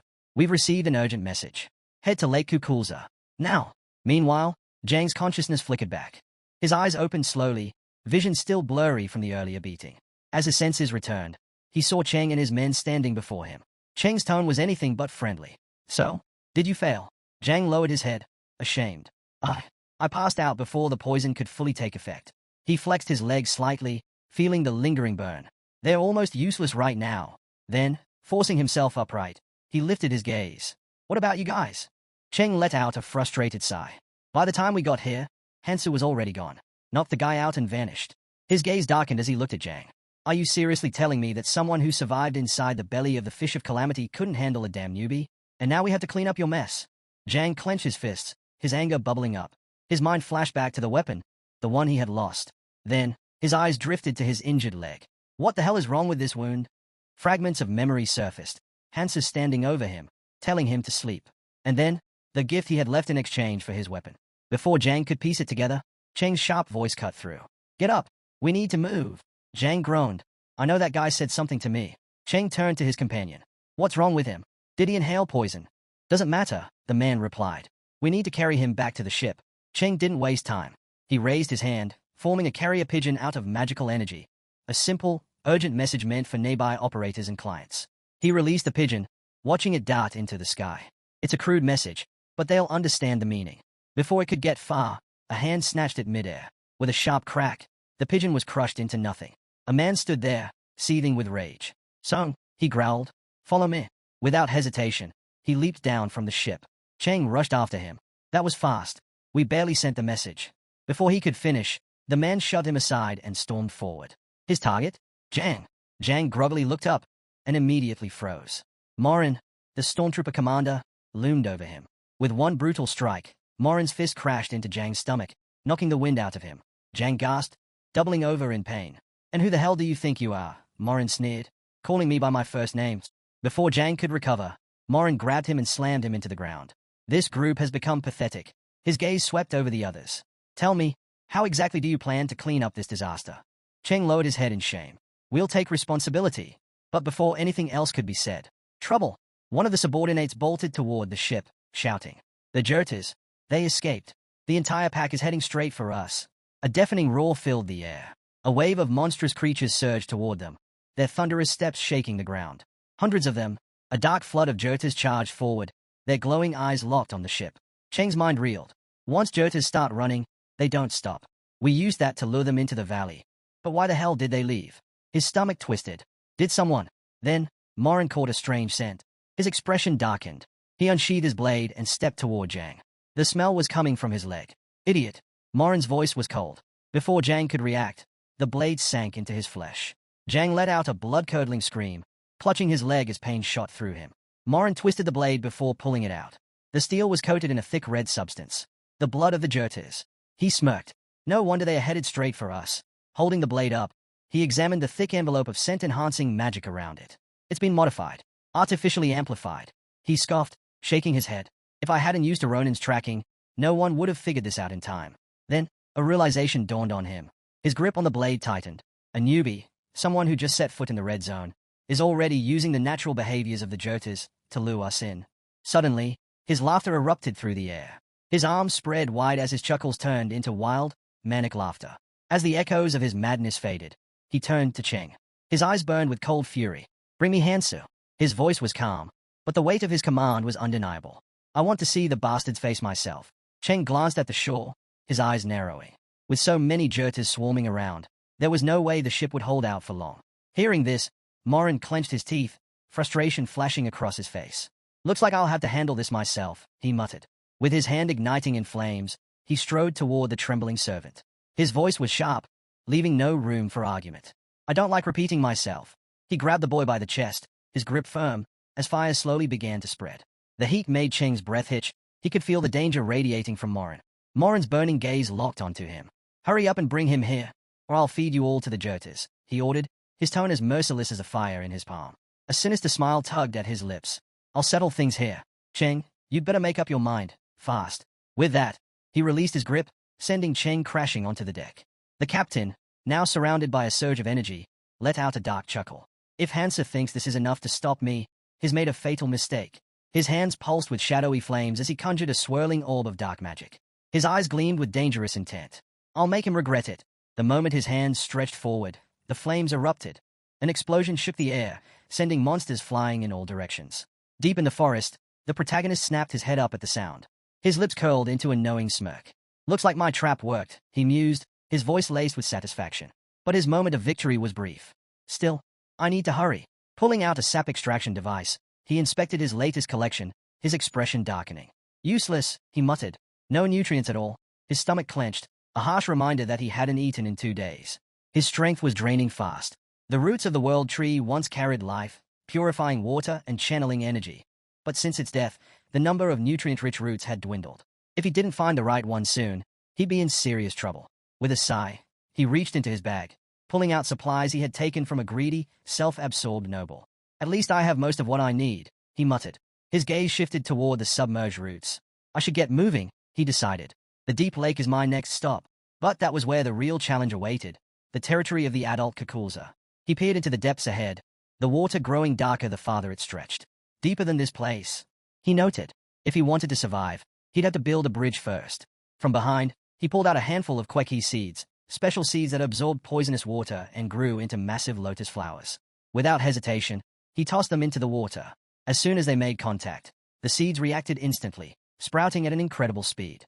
Within seconds, sturdy stems pushed up from the surface, and moments later, large lotus flowers bloomed. Just as the flowers opened, hands suddenly landed atop them. Gripping the weapon he had taken from Zhang Geisu, he muttered that aiming upwards would be easier, but he would handle things himself. Before he could say more, massive creatures burst out of the water, their grotesque forms looming over him. His grip on the weapon tightened. It was time to hunt. Meanwhile, Morin stood amidst a sea of monster corpses, arms crossed. He turned slightly, addressing the girl behind him. Has the carrier pigeon arrived? Miller kept her hands behind her back and replied, not yet. It's still on its way. Morin strode past Zhang Geisu, who was bound and helpless. Glaring down at him, he remarked bitterly, a top-tier reconnaissance skill, wasted. And all because of you. Snatching Jang Gaesu up by his clothes, Morin's frustration boiled over. If you weren't our guide, I would have left you to rot in the poisonous sea. You and Quadratus both. With that, he released Jang Gaesu with a sharp shove and turned to Miller. Take us to the last known location. Miller hesitated. You're really going there yourself? Morin's gaze sharpened as a sinister grin spread across his face. Of course. There's nothing quite like hunting with my own hands. Back on the battlefield, the last of the monsters had fallen. Hansu, exhausted, wiped sweat from his forehead, his sword trembling in his grip. I can barely swing this thing anymore, he muttered. In his mind, he reassured himself this was the final Kukulza heart he needed. Just as he caught his breath atop the lotus flower, an unseen danger locked onto him. A silent arrow, brimming with lethal precision, tore through the air straight at him. His instinct screamed at him in the final moment, and he barely managed to dodge. The arrow impaled the lotus beneath him, shredding it to pieces. Cheng, the archer, frowned. He had missed. Hansu's eyes narrowed as he studied the embedded arrow. That was a precision skill. Dodging won't be easy. Before he could think further, more arrows rained down on him. Realizing escape was his only option, he raised his sword, deflecting as many as he could. But then, a sharp pain. Blood splattered from his hand, dripping steadily from his fingers into the poisoned waters below. The moment the droplets hit the surface, the monsters lurking beneath stirred. The scent of fresh blood sent them into a frenzy. Hansa took off running. Damn it! The smell is riling them up. From a distance, Cheng pulled his bowstring taut again, scowling. These damn Kukulzas are making this a nightmare. We're supposed to be back up. Go down there and grab him. Miller, standing beside him, raised a delicate finger to her lips and sighed. You want me to jump into that chaos? Do you have any idea what the water will do to my hair? Cheng threw his arms up in frustration and barked at Miller to move. The monsters only attacked when they smelled blood. She had no reason to hesitate. Miller, however, simply covered her ears and sighed. Stop yelling. You'll give me wrinkles. Ignoring her complaint, Cheng conjured a magical dove in his hands. I'm sending this out now. We can't let him escape, he said, his tone sharp. Get moving. We need to take him alive. Miller let out a small huff but jumped onto one of the floating flowers. Yeah, I get it, she said. Drawing a sleek blade from her back, she smirked. Guess he'll have to keep me entertained until we're both worn out. At that moment, Cheng and his members extended their hands toward her, releasing a surge of magic. A powerful energy wrapped around Miller, making her shiver with excitement. It's been a while since I had a scene this good, she murmured. In a blink, she launched forward, closing the distance between herself and Hansu in an instant. Their swords clashed, sparks flying as they exchanged rapid strikes. The battle was fierce, neither giving an inch. Then, out of nowhere, a massive monster lunged toward Hansu from the side. Without breaking stride, he shifted his sword, deforming its shape in a single sharp motion. One swift blow, and the beast was cut down. But before he could catch his breath, Miller appeared right behind him. Where are you looking? She whispered. Her blade was already at his face, slicing through the air with deadly precision. Hansa barely managed to twist away, dodging by the slimmest margin. Without hesitation, he countered, landing a solid kick to her side. The impact sent Miller skidding backward, but she quickly regained her footing. Wiping a trickle of blood from her lips, she grinned. Not bad for someone who was just falling, she mused. She glanced at the blood on her fingers, her expression unreadable. But if you want to leave a mark on me, she said, licking her lips, you'll have to do a lot better. Her voice darkened slightly. Not that it matters. Even if you surrender, I won't spare you. Hansu studied her carefully. In his mind, alarms were blaring. She was getting faster, her attack sharper. And with those cursed blood-drawn dolls closing in, hesitating now would be fatal. His grip tightened around his sword. The longer this dragged on, the worse it would get. His mind raced. I need to turn this fight in my favor. Summoning the magic from his ring, he poured it into his blade. Miller noticed immediately, raising her sword in anticipation. Hansu struck first, his attack coming faster than before. Miller reacted instantly, attempting to block, but her defense was useless. As she staggered back, she narrowed her eyes. Heh, I thought you had some brilliant trick up your sleeve, she said, tilting her head. But this is kind of underwhelming. Her gaze flickered to his weapon. Wait a second, isn't that Zhang's blade? A smirk crossed her face. You really shouldn't go around stealing other people's toys. Then, just as she was about to strike again, something changed. She glanced down at her arm, her expression shifting from amusement to confusion. What? Blood trickled from a fresh wound. At first, it seemed minor. But then, her breath hitched. The wound wasn't healing. Her eyes widened in shock. Why isn't it healing? Before she could react, blood dripped into the water. The moment it touched the surface, something stirred. The water exploded upward as a massive creature surged toward her, its monstrous form rising from the depths. Miller barely had time to scream before it lunged. Cheng watched as Miller scrambled away in a panic, her movements frantic. Frustrated, he shouted, "Pull yourself together. It's just a scratch." But Miller wasn't listening. She darted from side to side, eyes wide with terror. "They can smell my blood," she shrieked. Meanwhile, Hansu activated the Ring of Nirmaha, second authority, hemorrhage. This ability, unlocked by upgrading his red stats, was far more than simple bleeding. It was a relentless drain, clouding the mind and exhausting the body with continuous blood loss. Hansu clung tightly to the monstrous creature beneath him, feeling the weight of the power he had unleashed. His head hung low as he grimly acknowledged the cost. Maintaining hemorrhage eats through too much mana, he thought. I wanted to avoid using it. But now, with these monsters drawn to the scent of blood, we're finally on equal footing. As Miller desperately swung her sword, fending off the creatures swarming toward her, Hansa turned away, realizing there was no easy escape. Cheng saw his chance. "Don't just stand there, catch him," he roared to his subordinates. With shaking hands, he drew his bow once more, his mind racing. "We can't let him go. If we fail, Morin won't let us live through this." Gritting his teeth, he loosed several rapid-fire arrows. Some tore through the approaching monsters, clearing a path. "I'll hold them off. The rest of you, focus on him," he barked. Miller and the other subordinates wasted no time, charging toward Hansu. Hansu calmly reached into a small bag. In an instant, Miller's blade flashed. She slashed at whatever he had pulled out, cutting it cleanly in half before it even hit the ground. "You won't escape me," she snapped. Then, something strange happened. Blood sprayed everywhere. Thick, deep red, coating her from head to toe. She blinked. The corpse at her feet wasn't what she had expected. It was a Goethes. Hansu's lips curled into a sinister smile. "The blood of a Goethes," he murmured, "is perfect for driving the Kukulzes insane." Realization dawned on Miller's face. Her eyes flicked to the massive creatures already stirred into a frenzy, their movements growing more erratic. Hansu's grin widened. "And now, with you all drenched in it," he chuckled darkly. "I wonder what they'll do to you." At that exact moment, the water exploded. A swarm of monstrous creatures surged toward them. Miller, her face splattered with Goethes' blood, let out a breathless laugh. "Hansu, you're a real psycho," she whispered, her expression a mix of awe and disbelief. Hansu stepped onto the edge of a ledge, glancing back one last time. "Have fun," he said with a smirk. Then he was gone. Once outside, Hansu leaned against a thick tree trunk, exhaling heavily. He placed a hand on the back. "Dry. This one too?" Moving from root to root, he checked each one. Every single one was the same, dried out and lifeless. His expression darkened. Wherever those bastards go, the roots wither. The process was happening too quickly. He needed to get a better vantage point. Closing his eyes for a moment, he steadied his breathing. At least the red zone isn't too far. Pushing himself forward, he continued on his path. "When I find Morin," his fingers tightened around his blade. "I'll kill him myself." But the boy facing them only smirked, his tone dripping with mockery. "Maybe you should have managed your supplies better," he said. "This root belongs to our clan." Then, with a flick of his wrist, he drew a knife. "You really think a bunch of rookies like you can fight us for it?" He scoffed. "A little hunger is normal for newbies." The survivors from the protagonist's ship clenched their fists, glaring at the arrogant group. But they had no choice. They had to turn back. As they retreated, the cloaked man thought bitterly about everything they had endured to get here. The world tree was rotting, and the lower roots could barely sustain them. The upper roots held the nutrients they needed, but those areas were crawling with monsters. Worse yet, every time they tried to climb, the stronger clans blocked their way. Were they really going to starve to death here? Suddenly, a sharp scream cut through the tense air. One of the bullies was shouting in fury. "Who the hell are you?" The survivors from Hansu's ship spun around, a flicker of hope in their eyes. "Get lost," the bully roared. But before he could react, a powerful strike sent him flying. The cloaked man's eyes widened. He knew that figure instantly. The protagonist had arrived.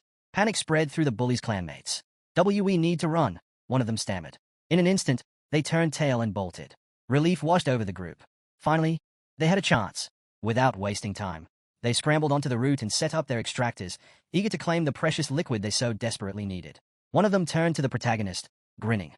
"You just solved all our problems with a single move." After a while, the protagonist spotted Hansu along the route and called out to him. He landed smoothly beside him. "Do I know you?" he asked, studying the boy.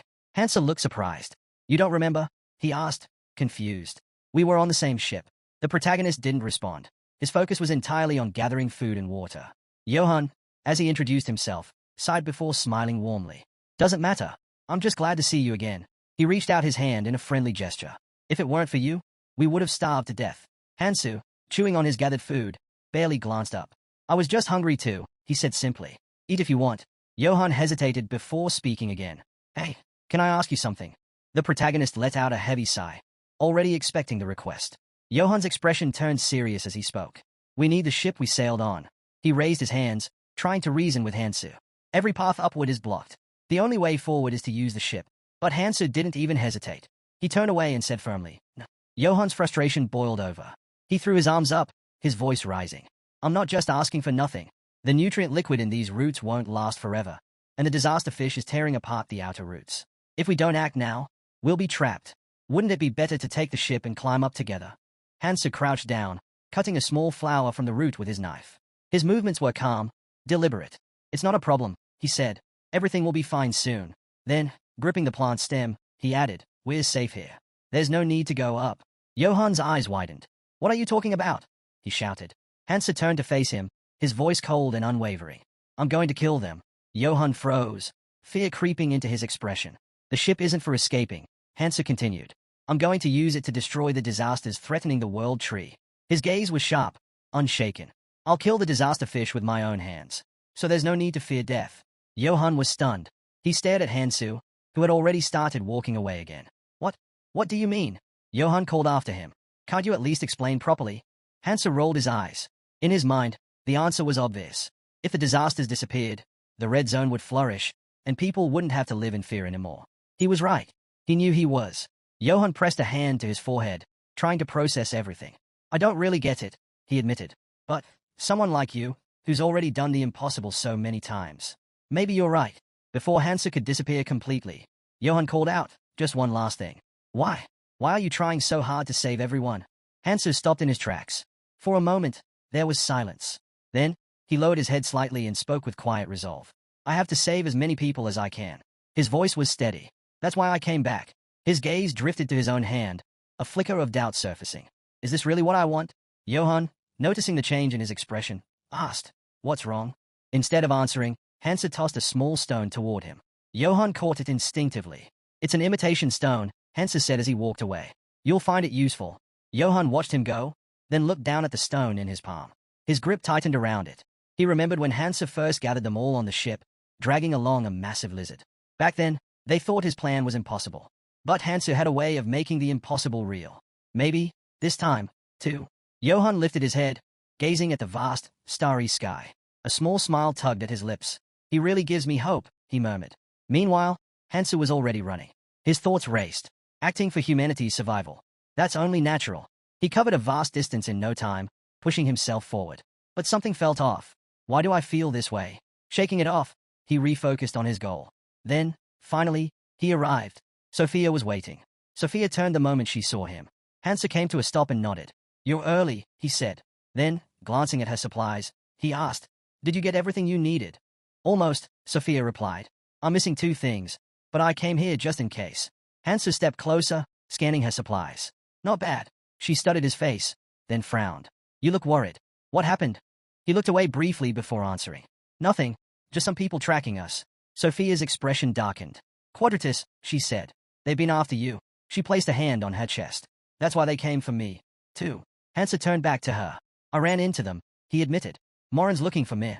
Sophia's eyes widened. The commander of the lighthouse stormtroopers? Why would he be after you? Hansu glanced over his shoulder. I managed to hold him off, but he's skilled. He won't take long to find us again. Sophia didn't hesitate. Hansu, you can't fight him alone. Even you can't handle someone like that. Hansu smirked. Then let's work together. He pointed at her, then raised a finger, outlining his plan. One of us gathers materials. The other acts as bait for Morin. Sophia stared at him in disbelief. Do you not understand the situation? Beacon is one of the ruling clans of the Red Zone. They are massive, full of veterans who've survived here for years. Most of them are strong enough to leave the Red Zone entirely. And the Stormtrooper squad? They're the most aggressive of them all. Morin is their commander. She stepped forward, her voice firm. We have to deal with them together. Then, glancing around, she added, if they haven't found us yet, we should move now while we still have time. But Hansu only grinned. Too late, he said. I left an artifact behind, but judging by the situation, his eyes narrowed. They've already caught someone. Meanwhile, Johann was gasping for air, struggling against the grip around his throat. Morin held him effortlessly, his fingers tightening. I'll give you one chance, Morin said, his voice low and dangerous. Flames flickered in his free hand. Do you want to burn alive? The fire flared violently. or die quickly by telling me where your friend is." Johann trembled. His mind raced. I didn't even see him coming. Then, something slipped from his pocket. A mirror clone stone. Morin's burning eyes locked onto him. How did he gather this many people so fast? Johann gritted his teeth, gripping Morin's wrist with the last of his strength. "You're asking the wrong people," he rasped. Morin's eyes burned even brighter.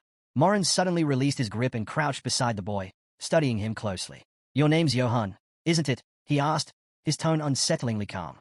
Before Johann could react, Morin's hand shot to the back of his head. Then bam! He smashed his face into the jagged ground with full force. "You really are a fool," he sneered. "Even for a clueless newcomer." Grabbing Johann by the hair, he yanked him up, forcing him to meet his gaze. "What nerve?" He leaned in, pointing a finger at the boy's face. "Do you even know what you smell like when you lie?" His voice dropped, filled with certainty. "I know the protagonist is here. Tracking a Ronin is my skill. I can feel Hansu's energy on you." Morin's grip tightened. "You erased most of your tracks, but you left just enough for me to follow." He reached into his pocket, pulling out a trap. Tossing it onto the ground, he smirked. "That was your mistake. Now, let's get down to business." Towering over Johann, his voice turned menacing. "Tell me, where is Hansu?" Johann, barely able to lift his head, whispered, "I don't know." Morin clicked his tongue in annoyance. Still trying to lie. His gaze darkened. "Guess I have no choice." His hand ignited in flames, his eyes glowing ominously. "Then you die." Without hesitation, he swung his arm down, fire surging toward Johann. But just before the fatal blow landed, he halted. His lips curled into a sinister grin as his eyes flicked to the side. He could feel something. Turning sharply, he scanned the area. Not far ahead, a dark silhouette emerged. A familiar presence. A slow, wicked smile spread across the figure's face. "Well," the protagonist said, voice dripping with amusement. "Were you looking for me?" Morin rested a hand on his hip, unimpressed. "And you? Are you really Hansu?" But something was off. He narrowed his eyes. The protagonist's figure shimmered slightly, an illusion. Before he could get another word out, Morin lunged forward and struck with a devastating kick, shattering the image instantly. "Obvious trick," he scoffed as the illusion flickered out. "A cheap, one-time artifact. A crude illusion." He pulled out a small stone. "Mirror clone stone," he muttered. "That idiot Jang got robbed, too." But, he lifted his head, his smirk returning. "The scent remains. This is some good bait. I like it." Meanwhile, Johann, blooded and barely conscious, used the last of his strength to crawl forward. His face was a mess, but he still managed to lift his head and whisper one name. "Kang Hansu." Far away, at Spawning Lake, a place artificially created for Kukul's breeding, the protagonist sat in wait. The lake had been formed by consuming the root of the world tree, its void filled with a potent nutrient solution. Though its upper waters were once laced with deadly toxins, most had since been neutralized, making it almost safe. And there, the next move in the game was about to begin. Hansu examined his hand, satisfied. The nutrient solution had worked. The wounds were healing quickly. Lowering his hand, he muttered to himself, "The illusion's gone. Is he really here already?" Just then, a rough voice interrupted his thoughts. "So, you finally decided to stop running." A figure emerged from the shadows, Morin. He raised his hand, smirking. "A rat can never truly hide. Not when its tail is still showing." Hansu chuckled. "Think whatever you want. But if you were any good at tracking, you'd have found me sooner." Morin's smile twitched, then suddenly widened into something crazed. His shoulders shook with laughter before he threw his arms wide, laughing maniacally. "This is hilarious." He clapped his hands together, eyes gleaming. "I've heard a lot about you. Let's see if you live up to the hype." Dark energy crackled around his outstretched hands. "But if it turns out you're just another liar," his voice dropped, eyes burning with intensity, "you won't last long." Hansu reached into the bag slung over his back, a smirk playing at his lips. Sounds tempting. But before Morin could make a move, Hansu suddenly spun on his heel. "Not today," he called over his shoulder as he bolted away. "We'll finish this next time." Morin's grin instantly vanished. His expression twisted in rage. "You dare run from me?" Without hesitation, he lunged forward in pursuit, his hand blazing with magical energy. "You're not getting away that easily." He thrust his palm forward, unleashing a searing jasper flame straight at Hansu's back. But Hansu was already moving. With fluid precision, he dodged, the dark flame scorching the air just behind him. In his hand, he clutched the seeds of Kyuche. Timing his jump perfectly, he hurled them into the poisonous lake below. The moment the seeds touched the water, they reacted, rapidly sprouting into massive, blooming flowers. Hansu landed on one effortlessly, thinking to himself, "The poison levels here are low. These plants won't last long, but they don't need to." Dashing across the flowers, he moved swiftly, never once looking back. Behind him, Morin roared in frustration. "You really think you can escape through the water?" He raised his hand again, flames surging as he prepared to strike. "Stop running and fight me." Hansa didn't even acknowledge him. He just kept running, leading his furious pursuer exactly where he wanted him. Perfect. In his grasp, Jang's sword shimmered into existence. He quickly coated the blade with Jurta's bodily fluids, a scent that no predator could ignore. Then, without hesitation, he sliced his palm, letting his blood mix with the foul substance. His blood dripped into the lake, sinking into the depths. A single drop during spawning season. At that very moment, the water beneath them began to churn violently. Then, monsters erupted from the depths. At the last possible second, Hansu launched himself off the flower, just as the monstrous creatures erupted from the water. Their massive forms twisted violently, their sights locked onto him. Landing lightly on another floating bloom, Hansu smirked. "Looks like we have some uninvited guests." Morin's eyes darkened. He conjured several glowing spheres in his hands, his voice sharp with disbelief. "You're using kukulzas?" His lips curled into a sneer. "Do you actually think I'd be scared of them?" The water beasts lunged from all sides, massive jaws snapping down toward him. Morin didn't flinch. With a flick of his wrist, he unleashed his jade flame, sending a barrage of magical projectiles into the horde. The force of the blast tore the creatures apart mid-air, their severed limbs crashing back into the lake below. Morin dusted off his hands. "Pathetic," he scoffed. "Now, where were we?" Hansa watched him with a knowing grin. Morin's finger shot forward, pointing straight at him. "You're next." His voice rang with fury. "You can try hiding underwater, but that won't save you either." Hansa chuckled. "Of course not." That reaction made Morin hesitate. A flicker of tension crossed his face. "What's so funny?" Hansa's gaze drifted to the amulet hanging from Morin's neck. "Breath of a hull," he thought. "There isn't a more convenient artifact for underwater combat. He'll follow me, no question." Casting a quick glance at his enemy, Hansa smirked. "Take good care of that for me, will you?" Morin's expression twisted in rage. "What?" Before he could react, Hansa dived straight into the water. Morin's scowl twisted into an ominous grin. "Idiot." He cracked his knuckles, flames licking at his fingertips. "You really think I won't follow?" His hand ignited fully, fire reflecting off the water's surface. "You'll run out of air eventually, and when you do, I'll be waiting." His smirk deepened. "Though, I prefer hunting over fishing." Without hesitation, he launched a series of fire attacks into the lake, watching the flames hiss and swirl as they burned through the water. "Let's see how long you can last down there." Deep below, Hansu remained calm, bubbles slipping from his lips as he swam effortlessly through the murky depths. Suddenly, searing flames cut through the water ahead of him. He glanced upward. Dozens more magical attacks rained down, lighting up the dark abyss. "He's just going to keep firing until I resurface." Hansu knew the moment he emerged, Morin would be waiting to roast him alive. "I need time." His mind flashed back to the bud from the root. He couldn't use the Demon Dragon's enhancement yet. His mana reserves were too low. But his fingers closed around a small pocket. Alham's pocket. Inside was a rare flower bud, one that always contained fresh air. And right now, that was all he needed. As the flower bloomed, Hansu inhaled deeply, feeling the fresh air fill his lungs. "This should buy me some time," he thought. But before he could settle, the darkness around him shifted. From the depths, monstrous figures began to emerge. Their eerie forms slithered through the water, jaws snapping open with a deafening roar. They surged toward him, hunger gleaming in their eyes. Hansu twisted his body, narrowly dodging their attack. But the creatures weren't giving up. They kept coming, relentless. Reaching into his bag, he pulled out his next tool. Destruction fish aren't the only predators these kukulzas fear. There were certain monsters, filthy, reeking creatures, that even these beasts refused to go near.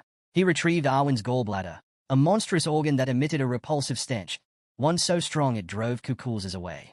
The moment he squeezed it, the water filled with its unbearable odor. The effect was instant. The kukulzas recoiled in horror, panicked screeches echoing through the depths as they immediately turned tail and fled. Watching them disappear, Hansa smirked. "That's taken care of." Before breeding, kukulzas would mix poisoned water with nutrient-rich water, creating the perfect environment for their nests. And all those nests are connected to the poison sea. Without hesitation, Hansu propelled himself downward. "That's where I need to go." Meanwhile, Morin was closing in. With a sharp gesture, he unleashed a massive surge of fire into the water. Hansu spotted the incoming attack. Of course, he thought, fire-based magic is easy to predict underwater. But just as he moved, a sharp sting shot through his arm. Blood burst into the water. "I got clipped," he realized. A small injury, but an opportunity. His fingers tightened around his sword. With a swift motion, the distorted blade shifted, morphing as it surged toward Morin. Morin's eyes narrowed. His teeth clenched. Jang's artifact? He propelled himself back, barely avoiding the attack. His gaze flicked downward toward Hansu. That idiot should never have been trusted with a weapon this strong. But then, suddenly, he felt it. A sharp, Unbearable pressure constricted his chest. His lungs tightened. Why am I choking? Panic flickered in his mind. The artifact should be working. Lowering his gaze, his eyes widened in horror. His amulet was gone. And right below him, Hansa held it in his hands, his expression smug. Morin's rage erupted. You! How dare you steal my artifact? Ignoring his outburst, Hansa casually fastened the amulet around his own neck. Just taking back what's mine. The moment the necklace settled against his skin, a shimmering aura surrounded him, forming a protective sphere of air. Morin's breathing grew ragged. He was losing oxygen, fast. Meanwhile, Hansa tightened his grip on his weapon. Time to end this. Energy surged from his ring, pulsating with raw power. He pointed his sword directly at Morin. Hey, let me give you something in return. The second power of Nomaha's ring activated. A magical band snapped around Morin's wrist and tore into his skin. Blood seeped from the wound. Morin's jaw clenched, fury and pain flashing across his face. You think this pathetic trick will stop me? But before he could react, a monstrous shadow loomed behind him. A beast, its mouth gaping wide, surged from the darkness. Morin immediately twisted away, throwing up a defensive hand as he countered its attack. But then, he looked up. More creatures were stirring. One by one, they emerged from their nests, drawn by the scent of blood in the water. Morin's face twisted. This isn't worth it. He made a split-second decision. Retreat. His fingers moved in a swift motion, casting a spell. Without wasting another second, he turned and fled. Hansa watches the young man celebrate his swift victory, the air around them swirling with floating stone fragments. Without hesitation, the young man turns away. His next destination awaits. Meanwhile, beneath the water's surface, countless bubbles rise. A girl stands atop a cliff, her gaze fixed on the rippling waves below. Her thoughts drift back to the moment they first met a certain man here. She glances sideways, tense. When will he come? She wonders aloud. Adjusting her monocle, she scans the horizon, puzzled by the absence of the ship. Then, suddenly, more bubbles. Her thoughts pause as the water stirs unnaturally. A wave crashes behind her, snapping her out of her daze. Instinctively, she spins around. And there it is, a ship, floating silently on the water. Stunned, she quickly activates her shield, raising a cautious hand. Where did that ship come from? She murmurs, watching intently. From the deck, a man surveys the scene, nodding to himself. Right on time, he mutters. Drenched but composed, he calls out to the blonde, motioning for her to board. The water churns around them, splashing against the hull as the ship remains steady. From the deck, the girl studies the boy's every move, analyzing him carefully. Hansa smirks. A friend helped me, he remarks. But when questioned, he turns, puzzled. How do you figure that out? The girl's expression shifts as realization dawns. Seeds like these are not easy to obtain. Her gaze sharpens through her monocle. You've only just entered the red zone, haven't you? She asks, suspicious. How do you know so much? A powerful aura pulses around the boy. His stats appear shockingly high for a newcomer. Hansa kneels, deep in thought. It's like he already knows everything. The boy picks up an item, holding it between his fingers. The right combination, he muses, can amplify their power. A vessel materializes in his hand, liquid swirling inside. This, he explains, is the result of years of alchemist's efforts, for the benefit of humanity. His sharp gaze locks onto the girl as she speaks. Then, the question strikes. What are you hiding? Hansa turns away, voice calm. Everyone has secrets. The girl's eyes widen at the mention of the seven phantom. The boy rises to his feet. That doesn't matter now, he says, fixing his eyes on the horizon. It's time to meet her, face to face. The water remains eerily still. Then, a ripple. Something emerges. A creature. The fish of destruction watches silently as the ship drifts further away. From the deck, the young men assess their next move. We'll enter through the gills, one decides. The young man shifts his gaze, turning to the lady beside him. His voice is firm, unwavering. From now on, you follow my lead. Without hesitation, the blonde steps forward. I won't be a burden, she declares, her voice steady. Turning to face him, she adds, and your secrets don't concern me. But before the young man can respond, she shifts gears, speaking with unwavering resolve about her goal. H crosses his arms, meeting her gaze. Don't worry, he says with a calm certainty. His determined stance leaves no room for doubt. When he makes a promise, he keeps it. The ship presses on through the waters, a silent urgency lingering in the air. A thought echoes, there will be no second chance. Droplets glisten under the fading light. Then, without warning, arrows cut through the air, hurtling toward the ship. Water erupts as they strike, sending waves crashing against the hull. The ship lurches violently, throwing the girl off balance. Below deck, the wood groans. It's been breached. If they don't act fast, the ship will sink. The young man steps forward, eyes locked on a hidden vessel lurking beneath the waves. A smirk tugs at his lips as he catches an arrow midair. His red eyes gleam. He mutters, gripping the weapon tightly. A spear slams into the deck, revealing a carefully prepared weapon. Without hesitation, he hoists it over his shoulder, ready to test the ship's strength. But before he can act, another wave of weapons soars toward them. This time, they miss, plunging into the sea. The ship rocks again, forcing everyone to steady themselves. The girl reaches out. "We have to strike back now," she urges. Before she can react, Hansa covers her hand with his own. "Not yet," he warns. More arrows rain down, splashing into the water, each one a reminder that the ship has already taken damage. Tension grips the girl as the young man reveals a critical truth. The destruction fish is highly sensitive to mana. A chilling realization sets in.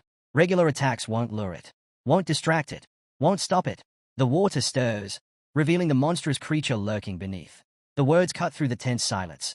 Even the world tree itself is infused with mana. From the deck, Hansu watches the battlefield unfold, calculating their dwindling odds. The girl clenches her fist. She refuses to be a burden. Then, movement. The young man reaches behind him. A stone materializes, secured to his hand. A monster's aid. The girl's eyes widen. Another combination item. A new strategy takes shape. The water churns violently. "We just need to stall them," Hansa says, a knowing smile playing on his lips. "So why not do a little fishing?" The blonde's expression shifts. Hope. It's been a long time since she's trusted anyone. But now, she's willing to take that chance. The plan is set. But the ship isn't faring well. Its sails, already torn, struggle against the wind. From a distance, a man watches intently. It won't be long now. The ship is doomed to sink. "Bring the remaining harpoons." An order cuts through the air. Tension spreads. Confusion flickers in the eyes of the crew. "What's happening over there?" someone asks. Then, crates. They spill from the ship's side, bobbing on the waves. Is this a trap? The enemy hesitates. Then, a decision: destroy them all. The man clenches his fists, his voice firm as he commands his wards to clear the way. More splashes disturb the water's surface, each one signaling the chaos unfolding. Hansa kneels beside the girl, his voice low but urgent. "Hold on tight." An arrow suddenly pierces one of the floating crates. A sharp crack echoes as the box breaks apart, revealing its hidden contents. The trap has been sprung. Shimmering particles rise from the wreckage, catching the enemies off guard. Then, movement. The man's eyes snap open. His subordinates freeze, stunned. Something is coming. From the depths, a massive kraken emerges. Its writhing tentacles lash out, wrapping around the ship.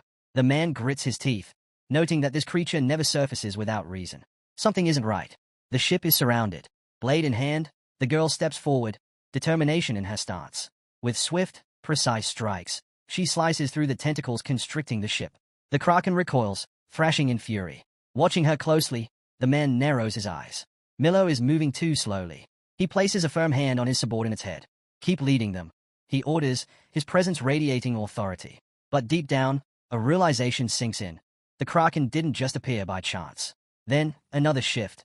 The monstrous body of the destruction fish looms overhead. The ship sails on, seemingly unfazed. But then, a voice breaks through the tension. "Don't let the poisonous water touch the gills." Sweat beads on the boy's forehead.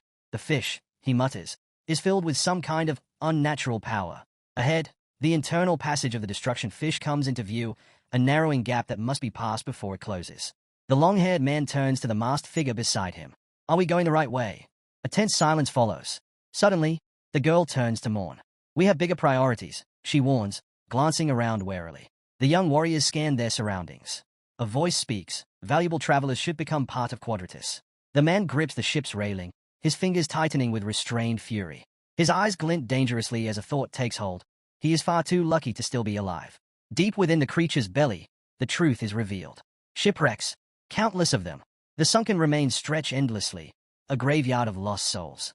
A crowd stands on one of the wrecks, murmuring. "This place, it feels like a dungeon." The air shifts. Mana flickers unnaturally, the flow distorted. The man's red eyes glow in the dim light. "I don't like this place," he mutters. The stench of decay lingers. Only digested corpses remain among the wreckage. Then, laughter. The long-haired man spreads his arms wide, his grin stretching unnervingly. "Magnificent," he declares, stepping forward. "The entire Elfenheim army, buried right here." A shattered skull lies beneath his feet, half buried in the wreckage. "Treasure Island." The young man smirks, lifting a pendant between his fingers. "Artifacts," he muses. His voice drips with promise. He turns to the others, his expression unreadable. "Tell me," he asks, voice smooth, "do you want power?" A hush falls over the gathered figures. Their expressions darken, hunger flashing in their eyes. The redstone pendant gleams ominously. Then thank the destruction fish for its blessing. Hansu watches from behind as the boy steps forward to speak. The long-haired man closes his eyes, and a slow smile forms on the boy's face. But before anyone can react, an alarm blares through the ship. Something is wrong. Jagged crystals suddenly pierce through the vessel, spreading fast. Hansu grips his belt, asking if this is enough. But the ship is already overwhelmed. The deck trembles as people struggle to keep their footing. The boy, still smiling, praises Sophia, just as Morn shoves the long-haired man aside. Clenching his fist, he stretches his hand toward Hansu, hurling an insult. With arms spread wide, the man taunts, "Did you crawl all this way just to die here?" Then, he shoves the other man backward, telling him to leave. A sword scrapes against the ground. Suddenly, a glimmering skull appears, followed by an army of skeletons. The dead are rising. Whispers spread. They have returned. A cold sweat breaks out on the long-haired man's forehead. He knows exactly what this means. This is Elfenheim's army, the cursed warriors of Galadriel. A skeletal soldier grips a weapon, and without warning, the undead charge. One man grits his teeth, parrying an attack as their swords clash. An explosion erupts, blasting a skeleton aside. Watching the chaos, a man declares, "If we want to survive, we have to act now." The assault team gets its orders, wipe out the undead. Without hesitation, they launch into battle. A magic sphere swirls in a man's palm. Raising his hand, he grins, and a burst of jasper flame ignites, consuming everything in its path. A skull crashes to the ground, and cheers erupt for the leader. But the long-haired man tightens his jaw. He knows this fight won't be won so easily. A fallen skeleton suddenly stirs. The boy's eyes widen in horror as he realizes, these aren't ordinary undead. These are the guardians of the Fish of Destruction. A hand reaches out, gripping a skull. The curse is real. The knight places it back, and a chilling truth is spoken. The dead will continue to rise as long as the fish lives. Suddenly, blue flames burst from a corpse's mouth. The battlefield stills for a moment. Then, panic. Desperate cries ring out for help. Morin bares his teeth, shouting. No one retreats. The long-haired man clenches his fists, fury rising. He is to get out of here. But where is Hansu? And what about Sophia's mission? Stakes protrude from the ground, confirming that everything is unfolding just as Salan predicted. Then, without warning, the young man bolts. He knows the truth. The first protective device inside the fish's belly is what binds the ghostly knights to it. Hansu frowns, but it's clear. Sophia already has her orders. Deep within the fish's stomach, decayed ships float in the eerie glow. The young man makes his choice. He's going for the core. The golden heart of the beast pulses in the darkness. This is its weakness. If they can destroy it, the creature will finally fall. A sword gleams in his grip. Then, Hansu moves. The long-haired man's eyes snap to him. He calls out, but Hansu is already in motion. Without hesitation, he launches an attack. The young man whirls around just in time, skillfully deflecting the incoming strike. Without hesitation, he sidesteps, making a beeline for the swordsman. The dark-haired man narrows his eyes. It's him again. Before he can react, hands grab him, slamming him to the ground. Gritting his teeth, he tightens his grip on the hilt of his sword. "Was last time not enough for you?" he growls. But then, something unexpected. The long-haired man reaches out and grabs the tip of his sword. Hansu's eyes widen in surprise. Across from him, the boy's grin stretches wider. "How dare you challenge the core of the Fish of Destruction?" he taunts. Then, something shifts, a third eye opens on his forehead. His voice rings out like a decree. "Anyone who dares to defy the Fish of Destruction will die." Before Hansu can respond, an arrow is suddenly aimed right at him. The archer smirks. "Dodge this if you can." A sharp twang. The arrow streaks through the air, a perfect shot. Hansu has no time to evade. It's going to hit. The archer's lips curl into a satisfied smile. Bullseye. But then, something unexpected. The archer stiffens, eyes widening in shock. Hansu stands there, completely unharmed. His body gleams, now coated in shining metallic scales. Electricity crackles around him, demonic dragon enhancement. The stunned enemies exchange uneasy glances. This was impossible. That shot could take down even Kukulzes, the archer mutters in disbelief. The young man raises an eyebrow. Funny, the same skill feels so much stronger now. With narrowed eyes, the archer pulls back his bowstring again. "Then I'll just keep shooting until you fall." But Hansu exhales, closing his eyes. "You should have just let me go," he mutters. Then, his arm shifts, flesh turning into a dragon's claw. With a piercing gaze, he makes a cold declaration. "None of you are leaving here alive." Meanwhile, deep within the cave, the battle rages on. A warrior stomps down, crushing a skull beneath his foot. Swings around, barking orders. "Keep attacking. Don't let them regenerate." But it's no use. The undead recover faster each time. A monstrous skeleton lunges, impaling a traveler through the chest. It opens its jaw wide, a guttural hiss escaping. Nearby, a bandit grits his teeth, frustration burning in his eyes.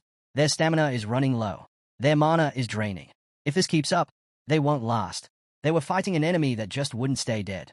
Then, realization strikes. This isn't just an attack, it's a trap.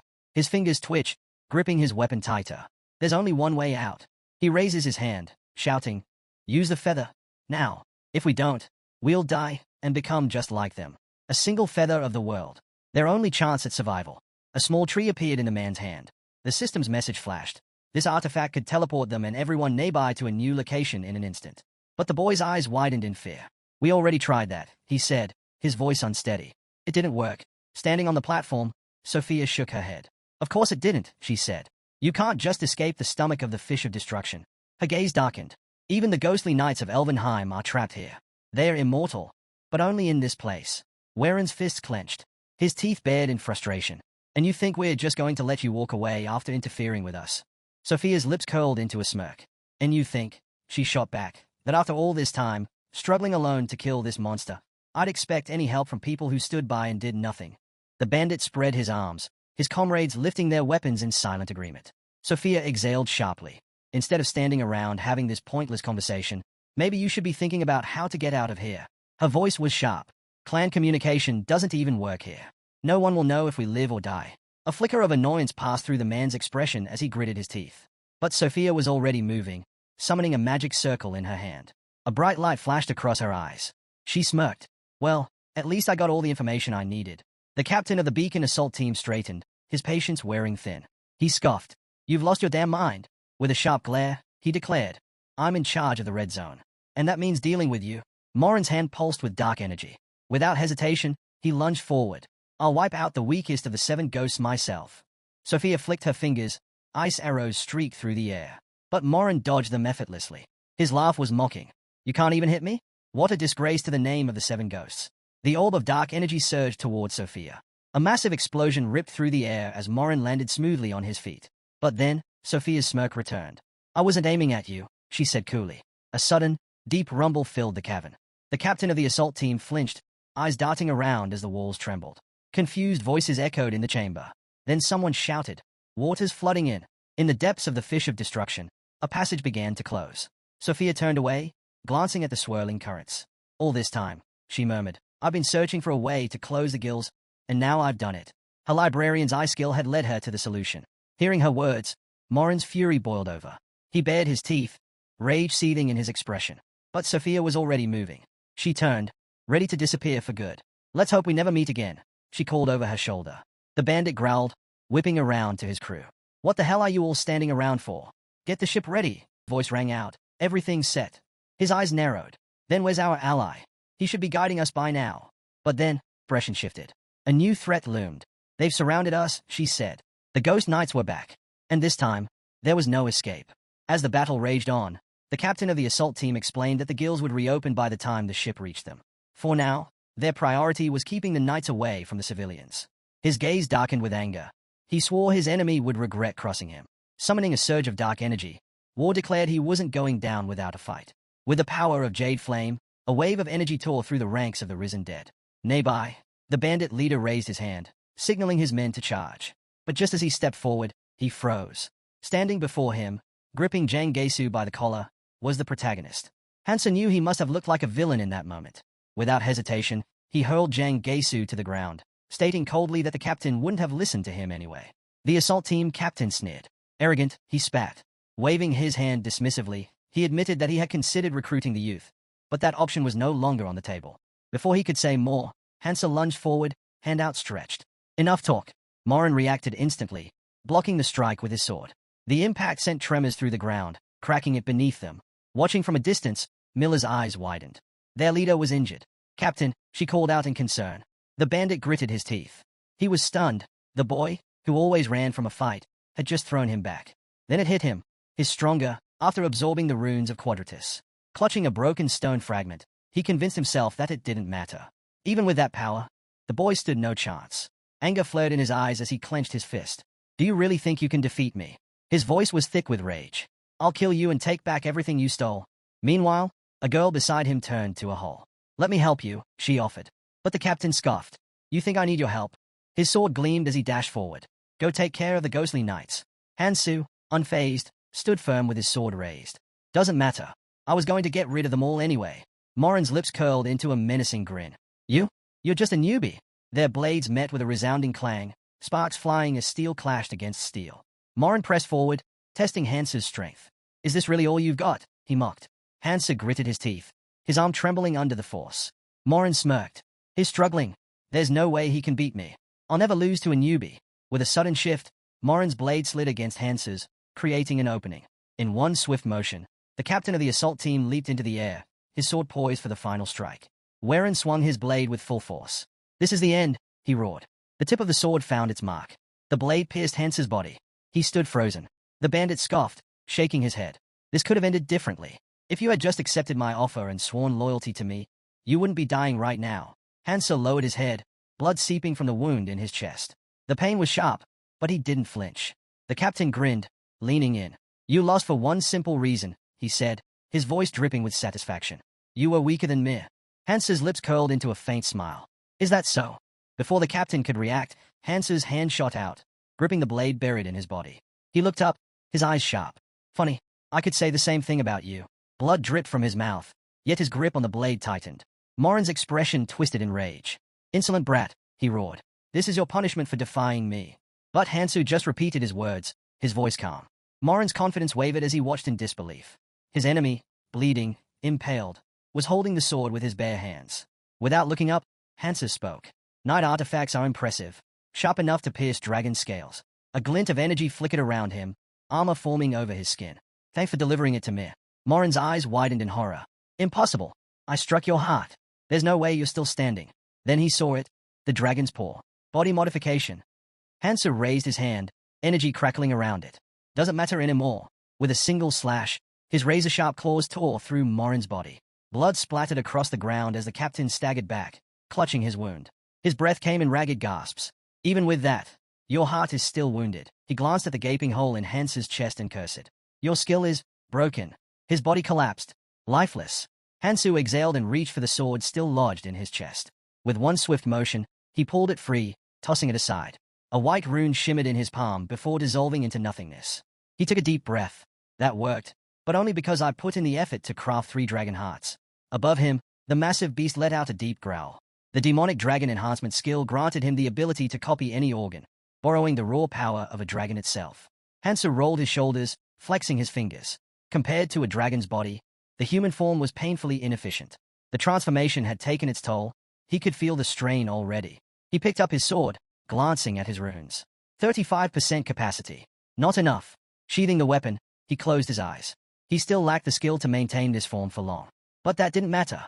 He clenched his burning fist, ready to keep fighting. Hansu's mind raced. Do I have enough time? His brows furrowed. If he hesitated even a moment longer, he might not. Behind him, Jang Gesu lay motionless, his eyes shut. But his third eye twitched, its pupil darting back and forth. A massive red eye loomed above, watching Hansu with an unsettling intensity. Then, a voice, cold and ominous, whispered a promise. I will remember you. And just like that, the eye vanished from the bandit's forehead. Hansu turned, pushing forward through the belly of the destruction fish. The path ahead was clear, for now. He still had a chance. Dashing through the rubble, he recalled the crucial information Sophia had given him about the creature's core. It was hidden deep beneath layers of thick skin, positioned high enough that reaching it alone would be nearly impossible. But soon, a platform would appear. That was his opening. Ahead, a giant sphere pulsed with light. The destruction fish had no external defenses, but its internal mechanisms were another story. Suddenly, long tentacles lashed out at him. Hansu weaved between them, dodging effortlessly. Standard physical attacks wouldn't be enough. He could cut them down. But with the creature's absurd regeneration speed, that would be a wasted effort. Severed limbs would simply regrow. Another tentacle lunged at him. He reacted instantly, reaching into his pocket and pulling out a vial. This should stop the regeneration. With a quick flick, he tossed the bottle into the air. It shattered, releasing a viscous liquid. The moment his sword sliced through the tentacle, the severed flesh solidified, turned to stone. The hardened limb crashed to the ground, motionless. Hansu straightened. Nothing less than expected from an alchemist's recipe. Another vial shattered at his feet, coating the tip of his sword in the same thick liquid. He took a fighting stance. Time to thin out these numbers. With a burst of speed, he charged the tentacles. From deep within, the destruction fish let out a deafening roar. On the shore, a group of onlookers watched the chaos unfold. One of them narrowed his eyes. What did Ferris say? Aaron frowned. The nearby assistant should be on standby. Beck, watching the massive creature writhe in the ocean, muttered, I've never seen a destruction fish act like this. The beast thrashed violently, absorbing flames, its body writhing in what looked like agony. Sophia leaped forward, narrowly dodging a wave that crashed down near her. A boy raised his hand to his forehead, scanning the horizon. Something's coming. The man beside him shook his head. Now's not the time for that. We need to check the area. Then, as he turned back, his breath caught. Sophia was falling. Aaron lay on the ground, a fresh cut on his forehead, while Sophia sat up in shock. If she had hesitated any longer, she might not have been able to make a choice at all. Before she could process everything, Beck rushed over. What happened? He asked. Sophia shuddered and snapped. We don't have time to talk. We need to leave, now. As they scrambled to their feet, they noticed something strange. The fish of destruction was writhing in agony. Sophia's eyes widened in disbelief. She had never seen anything like this before. For the first time, it became clear. The monster was actually in pain. But when she voiced her realization, people looked at her as if she had lost her mind. It was impossible. No one believed her. Clenching her fists, frustration bubbled inside her. She had wanted to end this beast with her own hands, to finally rid herself of this crushing guilt. But now, as tears welled in her eyes, she understood something else. Hansa had kept his word. The monster let out an ear-splitting roar, its massive body slamming into the water, sending waves crashing around them. Sophie didn't hesitate. She grabbed her friend by the collar and yanked Aaron up with her other hand. The boys gaped in shock as the monster thrashed violently. We have to move, she shouted, dragging them away from the destruction. Suddenly, the fish of destruction began vomiting up everything it had devoured. Beck glanced back, his face tense. What's happening? Sophia's lips curled into a relieved smile, eyes glistening. We did it, she whispered. Then, louder, with certainty. Hansa did it. They kept running, no time to stop. We have to get as far from here as possible, Sophia urged. Nearby, a man raised his head, his gaze sharpening as he noticed a trace of a familiar skill. His frown deepened. He knew exactly who it belonged to. Behind him, a girl's voice rang out. If the fish of destruction doesn't calm down, this entire area could be wiped out. She quickly sent a message via bird, stating they would continue to monitor the creature. Michael, standing beside her, narrowed his eyes. Send another, he ordered. The tide surged against the wrecked shore as the fish of destruction's glowing eyes snapped open. With a deafening roar, the beast reared its head, its insides collapsing. Bright liquid oozed from its golden core. Before it stood the Reincarnator, leaning on his sword. He stared up at the core, his thoughts racing. Everything was unfolding just as he had expected.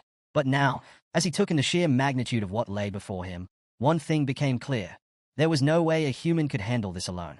The pressure on his body was relentless, the strain from dragon transformation only growing heavier. The fish of destruction's massive tentacles, now a deep shade of purple, pulsed with accursed energy that weakened regeneration. Hansa gripped his sword tightly. There was only one way to end this. A direct strike. No more hesitation. The tentacles lashed toward him. He moved like lightning, slicing through one after another, sparks crackling with each deadly blow. He was closing in. The core was right in front of him. This was it, the final strike. The young man swung his sword, the tip piercing the golden sphere. As he lowered his head, a realization struck him. The monster could still feel pain. Standing atop the burning core, he watched as cracks spread beneath his feet. The subspace that made up the creature's stomach would soon begin to collapse. A red aura flared around his sword. Then, with a decisive slash, the core split apart. It was time for the next step. Hansa surged forward, his path illuminated by a searing light. The first step to ensuring the monster's death was complete, destroying the core in its stomach. The second? He had to go deeper, navigating through the artery that connected to its heart. He pressed on, his chest rising and falling steadily. A medallion hung against his skin, pulsing faintly, the breath of a hob, his only lifeline underwater. The third and final step, use the power of dragon energy to finish the beast and purge the poison within. Everything was going according to plan, until the tentacles returned. Dark, writhing limbs emerged from the abyss, twisting toward him with deadly intent. Hansa dodged the first, his body shifting fluidly through the water. He raised a hand, shielding his face, while his blade moved with deadly precision, slicing through the monstrous limbs. But then, a sharp impact. A tentacle slammed into his back. Pain exploded through him. His mouth opened in a silent scream as his vision blurred for a split second. 3 hearts pounded in his chest, but 2 had already been wounded. Gritting his teeth, Hansa slashed through the offending limb, severing it cleanly. His breath came in ragged gasps. He had no time to stop, no time to recover. He looked up, and his stomach clenched. An overwhelming mass of tentacles loomed before him, blocking his path. Clutching his swords tightly, he braced for impact. Limbs lashed toward him, hammering against his defenses, pushing him back. He gritted his teeth. If he kept retreating, he would never reach his goal. There was only one way forward. Golden lightning crackled across his body, igniting the water around him. His grip tightened. Then, with a roar, he charged. His blades became a blur, slicing through tentacle after tentacle, turning them into nothing but drifting shreds. He moved faster, cutting his way through the relentless onslaught. Above him, a brilliant light flared. A vast network of vessels extended from a fragment of the divine stone, the very core that sustained the monster's existence. Once, this stone had been part of the world tree's foundation, but now, it had been shattered and placed within these monstrous disasters. Hansa's eyes narrowed. The enemy wasn't going to make this easy. Without hesitation, he swam straight for the monster's heart. The walls of the creature's womb trembled violently. Then, with a sickening rip, a massive, fanged tentacle tore through the flesh. And it wasn't alone. Countless serpent-like appendages surged toward him, snapping hungrily. Hansa's grip on his sword tightened. This fight wasn't over. Not yet. His gaze hardened. Surrender was never an option. With a sharp breath, he propelled himself forward, blades flashing. The battle raged on. With a swift slash, Hansa's blade sliced through a tentacle, severing its head cleanly. Without missing a beat, he lunged forward, cutting down several more snake-like appendages. Their remains drifted in the transparent fluid within the artery. Then, sudden pressure. A tentacle coiled tightly around his leg. Hansa glanced down, momentarily caught off guard. When had it grabbed him? Before he could react, more tentacles swarmed from the side, dozens of them. They struck with immense force, slamming into the very spot where he had been standing just moments ago. Then, something unexpected happened. The monster's limbs froze mid-attack, some even quivering. Taking advantage of the momentary lapse, Hansa broke free from the cocoon of flesh and surged forward. But he wasn't fooled. This wasn't over. Narrowing his eyes, he gripped his swords tighter. Let's see how well you fight when you're out of energy. His blade flashed, striking the monster's heart. But instead of piercing through, the sword barely scratched the surface. Hansa pulled back, frowning. He had never encountered material this tough before. If brute force wouldn't work, he needed another strategy. Shifting his focus, he turned his attention to the arteries, thick, pulsing veins connecting the divine stone fragment to the fish of disaster. That was the key. With a precise strike, his blade cut deep into the monster's flesh, slicing through the vessels. Thin strands of blooded fibers clung to the edge of his weapon. Grinding his teeth, he raised his sword high once more. This time, he swung with all his strength. The artery was severed. At that moment, the divine stone fragment lay exposed before him, its glow flickering like a dying star. Reaching out, Hansa grasped the shard, his fingers closing around it. His breath caught. Such a small stone, yet it held the power to sustain a beast as monstrous as this. A smile tugged at his lips. He had done it, but the victory was short-lived. The artery walls trembled. Chunks of flesh and debris crumbled from above. The monster's internal structure was collapsing, its very foundation unraveling. He needed to escape. Now, a writhing mass of tentacles lashed out, striking Hansu in the back and sending him tumbling downward. His grip on the divine stone shard slipped.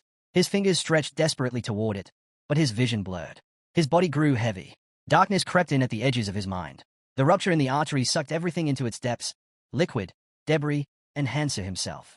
Somewhere far away, a raven perched on an outstretched hand. An unknown figure gave a quiet order. Find the one who killed the fish of destruction. On the shore, the lifeless corpse of the monster lay sprawled, its massive form drawing a growing crowd. Among them, a young man scanned the scene. Deputy Commander, he called. Liu stood with his hands clasped behind his back, eyes locked onto the deep wound in the beast's body. He studied the evidence carefully, a mask resting in his palm. The mask of Morin, the captain of the assault group. Pressing a hand to his chin, the traveler frowned. Something wasn't right. He had been given orders to deal with Quadratus. So why was everything spiraling into chaos? A subordinate approached from behind, reporting that they had found the bodies of the remaining squad members nearby. Every single one of them was from Morn's squad. Hearing this, the second-in-command closed his eyes for a brief moment. The boy continued, explaining that the evidence left behind made it clear. They had all fallen to that man. Without hesitation, Liu ripped off his mask.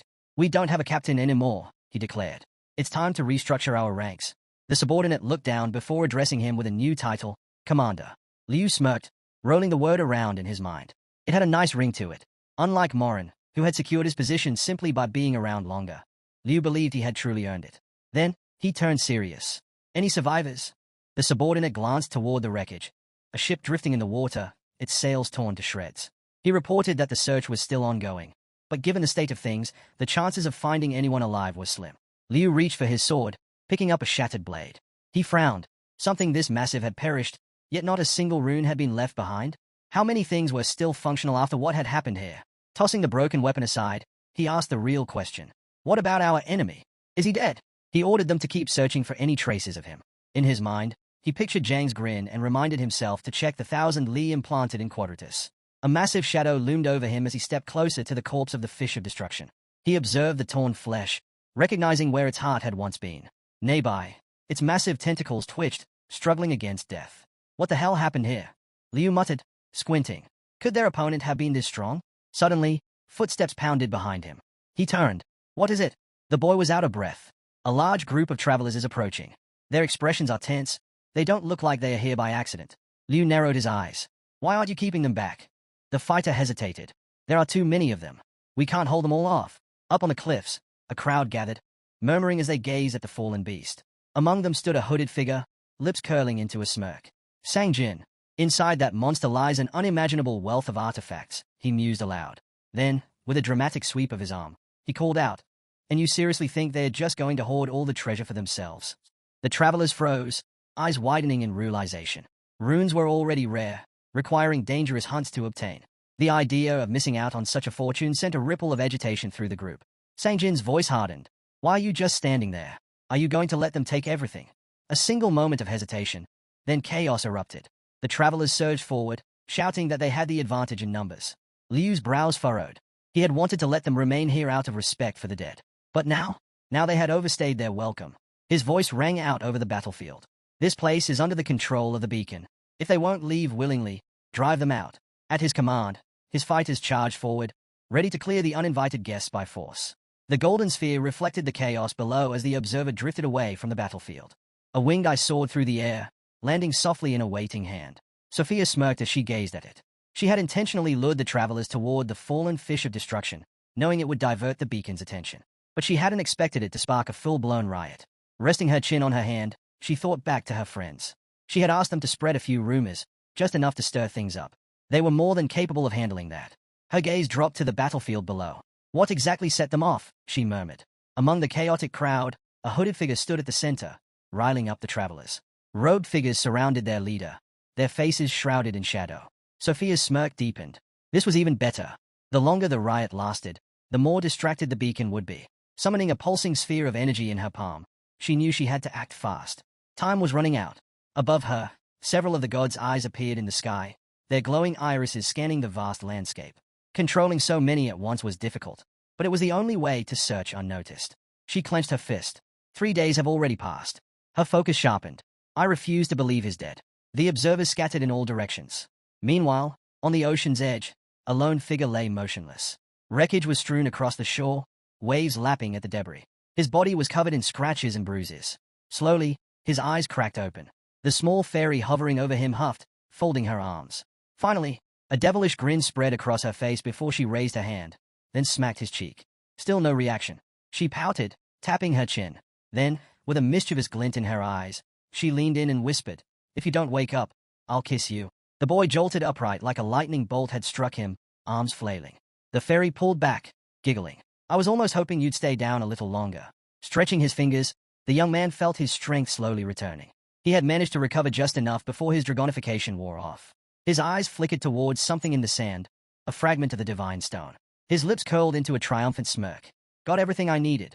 A familiar voice snapped him from his thoughts. "It's been a while, hasn't it?" His gaze lifted to the fairy. He frowned. "What the hell are you doing in the red zone?" She tilted her head, her eyes twinkling with amusement.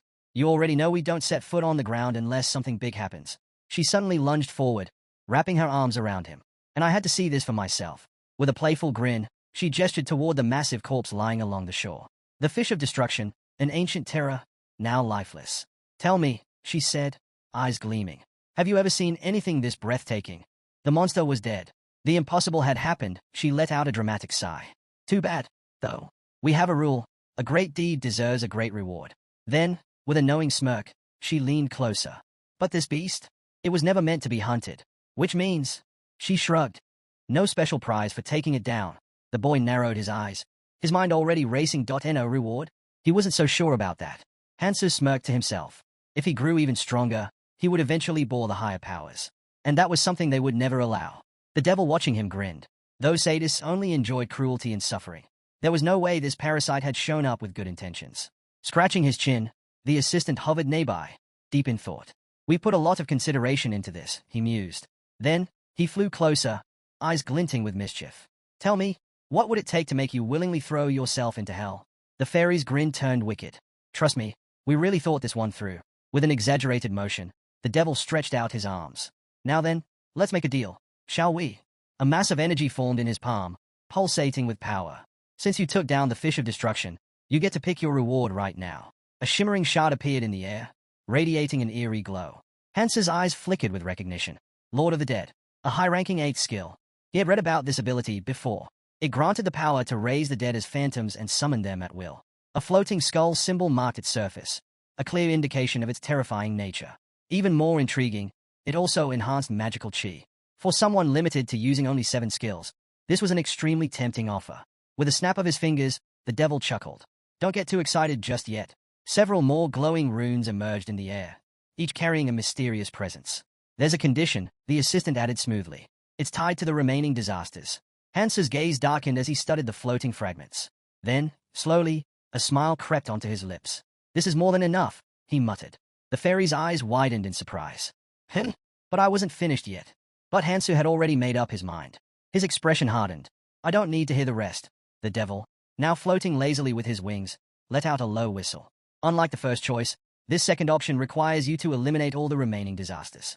Only then will you get your reward. The assistant raised an eyebrow. Are you sure about this? Hansu straightened his shoulders. Without hesitation, he nodded. I'm sure. The devil chuckled. Then let's see how long you last. Flapping his wings, he drifted toward the sea. We'll meet again. Meanwhile, the fairy placed her hands on her cheeks, a look of pure delight spreading across her face. He didn't even wait for the full explanation, she giggled. Hansu, without another word, dove straight into the ocean. The devil watched him vanish into the depths, shaking his head. If he had picked the easy way out, it would have been disappointing. As Hansu swam deeper, the crushing weight of the ocean pressed down on him, locating every disaster in the red zone. That was no small feat. But this was his path now. The assistant chuckled to herself. She hoped his struggle would last a long, long time, and she would be watching. Meanwhile, the scene shifts to reveal disgorging root calamity involving a huge tree that resembles a monstrous creature, its roots spreading wide across the ground. This monster, possessing its own consciousness, finds itself unable to hear the voice of the calamity fish. It opens its mouth slowly and lets out a loud scream, expressing its frustration at losing the calamity fish. At the same time, Hansu emerges from the sea, scratching his head as he reflects on his complicated situation. He realizes that he may have readily accepted the fairy's offer, but things are far more complex than they seem. He understands that his presence has accelerated the deterioration of the abyss, and concludes that he needs to resolve everything more quickly than in the past. He recalls a conversation with one of his friends, who mentioned that unless they travel using Urkeniel's time-space crystal, the more future knowledge they utilize, the faster the abyss will deteriorate. His friend jokingly urges him to run as fast as he can, suggesting that the situation is even more annoying than it appears. Annoyed, Hansu responds, saying that his friend can go to the past while he doesn't want to. As he thinks about it, Hansu realizes that this burden has indeed been dumped on him. However, in the midst of these thoughts, he contemplates Iris, who reaches out to grab his hand as if she intends to guide him on his next steps. As she moves a little forward, she begins to fade away into the air. Upon witnessing this, the boy takes a deep sigh and continues on his path. Soon, he notices a collection of swords and shields surrounding him. He remarks that, regardless of the situation, both of these skills are valuable assets. He also doesn't expect a reward for defeating the calamity fish. He feels it is a responsibility he must fulfill to maintain balance in a red zone and to prepare for the next calamity. Since he can lure them in with just a fragment of the calamity fish, he carefully retrieves it and safely places it in his pouch, which hangs by his side. He thinks that before he took down the calamity fish, he got what he wanted and repaid his debt to Sophia. He remarks that he should meet up with Sophia, but he'll have to go somewhere else first. As he's figuring everything out, a group of cocky travelers suddenly appears, yelling at Hansu that there's still a small fry lurking around, and asking what he thinks he's doing.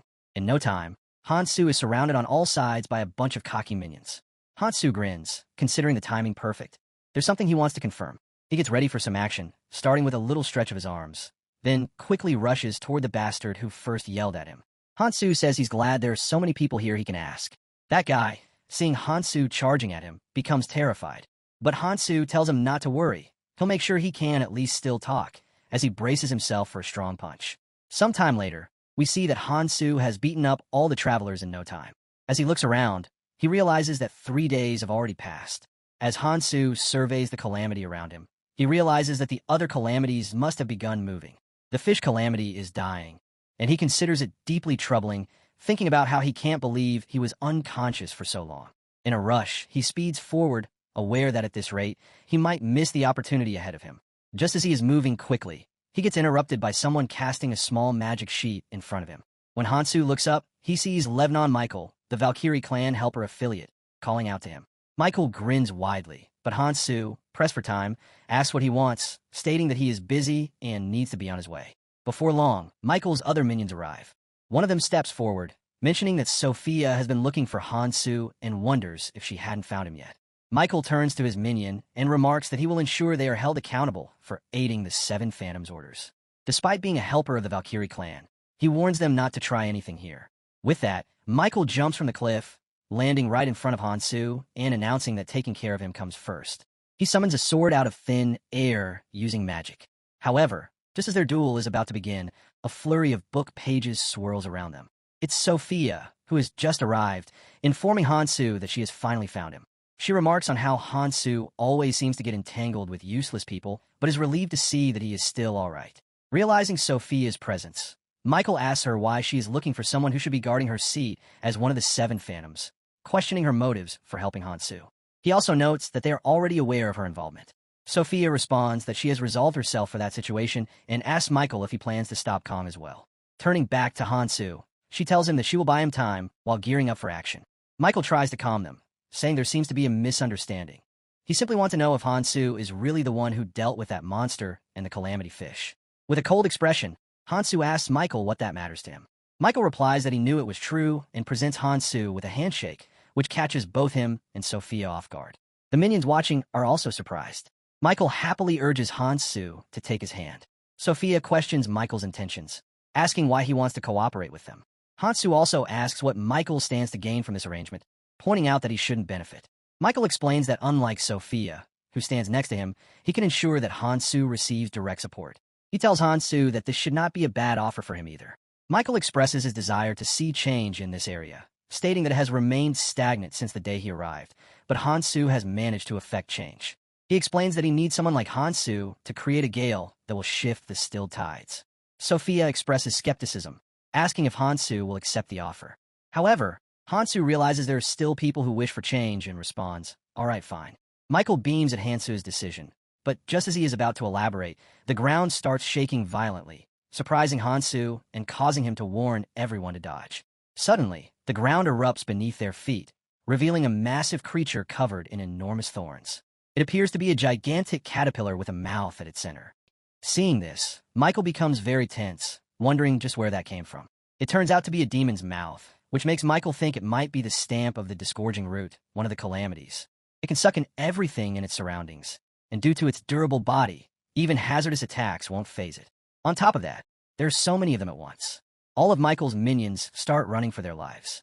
However, some of the fleeing minions get sucked in by the demon, which makes Michael question things further. Normally, it's not a monster that reaches up to the roots on the surface, so why is it here? As one of his minions gets sucked in, his arm becomes extremely skinny, as if there's no meat left on it at all, while the minion desperately waits for his commander to save him. Meanwhile, Hansu steps forward and cuts down one of the demons like he's slicing through pieces of cake. Michael felt nervous as Hansu insisted that they should go inside. Sweating slightly, he wondered why it seemed so easy to cut their way in. Just as he was about to ask what Hansu meant by go in, he was suddenly dragged forward by Hansu, catching him completely off guard. Michael screamed as he was pulled along, and before he knew it, Hansu landed on his feet. Looking around the demon's mouth, Hansu thought it looked just about as he expected. Michael landed heavily on the ground beside him, and Hansu teased him about being bad at landing. Annoyed, Michael yelled back, asking whose fault it was and who in their right mind would drag someone along like that. He demanded to know why he had to be dragged into this situation. Hansu responded, "Didn't you say you helped me earlier?" Michael then noticed that the liquid on the ground resembled nutrition fluid. Hansu asked him if he knew what all calamities had in common, but Michael appeared confused by the question. Suddenly, The surroundings began to tremble inside the demon's mouth. Realizing that it was moving, Michael's anxiety increased. Hansu told him to get ready, as he believed it was safe to say that something was on the move. As they looked ahead, a horde of monstrous creatures approached, looking fierce and ready to devour anything in their path. Michael tensed up, closing his eyes in fear, convinced that the monsters in the red zone were charging at them. Panicking, he turned around and attempted to flee, thinking it was too dangerous to confront so many monsters. Meanwhile, Hansu continued to explain that the one commonality among all calamities was that dragon energy arts invigorated. With that, Hansu gripped his sword tightly, preparing for action. Hansu continues, telling Michael that he must keep looking forward and keep fighting, as there is no path back. As he says this, he strikes all of the monsters with his sword, and with a single powerful attack, they are all devoured and sent flying in no time. Michael is stunned by what he sees and wonders how Hansu is doing it. He can't figure out how Hansu is able to push forward like that all on his own, and he acknowledges that Hansu is strong. Michael asks Hansu, "Aren't you scared?" At this, Sophia chimes in, telling Michael, "You don't get it." She explains that he's only just met Hansu, and she's also joining in to show off her own strength. Without wasting time, she quickly overpowers the remaining monsters and devours them in no time. Sophia then turns to Hansu, saying she couldn't just let him disappear without a word, and asks if he really thought it was a given that she'd follow after him. However, Hansu coldly tells Sophia that he is aware of her personality. In response, Sophia remarks that he hasn't known her for long. Michael, surprised, questions why they're speaking so calmly right now when they need to escape. Sophia explains that she came to help Kong and to fight alongside him. She tells Michael that if he is scared, he can run. Michael, sweating, worries that the place will endlessly generate monsters from the red zone. He thinks this situation cannot be resolved by just two people. Soon enough, more monsters appear, looking completely devastating. Sophia yells, "They're coming this way." Suddenly, Sophia feels a cold wind from behind her. It's actually a wind path attacking all the nearby monsters. Michael reveals that he has a special tool and states that he kept his promise to help Hansu. He expresses his intent to stand by Hansu for now and shares his desire to witness the true strength of the Seven Phantoms, as well as Hansu's true power. He believes Hansu has the ability to bring change to the red zone and expects even more improvement in the future. Sophia acknowledges this. Despite their brief conversation, she can tell that Hansu possesses the strength to change everyone and lead them forward. With this understanding, the three of them focus on defeating the monsters, and soon, they manage to wipe them all out. Michael, giving it his all, remarks that they are still holding out for now, but they're slowly being pushed back. He asks if they plan to keep defending. However, Hansu realizes that the number of monsters has definitely decreased, indicating that the first wave is almost over. He turns to Sophia and asks if she can see it. She confirms that she has been observing the situation with her library skills since Hansu arrived. She knows the approximate location of their next target and just needs to find it. With that, she activates her god Skara, and in no time, it starts hunting and spotting more creatures along their path. In the disgorging route, the next calamity has a structure similar to that of the calamity fish, making external attacks ineffective. The demon's mouth functions as a mouth-like organ of the disgorging root. The only place it can be harmed is from the inside. The true body of the disgorging root is located beneath the world tree, deeply hidden and equally difficult to damage. Sophia considers that if one were to enter through the demon's mouth, there would be an opening from which monsters pour out. As she examines the area with her staff, she realizes that the source of the monsters is its only weakness, the area connected to its interior. Soon enough, her god Skara, or whatever that might be, flying around, discovers something significant. Just as it spots a huge, frantic monster, her flying minion is destroyed. She remarks that she has identified the location, but monsters continuously emerge from it, severing her connection. Furthermore, she explains that getting past all these monsters seems impossible. However, Hansu interrupts her, clenches his fist, and assures her that it is not a problem. With that, he transforms into his top-notch form, declaring that it will only take a moment. Kong Hansu closes his fist, and in just a moment his arms transform into dragon energy arms. The power around him grows quickly as he says it's not a problem for him, as it will take only a moment. Sophia and Michael, who are standing beside him, look at him in shock as they watch the transformation happen. Sophia realizes that Kong Hansu's body transformation and energy powers have all become much stronger. Michael closes his eyes and quietly says that Kong Hansu has an energy art skill that allows him to transform his body. He then turns to Sophia and asks who Kong Hansu really is. The shock in his voice makes it clear that he still cannot believe what he is seeing. Sophia grips her book tightly and explains that the body transformation will not last for long. She says they need to finish everything in one shot before the power fades. At that moment, Sophia steps forward and tells Hansu that no matter how strong he is, he cannot take on the enemy forces alone. She says she will open a path for him and activates her skill called Clan Information. Hansu then speaks to Michael, who tells him that he has already asked the Surface Clan for help. Michael says he does not know how long they will take to arrive, but he believes they will come. He also admits that he cannot just stand by and watch Kong Hansu and Sophia fight alone, even if he is unsure whether they can hold out until support comes. As the battlefield grows more chaotic and monsters begin to flood in, 3 of them move straight toward the group. Hansu watches them and feels something familiar in the air. The moment reminds him of something from the past. He realizes he must act now, so he pulls out the fragment stone and decides to use what he has earned and gets ready to crush it. Sophia sees this and asks what he is doing. She wants to know what he hopes to achieve by crushing the fragment. Hansu looks at her and says he is not just breaking it, but unlocking a part of its power. Hansu channels the power of the divine stone fragment and lifts his sword high. A massive wave of mana bursts from the blade as he unleashes a devastating strike in a single motion. Hansu watches in awe and thinks to himself that Geisugai clearly knew the value of rare artifacts. As his eyes follow the glowing sword, he feels something shift. For the first time, the battle feels winnable. The screen flashes a message across the battlefield about Forgotten Blade, which is a Gladarian's relic.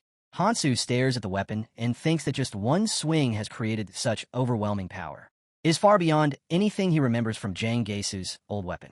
He looks toward Sophia and Michael and tells them to get ready and inform them it is time to raise their weapons and join the fight. Meanwhile, Sophia raises her weapon, but she cannot handle the power properly. Then Hansu distributes his mana on their weapons, and she activates the stone fragments on her book, and suddenly a magic resonance skill is triggered. It is an artifact skill called Inhaler, which allows her to transfer her magic power to a chosen target. Kong Hansu then realizes this is the true purpose of Galadarian's relic, which is one of the most sought-after artifacts among the forgotten relics in the Red Zone. As green mana begins to flow from his hand, he understands that the relic is useless unless it is awakened with a divine stone fragment. He tells himself that he cannot let Sophia die. Sophia begins cutting down monsters with her weapon. Hansu and Michael also join the fight, striking continuously and eliminating enemies one after another. Eren then shouts for everyone not to get pushed back, warning that more monsters are approaching. As he fights, he mutters that he has never faced this many monsters all at once before. Suddenly, he asks if reinforcements have arrived yet. At that moment, a pigeon flies across the sky. Seeing it, Eren asks if it is Michael's carrier pigeon and wonders whether it is being used to request help. But in an instant, the pigeon is struck down by an unknown attack and falls into Lu Hong's hand. Eren is furious after seeing Lu and demands to know what he is doing. Lu Hong replies that he has been wondering who is sneaking through their territory and now realizes it is their group. He then crushes the pigeon in his hand. Lu Hong, a representative of Beacon, reminds them that Beacon has already made it clear they are searching for Kong Hansu and that anything related to the calamities is under Beacon's jurisdiction. He orders the helpers to step back. Eren, still angry, insists they cannot retreat with so many monsters around. Lu Hong replies that they have misunderstood his intentions. He tells them to deal with the minor threats on the surface and smiles, darkly stating that Beacon has more important matters to handle. Then the Lu's men appear ready for combat. Lu clenches his fist against the ground and shouts in anger. Lebanon, Michael, members of the first helpers are taken aback. Michael, shocked, turns to Liven and asks what he is doing there. Lu answers coldly that if they intend to act freely within his territory, they have to take responsibility. He reminds them that this area is under Beacon's control and tells them to stop interfering. He warns that their actions will come with consequences, saying even fools have their limits. Suddenly, they all notice that the entrance behind them is blocked. Lu shouts in frustration, demanding to know why the way they came through is now sealed. He sees the walls shifting and curses, saying he has never heard of the demon's mouth changing its structure like this. Michael smiles and comments that this will be a problem since it is harder to use skills here than it is outside. Lu cannot believe that the pigeon has summoned someone so important. He tells the others that if they want to survive, they have no choice but to fight together. After hearing this, Lu, filled with rage, shouts that he will make sure of it. Suddenly, a man appears standing on the top of a monster's head with his sword drawn and commands them to stop talking and start moving if they want to live. Lu is stunned by the man's presence and strength. He has never seen him before and begins to suspect that this is the one who has defeated the calamity, Fish Kong Hansu. With the exit sealed, Lu realizes it would be pointless to waste his strength now. Gritting his teeth, Lu orders his men to advance. His soldiers step forward brandishing chains and swords. Lu uses a feather of the world tree, because by using this it will be possible to perform an emergency escape with people around you. Lu thinks to himself that he needs to report the situation to his superior. He decides to deal with Kong Hansu later. Although Hansu is a newcomer, his combat instincts and rapid growth are undeniable. Still, Lu believes his strength comes from Sophia the Phantom. Then Hansu turns to face Lu, who stands off to the side, and says Lu's strength will not be enough. Lu thinks that if he can defeat Hansu, he will surely be appointed as the assault commander. He glances sideways at Hansu and asks him a question. Hansu replies that Lu will not last long in his current condition, and adds that Lu seems weaker than before. Then he reveals his face, which shocks Lu. At that moment, Hansu speaks and realizes magic power is suddenly flowing through his body. He also shared his power with Lu's soldiers. Both Lu's men and Hansu's allies are stunned by the sudden change in energy. Hansu admits to himself that sharing magic power with this many people is taxing. He urges his companions to stay focused and maintain control of their magic as they continue to fight. As the battle rages on, a massive monster emerges onto the field. Its form is grotesque and plant-like, divine, tree, radiating an ominous energy. The creature speaks, declaring that it is not yet ready to be defeated. It calls Hansu an intruder and promises to destroy him. As a swarm of monsters emerges from the dungeon and the battle begins, Lu moves forward. He is now experiencing the overwhelming force of Kong Hansu's Dragon Claw. After transforming, he gives a sinister smile and acknowledges within himself that the power feels incredible. In that moment, he comes to a grim realization that he has never felt so powerless in his life. Lu, who has been suppressing his true strength until now, suddenly releases a massive burst of energy. Witnessing this, Lu concludes internally that the strength is beyond belief and understands he needs to report it immediately. He assumes that Hansu himself is probably unaware of the full scope of his own power. Even though the inner layer of the demon's mouth is shielded with magical energy far superior to theirs, Lu believes that Hansu could likely walk through the wall of roots surrounding them with ease. He further reasons that if he can pursue Hansu deeper into the dungeon and manage to escape alive, then the higher powers will begin to view him in a new light. He tells himself that unlike Carl, who died a meaningless death, he will prove his worth. Suddenly, a monster lunges and catches him. Clenching his teeth, Lu believes he can handle the situation. However, as the creature tightens its grip, he feels his power abruptly vanish. Confused and alarmed, he questions inwardly why the flow of his magic has disappeared. He turns around in search of an answer, and at that moment Sophia appears and uses her power to drive the monster away, causing it to release him. Lu faces her, and she informs him without emotion that she can no longer assist and that he will have to manage the rest alone. Looking into her eyes, Lu realizes that he cannot continue without her aid. He admits to himself that she is the most heretical among the phantoms, and yet he needs her help. Turning away from her and toward the battlefield, he calls out to the assault team and orders them to maintain their positions and eliminate the remaining monsters. Sophia places a hand on her chest and sighs. She acknowledges to herself that it is true she can no longer support Lu.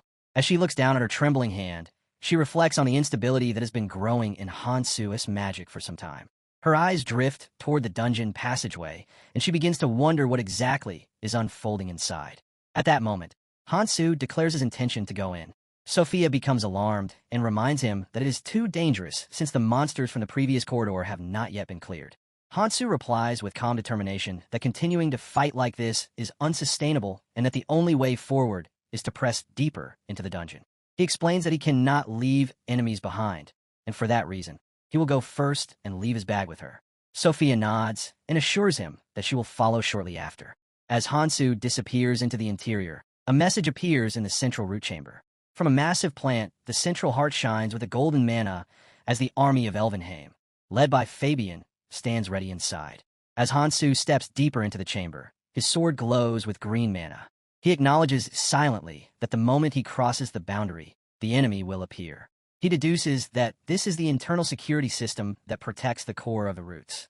He tightens his grip on his sword and narrows his gaze. He recognizes the being before him as the final remnant of a vanished race and the last surviving warrior of Elvenheim. A towering figure with white hair, Fabian, stands in his path. Without hesitation, Hansu charges forward and unleashes a flurry of strikes. The figure retaliates by turning and smashing the stone around them into fragments. It then swings massive hands at Hansu, intending to crush him. Hansu meets the force with determination and blocks the blow with his sword and his will. From the ring on Hansu's hand, a strange surge of red mana erupts. Hansu notices that Fabian's movements are different, and concludes that the body is still alive. Realizing this, he understands what he needs to do next. He decides to utilize the power of Nirmaha, amplified by the relic which has been awakened through a fragment of the Divine Stone. He calls upon the force of Nirmaha's ring, which grants him the authority of destruction. The red mana erupts violently, and the creature recoils, clearly affected by its intensity. Hansu reflects that the defensive barrier composed of ordinary magic will be shattered by this force. The attack connects, and the monster withdraws its hand in pain.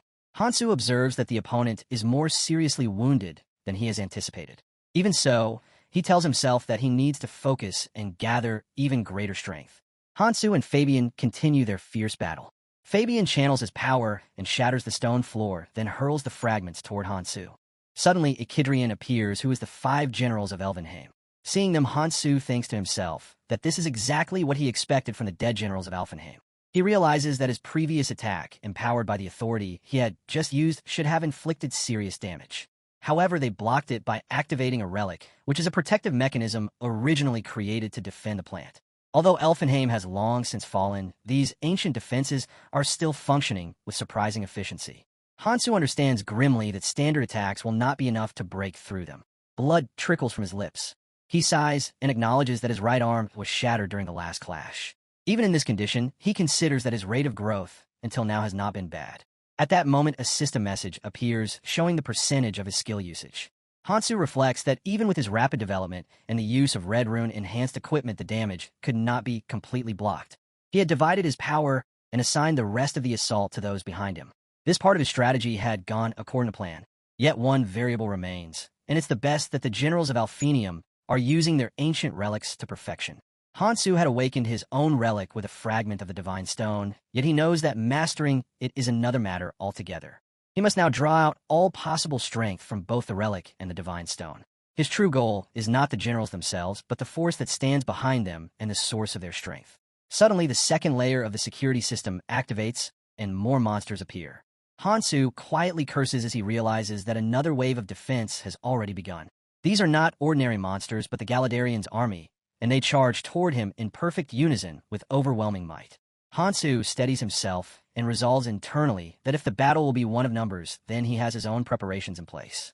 Just then, Kong Hance's allies also appear on the scene, and as the battle intensifies from both sides, he swings his sword at the advancing enemies. While striking them down, he wonders aloud what these new creatures are. They had only just finished defeating insect-like monsters, and now they face an army of zombies. He groans as they are much stronger than expected. Suddenly, Sophia arrives with her mouth slightly open in shock. She realizes that the Galadarian's army, now under the control of the Calamity Fish, was once tasked with protecting this sacred location. Lu, who once opposed Hansu, now fights beside him. He reflects that he had sensed an ancient magical current earlier, yet he never imagined a conflict of this magnitude was erupting underground. Everything is spiraling beyond control. Watching Kong Hansu, he wonders how far Hansu is willing to carry this battle. In the next moment, Hansu strikes the stomach of one of the monstrous enemies with his sword. However, the wound heals instantly. He grows frustrated, realizing that although he is landing blows, the enemy regenerates too quickly. Suddenly, he senses an attack from behind. Hansu barely dodges and breathes heavily. He notes that fighting 2 enemies who attack together is pushing him to his limits. Both enemies now stand before him. Hansu is bleeding and completely exhausted, yet his will does not falter. He acknowledges that if the fight continues and he keeps relying on the dragon energy arms, his body will soon fail. He is using draconic strength to heal his injuries while simultaneously channeling magic, and the pressure is too much. His blood vessels feel like they are on the verge of rupture. Even so, Hansu remains clear-headed. He reminds himself that everything else is irrelevant and only one thing matters. His focus is on the central heart. The view shifts into the structure known as the Elvenheims. At its center stands a strange circular chamber. Surrounding it are massive ancient hands. Each hand represents one of the old rulers who once governed the Red Zone. Long ago, these rulers built a magical and biological ecosystem known as the World Tree. It is designed to bring stability to the Red Zone. At the root of this ecosystem, they create a sacred plant. This plant becomes the source of all life across the region. They bury it deep beneath the World Tree so that it remains hidden and secure. But something goes wrong. Over time, the sacred plant loses control and goes berserk. The cause is of being born from what was meant to protect it. This being becomes known as the disgorging root. It is originally created to nourish the sacred plant. but instead it mutates and turns into a creature of calamity. Now it no longer has the authority to heal or destroy the plant. The best it can do is delay the collapse. Hansu realizes this is likely why the ancient security systems have been activated. Their true purpose is only to buy time. Thinking deeper, Hansu begins to understand the bigger picture. The army of Alvenheim still exists. These warriors once vow to protect the sacred plant. The 5 generals of Alvenheim preserve the last soldiers of their people through ancient spells. They create an immortal army. Each soldier retains the strength they held in their prime. Their bodies are stronger than those of any human. Their regenerative abilities make them nearly unstoppable. Hansu considers his options. He thinks of using dragonification through dragon energy arts. This could open a brief window of opportunity. But the real danger is their regeneration. They revive endlessly through the plant's central heart. It is like fighting the undead. Victory will never come unless the root of the problem is severed. He focuses on the Narmaha's ring. Red energy flares around his body. The 5 gems no longer matter. He has only one goal in mind. The authority destruction of the Narmaha's ring begins to align with the power of his green sword. Hansu grips the blade tightly and prepares to combine the energy of the relic, the divine stone fragment, and the full force of dragonification. He will unleash everything in one final attack. He surges forward with unwavering focus. His blade moves faster than the eye can follow. Fabian takes the full brunt of the strikes. Hansu presses forward without mercy, and Fabian's armor is forged from the finest relics of Galadarians. Yet Hansu believes it cannot withstand the power of authority destruction channeled through the Narma's ring. He demands Fabian to remain still and regenerate if he is able. Fabian cannot respond because the attack is relentless and he has no time to think. Then something shifts and the Echidrian joins the battle. He launches his beads toward Hansu, and these living weapons strike like spears. Hansu dodges without hesitation and analyzes the attack mid-motion. Each bead has toughness equal to Fabian's armor. That means they can be broken. He has not even used full strength yet. Hansu strikes back, and one of the beards splits in half, but he pauses for a moment. He realizes something unexpected and asks himself if it's split on its own. Hansu thinks to himself whether that cunning bastard has released the strong magic chi around the relic on purpose to lure in an attack. He reasons that as long as the main body remains unharmed, the relic will stay intact. Echidrian keeps launching beads at him, but Hansu dodges every one. Suddenly, though, one of the beads strikes him in the back. He is clearly in pain, but stays focused. He tells himself that even if the relic's form is damaged, its true power will still remain. Echidrian then rises into the air.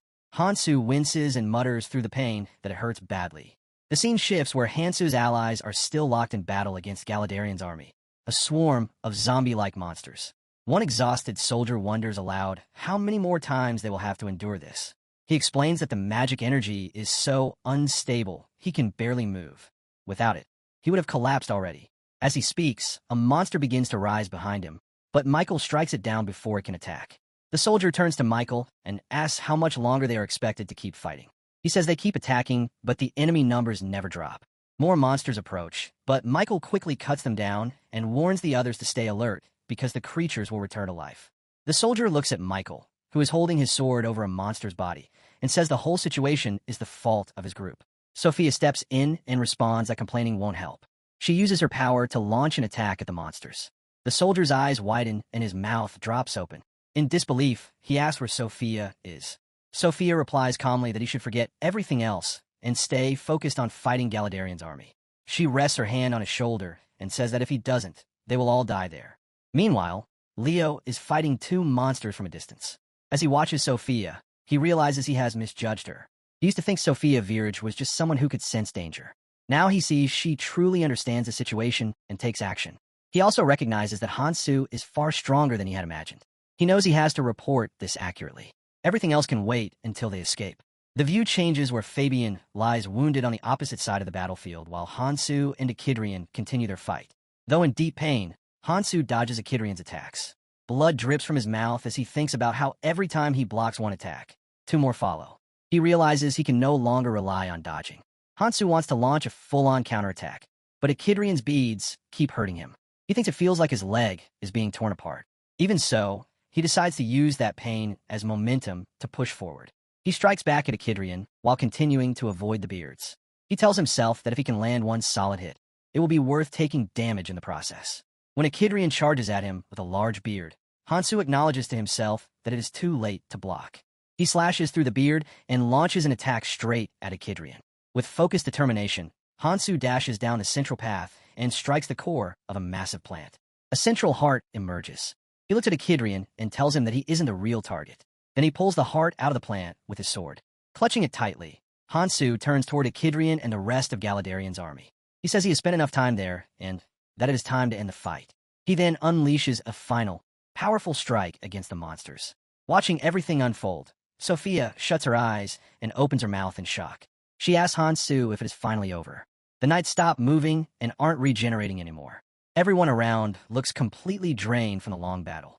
Hansu replies that their energy source is gone and that they are finally safe. But with a serious tone, he adds that this is only the beginning and it isn't over yet. He says they have to move on to the next location. Lu responds by saying that if Hansu is planning to go even deeper, then the people of Beacon will pull out. He says they aren't foolish enough to walk into that kind of danger willingly. They have followed Hansu because of the emergency, but they don't take orders from him and aren't bound to go any further. He asks if Hansu agrees. Hansu swings his sword and confirms that he does. Lu says it is best if they go their separate ways. Lu, who has been keeping his eyes closed, opens them and says he can't believe he hasn't recognized Hansu's swing earlier. Then, filled with rage, he shouts and asks how Hansu dares to try and attack him. Hansu answers in a steady and serious tone that Lu has misunderstood. He isn't attacking him. He is simply clearing the path he intends to follow. Then he asks if everyone is ready to hold their breath. Suddenly, pink mana appears behind them.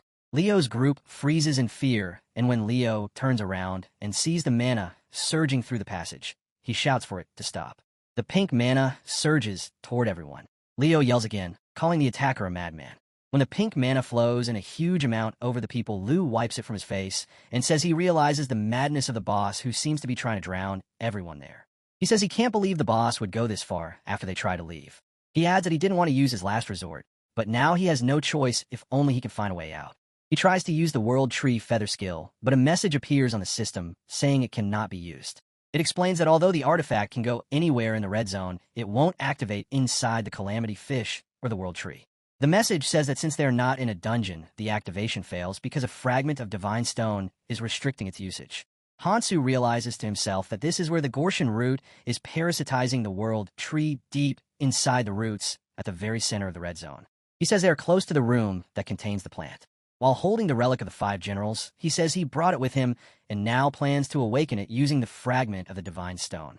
Hansu thinks that having more relics makes it easier to stabilize the mana flowing from the Divine Stone fragment.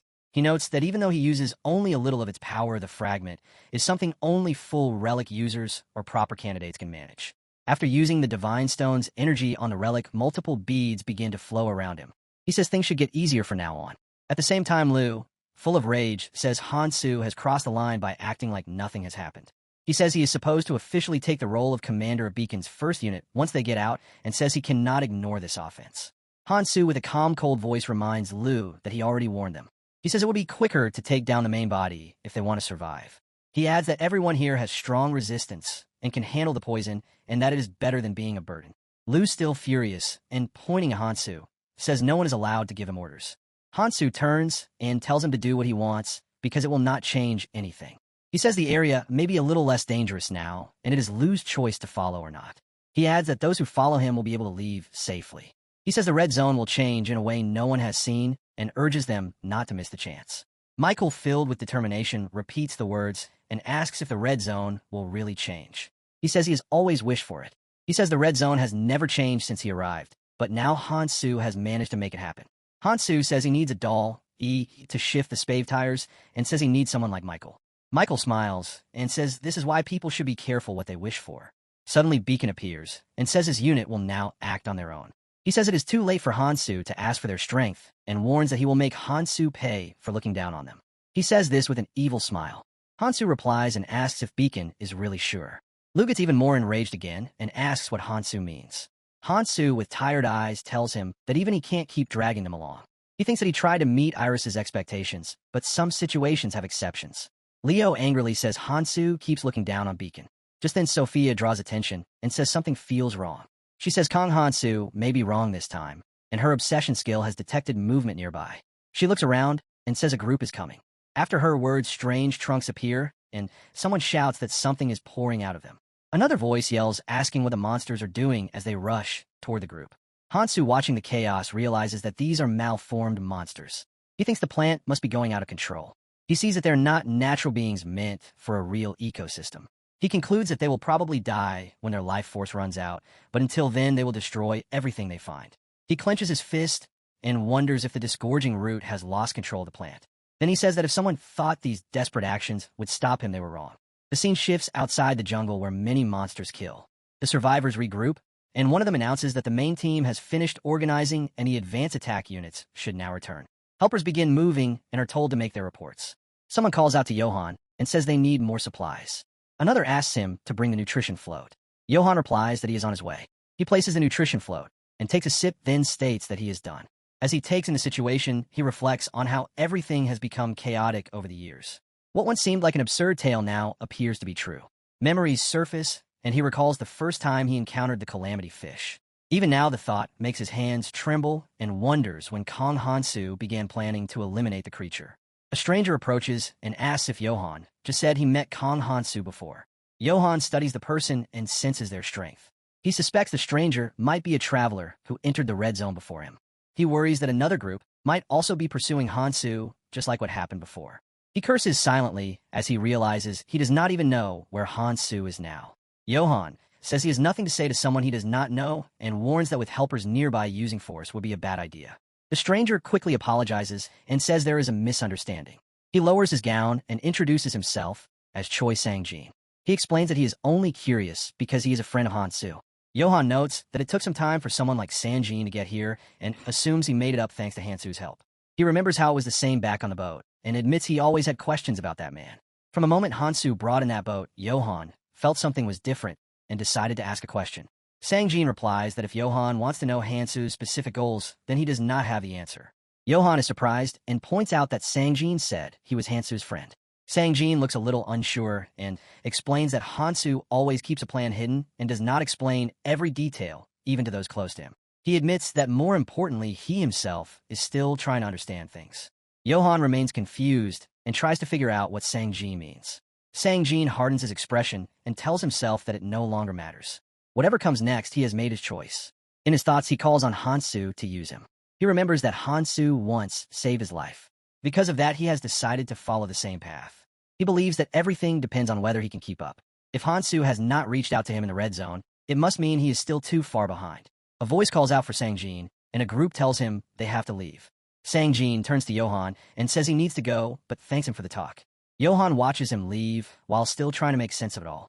Sang-jin tells Johan that if he sees Hansu again, then he should say something but stops himself. He pulls up his hood and smiles. He says he will do it himself because that is what Hansu would do. In his heart, he accepts that he is still far behind Hansu. He knows he must work harder. Even now, while he is here, Hansu is likely deep in battle. The scene shifts to the red zone where Hansu fights malformed monsters using intense power. He focuses his mind and channels magic through the fragment of the divine stone. He decides to prioritize power instead of durability. With relentless force, he continues to strike the monsters down. Lu watches from a distance and cannot believe what he is seeing. He always knew Hansu was strong, but this is beyond anything he expected. He wonders if even Kars Moron might be connected to this sudden rise in power. Hansu looks toward Lu and says that the way back leads only to a waterfall filled with poison. He wishes him luck and moves on. Hansu, Sophia, and Michael push forward. Hansu tells Michael that he will move ahead and the others can follow if they choose. One of Lu's men urges their commander to follow because Hansu is the only one who knows the exit path. Lu agrees and says they have no choice but to follow. When one of his men asks if he is sure, Lu replies that they need to hurry if they want to escape. The team confirms and begins to run after Hansu. The messy plant monster announces that its creation is almost complete. It has brought forth a being formed through the perfect implantation of the plant's innate power. It claims that it has forged what it calls the Alpha. With rising anticipation, it orders the awakening of the life form that, according to it, has long maintained the red zone. The Alpha. Without hesitation, the Alpha launches its first strike. The plant monster observes the attack with a wicked grin and expresses satisfaction at the display. It assumes that the Alpha is behaving like its previous creations and demands that it eliminate the intruders swiftly. However, something appears to be amiss. Alpha responds in a steady and cold tone, stating that something feels wrong. It questions why a being of its stature would need to obey a creature like the plant monster.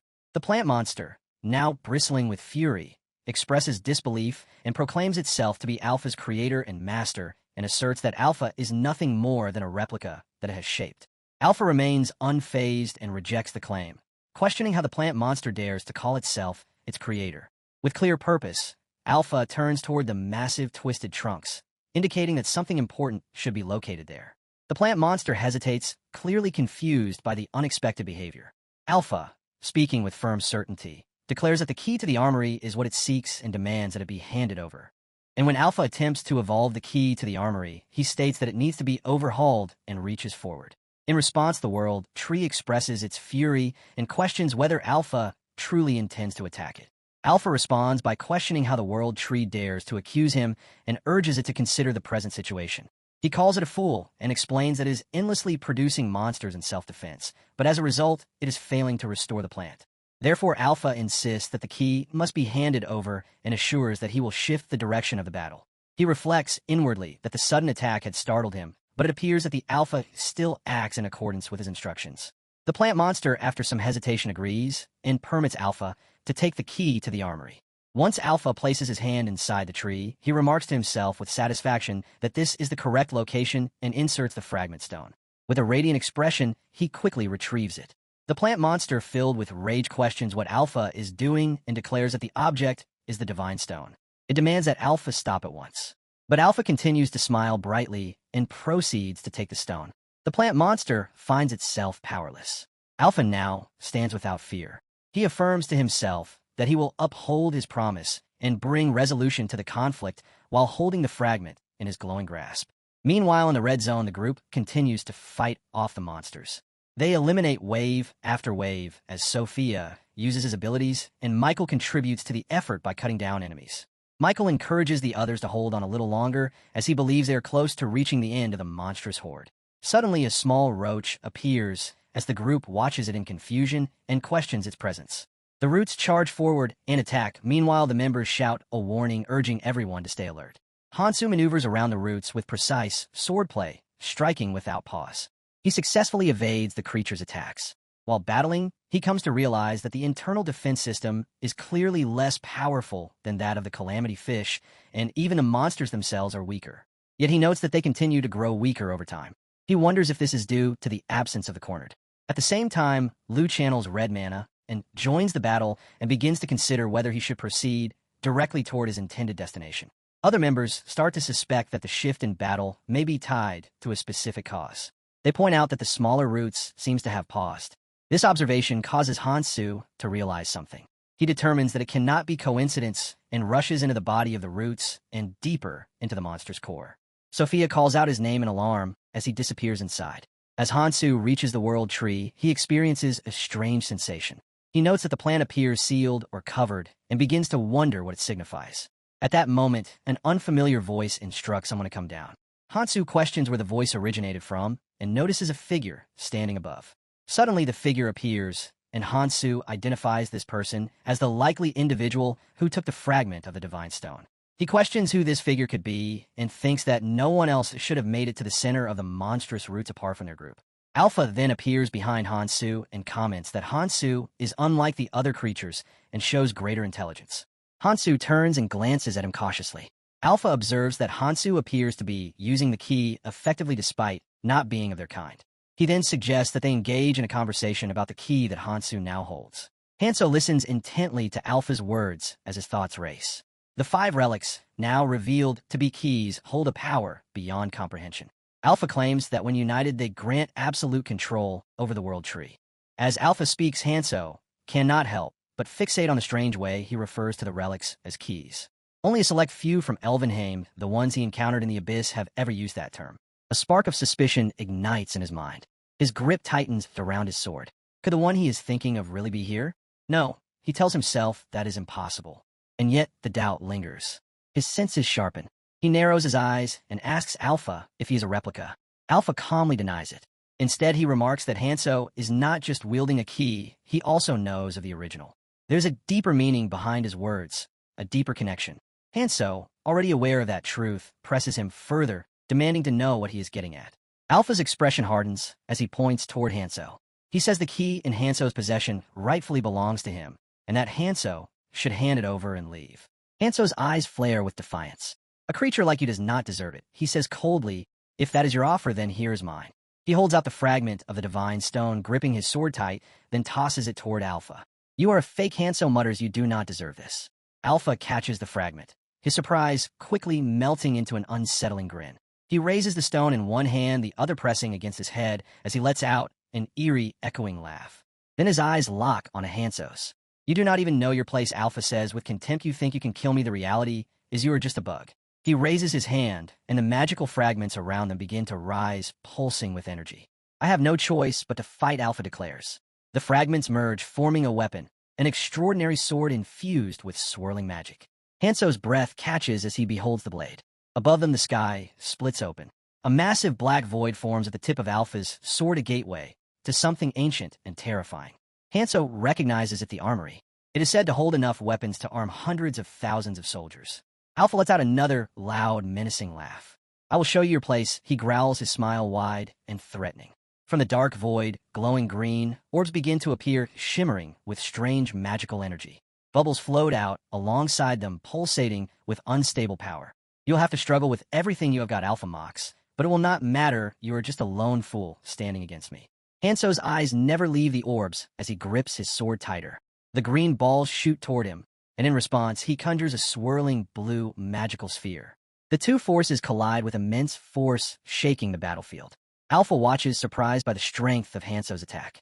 Even with the 7 sacred odds on his side, he mutters that his power worthy of a general. But then Alpha wonders what would happen if he unleashes even more power from his own weapon. The green energy flares to life again, surrounding Hanso from all directions. The orbs hover in the air, closing in. Hanso's eyes follow every motion, his muscles coiled. He swings his sword, swiftly fending off the assault. He realizes each orb is hard to destroy. They have the same resilience as the worn-out armor used by ordinary soldiers. Yet there are so many. The air feels heavy with magic as they fly in from every direction. Hanso leaps over a tree, noting just how vast the swarm is. If the armory can equip an entire army, then the number of orbs makes sense. As the orbs rain down, he tries to fly clear, but they relentlessly follow. Forced to turn and fight, Hanso slashes with his blade, catching one of the green orbs mid-flight. He recognizes the weapon Alpha is using. A thought flashes through his mind. Use the same strategy. Holding the sword in one hand and the orb in the other, Hanso stands still. Sensing his stillness, the green balls slow and float around him, forming a circle. A barrier. Now face to face, the two stand in silence, surrounded by the hovering orbs. Alpha looks puzzled and thinks something is wrong. His lips twist in confusion, and he questions why are they not attacking. He stares at the green spheres and then shouts furiously that this is impossible. I cannot lose control of the sacred orbs. Panic flickers in his eyes. The armory should be functioning, that magic power. It is dispersing on its own. You cannot be controlling them. But then Alpha's voice falters. He squints at Hanso. That how does he know the magic code of the 7 sacred orbs? Hanso raises one of the green balls calmly and takes a step forward. I warned you, he says coldly. With one swift motion, he performs a cross/slash, slicing through the orbs. A memory surfaces of a faint voice from the past, someone who once told him about the sacred orbs and how to handle them. Hanso steps forward again, now certain. Even if Alpha is a clone, he has the ability to summon the armory, but Hanso has the skill to defy it. He slices through another orb, prompting a flicker of surprise in Alpha's expression. A good weapon worth, Hanso says, is determined by the skill of the one who wields it.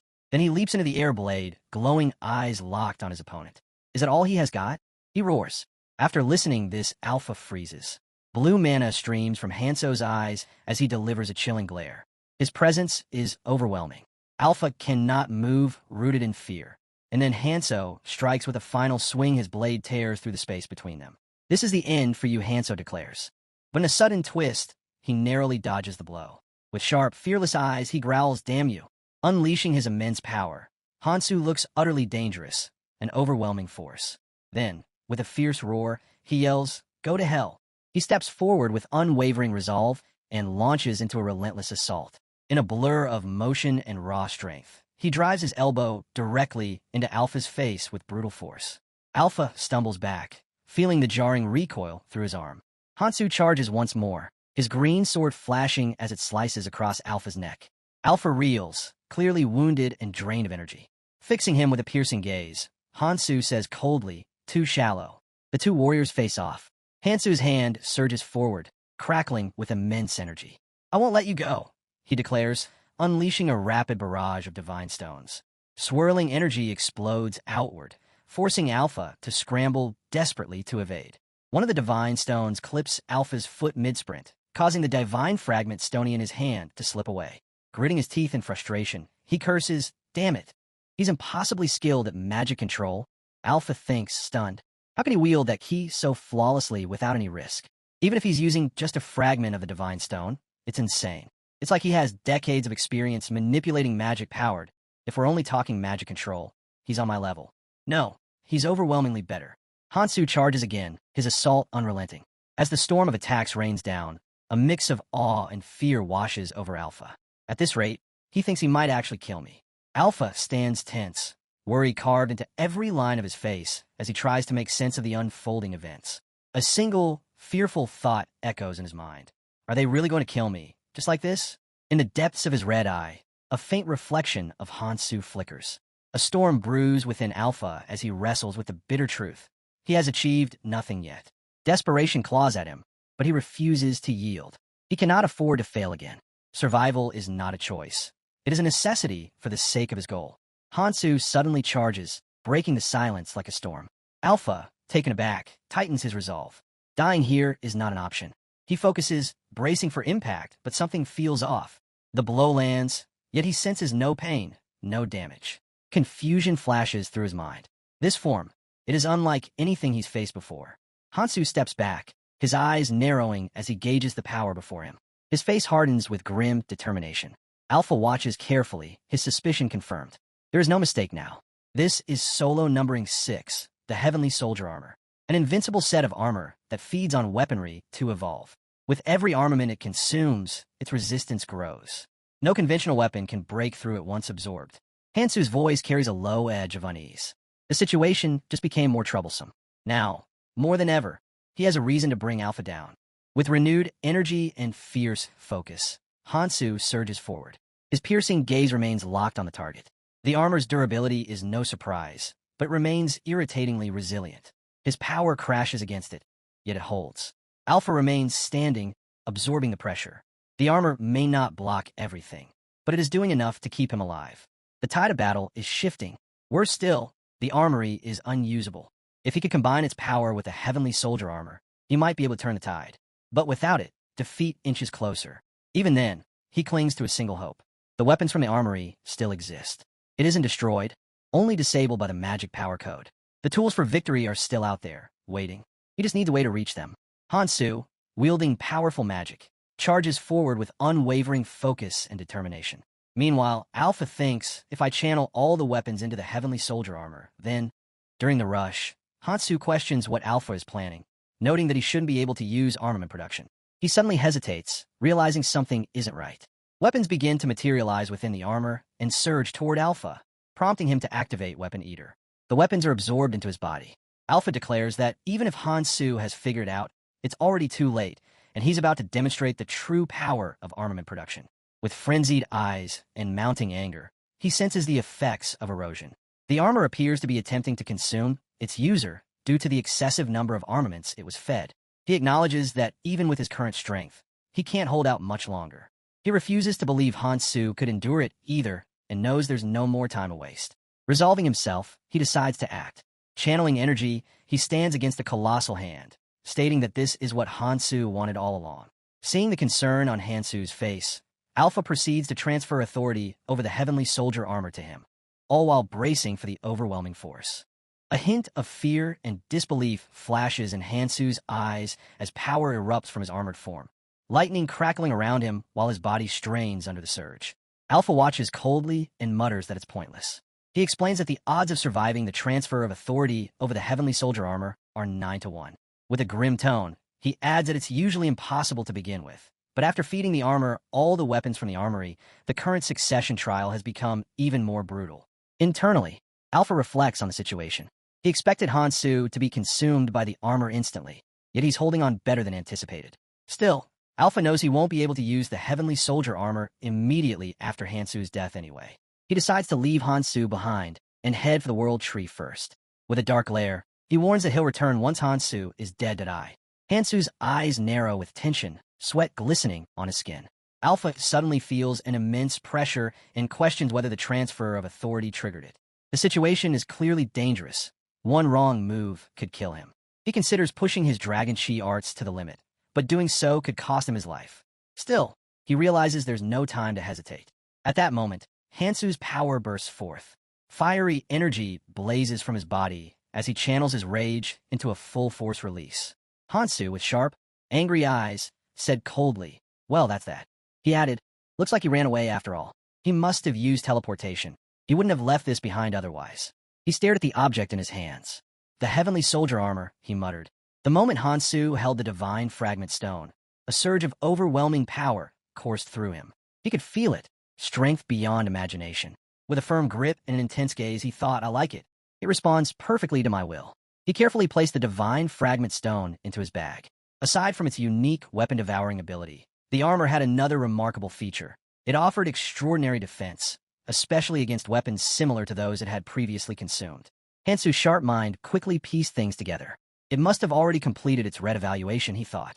The guy probably fed it every weapon from the armory.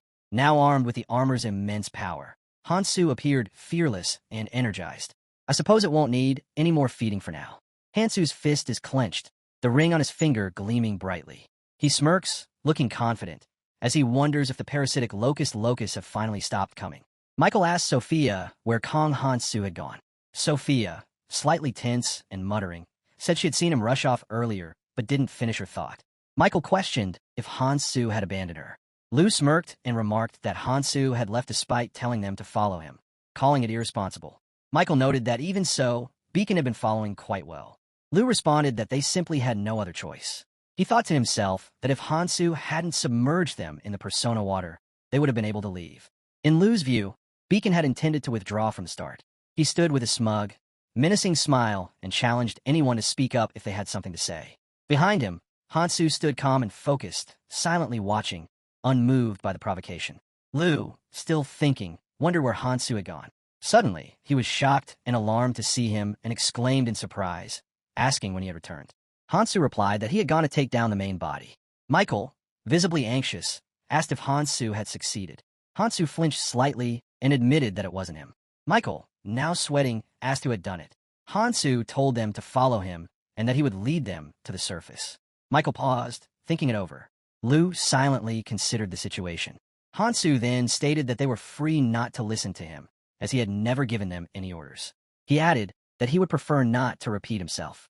Lu's expression turned serious, showing his determination, while Michael narrowed his eyes, filled with suspicion and wary focus. Michael panics, his mind spiraling with frustration, wondering why he didn't get back. Lu's expression hardens as anger rises within him. His teeth clench in barely restrained fury. Hansu reflects bitterly, noting that although the main body was taken down and a fragment of the Divine Stone has been secured, something about the situation still feels off.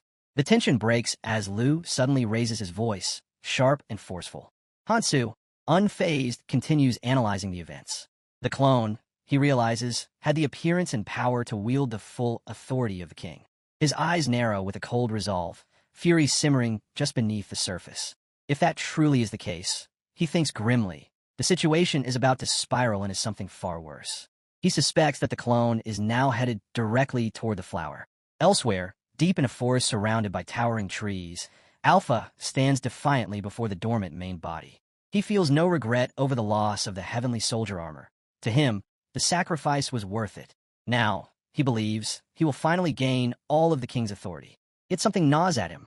He clenches his teeth in frustration, questioning why the main body still remains dormant even after granting him such immense power. His anger deepens as he recalls the state of the world. The world tree has withered, and Elvenheim has been lost. The main body responds calmly, acknowledging the loss, but pointing out that humanity now thrives below, ready to take the place of those who are gone. Declaring its intent, the main body resolves to correct the mistakes of the past. Alpha does not hesitate in his own conviction. Every step, every sacrifice has been made to revive his kin. His face burns with fury, eyes sharp and unyielding. In his mind, one thought echoes above all others. He will claim all of Acheron. At that place, Alpha declared that you failed to save your kin, failed to save Elvenheim. and even lost herself in the end. A cowardly king. He told you to watch from where you stand because he would take care of everything. He believes the key lies with the man called First. To succeed, he must recover Galadriel's sword, Echidron's beads, and Fabian's bracelet. Since Echidron and Fabian are two yet one, he is certain Fabian's bracelet is also in his possession. After reclaiming the administrator's authority, he must enter the flower. Alpha concludes that this task will require great and overwhelming power, not mere tricks. Alpha clenched his teeth, eyes fixed forward with lethal calm. He threatened to use Ouroboros. Gripping the rope, he dropped into view, his descent sharp, fluid, and unbroken. Every movement radiated strength, controlled, confident, and relentless. He pressed onward, steady and fearless, as if nothing could slow him down. Standing tall before the flower, he silently placed a hand on his lower back and took in the scene ahead. Fully composed and present, he commanded the threat to move, questioning how it dared bare its fangs at its creator. Suddenly, a swarm of screeching, deadly insects erupted around him. He stood his ground and drove his hand upward with force, crackling with dangerous energy. He reflected on the failure of the original, which lost its kin and consequently its authority. Declaring himself the true original now, he laughed coldly and proclaimed that from this moment onward, he is Tekaron. Out of nowhere, Hansu and Alpha appeared. Hansu stood still, facing away. Alpha remarked that he thought Hansu had died without even putting up a fight, but it seemed he had returned alive from that place. Sophia remained tangled in silent reflection. Michael asked what she was thinking about, but then said he was sure they were thinking the same thing, so it was pointless to ask. Michael recalled how that man had killed the calamity fish and the disgorging root. Much had changed in the red zone since his arrival. He admitted he had almost given up, as even that man said it was impossible. Michael himself couldn't fathom slaying a single calamity. Yet in the end, the man did it alone. Michael was confident that the newcomer would earn the man's favor and would likely cross into the orange zone safely. From now on, the red zone would become a safer place, meaning many coming from the tutorial could survive. If that happened, his sibling might survive the zone as well. He planned to save 1 billion lives. Sophia chuckled deeply. Michael tilted his head and asked why she was laughing. She replied that she felt something absolutely ridiculous might actually come true. Michael smiled knowingly, acknowledging that he understood. Suddenly, a blue eagle soared overhead. A girl looked up and asked what it was. The man beside her, visibly scared, said they looked like carrier pigeons. More eagles appeared, flying toward them in increasing numbers. He wondered why there were so many. At that spot, people ran frantically, glancing back with terror in their eyes. Suddenly, one tripped over a rock and fell to the ground. The others continued running, too afraid to stop. The fallen man raised his hand and shouted for help. Some turned back, panic evident on their faces. Sweat dripped as fear tightened its grip. He screamed again, begging not to be left behind. Blood poured from his mouth. Then the terrifying, monstrous creatures descended upon him and attacked. The parasitic locusts brutally killed him. All the people stood frozen before the terrifying locusts. Hansu stood fearless, while Sophia met his gaze with a brave smile. The parasitic locust leader ordered the swarm to stop the humans. Until full control over Ouroboros was achieved, preventing escape was their duty. Behind its razor-edged smile, danger waited patiently. The locust leader commanded the swarm to halt the humans and stop them from crossing into the orange zone. The parasitic locusts stood poised to strike, feral and relentless. Their numbers swelled, each one thirsting for blood. In the leader's gleaming eyes, Hansu and Sophia's reflections flickered, targets locked. Out of nowhere, they appear. Moving swiftly, a swarm of parasitic locusts advances, striking fear into the hearts of everyone present. Faces turn pale, bodies drenched in sweat as panic spreads. The locusts surge toward the tents like a dark, relentless tide. Someone shouted a warning about the danger ahead, raising a trembling finger to point at the oncoming swarm. A command was given for everyone to prepare themselves. The order was clear. They must hold this ground because if the defenses were breached, it would mean the end of the red zone. Worry tightened every face, eyes flickering anxiously in every direction. The group understood they had to protect the place and hold out until reinforcements arrived from the other clans.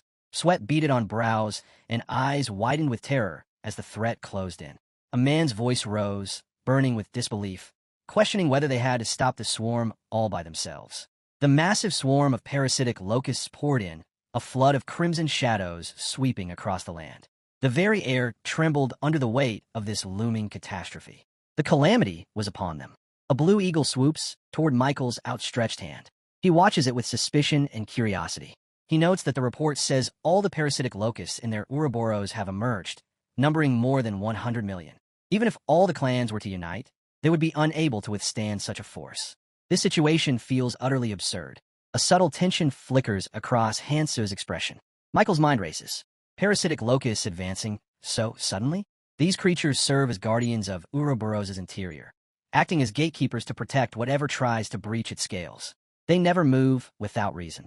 Ouroboros, the only one capable of commanding them, is currently occupied with drinking poison water. There is no reason for it to issue such an order now, not in the past 500 years, nor in any of Michael's past incarnations. Then it must be him, Alpha, fearless and ruthless. Michael thinks that although he anticipated Alpha would become a wild card, this situation has become quite a hassle. Suddenly, Lu shouts Hansu's name, causing Hansu to look back. Lu's tone is angry as he accuses Hansu, saying that Ouroboros' parasitic locusts are going wild because of him. Hansu responds in disbelief, asking what Lu means. Lu points a finger and accuses Hansu of playing dumb, claiming that if Hansu had not started killing the calamities, this would never have happened. Lu demands to know how Hansu will take responsibility for the chaos. Michael intervenes, warning Lu not to speak recklessly since there is no causal relationship between the two events. Turning to Sophia, Michael asks her to use her librarian skill to determine how long it would take for all the parasitic locusts to descend, and tells her not to ignore the request. Sophia clarifies by asking if he means the time for all the parasitic locusts to come down, not just some of them. Hansu thrust a finger skyward and shouted the name Ouroboros, asking how long it would take for it to descend. Sophia's eyes widened, and she looked tense. The boy explained that this would not simply stop the locust advance. Since he was a clone, he possessed the king's authority to some degree, meaning he could command the locusts and would surely try to control Ouroboros as well. It would take a long time to actually take control of Ouroboros, as it was one of the 4 great calamities. But once he successfully grabbed Ouroboros' reins, he would send it down to the surface. Therefore, knowing exactly how long this would take was of utmost importance. Hansu urged Sophia to hurry, thinking that the longer Ouroboros took to descend, the more time they would have to prepare. Sophia's eyes were wide as she revealed that it would take about 2 weeks.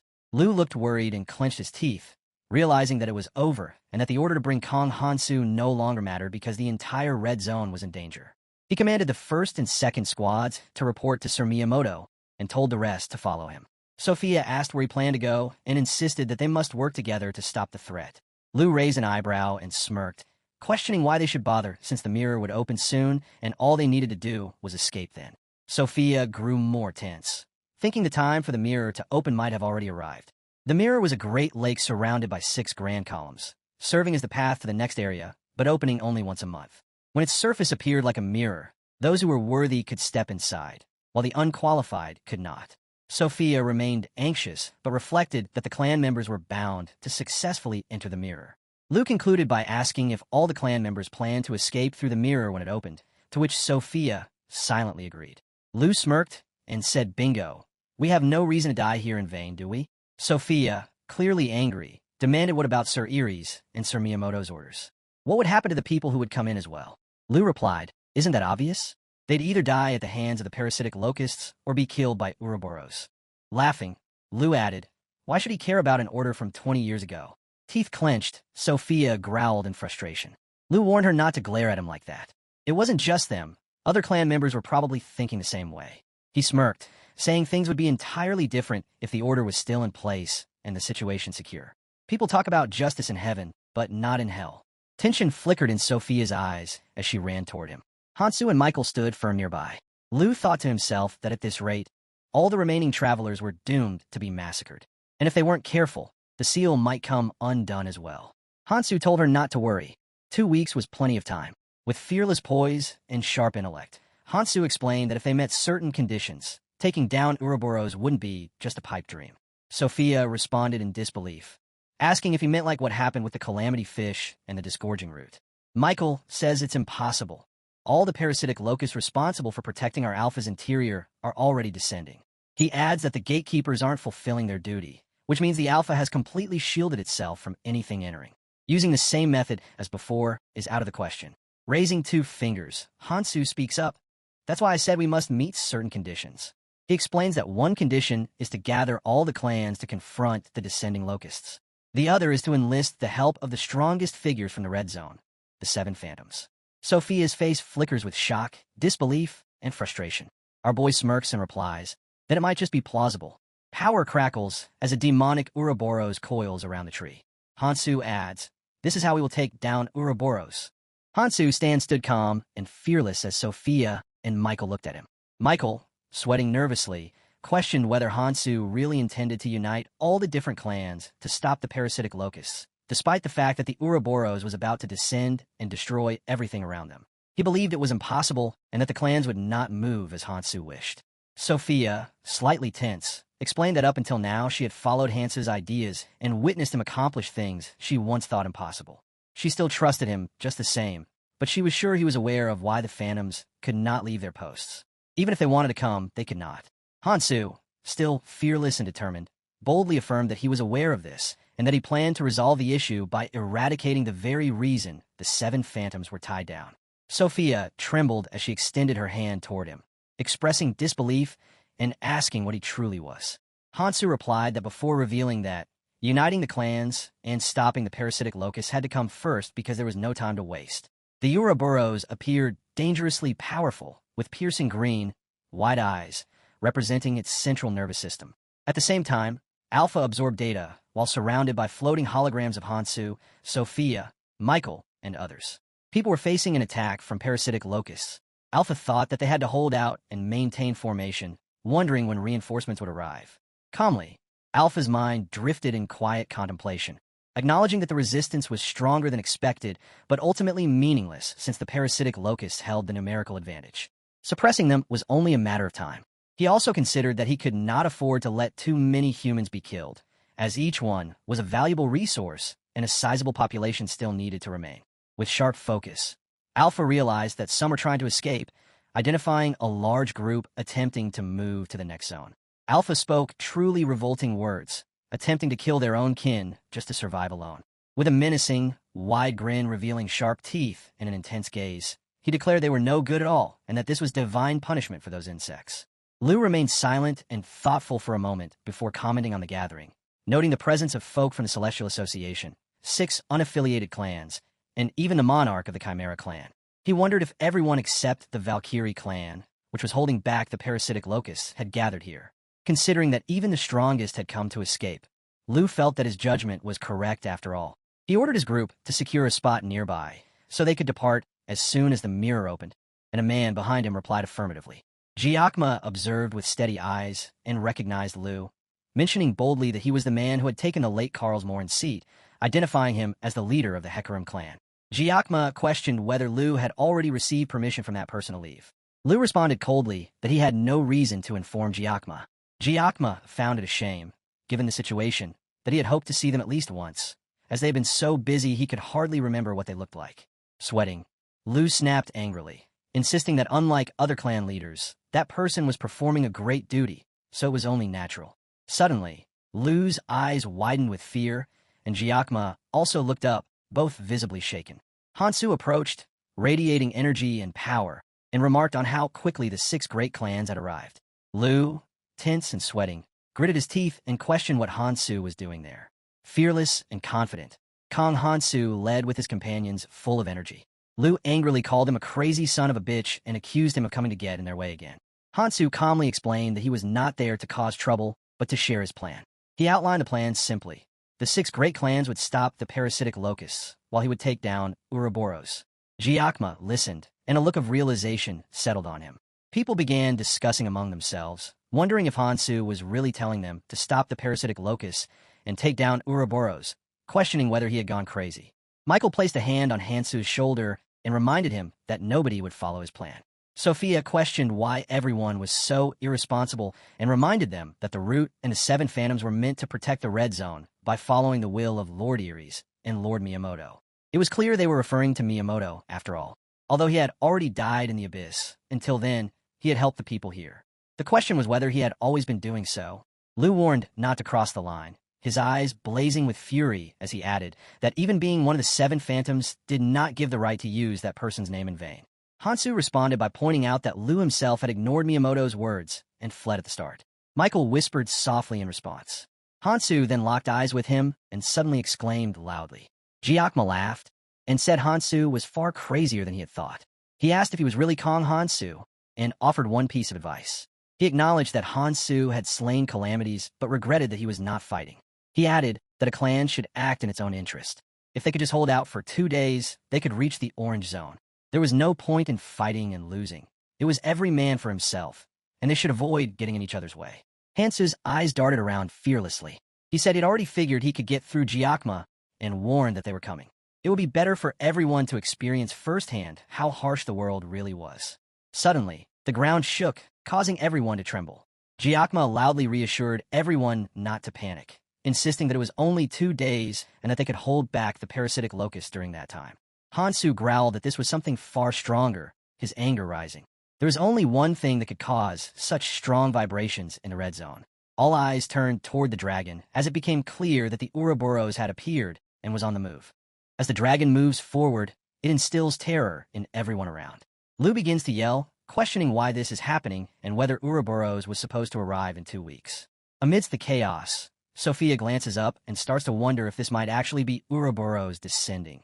But then she notices that it is merely swaying its tail. The crowd is filled with fear, sweating profusely as they wonder why the ground is shaking so violently from just the tail alone, or if the dragon will indeed come down.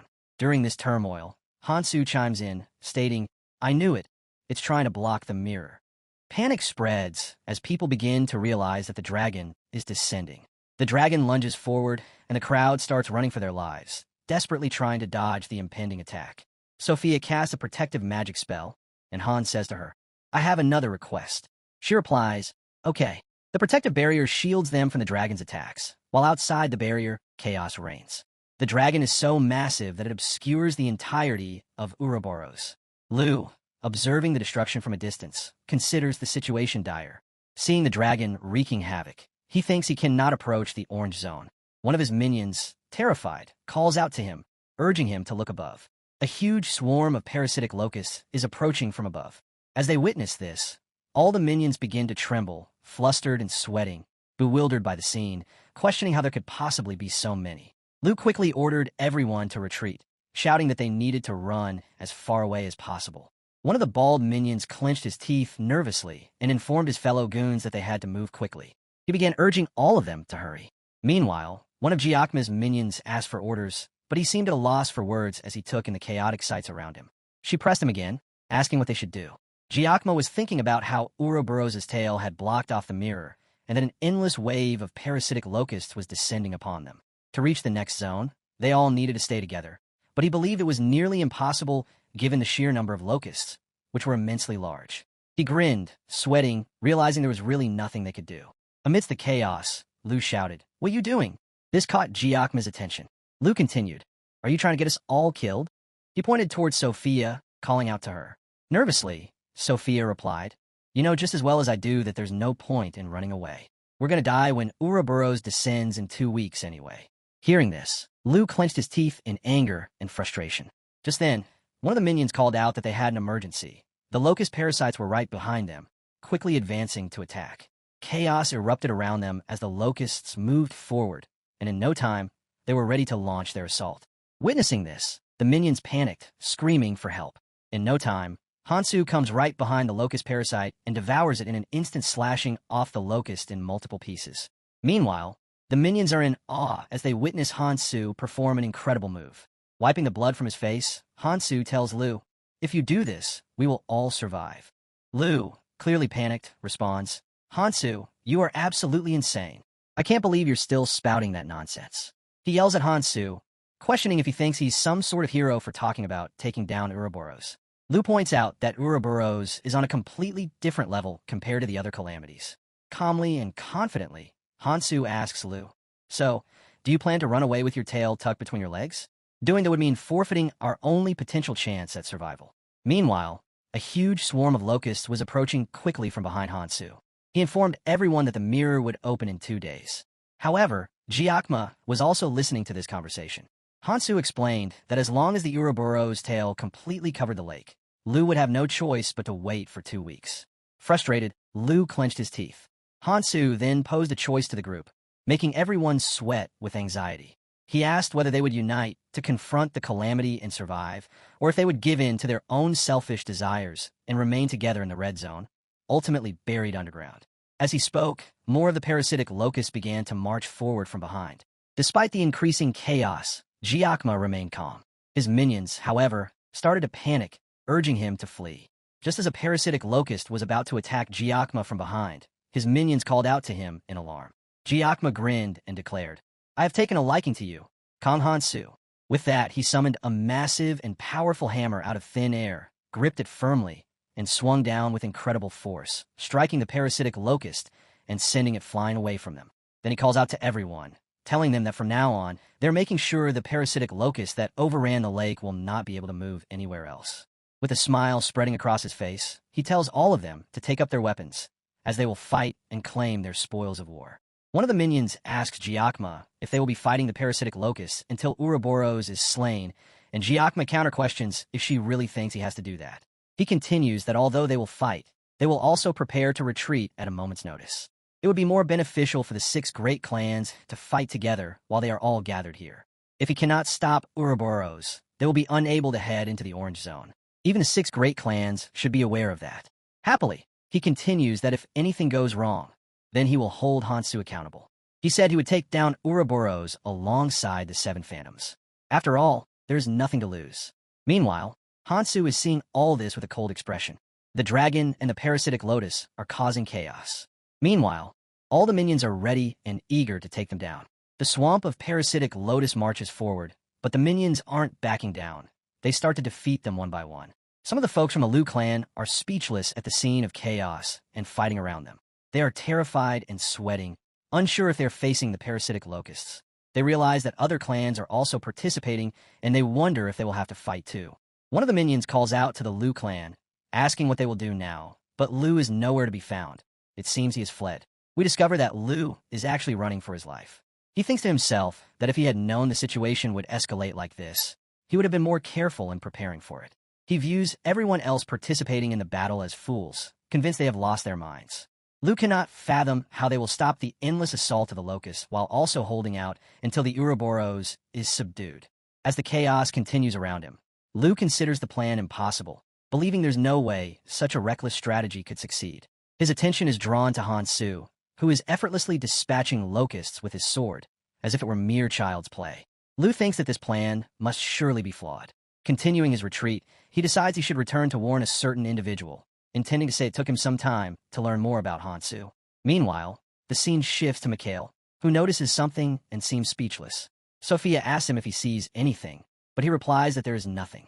Hansu approaches Sophia and Mikhail reveals that, following the Hecarim clan, the other clans have adhered to the plan and have successfully delayed the descent of the parasitic locusts. Hansu then tells Mikhail, "I'll leave the rear to you." Mikhail appears confused, prompting Hansu to clarify, "I've finished everything I needed to do here, and I need to go and confront the 7 phantoms." He also mentions that it's time to meet Miyamoto. Sophia and Mikhail both look confused. Mikhail asks Hansu if he is telling him to stay back, to which Hansu replies, "Bingo." He reminds Mikhail that during their last conversation, he said he would ensure Hansu receives aid from the helpers. Hearing this, Mikhail shrugs off the gravity of the situation, but acknowledges Hansu's directive with a simple, "Okay." Meanwhile, at the Beacon headquarters, a report comes in that parasitic locusts have occupied the mirror. The 6 great clans, led by the Giacomo, are currently the ones trying to stop them. After the Valkyrie clan completely eradicated the first wave of the descending parasitic locusts, they began moving towards the mirror. This situation has forced the clans to consider whether they should hide within the seal and wait for the threat to pass or continue defending the seal, as they are now. A meeting is underway among the Phantom representatives. The Martian art from the 4th Phantom suggests that it might be best to hide near the seal and wait for the situation to stabilize, believing that the threat isn't that severe. Meanwhile, John Sang from the 3rd Phantom argues that they should support the fight against the locusts, as neither the locusts nor Ouroboros would be able to breach the seal, and they have no way to deal with Ouroboros' descent in 2 weeks regardless. Charlize from the 6th Phantom mentions travelers, while Cooper from the 2nd Phantom opposes hiding, stating that they have a duty to protect the seal for the sake of saving lives. An argument ensues, with some insisting that survival is paramount, while others oppose that notion. Amidst the chaos, Miyamoto, the leader of the 1st Phantom and the Beacon clan, listens silently. After a deep sigh, he decides to speak up, reminding everyone that they must not fight among themselves. He emphasizes the importance of discussing their opinions. The others in the room feel humbled and ashamed upon hearing his words. Miyamoto continues, stressing that they must avoid creating discord. One of the minions apologizes, but he reassures them that there's no need for apologies. He expresses understanding of their feelings, especially given the current situation, but urges them to remain calm, as they are all phantoms. He insists that their first priority is to find the cause of the current circumstances in the red zone. Suddenly, someone interrupts him. It's Lu, who arrives sweating and out of breath. He calls out to Miyamoto, stating that he has an urgent report. One of the Phantom representatives tells Lu that they are in the middle of a meeting, but Miyamoto interrupts, saying it's okay to hear him out. Miyamoto gets up from his seat and tells Lu that he has worked hard to fill the vacancy left by Carl's Morin as assault commander. Lu bows his head in gratitude. Miyamoto places a hand on Lu's shoulder, asking what he wanted to say. Lu quickly reveals that the 6 great clans blocking the parasitic locusts at the mirror are facing this crisis because of Kong Hansu's actions, and he has proposed an outrageous plan involving the subjugation of Ouroboros. Lu came to inform Miyamoto about all of this. Miyamoto responds with an understanding, saying, I see. Meanwhile, Lu appears nervous but relieved, confirming Miyamoto's understanding. Miyamoto then asks, why did you go to the mirror? Lu begins to explain himself, saying, well, you see, but is interrupted by Miyamoto, who tells him there is no need for an explanation. The fact that Lu went to the mirror is evidence that he attempted to escape to the orange zone. For those present, the Phantoms have been determining the future reaction of the red zone, and Lu's actions have disrespected their efforts. Lu quickly states that he was simply following Miyamoto's orders. Hearing this, Miyamoto stares at Lu with sharp eyes and asks, my orders? Lu starts to sweat and becomes nervous. He quickly bows his head and apologizes to Miyamoto. In response, Miyamoto kindly tells him to wait for now, as they will continue this discussion at a later time. As Lu exits, Charlize considers his attempt to flee a total disappointment.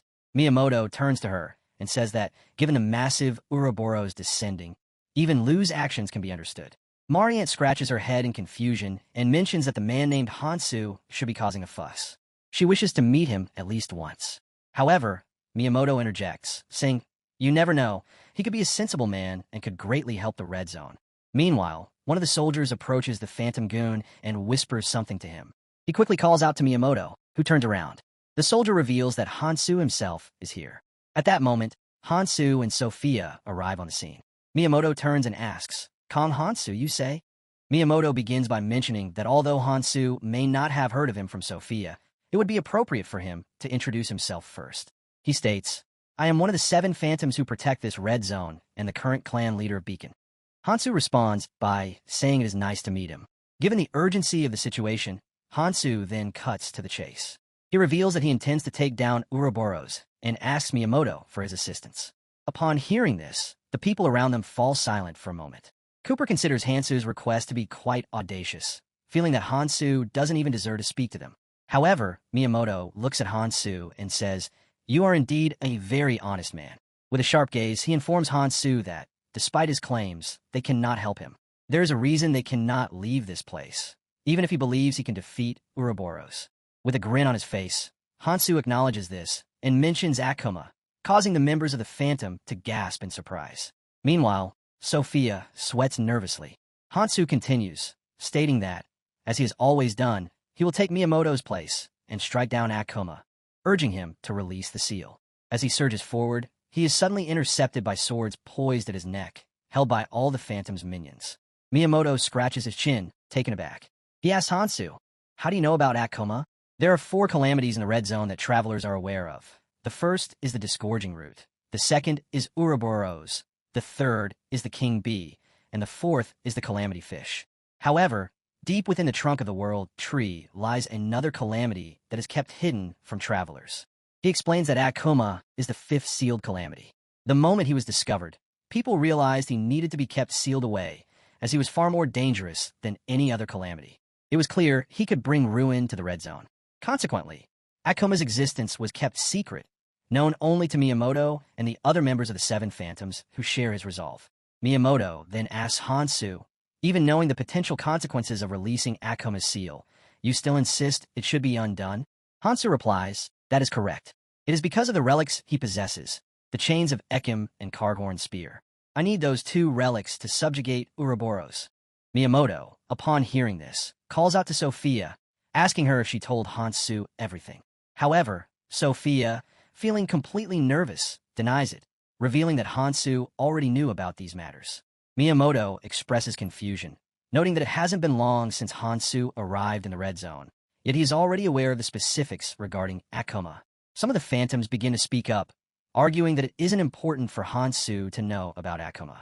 They insist that he must be eliminated immediately, claiming that Hansu's true goal is the reward for obtaining the relics and defeating Akoma. They continue to assert that Hansu is a man consumed by greed to the point of disregarding any danger. They conclude that this is why he targeted the other 4 calamities.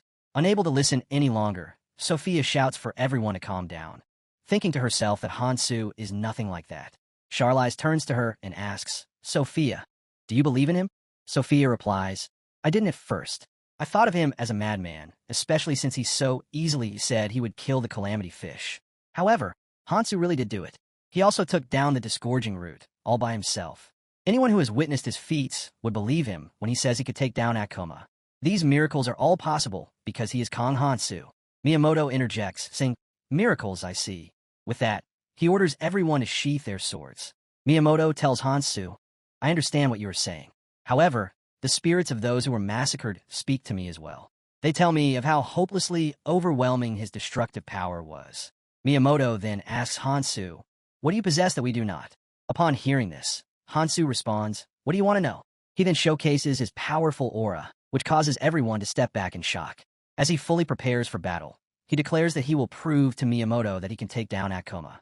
He urges everyone to come at him all together. Jansang, with a piercing stare at Hansu, says he is overflowing with bravado. He challenges Hansu, stating he will test him. Miyamoto and some of the other minions are taken aback by this challenge. 3 of the phantom forks rush forward with their swords, attacking Hansu.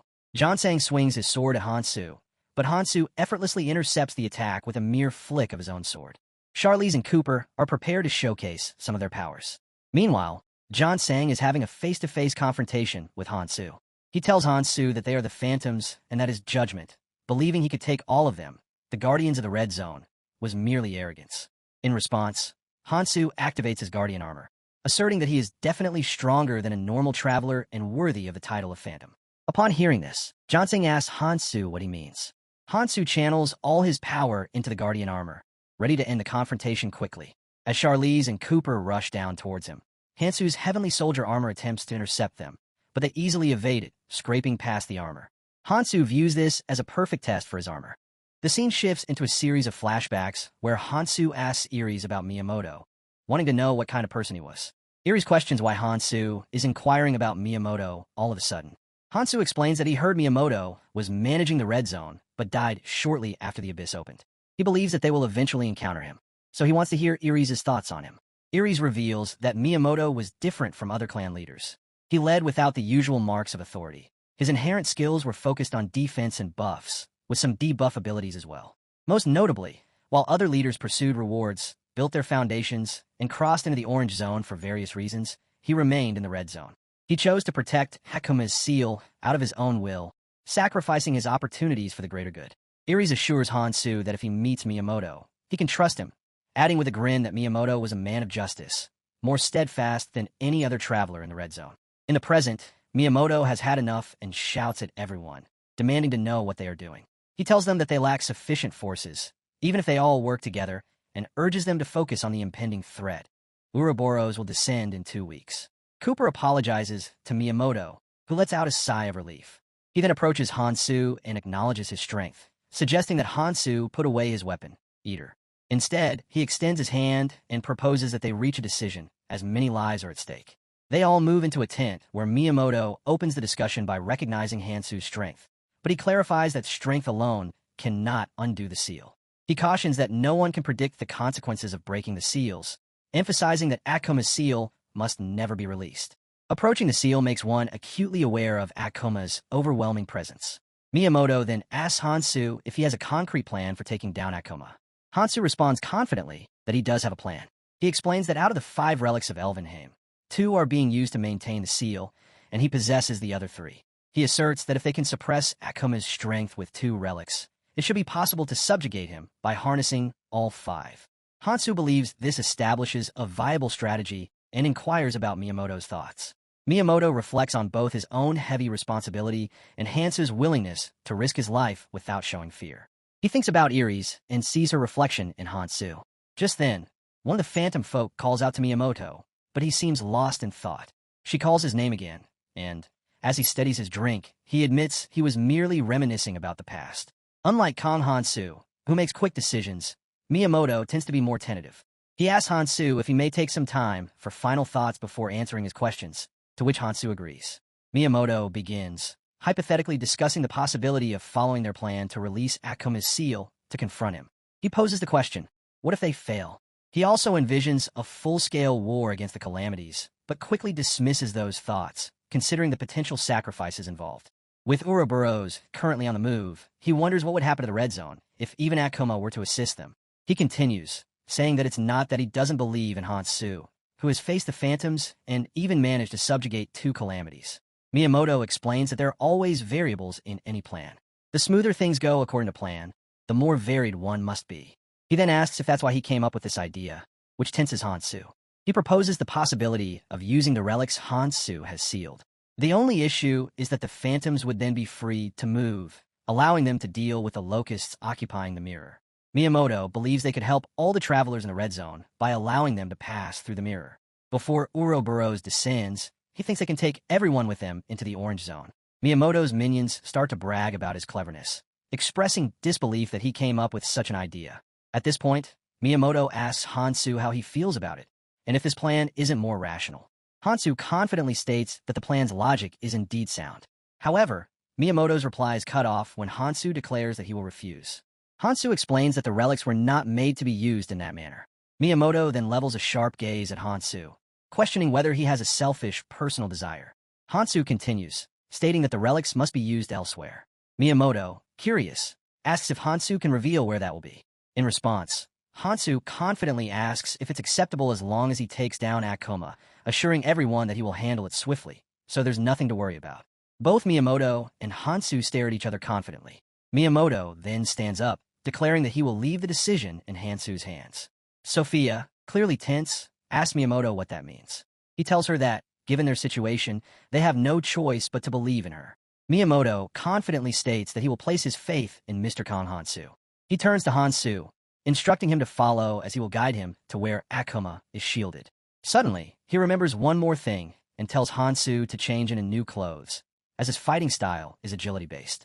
He is sure these new clothes will suit him well, especially since they are headed to confront the calamity of Akoma. We then see Hansu dressed in a new outfit, and he thinks about how nice the clothes are. It is actually Gerda's leather armor, which is light and reduces air resistance. Sophia also feels relieved for Hansu and is glad that Miyamoto decided to trust him and is leading the way. With this, they are left with only the task of subjugating Akoma, according to plan.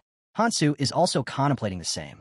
He remembers Miyamoto mentioning that he was simply reminiscing about the past. Unlike Hansu, who makes decisions quickly, Miyamoto is more tentative, which adds to Hansu's tension. As Hansu ponders this, he asks Sophia if he can say something, leaving her confused about what it could be. When they reach Akoma's seal, they see something resembling an egg, sealed with chains and a spear. Inside this shell is Akoma, ready to break free and looking menacingly formidable, like a completely hellish being. 20 years ago, when Miyamoto, Iris, and his fellow minions discovered the calamity of Akoma, they were shocked by their surroundings. They encountered numerous statues of humans and wondered what had happened. Seeing the stone figures, they believed the statues had fallen victim to the attack of a great power. They could not fathom that this destruction was the work of a single being who was sealed within the area. They considered this being to be a dangerous entity that must never awaken. One of them speculated that remnants of the unknown energy emanating from this being still lingered in the vicinity. Another remarked that since the being was currently sealed, as long as they left it undisturbed, they would be safe. However, this was not the case, as the seal was growing weaker. Though it was still holding because of the restraints tying it down, it was evident that the seal would eventually give out on its own. Iris pointed out that it was like a ticking time bomb, an apt description of their situation. As Miyamoto approached the seal, they realized they needed to devise a plan to deal with it. They considered returning for now to discuss their next steps. However, Miyamoto suddenly had an idea that caught the attention of his minions. One of them called out to him in surprise. Miyamoto began to ponder whether he would have to risk his life to ascend once again. As he did, more of the aura from his rings started to emit, and a huge spirit emerged out of thin air, quickly moving to reinforce the seal. Miyamoto believed that his weapon eater might be the strongest option available, but he would have to start over again once he reached the next zone. He focused the weapon eater's energy onto the seal. One of his companions, in disbelief, asked Miyamoto if he was indeed pressing down on the seal with a weapon eater. Miyamoto wondered how long he would need to maintain this effort and whether there would ever be an end to it. He believed that his weapon eater could strengthen the existing seal, preventing the being from breaking free. Iris chimed in, reminding him that he would have to remain in the red zone to maintain the weapon eater. Miyamoto responded that he had committed himself to this task, and that if it were for a great cause for humanity, he would endure. He reassured them not to worry, stating that he would remain in the red zone, even as he focused on protecting the seal. At present, Miyamoto stands before the seal, which is surrounded by numerous human statues. Cooper calls out to him, noticing that he seems lost in thought. Miyamoto explains that he was momentarily reminded of the past. Hansu urges him to begin, reminding him that they are running out of time, prompting Sophia to give Hansu a side-eye for addressing Miyamoto so casually. Turning to Hansu, Miyamoto agrees, saying that they must proceed. He announces that he will now begin releasing the seal. Extending his hand toward the seal, his ring glows bright green. Meanwhile, he exerts all his power to hold the seal tightly. Hansu observes that it appears Miyamoto has fed his weapon eater a considerable number of weapons. Despite its inferiority compared to the heavenly soldier armor, it possesses immense strength. This suggests that the Phantom's role was primarily to procure weapons. Since Miyamoto had to maintain the weapon eater, he had been greatly restricted in what he could and could not do. Therefore, the Phantoms must gather the weapons that the weapon eater requires in his stead. However, Hansu senses something suspicious. There's an aspect he cannot understand. As he contemplates these thoughts, Miyamoto steps back from the seal, causing the chains holding Kuma to start falling away. The spear also falls to the ground, and the ground begins to shake violently. The shell encasing Kuma's seal starts to crack, and before long, he is released from the seal, unleashing an immense amount of power all around. As Akoma is released, Hansu is in front of him, staring at him coldly, while Sophia seems surprised to see him. He is standing in front of Akoma with his long tongue and completely monstrous appearance, as if he has escaped straight from hell. Charlize thinks that her body won't move. It's only the release of his killing intent, yet that alone feels incredibly dangerous. She thinks there's no doubt that Akoma is a total monster. Suddenly, Akoma stands in front of her in the blink of an eye. Charlize is just staring at Akoma, while Akoma is about to kill her. Seeing this, Hansu quickly summons his sword, grips it tightly, and just as Akoma attacks Charlize, he intercepts it, blocking the strike. A huge amount of immense power blasts out from the impact. As the small explosion of force settles, Hansu is holding off Akoma, and in no time, he strikes back, slashing brutally at Akoma's hands. Hansu doesn't even get a scratch and immediately jumps into action, kicking Akoma brutally in the face, sending him flying far away. After this, he calls out to everyone, telling them to listen carefully. As Akoma gets up, wraps his head, and gathers himself, Hansu tells everyone to ensure their own protection because he will fulfill his end of the deal. With this, he announces, "I will face him alone." After saying so, he quickly rushes toward Akoma, who is also ready to face off against Hansu. Meanwhile, Akoma is not about to back down either. He unleashes a fierce sword from his bare hand and charges toward Hansu with immense power all around. They're both about to go head-to-head, one-on-one, holding nothing back. Meanwhile, at the orange zone, Gyakma feels the ground shaking violently. One of his minions wonders if it's because of the locusts, but Gyakma informs her that it isn't.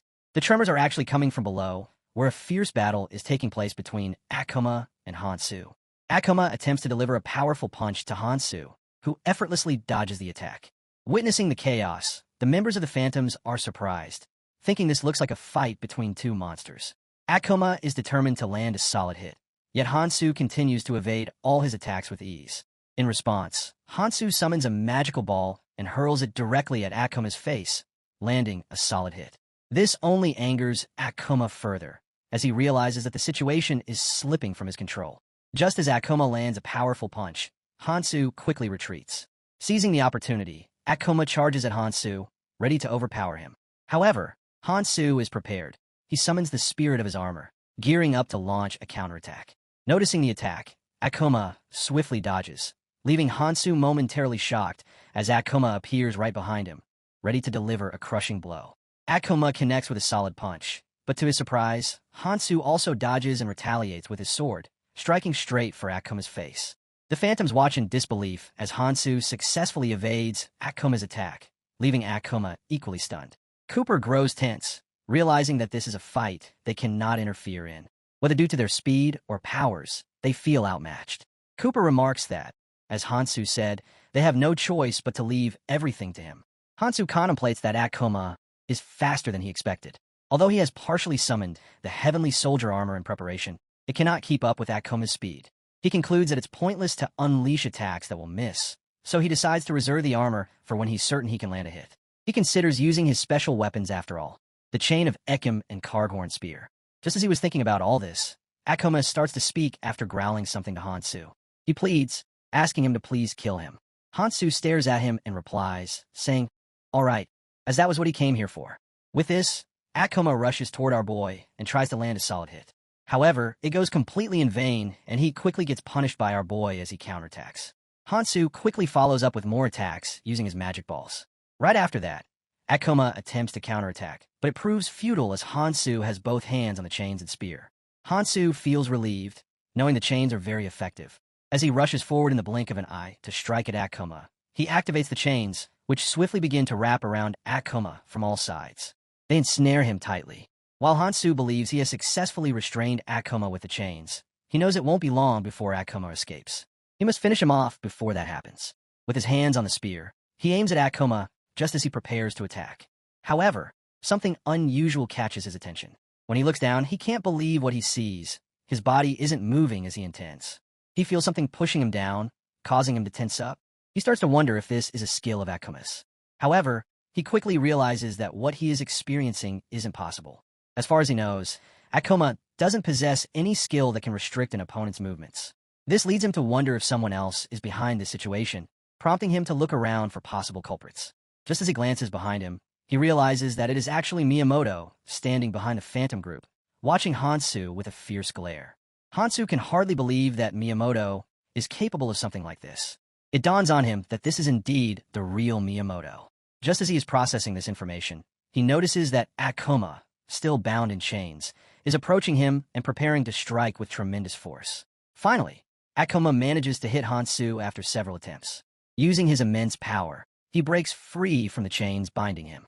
As the dust settles, Hansu appears to be fine after the hit, and he begins to understand why he had been so wary of Miyamoto earlier. He reflects on Miyamoto's attitude toward maintaining Akoma's skill field, the weapon eater that has consumed many weapons, and the debuff skill targeted at him.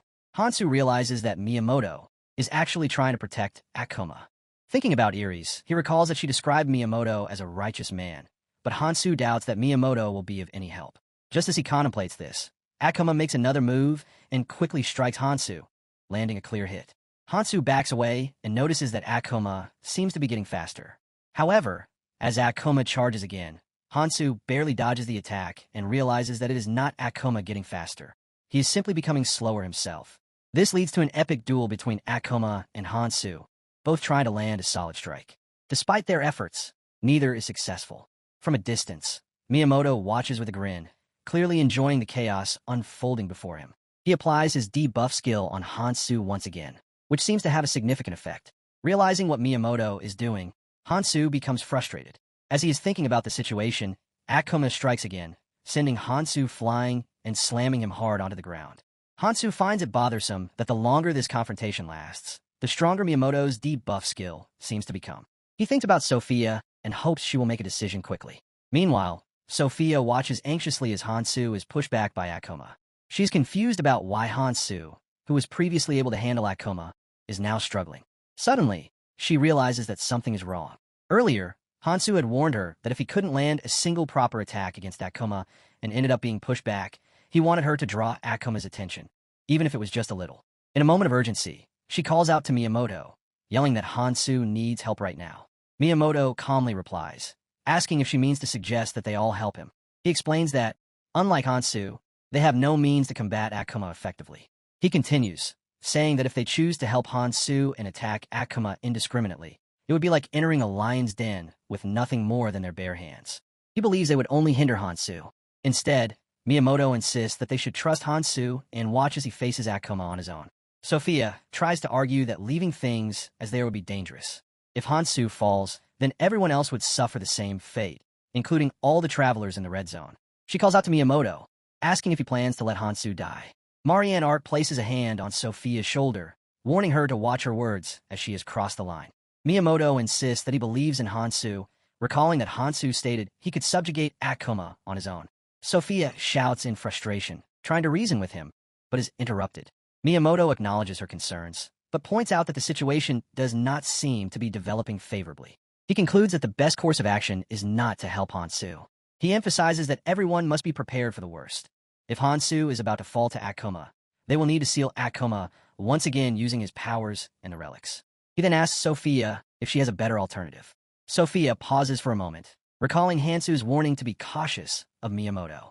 He had told her that Miyamoto might interfere with his effort to take down Akoma. Initially skeptical of Hansu's words, Sophia now reflects on them, especially since he believes Miyamoto will insist on sealing Akoma again. Sophia asks Hansu if he is certain about that. However, Hansu admits he is not entirely sure. Still, he feels that if it is Miyamoto they are dealing with, he would be inclined to betray them. With this, what Hansu had told her about Miyamoto intending to protect the seal, and Hansu suddenly being pushed back, she finally realizes that Miyamoto intends to kill Hansu. Miyamoto, scratching his chin, thinks that Akoma is a calamity that must be killed. However, he believes that this is wrong, as Hansu only sees Akoma that way because he views him as an enemy that must be eradicated. Miyamoto thinks that if they can just maintain the seal, then Akoma is no different from a beast in a cage. As long as they can chain him, his usefulness could be endless. With Akoma under his control, Miyamoto believes having the red zone under his command would be child's play. He considers Hansu nothing more than an arrogant fool, lost in his own delusion of heroism. As punishment for that arrogance, Miyamoto believes Hansu should drown in despair. However, just as he glances at Hansu, who is about to land a solid hit, Miyamoto debuffs him again, and Hansu realizes it, clenching his teeth mid-air. In the blink of an eye, Akoma seizes the opportunity and lands a solid hit straight to Hansu's stomach, sending him flying and crashing to the ground. The impact causes Hansu to lose a significant amount of blood. Hansu believes he put everything he had into that debuff skill, and he assumes there's no way he could be unaffected by it. However, when he sees Hansu standing after Akoma's massive attack, he quickly grits his teeth. The sight before him fills him with tension and disbelief at how Hansu managed to endure such a powerful blow. Hansu took several deep breaths, trying to regain his composure. However, Kuma, seemingly enraged, rushed toward Hansu to strike again. Just as Kuma was about to close in on him, his attack was suddenly intercepted by a wall of ice. Confused, Kuma momentarily halted as he realized it was Sophia who had used her magic spell to block him. Miyamoto yelled at her. "What do you think you're doing? Didn't I tell you? Interference will only put us in more danger. We must let Gang Hansu fight Akoma alone." He continued to shout, "Why aren't you listening to me?" In response, Sophia coldly told Miyamoto that she was disappointed in him. She explained that they should be helping the man who was risking his life to protect everyone in the red zone, including themselves. She pointed out that the one person willing to withstand Akoma's attacks, even in the slightest, was refusing to step forward because he couldn't bear putting himself in any danger. With this, Sophia asked Miyamoto, "Do you not feel any shame whatsoever?" At this, Miyamoto clenches his teeth, taken aback by what Sophia is saying. Akoma also becomes furious and quickly shifts his attention toward the force of the Phantom, rushing at them with immense power to take them down. One of the witches of the Phantom sees Akoma approaching and freaks out, realizing that Akoma's attention has been drawn their way. Sophia calls out to everyone, telling them to prepare themselves. Miyamoto seems extremely angry at Sophia, and just as Akoma is charging at them, Hansu shouts, "Don't you turn away from me." Hansu is right behind him, ready to strike, declaring, "I am your opponent." With this, he delivers a powerful blow, lashing out at Akoma with his sword with immense force. Akoma screams in great pain and turns around. Sophia becomes tense in that moment, and just as she's about to call out to Hansu, yelling at him, Akoma grabs Hansu's head firmly and hurls him away with immense power. Hansu crashes into the wall. However, it's nothing for him. On the other side, Sophia casts a magic spell, Path of the Descent, which helps Hansu. Hansu grins, considering it a nice bit of support from her. With that, he quickly rushes toward Akoma to take him down. However, just as he's approaching, he notices something unusual. Hansu looks at Akoma and sees that he has grown a large number of horns all over his body. In no time, Akoma unleashes all of them at Hansu, like bullets or rockets. The members of the Phantom can't believe their eyes. They hadn't known Akoma had that kind of attack. However, Hansu doesn't back down easily. Akoma's attacks are quickly intercepted by Hansu using his magic balls. As he clears the way to Akoma, he activates the chains behind him. These chains, regenerated through the injection of magic, rush at Akoma and in no time wrap around him, binding him firmly. Hansu calls out to Akoma, telling him to just wait a little longer, while he gears up a spear and vows to end him. With this, he aims the spear at Akoma and, in no time, unleashes it with immense power. The spear lands directly in Akoma's stomach, causing him to scream out in agony. The members of the Phantom can't believe their eyes and consider it incredible that Hansu has actually taken down Akoma. Miyamoto clenched his fist, his body tense with anger. He realized that if he didn't stop Hansu, Akoma would be in danger of dying. Time was of the essence. He needed to prevent Hansu from moving until Akoma could regain his strength. With this thought in mind, Miyamoto activated all of his debuff skills, directing them towards Hansu. However, this time, Hansu easily intercepted the attack. Miyamoto, shocked and frustrated, couldn't believe that Hansu had countered his efforts. Hansu then called out to Miyamoto, asserting that he was done with his nonsense. He coldly instructed Miyamoto to wait, as he intended to deal with Akoma first. Enraged, Miyamoto gritted his teeth, feeling that his memories were resurfacing due to Hansu's presence. These memories were of a feeling he had long forgotten, the feeling of awe. He recalled a time when he, alongside his minions, had watched in astonishment as Ares defeated a horde of monsters, standing proudly before them. The scene then shifted to Hansu, who emanated the same powerful aura that had left a lasting impression on Miyamoto for the past 20 years. This time, however, what he felt was not awe, but rather a deep sense of envy. Miyamoto pants heavily, weakened and battered. A massive monster towers before him, its presence crushing, while eagles circle high above. The monster readies its attack, and Miyamoto, too exhausted to dodge, braces for the blow. Suddenly, glowing circles shimmer around him, forming a protective shield. Ares appears in an instant, striking down the monster's assault with swift precision. She raises a barrier and speaks calmly. "You're safe now, Miyamoto. I've got this," she says. Memories flood Miyamoto's mind.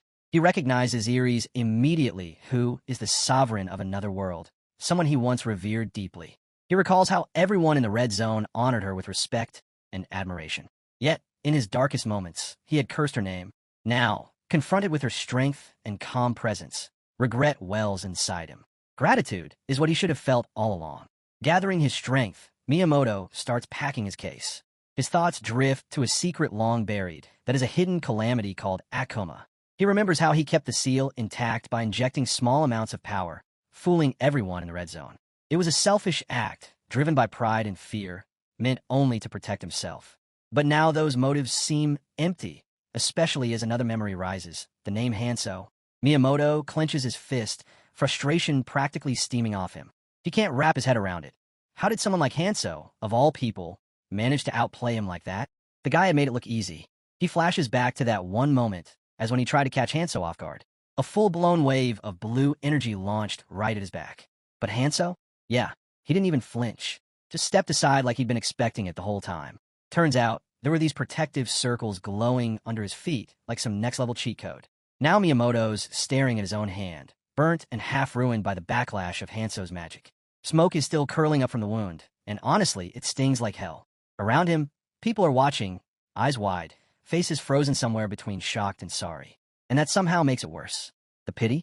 Yeah, he really didn't need that right now. He's still trying to figure out how Hanso shut him down so completely.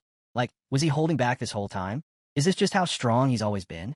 Before he can spiral too deep, the smoke parts, and there's Hanso, calm as ever, sword slung over his shoulder like he's just walking out training and not, halfway through wrecking someone. Miyamoto's instincts go wild. Every part of him screams danger. He knows he took a hit, and Hanso's not the type to miss twice. And now, with that sword lifting again, yeah, as this might be it, then something weird happens. There's this sharp clarity, like a switch flipping in his head. Uninvited thoughts start crashing in, messy and fast. First, he hears the voice of the blonde guy, as the one always preaching about the bigger picture. Finish it, the voice says, cool and unforgiving. Anyone who threatens the plan doesn't get second chances. No mercy. Brutal. But weirdly it makes sense. Then another voice chimes in lower, rougher. The blinded man. Same vibe, same message. No room for weakness. Mercy just opens the door for more chaos. And now Miyamoto's holding his sword a little tighter, starting to wonder if maybe they're right. Maybe those cold-blooded ideals aren't just paranoia. Maybe Hanso isn't his enemy. Or maybe he is, but only because neither of them really understands the whole picture yet. Even Hanso, standing there with all that power radiating off him, seems caught in his own inner mess. Like he's asking himself the same question. Should he end it now? Just finish Miyamoto off and avoid all the what-ifs? Or was there still something here worth holding back for? Neither of them moves. Not yet. And in that moment, it's not just about power anymore. It's about choices and what comes after. Then, Hanso's expression changes. His mind clears as he finds inner resolve. The blue hue returns to his eyes, and Eri speaks softly, reinforcing Hanso's sense of purpose. She tells him that humanity's hope lies within him, and reminds him that saving lives, even those lost to darkness, can still be a noble path. However, she leaves the ultimate decision in his hands. Suddenly, Eri's is interrupted by the blonde man, who again insists that evil must be destroyed outright. He argues that sparing such beings only puts others at risk, and that death is the only true guarantee they will never harm again. Eri's counters his claim, proposing that even the wicked deserve a chance to change. With the right guidance and opportunity, she believes transformation is possible. The two ideologies clash powerfully, one advocating ruthless extermination, the other offering redemption through mercy. Hanso furrows his brows, caught between their philosophies, needing a moment to gather his thoughts. Then, without warning, he makes a decisive move. In a flash, he slices off one of Miyamoto's arms. Shock overtakes Miyamoto as he stares at his severed limb lying on the ground. He screams in agony, clutching his shoulder as blood pours out. Hanso's squad stands behind him, stained in battle and blood. Hanso steps forward and tells Miyamoto this will be his final chance. He offers him a choice, whether to continue down this path of destruction or stop now. It is a gesture of mercy amidst the chaos. But Miyamoto, writhing in pain, spits curses at Hanso, calling him a monster. His eyes burn with rage as he shouts about what Hanso has done to him. In desperation, Miyamoto calls out to his comrades, commanding them to stand between him and Hanso, to protect him so he can strike back. Hanso watches them silently, his gaze unreadable. But then, Sophia steps forward, silencing Miyamoto with a cold glare. She smirks and tells him to shut up. She makes it clear that they're not his bodyguards. Miyamoto snaps back at her, furious that she dares defy him. But Sophia remains unshaken. She looks at Miyamoto with disdain and tells him that his delusions must end. The squad had acted for the sake of the Red Zone, not for him. She reminds him of the betrayal he committed and says he has forfeited any right to lead them. One by one, the other members step away from Miyamoto and join Sophia. Their loyalty clearly lies with her. One of them speaks up, declaring they're the Phantoms, sworn to protect the Red Zone, and that Miyamoto's actions no longer align with their cause. They're disappointed in him and can no longer follow his lead. Miyamoto clutches his bleeding shoulder, trying to suppress his pain. Then, to everyone's surprise, he begins laughing. His laughter grows louder, more unsettling. He tells them mockingly that if they wish to protect the Red Zone, they are welcome to try, but he warns them that they will inevitably fail. His laughter echoes ominously, leaving a tense silence behind. Hanso raises his hand toward Miyamoto, reminding him that he had already said there was no point in continuing. But something feels different now. Hanso senses that Miyamoto is channeling energy not to attack, but for something else. His eyes narrow as he sees Miyamoto's remaining hand glowing with a strange light. Suddenly, realization strikes. Miyamoto is buffing Akoma. Before anyone can react, the ground trembles. A moment later, Akoma, as dark and overwhelming, manifests before them, its power shaking the very air around them. Miyamoto's energy swirls violently as he pours it into Akoma, the monstrous creature towering before the Phantom team, growing more formidable by the second. Its muscles pulse, and the air around it thickens with raw power. Without warning, Akoma flings a weapon forward with brutal force, the object crashing and embedding itself into the ground several meters away. The team barely has a moment to react before the creature positions itself just beyond striking distance, eyes gleaming with malice. Slowly, Akoma lowers one grotesque, clawed hand to the dirt. The team's stomachs turn as the creature's tongue, a long, slimy appendage thick as a tree branch, snakes out from its gaping maw. The wet sound it makes is repulsive, and a few team members instinctively recoil, covering their noses. The monster's tongue lashes across the cracked earth with terrifying speed, smashing into the ground again and again, each impact sending violent shocks through the terrain. Suddenly, Akoma lunges forward, tearing into the soil with tremendous force. A violent explosion erupts, sending rocks and dirt flying in all directions. One of the girls, eyes wide with fear, raises her arms over her head to shield her face from the debris and the shockwave's power. The team braces for what seems like the end, but they quickly rally, drawing their weapons and preparing for the next attack. They shout warnings to one another, their voices sharp and urgent. It becomes clear that the monster's massive tongue is the deadliest threat, capable of delivering crushing blows from a distance, while causing earthquakes with each strike. The ground shudders beneath their feet, fracturing into deep fissures and shifting unpredictably. Their surprised glances reveal the raw brutality of Akoma's power, a force far beyond anything they have faced before. Amidst the chaos, Sophia's attention snaps toward Miyamoto. She sees him beginning to channel a teleportation spell, a faint shimmer of mana forming around him as he prepares to vanish from sight. Alarm floods her voice as she calls out to the others. Miyamoto is trying to escape, she shouts urgently. The team immediately responds, their focus splitting between the rampaging monster and the traitor's sudden movement. We need to catch him before he disappears, another teammate commands, sprinting toward the spot where Miyamoto plans to vanish. Nearby, a black-haired girl freezes, caught in a conflict of priorities. Her eyes dart between Akoma and Miyamoto. The decision weighs heavily on her. Should she stay to fight the monster or pursue Miyamoto before he escapes? The tension is thick, and hesitation threatens to cost them dearly. Stepping forward with authority, Hanso raises his voice to calm the group. Stay calm. I'll handle Akoma. The rest of you focus on stopping Miyamoto. His tone leaves no room for argument, though a blunt teammate voices doubt. Can you really take that thing down alone? They ask, skepticism clear in their voice. Hanso's gaze is steady as he replies with quiet confidence. I'm prepared for this. The team splits with purpose. Hanso positions himself directly in front of Akoma, standing side by side with Sophia. You should regroup with the others, Hanso tells her. Sophia shakes her head firmly. I want to see what happens next. If needed, I can contact the others later. Her resolve is clear as she focuses on the beast before them.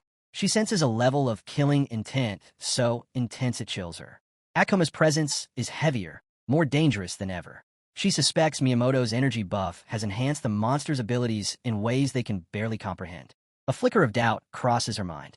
Can Hanso really defeat this transformed creature? Without warning, Hanso lifts his hand.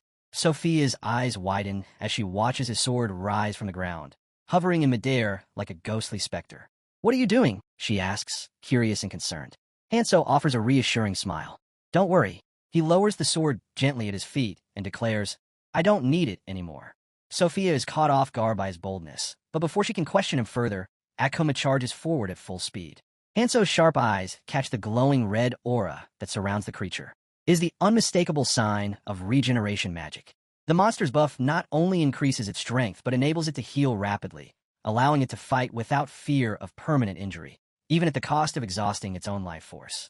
Akoma crashes into Hanso with tremendous impact, the force sending him flying through the air. But Hanso lands firmly, rolling smoothly, and regaining his footing in a heartbeat. Closing the gap once more, he places his hand gently on the monster's massive head and calls softly, Akoma. A red energy field pulses between them as Hanso attempts to connect with the monster's consciousness. The transformation that follows surprises everyone. Akoma's monstrous eyes begin to change, rolling back until they resemble human eyes filled with confusion and fear. The massive, terrifying beast slowly shifts, morphing into the form of a young boy. The boy stares at Hanso with wide eyes. Are you really Hanso? He asks in a trembling voice. At that moment, Hanso's suspicions are confirmed. Akoma is not simply a mindless creature of rage and destruction. Deep within, a human identity survives, buried beneath the regenerative curse and the power Miyamoto unwittingly amplified. Hanso's hand remains steady on the boy's head as he softly asks, Do you remember your father? The boy repeats the word father with a shiver, beginning to recall scattered and fragmented memories. Soldiers, distant battlefields, a man who raised him with firm but complicated love. Suddenly, the boy's face twists in pain and he screams aloud. Why did you punish me? What did I do wrong? Why did my life have to be full of pain? His voice breaks, filled with anguish and confusion. The cries tear through the air, laden with sorrow. The boy begs for the suffering to end, pleading not to be left alone, not to die unloved. Hanso closes his eyes, overwhelmed by the weight of the child's trauma. The boy's fear takes hold again, and he lashes out violently, screaming, Don't come near me. Leave me alone. The attack sends Hanso crashing back through the dirt, his body bruised and battered. The boy's screams echo across the battlefield, desperate and pleading for solitude. As Hanso lies on the ground, a memory surfaces, words once spoken by the boy's father, Takaron. The man had confessed to killing his own son in pursuit of ideals, but also expressed deep regret in his final moments. Before Akoma can strike again, Sophia leaps in front of Hanso, creating a protective barrier shimmering with mana. "Hanso, watch out," she calls, her voice thick with concern. Akoma screeches in frustration and lashes out, sending thread-like strings flying toward them in a furious ranged attack. Sophia shouts a warning. He's using ranged attacks now. Hanso stands, shaking off the pain, and approaches the boy once more. Sophia watches with anxiety in her eyes. "Are you sure you're all right?" she whispers. He nods firmly and places his hand once again on the boy's head. "Neither Akoma nor your father, Takaran, is to blame for what happened." The red energy field envelopes the boy again as he slowly returns to his human form. Now calmer, the child looks up at Hanso with fragile hope. Hanso's eyes soften as empathy fills his voice. "You have endured enough." Bathed in a warm, red glow of mana, Hanso closes his eyes and gently tells the boy, "Rest now. For now, your pain can finally end." Hanso crouches beside the small boy who was once the terrifying Akoma. His voice is gentle but firm as he speaks to the child. "Neither you nor your father are to blame for what has happened," he says softly, his hand resting lightly on the boy's trembling shoulder. The boy's eyes, filled with confusion and pain, search Hanso's face for understanding. Hanso continues, acknowledging the heavy burden the boy has carried alone for so long. He assures him that the time has come to let go of the suffering and finally find rest. Slowly, the boy's form begins to shift. The monstrous features return, twisting back into the fearsome visage of Akoma. His eyes grow wide with terror as he catches sight of himself in this dreadful shape once again. His body shakes uncontrollably, overwhelmed by the horror of his own reflection. He seems unable to reconcile the monstrous form with the fragile human inside. Seeing the boy's distress, Hanso remains calm and steady. His voice is soothing as he explains that the rage within has been calmed temporarily, as though it is merely sleeping and not gone forever. Sophia, standing a short distance away, watches the interaction with wide eyes, curiosity and surprise mingling on her face. She senses the deep connection forming between Hanso and the boy. Hanso looks back to the child and says quietly, "You should be able to move freely now." The boy's gaze lifts to Hanso's, and a flicker of hope shines in his tear-filled eyes. "Am I cured?" he asks, his voice small and uncertain. Hanso shakes his head gently, answering honestly, "This is not a cure. The rage will return, because it is a part of who you are. What I have done is only a temporary peace." Tears begin to spill down the boy's cheeks as he confesses his deepest fear. He does not want to become a monster again. He does not want to kill or be hated anymore. Hanso listens silently for a moment before extending his hand. His voice carries a new resolve. "My plans have changed," he says. "I need your help now. When the rage returns, I will help you control it. But you must trust me and follow my lead." The boy hesitates, torn between doubt and hope. Slowly, he reaches out and grasps Hanso's hand. His voice is steady as he agrees to the pact. A new sense of purpose glimmers in his eyes. Just then, a small creature suddenly appears between them. Its presence is unexpected, and its voice cuts sharply through the quiet moment. "This arrangement is no good," the creature declares, its tone oddly playful but firm. Both Hanso and the boy turn to face the newcomer, surprise etched across their faces. The creature continues, sounding almost disappointed. "My heart races every time I see you, Hanso," it says. "I looked forward to this meeting." Sophia instantly recognizes the tiny being and whispers, "That's the assistant fairy, my assistant." The fairy turns its gaze to Hanso, its voice softening to an almost emotional timbre. "Are you not glad to see me again?" Hanso responds without hesitation, his voice sharp and no nonsense. "Cut the drama. What do you want?" The fairy smirks and accuses Hanso of being cold and unfeeling. Then, with a sharp whistle from its tiny hands, the air around them shifts. Akoma suddenly collapses to the ground, completely stripped of his powers. Taken aback, Hanso watches in stunned silence as the fairy coldly commands, "Kill him now." The fairy's voice carries a casual yet sinister edge as it recounts the battle Hanso has fought. It talks about the desperation, the violence, and the intensity, admitting that it has been thoroughly entertained. Yet, despite the excitement, it calls the ending disappointing. "Why end it like this?" the fairy questions, staring directly at Hanso. Hanso turns his gaze to the creature and demands, "Why did you interfere?" The fairy's smirk widens as it replies, "Bingo. Everything you experienced was arranged for my amusement. Now I've made it easy for you. Akoma is helpless. You can kill him with a single blow." The fairy's voice grows cold and calculating. "Will you comply? If not, the situation returns to normal. Remember the reward I promised?" Since you did not destroy the disgorging root, you are no longer eligible. To demonstrate its power, the fairy conjures shimmering crystals that dance in the air like fragile stars. Moments later, they vanish into nothingness. It then presents Hanso with a grim choice. Kill Akoma now and receive the reward linked to the root's destruction. Hanso stands quietly, clenching his fist as he weighs the weight of the decision before him. Akoma lies still on the ground, eyes wide with desperation. Tears stream down his cheeks as he crawls forward, clutching Hanso's leg like a lifeline. Is it really that simple for you? Akoma asks, voice cracking. I understand what you must do. I'm used to being abandoned. Maybe no one truly cares if I live or die. Sophia watches the scene unfold, her eyes clouded with disappointment. The heavy silence stretches between them like a fragile thread about to snap. Slowly, Hanso steps forward and approaches the boy who remains motionless. Leaning close, Hanso whispers a name in the boy's ear, Shame. The true name of Takarone's son and the Prince of Elvenham. The boy's eyes widen at the sound of his real name. He looks up in confusion and asks softly, How do you know that? Hanso leans in further, whispering something else that visibly shocks the boy. The moment is tense and heavy with unspoken truths. Then, with a sudden and decisive motion, Hanso ends Akoma's life. Sophia's heart sinks as she watches the boy's body fall lifeless to the ground. The assistant fairy claps its tiny hands, its expression one of pure delight. It praises the ending, satisfied that things unfolded exactly as it wished. Hanso does not share the fairy's enthusiasm. Instead, he kneels and gently lifts the boy's soul, cradling it close to his chest. The boy's head rests against Hanso's shoulder, and in a voice soft as a breeze, Hanso tells him, I will wait. I will wait until the end. Suddenly, brilliant red crystals begin to form all around them, shimmering with incredible density and radiance. The assistant fairy, now wide-eyed in wonder, marvels aloud at the spectacle. Such a magnificent reward, it breathes. A fitting climax to our story. Hanso ignores the fairy's excitement and scans the glowing crystals carefully. His gaze stops on something hidden within the brilliant light, a small black stone. The fairy notices his focus and tilts its head, puzzled. Is that all you want? It asks. Without hesitation, Hanso reaches out and firmly grasps the black stone. The system immediately responds, alerting him to the item's nature. Fragment of memories. Hanso looks down at the stone and states simply, That is all I need. Hanso kept his emotions under control, even as the weight of his decision lingered in the air.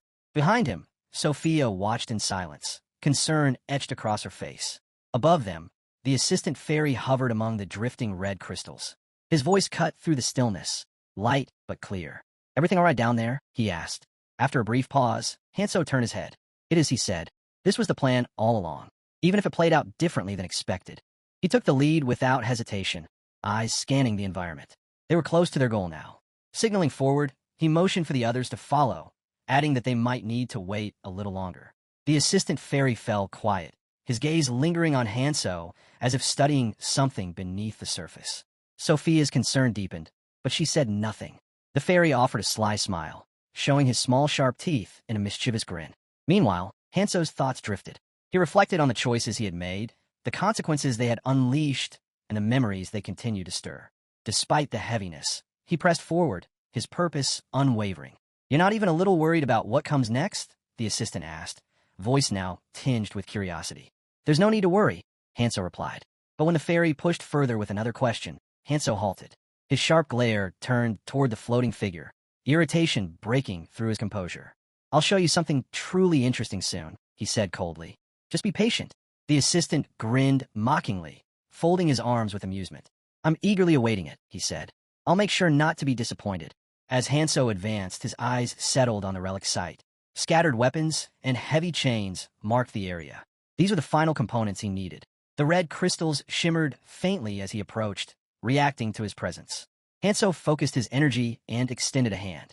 Slowly, precisely, the relics began to float toward him, drawn by his will. A glowing mark appeared on the back of his hand. It pulsed with light, the shape unfamiliar but unmistakably powerful. It was an administrator's seal.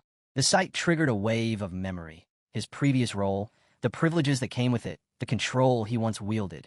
But something was off. The system's voice rang clearly in his mind. Temporary administrator rights granted. Full access restricted to native citizens of Alphanium. Hanso narrowed his eyes. So, I only get a taste of what I used to have, he muttered. Fair enough. Though it lacked permanence, it was enough. He now had the means to confront the enemies that stood against him. Holding the relics close, Hanso envisioned himself facing them. Across the world, they were strong, dangerous, and determined. But so was he. Sophia's communicator buzzed.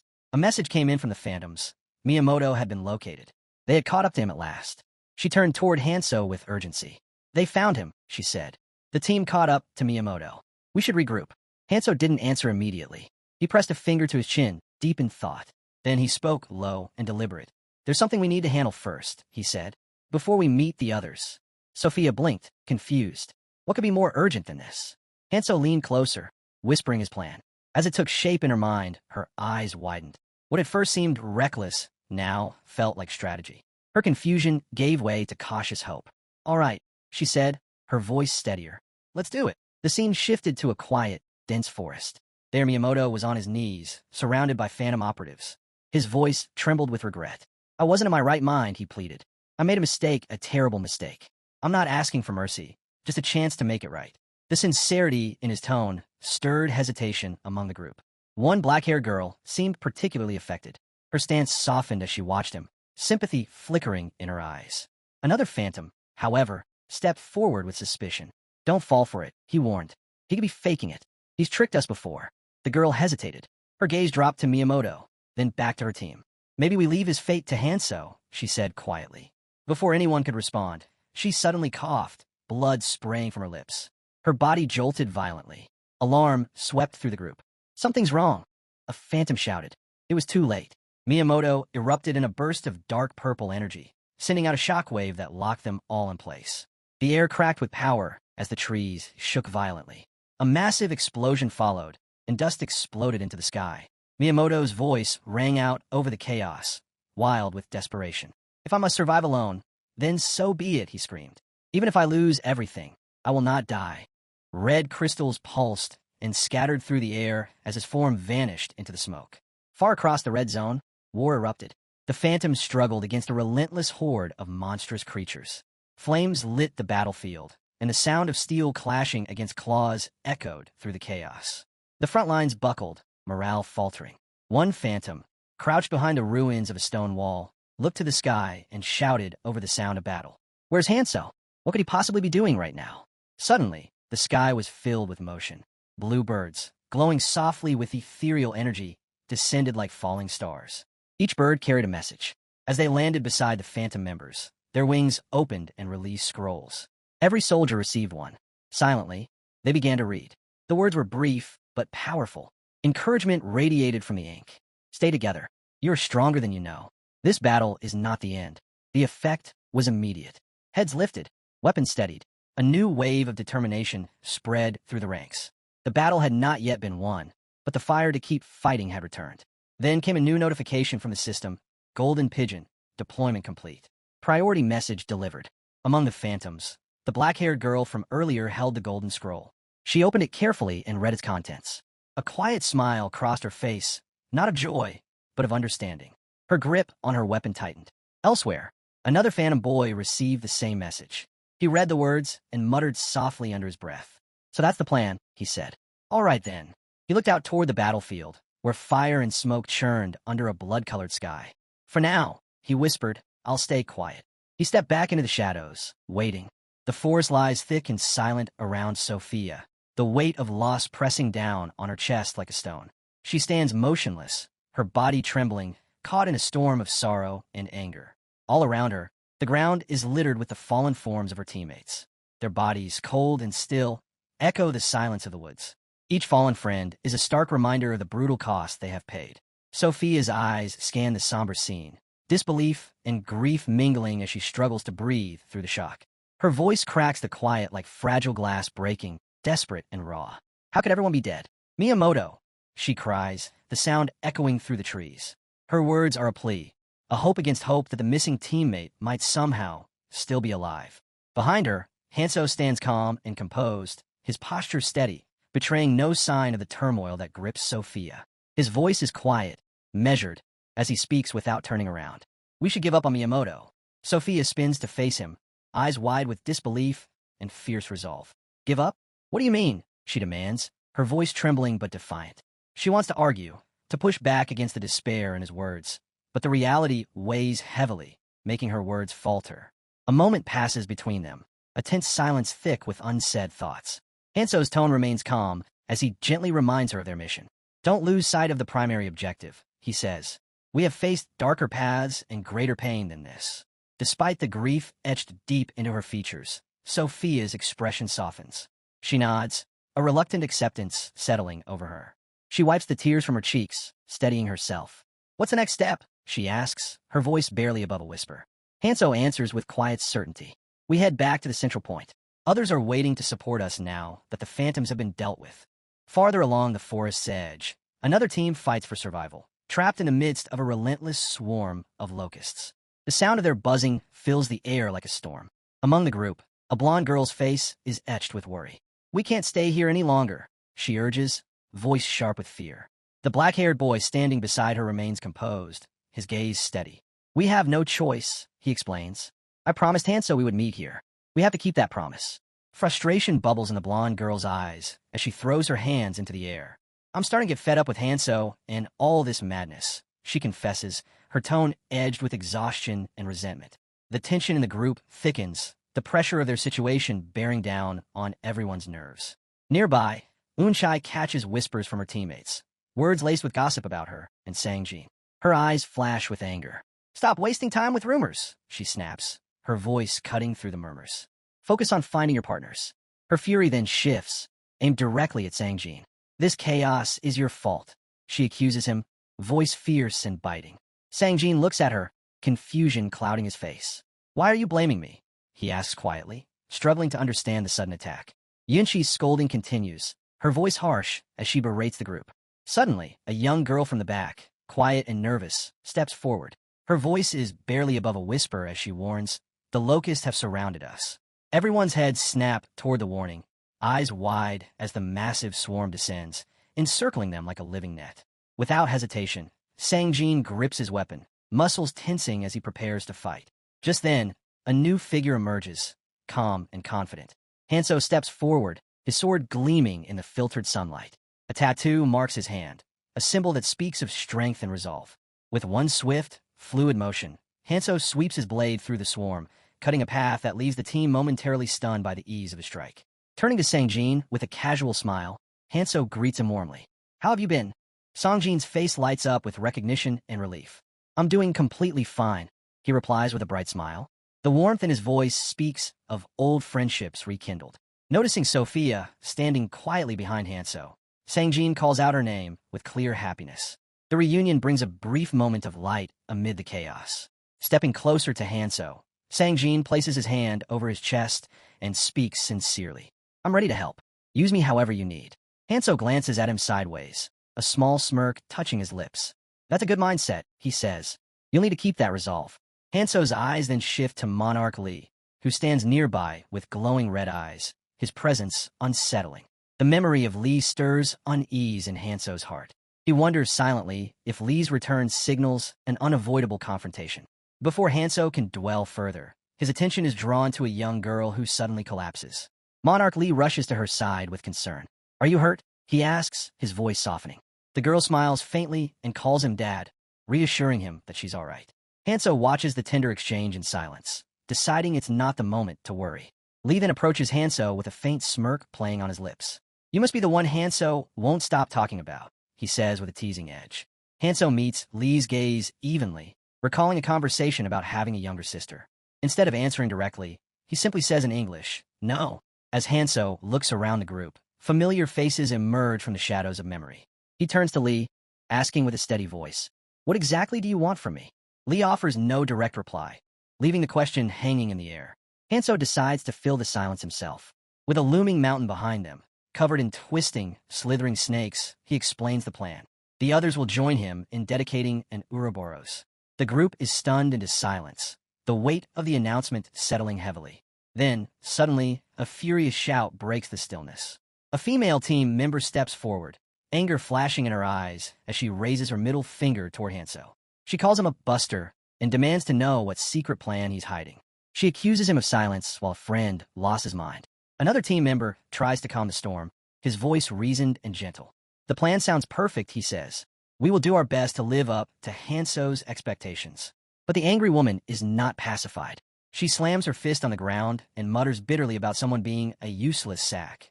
Voices rise again in argument and accusation. One person crying out that the whole team must have lost their minds. Sophia stands quietly, watching the chaos unfold, her expression guarded. Someone nearby whispers bitterly about the group's audacity, making decisions without regard for others' feelings. Sophia finally finds her voice. Hanso, she says, looking toward him with concern. Do you really think things will be all right with the team like this? Hanso's eyes sweep across the group, memories flashing through his mind. He sees moments of the old phantoms in their own times of chaos and doubt. His voice is calm, filled with quiet confidence. Don't worry, he assures her. Everything will be fine. Just then, a figure steps forward from the crowd, a young woman with sharp eyes that seem to pierce the very air. Hanso immediately recognizes her, a flicker of recognition passing over his face. She adjusts her hair with a calm gesture and softly calls his name, the sound carrying both warmth and challenge. The sun filters through the dense canopy of the forest, casting dappled shadows across the moss-covered earth. The young woman steps lightly across the undergrowth, her eyes locked on his Songjin's group. Her movement is calm but confident, almost too casual for a place so deadly. Songjin turns at the sound of her footsteps and catches sight of her. His lips curl into a small, awkward smile, and a giggle escapes him before he can suppress it. He finds her striking, and it shows in the way his eyes linger. Hanso, standing a short distance away with Sophia, watches the scene quietly. His gaze drifts from the approaching woman to the forest beyond, his expression unreadable. Sophia doesn't speak. She observes the interactions silently, her eyes flicking from Songjin to the woman with mild curiosity. Eventually, Hanso takes a step back and lowers himself under the shade of a nearby tree. The moment his back touches the bark, a deep sigh leaves his lips. His mind wanders to the mission still ahead. Finding the trailer is essential. Completing the Ouroboros depends on it. The weight of uncertainty presses heavily on his shoulders. Can he really do this? Can he really lead these people? In a place far from the peaceful-seeming forest, deep within a hidden chamber, a man stands before a glowing orb.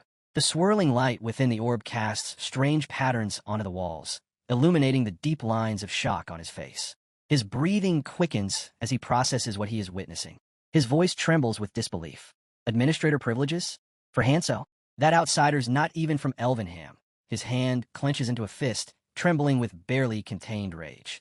How has Hanso survived the succession of the heavenly soldier armor? That feat alone should have killed him. And worse still, he has recruited 5 members. That means Hanso qualifies as an administrator, a title the man believes belongs to him alone. His eye twitches. The orb glows brighter as he focuses on Hanso's designated region. He's no different than me, the man growls. An insect, nothing more. He brings a hand to his mouth, covering it slowly, as if trying to smother a scream. A single eye, unblinking and filled with raw resentment, remains exposed. That eye glows with a fury that seems to pierce through the very fabric of space between them. Meanwhile, in a small village of quaint cottages, terror overtakes the streets. Chaos reigns as parasitic locusts pour in from the skies, descending like a black plague upon the villagers. Screams echo, mingling with the sounds of destruction and panic. Some fight bravely, others simply flee. One defender raises a spear and shouts to his companions, "Ready yourselves. If we fall here, it's over." Amidst the madness, a black-haired man crouches behind a shattered stone wall. His chest rises and falls rapidly, sweat beading on his forehead. He peers over the edge, eyes wide with fear.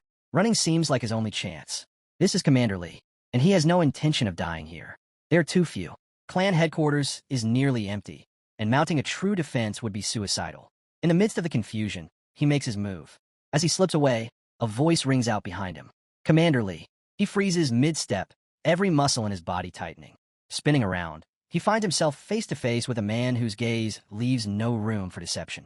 Lee stammers, "I was just, heading to the bathroom." The man narrows his eyes. No time. A critical situation has developed. Come. Inside a nearby structure, the atmosphere turns grim. On a stretcher lies Miyamoto, bruised, bloodied, and barely conscious. Medics work quickly to stabilize him. When Lee enters, he immediately straightens and gives a respectful nod. "Sir." Miyamoto turns his head, his gaze slow but deliberate. His eyes lock with Lee's, and in them, Lee sees a reflection that chills him. The room feels 10 degrees colder. Miyamoto's voice is sharp, accusing. "Who did this to me?" Lee takes a step back, trying to regain composure. But before he can answer, Miyamoto barks an order. Everyone out. The medics hesitate. One opens his mouth, but Miyamoto's voice thunders again. I said out. Silence. In moments, the room is empty. Only Miyamoto and Lee remain. The silence between them buzzes with tension. Suddenly, Miyamoto shoots forward and grabs Lee's hand with surprising strength. His fingers tighten like a vice. Look at me, Lee. Lee meets his gaze, and a shiver crawls down his spine. Miyamoto's words cut deep. This is all Hanso's doing. Bastard. I'll never forgive him. Lee stands frozen, unable to respond. Then his voice comes, quieter but firm. If you're still strong enough to say that, then I know I've already lost. You've surpassed me. Miyamoto's expression shifts. He releases Lee's hand and places it calmly on his shoulder. It's all right. I'll tell you where the secret armory is. Lee nods slowly. Deep inside, something cold begins to crystallize. I'll take down Hanso, but once I do, I'm coming back for you. Back in the forest, Hanso moves swiftly through the trees, sword flashing as he cuts down locust after locust. His face is focused, movements precise. The hilt of his weapon is soaked in blood, his arms aching, but he doesn't stop. His eyes scan the battlefield. Just a bit farther, he mutters. Behind a tree, Unchai crouches, her breathing shallow. Hanso calls to her. Unchai, we move. Miyamoto won't wait. She nods silently, already on her feet before he finishes speaking. Not far off, a young girl looses arrow after arrow with machine-like rhythm, picking off the insects that fly too close to her comrades. Sophia raises her hands and forms a luminous barrier, shielding Monarch Lee and his daughter from a descending swarm. Sang-jin, crouching behind a gnarled trunk, swings his sword wildly. I'm at my limit, he gasps, barely managing to keep a locust from landing on his shoulder. The young girl beside him wipes her brow. Same here. I can't keep this up. Unchai steps out from cover and turns to Hanso. We won't last much longer like this. Hanso's jaw tightens. He looks at the group around him, then gives the command. We're pulling out. Unchai nods, her voice bitter. We're strong, but not strong enough for the red zone. If we stay, we die. Her words strike something in Hanso. He clenches his fist tightly, lips pressed into a line. Yinchi's tone softens. She looks away, ashamed. I'm not like you. I don't want glory. I don't want war. I want to live. Tears well in her eyes. I'm scared. Every day, I calculate what gives me the best chance to survive. But if nothing changes, I know I'll die. Sang-jin's voice rises, anger lacing his tone. Then just follow Hanso. He's giving you a way out. Unchai spins around and punches him hard across the face. He stumbles backward, stunned. Stop talking nonsense, Sang-jin. You never know when to shut up. Their argument explodes into a flurry of accusations. Sophia watches from a distance and sighs. Sang-jin never learns unless someone knocks it into him. She mutters. As the group settles into a tense silence, Sophia turns to the young girl who fired the arrows. Something about the girl's stance catches her attention. There is a strength in the way she moves, a will to survive. The girl catches Hanso's eye and steps forward. We move. Whoever wants to follow can. But Hanso shakes his head and faces them all. No, we go together. I trust you, so trust me now. The forest holds its breath as the group slowly nods, falling in a step behind him. The group stands in a rough semicircle, dust swirling faintly around their feet. Hanso faces them with calm certainty, his posture relaxed yet unyielding. His eyes meet each of theirs, steady and unwavering. Though his voice isn't raised, his words carry weight, grounded in conviction rather than command or desperation.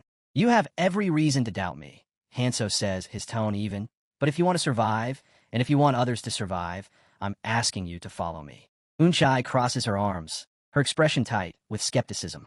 She exhales sharply, frustration brimming just beneath the surface. Her gaze locks onto Hanso's with a challenging intensity. Why should we follow someone like you? She asks, her voice edged with disbelief.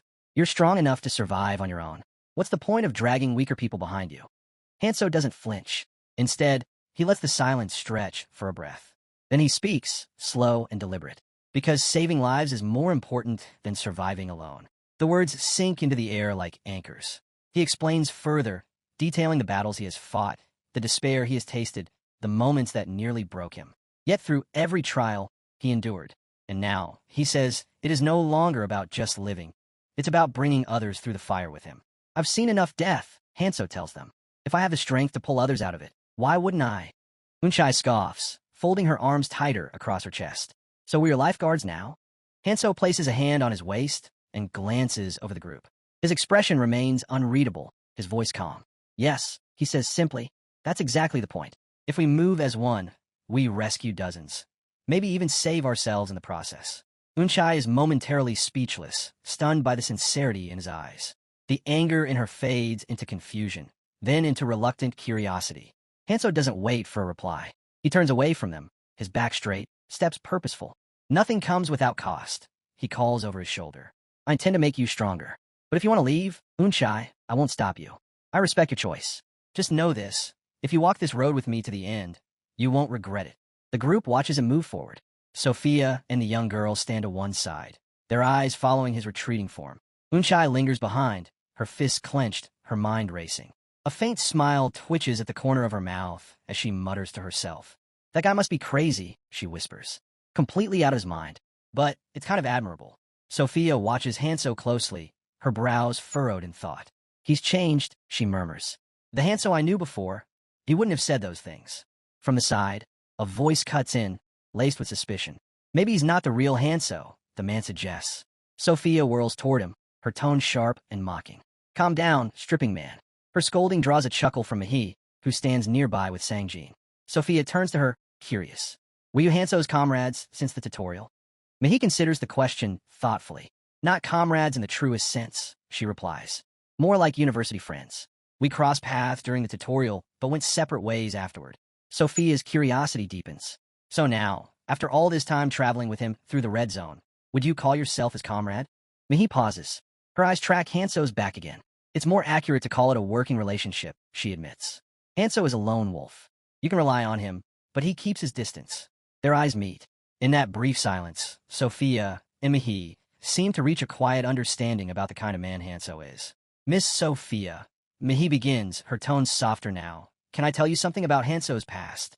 Before Sophia can respond, Mahi continues, her gaze distant, voice tinged with emotion. Hanso is the type who charges ahead, no matter what's in front of him. It's not bravery, it's something stronger. Determination. He faces things most of us would run from. She grows quiet for a moment, then adds with a hint of sadness. He sees something none of us do, a vision that drives him, and that makes him difficult to understand. He invites you to follow, but never lets you get close. Mahi sighs, her voice barely above a whisper. I can't follow him of my own will, not when his strength is so far beyond mine. As she speaks, the memory of Hanso's recent words echoes in her mind. The idea of saving lives, of believing in him. That idea weighs heavily on both her and Sophia. The two women exchange a look, a mix of awe and shared sorrow. They see his will, but they also see the loneliness within it. Mahi glances at Hanso again, her eyes softening. She rests her chin lightly on her hand, almost shyly, her lips curling in a faint smile. Maybe I'm starting to understand him a little better now. Just then, Hanso stops. He raises a hand and gestures toward a particular patch of ground. The group gathers around him, their murmurs fading as he activates something on his ring, Narma's ring. A strange vibration hums beneath their feet. Suddenly, massive red monoliths rise from the earth around them. The ground trembles as the system announces, authority destruction, initiated. A colossal hole rips open in the earth's surface. The air shifts violently, winds surging from the abyss. The group stares in shock, some shielding their eyes as dust whips past them. Sophia narrows her eyes, sensing something deeper at play. What is this really about? She asks aloud. Hanso lowers his gaze to the yawning pit. Do you understand now? He says, turning to them. Why they call me the artifact holder? A flicker of memory passes through him. A red-haired man, Kong Tae, once stood before him, revealing secrets. In that distant conversation, Kong Tae spoke of a hidden treasure, a skill so rare that even Miyamoto never learned of its existence. A treasure buried where no one could reach it, something not even available in the upper zones. Now, standing here, Hanso sees it realized. The group begins whispering among themselves. Eyes widen as realization sets in. Artifact Hoarder, one of them echoes. Sophia and Sangjin look at Hanso, stunned. Their shock only deepens when a massive collection of drones and artifacts appears before them. More than any of them imagined. The array is vast, powerful, enough to arm an entire battalion. Sophia breathes out in disbelief. This is insane. There's enough gear here to boost an army. The twin brothers cheer loudly, already grabbing enchanted armor, gauntlets glowing as they equip them. The system chimes. You have acquired Gauntlets of the Titan. Strength increased. Unchai stares at her own artifact, speechless. My stats are in the triple digits now, she mutters. Questions begin to bubble inside her. How did Hanso find this place? Who exactly is he? Sang-jin turns, his brow furrowing. He looks around. Wait, where's Hanso? Panic flickers, but before it can grow, Hanso's voice rings out. Looking for this? He asks, raising a stone in his hand.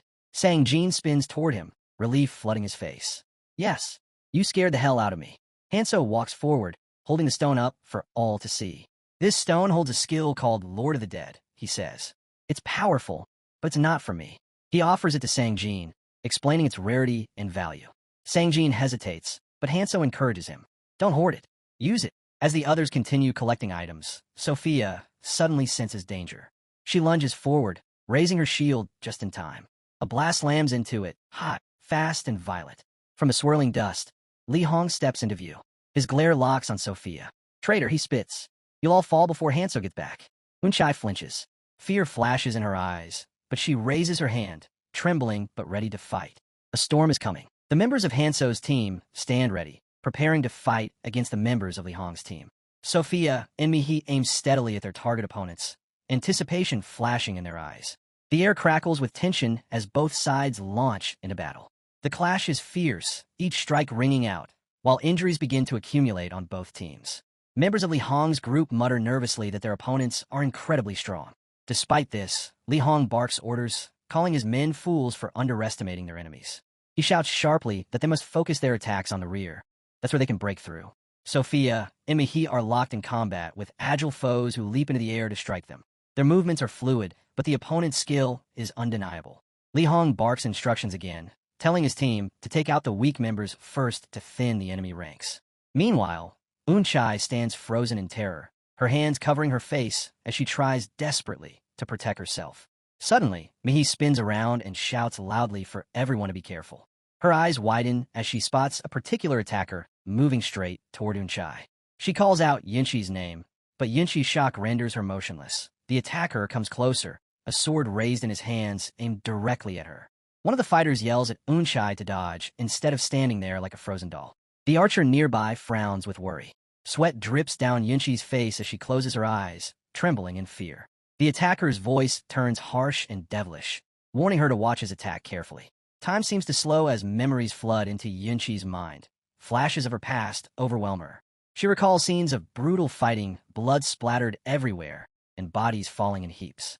A chilling memory emerges. She bows before a man holding a sword, his lips curling into a cruel, evil smile. She feels weak, thinking the only reason she has survived this long is sheer luck. Unchai slowly opens one eye and looks at the attacker. She muses that death is only natural, inevitable. As the sword swings toward her, ready to strike, a voice echoes in her mind, the words of Hanso. His message about believing in him and following his lead resonates within her. Suddenly, a firm hand rests on her shoulder, grounding her. Courage wells up inside her, as she declares to herself that this time she will fight back. Passion and ambition ignite within her. Fear no longer holds sway. She clenches her fist, and flames burst into existence, swirling around her hand. Her eyes widen in shock as she realizes just how much she has changed. Without hesitation, Unchai throws a powerful punch at the attacker. The entire atmosphere shifts. The force behind her blow is so strong that the attacker is sent flying backward, surprised and pained. Everyone watching gasps, astonished at Yinchi's sudden display of strength. Sophia and Mihi exchange stunned glances, both amazed by what they see. Another opponent curses loudly and lunges at Unchai from behind, sword raised to strike. However, his weapon shatters into pieces the moment it connects with her armor. Unchai dodges the attack with ease, moving with newfound confidence. She quickly moves toward the attacker whose sword broke, and with a brutal strike, she slams him into the ground. Blood gushes from his mouth, and the impact cracks the earth beneath them. The boy screams in agony, his body trembling from the pain.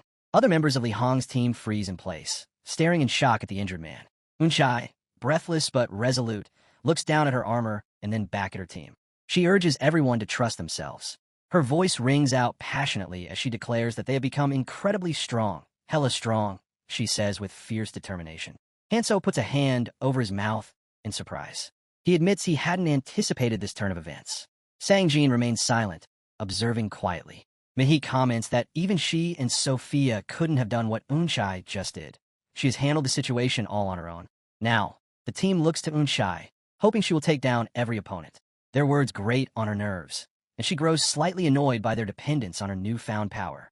Hanso thinks carefully, considering the odds. He realizes they would have been at a severe disadvantage due to the enemy's numbers, if not for Yinqi's sudden strength.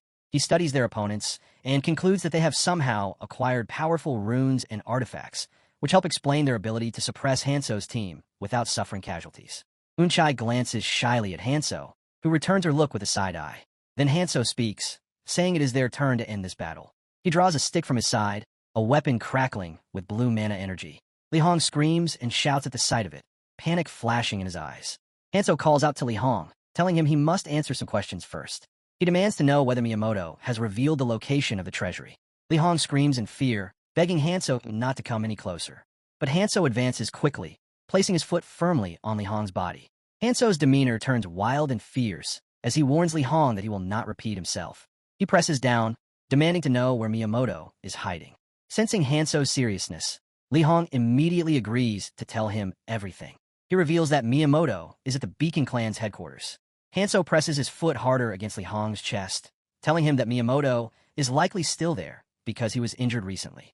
At this revelation, everyone turns their attention sharply. They question if Miyamoto is truly the leader of the Beacon Clan. Sophia's anger flares, and she slams her hand to her head in frustration. She had been wondering where Miyamoto disappeared to, but now realizes he was already headed to the headquarters. Hanso furrows his brow, considering Miyamoto carefully, beginning to form a rough idea about him. He grips Li Hong's neck, warning that he is certain Li Hong aims to grow more powerful using the treasury's artifacts. As Hanso lifts Li Hong into the air, he comments that they have all the means necessary to stop him. But Li Hong protests, saying there is a misunderstanding. He claims Miyamoto is his rival too.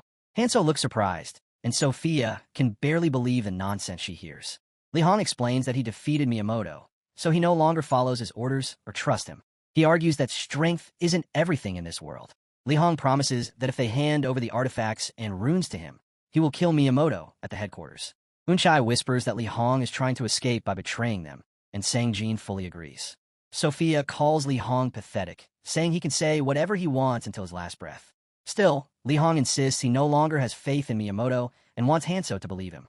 Hanso closes his eyes thoughtfully and admits his words seem true. The team is shocked. Sophia asks Hanso if he really trusts Li Hong. Hanso explains that if Li Hong kills Miyamoto, they will eliminate an obstacle in their path. It doesn't seem like a bad idea strategically. Li Hong smiles, pleased by this reasonable suggestion. He hopes to be free so he can devise a solid plan against Miyamoto, confident that if he plays his cards right, he can make it work. However, Hanso suddenly presses his hand tightly against Li Hong's neck, causing him to scream painfully. Li Hong demands to know why Hanso is doing this. Hanso replies coldly that Li Hong must return to the headquarters and tell Miyamoto that the next challenge is his. Then Hanso drops Li Hong to the ground, his body going limp. He declares firmly that he does not trust traitors. Meanwhile, on the battlefield, Michael fights desperately against swarms of insect-like monsters. Exhaustion weighs him down, yet he keeps cutting them down while shouting for Hansu to arrive. More creatures swarm in, forcing him to raise his weapon again despite being nearly out of energy. He curses the endless bugs, demanding a moment to breathe. Suddenly, a figure bursts into the air at explosive speed. With terrifying force, the newcomer smashes into the swarm, unleashing a massive explosion that shakes the ground. Smoke and dust cloud the battlefield until it clears enough to reveal Kong Hansu standing tall, having wiped out several of the creatures in one strike. He commends Michael for holding them off. Michael wipes the sweat from his brow, groaning that he almost died waiting. Hansu smirks slightly, remarking that Michael cut it close, then asks how many he managed to take down. Michael shrugs, recalling the chaos, and says he never bothered counting, though the effort of holding them back was the real struggle. The swarm seems endless, their numbers overwhelming. To make matters worse, parasite beetles slip through the cracks in their defense. Still, Michael sighs in relief because Hansu's return means reinforcements. With hope lighting his face, he eagerly asks about the strongest allies from the Red Zone, Phantom and Sir Miyamoto. But Hansu calmly reveals they are not coming. Shock drains the color from Michael's face. He stares at Hansu in disbelief before shouting in panic, demanding how they could possibly handle the battle without them. Hansu folds his arms and replies with confidence that he has already brought tens of thousands of reinforcements. At that moment, a massive blade crashes down, cutting through a monstrous insect.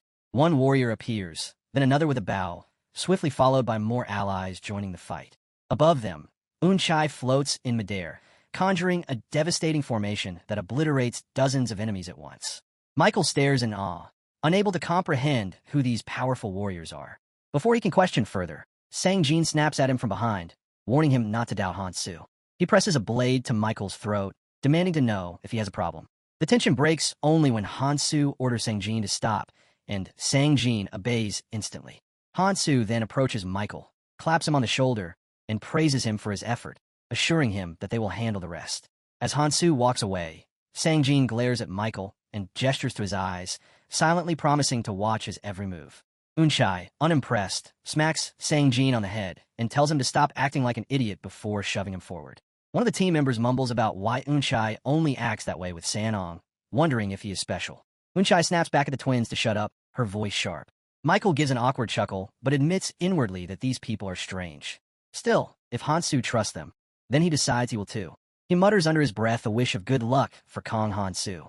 The insect creatures begin appearing again, more numerous and menacing than before. Hansu's group gathers and forms up, preparing for battle. Hansu gives the command to move out, striking first and wiping out several bugs with ease. He steadies his sword and mutters that the sun is going down and they must stick to the plan, taking out as many parasitic beetles as possible before nightfall. Yuhi raises her bow and loses 3 arrows at once, each hitting its mark and killing several creatures. Another insect suddenly appears behind her, and someone shouts a warning from the left. At the same time, teammates on the right are struggling as more enemies rush them. The twin brothers barely manage to block with their shields, crying out in frustration that the insects just keep coming. Eunchai snaps that if they have time to complain, they have time to kill a few more. Hansu shouts encouragement, urging them to hold out a little longer since they only need to last until nightfall. Yet the insects keep pouring in, relentless. Sophia's voice rises with concern, saying the danger is growing and they risk being completely surrounded. Kong Hansu's eyes gleam, already forming his next plan. The battlefield suddenly falls quiet. Then Kong Hansu calls out to Sang-jin. Confused but ready, Sang-jin responds. Hansu asks if he remembers what time it is, then affirms with full trust that it is now his turn. Understanding instantly, Sang-jin nods with a smile and places one hand on the ground while gripping his weapon with the other. Radiant light bursts from it, spreading across the forest. The swarm of insects collapses, disintegrating in a wave of energy. But one creature's eyes flare with sudden light, springing back to life with a chilling shriek. The group snaps back into focus. This is the true beginning of the battle. Reinforcements flood in by the tens of thousands. Sang-jin grins with trembling excitement, saying he has waited so long to hear those words from Hansu. With renewed confidence, he declares that Hansu can leave it to him. The massive tail of the Ouroboros slams into the ground as swarms of locusts clash violently. Sang-jin raises his hand, commanding his parasitic swarm to charge.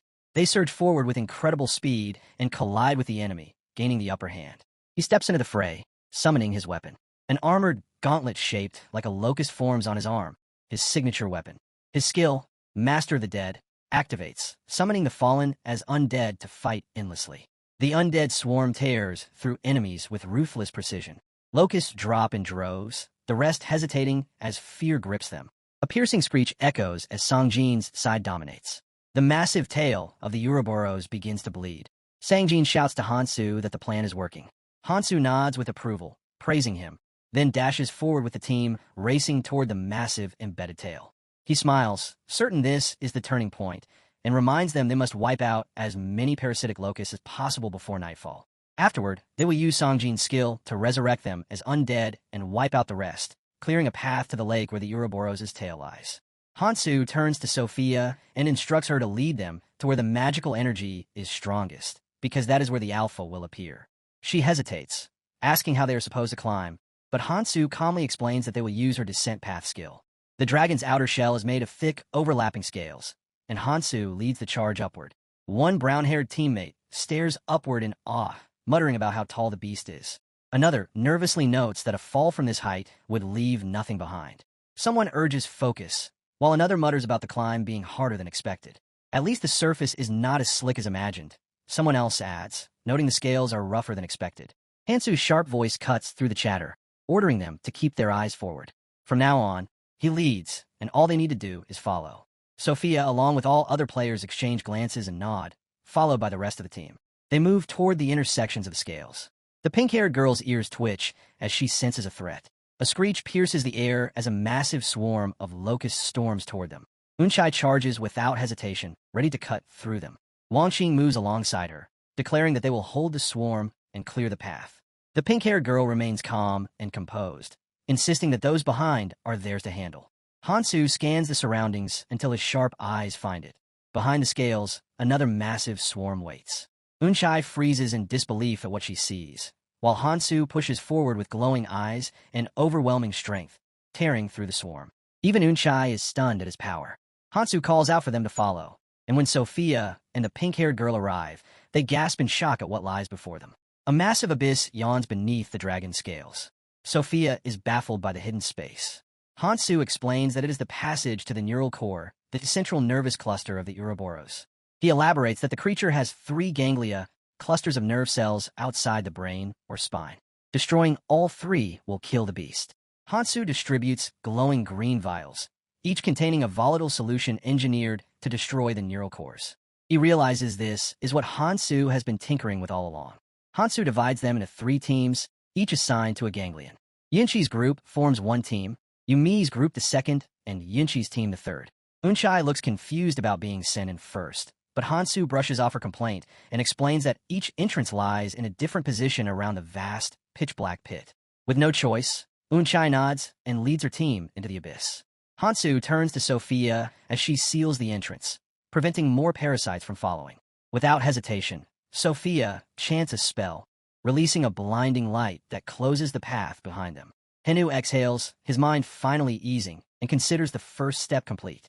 Now only the final ascent to the upper entrance remains. The swarms of locusts remain ferocious, hissing and screeching, while Team 2 shifts uneasily. They feel the press of countless enemies and wonder how the parasites multiply so endlessly. Amoebas spread like wildfire. Kong Hansu unsheathes his sword and steps forward without fear, declaring in action that no matter how many there are, it does not matter. His command is clear as he advances. Deep within the abyss, Unchai freezes at the sight before her. The 4 stand motionless, awestruck by the towering stone sentinel silently watching them.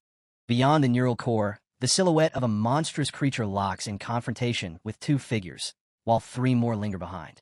In one stroke, a single sword cleaves the beetle-like monster in half. Kong Hansu splits the beast effortlessly, his eyes razor-sharp as he exhales and narrows his gaze. Standing over the corpse, he calmly identifies this place as the second entrance. He turns to the trio behind him and signals Team 2 to step forward. 5 minutes have already passed since Team 1 entered, so the next group must follow and, after the required interval, deliver the weapon into the core. Baek John-sang give a firm nod of understanding. Yu Mi-hee, John-sang, and the blindfolded woman step into the shadows while Hansu and Sophia remain behind. Just before leaping into the abyss, Yu Mi-hee glances back. Henu notices, raising a brow at her hesitation. She seems flustered, admitting that she forgot what she wanted to say, her words slipping away with a sheepish smile. The distance between them is short, yet the moment stretches into something vast. She tilts her head, resting her chin on her hand as she forces a chuckle and brushes it aside. Hansu remains suspicious, his eyes lingering on her. Mihi smiles softly, trying to ease the tension, and urges them to move before it is too late. With a bright smile like sunlight, she promises they will talk later, then leaps into the abyss with bow in hand. Henu stands still, the brief exchange echoing in his mind. He mutters a reminder about activating the device precisely 30 minutes in. Beside him, Sophia's spellbook glows softly in her hands. She answers with a casual tone, but her lowered gaze hides a trace of sorrow. Mihi, for her part, presses a hand against her chest as though suppressing something unspoken. Sophia senses her feelings and thinks she understands them. Above, the night sky shimmers with thousands of stars, a quiet contrast to the chaos below. Hansu and Sophia sprint toward their final destination. The monster's presence soon becomes undeniable. Hansu growls, feeling the oppressive surge of alpha energy up ahead. They come face to face with a grotesque, iron-armored insect, unlike anything they have seen before.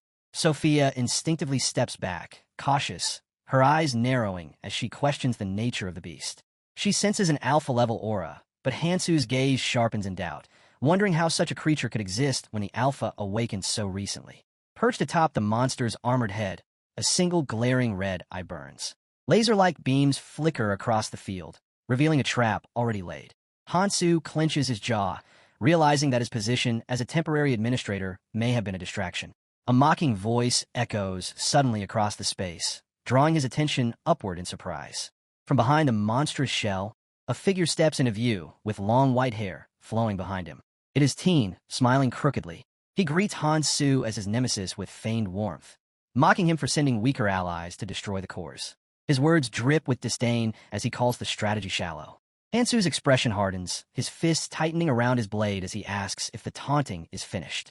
Teen folds his arms, dismissing Hansu with arrogant certainty, claiming pride will become his downfall.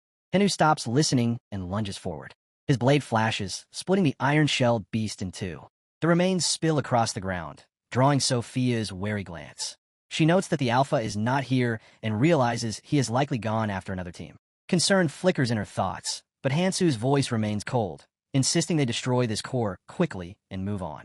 Together, they step over the husk, Hansu pointing toward the open neural core. Sophia answers with a firm nod as the scene shifts. Team 1 stands before the first core. Unchai gasps aloud as the group of four gazes at the massive crystal surrounded by thick, vein-like tendrils, the very heart of the Ouroboros. She scans the space, surprised at its sheer size and the dim glow illuminating it.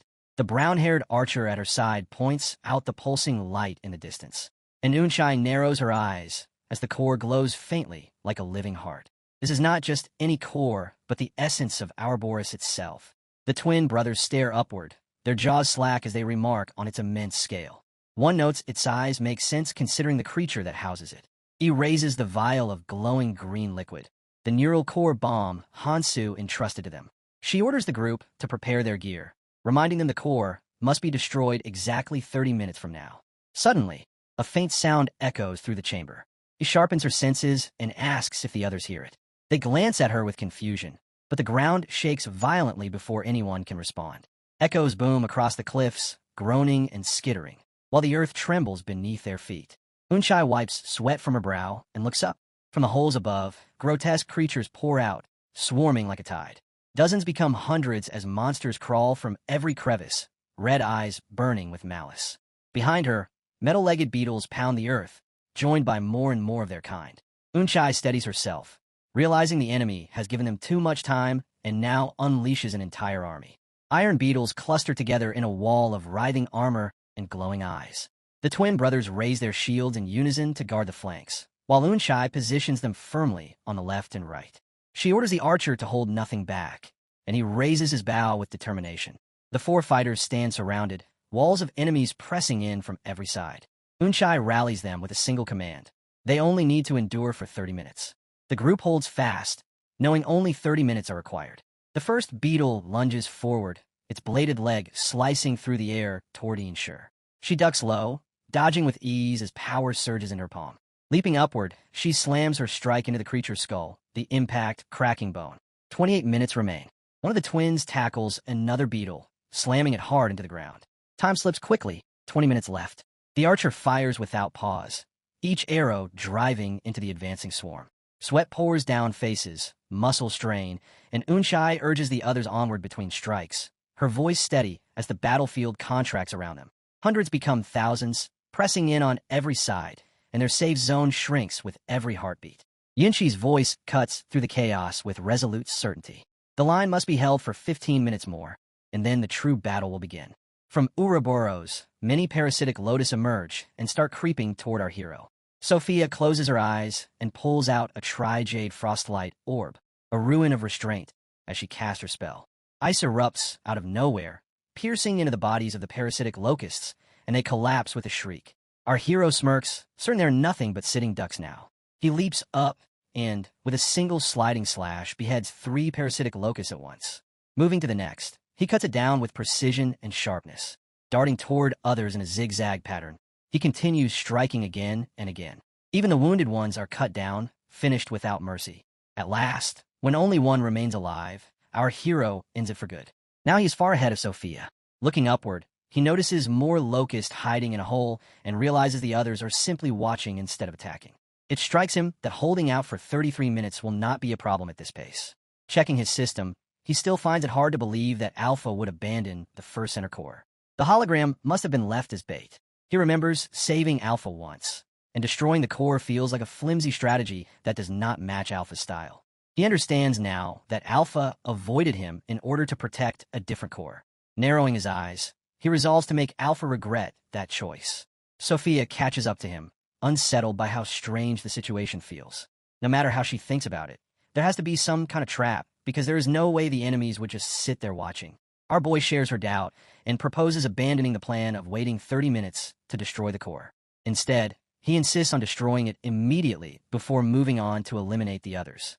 Sophia wonders if the situation is so dire that he needs to handle the cores himself, questioning whether destroying one too soon, without explanation, might create even more confusion and chaos. Our boy makes it clear that if the Locusts were the only opponents, he would not be concerned. But Alpha, the one who appeared in the hologram, is inside Ouroboros, and he is the one who must face him. Sophia, filled with concern, asks if destroying the cores will cause Ouroboros to start moving and questions whether Alpha is truly more dangerous than Ouroboros. Our hero answers with a smile, certain that Alpha is dangerous, but Ouroboros is far more overwhelming. Sophia frowns at his reasoning, convinced it makes little sense, and thinks they should simply trust the others instead. But our boy reassures her that it is not about mistrust, it is about having a plan of his own, and for now, all she needs to do is follow him. Sophia clenches her fist, thinking that even now he refuses to explain everything. She had believed he would trust her by this point. Suddenly, a notification appears, announcing the 7P soul fragment, a skill that splits the user's soul, allows communication, and grants control of a person's mind if their soul is placed within it. Miyamoto's voice echoes with a menacing tone as he declares he will take over her body. He calls out to Sophia, making her tense, but then her eyes widen and strangely calm. Miyamoto continues, mocking the idea that he would simply drop dead. He calls Kong Hansu reckless, saying that even if his trust is small, the fact he shows his back will cost him dearly for what was done to him. Our hero listens quietly, but his thoughts race, realizing Miyamoto has been waiting for this moment. He shatters the flask in his hand, shoots forward towards Sophia, grabs her instantly, and invokes the destructive authority of Nirmaha's ring. Dark red energy wraps around her as her soul is freed. In that instant, he recalls the truth of his regression. His allies have become enemies, and his inevitable enemies have become allies. As long as Miyamoto tries to drag him down, he cannot allow him to live. Determined, our hero identifies Miyamoto's location and notes with grim certainty that the king bees must be getting hungry. A system notification follows, confirming that the World Tree Authority is now under temporary administration. The command is clear: secure Miyamoto and move him to the king bee nest. The scene shifts to the king bee's nest, where Miyamoto weeps in shock, unable to comprehend what is happening. His arms are bound, and he has fallen into a celestial portal. The magic rings had dragged him there without warning. Looking up, he finds a swarm of locusts waiting for him. Sweat pours down his face as he realizes one of the deadliest among them is present. As they begin tearing into his body, he screams in despair, insisting that the ruler of the red zone cannot possibly die, yet his cries only continue. The scene shifts back to our hero, holding Sophia close. He realizes the 7-piece soul skill has vanished, since the locusts finally received their feast of high magic power. In his mind, he is certain the king bees are satisfied as well. From a distance, the eyes crackled, and our boy realized he didn't have much time left. It would be nice if Sophia woke up immediately so they could escape, but that didn't seem likely. He was sure using the Hamley soldier armor would provide some protection, but the World Tree might die if he made a mistake. A notification told him he currently had less than 50% magic power capacity remaining and asked if he wished to use the World Tree magic power. Our hero knew he would have to control it carefully, so he apologized to the World Tree, gave her a little pat, and the system authorized World Tree magic power usage. Kong Hansu linked to the World Tree magic power circuit, and her body started to ooze with that high energy. He thought that with this much magic power, he should be able to use it freely. He activated the Dragon Key Art, Dragonification, with heavenly soldier armor while picking her up. With insane force, he leapt high into the air, still holding her. The ice almost cracked completely. Beneath it, a massive serpent coiled around the tree began to stir, and a giant explosion followed as the entire place started crumbling. Ouroboros climbed higher and higher along the tree, opening its eyes as consciousness returned. The tree floated in the air, and observing it, our hero noted that it neither moved nor showed any sentience. If it did, it would have attacked him first. For the moment, he decided not to eliminate Alpha, but instead to focus on stopping him. A system notification announced the Volturi Temporary Administrator Command was confirmed, and a branch of the Volturi began moving. The branch shot toward Ouroboros, seized it from behind, and forced its mouth open while binding it against the tree. Ouroboros roared in pain. Wings spread. Our hero approached, thinking it was almost time for them to meet again. Old friend. In his mind, he called out to Tekaron, declaring that Evelynhaim's wings would blow on the path he would take, and that he should wait at the king's path. A giant serpent gushed into the ground and vanished. On the other side, the parasite locusts were clashing with one another. As soon as our hero stepped forward, the Lord of the Dead, Singjin, also appeared, casting his gaze down upon the locusts. He loosened his control and commanded them to join the battle. The swarm obeyed, and soon both the purple locusts and the red locusts turned against each other, preparing to attack. Singjin believed they now had a real chance at victory. All they needed to do was endure until dawn. Meanwhile, the massive serpent continued to slide across the battlefield, and suddenly it passed through the place where Singjin was about to fight. The red locusts shrieked in alarm, completely clueless about what was happening. They lifted their eyes upward, only for a strange surge of strength to erupt within them. Empowered, they turned their fury toward the purple locusts. Confusion clouded Singjin's thoughts as he wondered what the explosion above had been and what exactly was unfolding up there.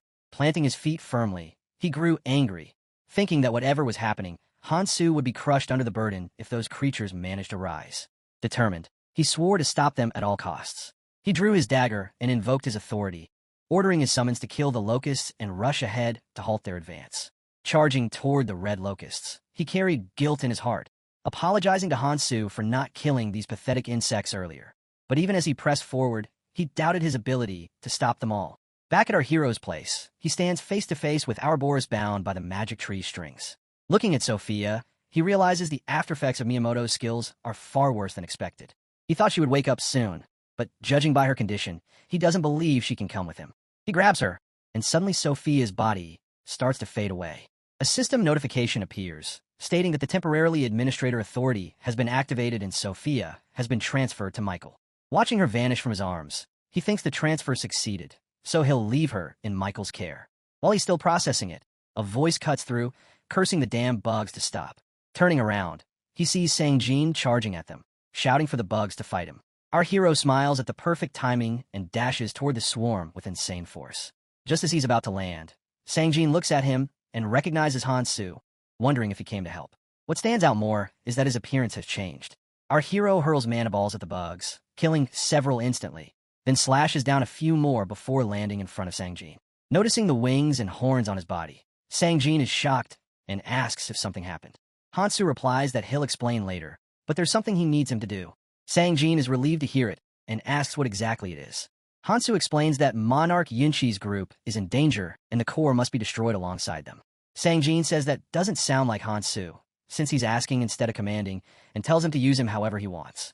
Hansu smirks, turns away, and says he'll send Singjin directly to Team 1's location, leaving them in his hands.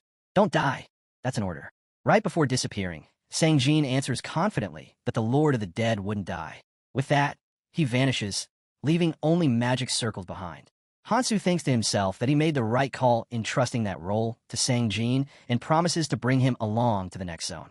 He leaps up because he cannot sit still after Singjin showed his resolve. Our hero decides he will stay close to help the team survive. Meanwhile, one member of Team 2 stands against Alpha. Alpha taunts him, asking why he does not give up, pointing out the two humans down behind him and asking what he can possibly do alone. The wounded man asks if Alpha thinks he would die that easily. Alpha finds the loyalty strange and asks why he is so devoted, questioning whether the cold-blooded man he serves would even bother to save him. He claims they have all been abandoned and suggests that instead of pledging loyalty to such a king, the wounded man should become Alpha's soldier. The wounded man raises his sword and fires back that Alpha talks too much, asking if he is really that afraid of Kong Hansu. Alpha narrows his eyes, then erupts in fury at the inferiors who enrage him.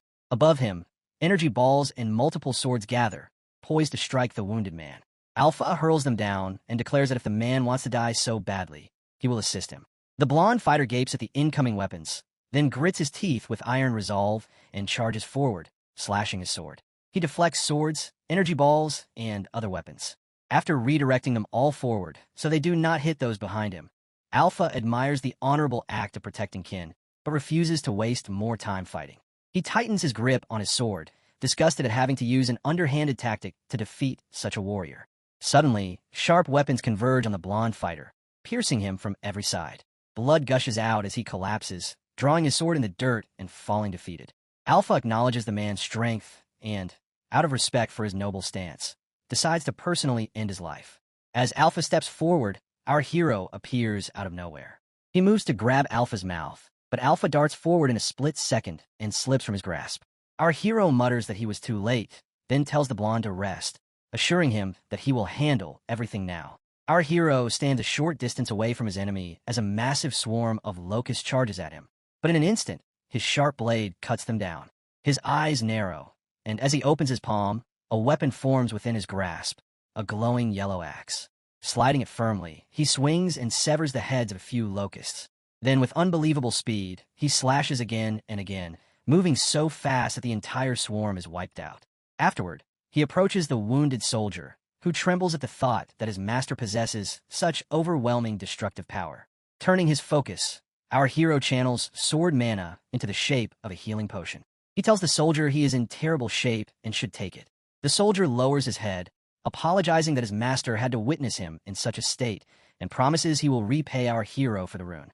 As soon as he grabs the glowing energy ball and clenches his fist, his body begins to heal rapidly. Our boy then walks toward the blonde girl, who slowly regains consciousness, only to wake up shocked to find him standing right in front of her. In her mind, she can't believe she passed out in a situation like this, even after being entrusted with such weapons. She apologizes, saying that in the end, all she ever does is hold him back. Our hero responds calmly, telling her not to worry. He admits it was his fault for not realizing Alpha was present, and explains that within Ouroboros, the authority of the world tree cannot be used. Pulling out a feather, he instructs them to escape and use it for transportation. The soldier quickly takes the feather, and the blonde girl promises she will return it to him. Our hero, holding the potion carefully, tells her that simply protecting it from breaking the seal means she has already fulfilled her duty. He adds that he will meet them again after the team manages to destroy the core. Though ashamed, she agrees softly. From a distance, Alpha watches in silence, his thoughts unsettled.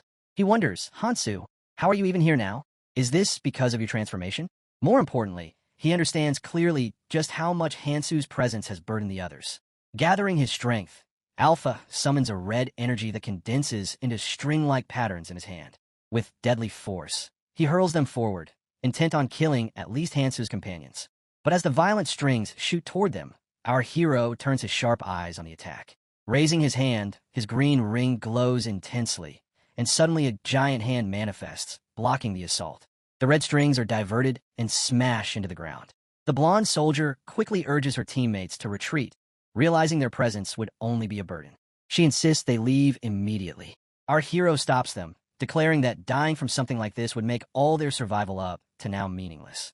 He reminds them they surely still have many things left to accomplish in life, so they must live on. They nod, thanking him sincerely and promising to meet him outside before hurrying away. Now, our hero shifts his gaze toward Alpha, who remains silent yet seething inside. His mind reels with the thought that the attack he just unleashed was his strongest technique, but Hansu endured it effortlessly, without even flinching. Rage boils over as Alpha screams, demanding to know how far Hansu will go in mocking him. He declares himself a warrior of Arachon, the last hope of his race. But our boy scoffs, calling it a joke, dismissing him as nothing but a cheap imitation. The insult cuts deep, pushing Alpha into a frenzy. He roars at Hansu to shut his mouth and leaps at him. Our hero instantly realizes his enemy has gone berserk. Against a physically enhanced Arachon, even he might find it troublesome, but at this moment, he feels it won't be much of an issue. He remains calm and unmoving as Alpha thrusts his fist forward with everything he has. The impact crashes down, yet Hansu merely stares at him coldly. His locust fist deflects the attack effortlessly, standing strong without budging. Alpha is dumbfounded, unable to accept it. This was his rare secret technique, yet Hansu remains completely unharmed, not even flinching. Desperation grips him as he presses on with more speed, but our hero observes quietly, noting that when under racial transformation, controlling one's strength becomes extremely difficult. He knows killing Alpha now would be simple, almost trivial, yet doing so while his strength is uncontrolled could destroy the vessel Shane requires as a physical body. That leaves him unable to release his dragon's key art. Since it's the first time he has pushed racial transformation to this extent, he doesn't even know what rebound awaits him once he undoes it. If he were to collapse from the backlash, all his plans would unravel instantly. Frustrated, he admits to himself that the Heavenly Soldier armor's power isn't enough, but at the same time, he accepts that in his current state, this is the best he can manage. Alpha stands there, totally clueless about what's happening, when the giant locust of our boy glows its fist and drives a low jab that sends Alpha crashing hard to the ground. Our hero steps forward to finish off this trash. As Alpha hits the earth, another punch follows, slamming him toward the core, blood gushing from his mouth. Our hero thinks that's enough to take him out. I guess a replica is just a replica after all. Even if he hasn't been weakened for long, he's still far weaker than Akoma. Our hero figures it's best to hand the body over to Shane as fast as possible.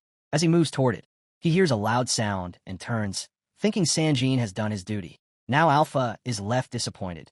Despite using his race-seeker technique, he couldn't match Hansu. All he hoped for was to revive his race, and now he doesn't know if he made a mistake. His dream lies in shambles because of a mere inferior.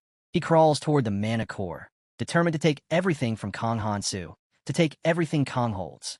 He grabs the mana core. Just as he seizes it, our hero's eyes lock on him, stunned at what Alpha is doing. He yells at Alpha to stop, asking if he's going to abandon all hope like this. But Alpha has linked with the core, thinking how insulting it all was to the very end. Now none of that matters. He smiles maniacally, thinking if the core is destroyed, then he can take its place. He snarls, "Have a taste of your own medicine, Kong Hansu." Just then, the core swallows him and begins to glow bright. Our hero looks annoyed because of Tekaron and mutters, "You said you had a real temper when you were younger."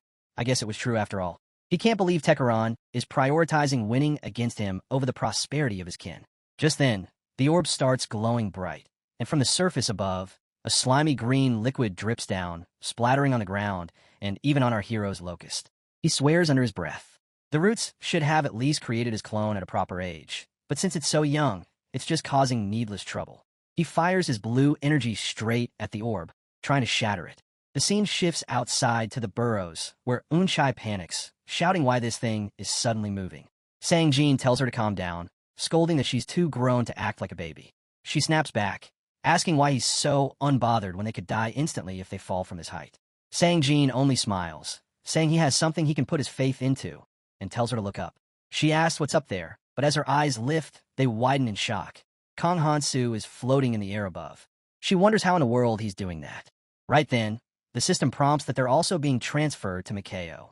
A magic circle appears beneath Unchai and beneath Sangjin. From above, our hero watches as they're transported to Mikao. Outside, plenty of players are gathered. Michael starts thinking about Hansu, wondering what exactly he's expecting from him. Miss Sophia is one thing, but sending others as well.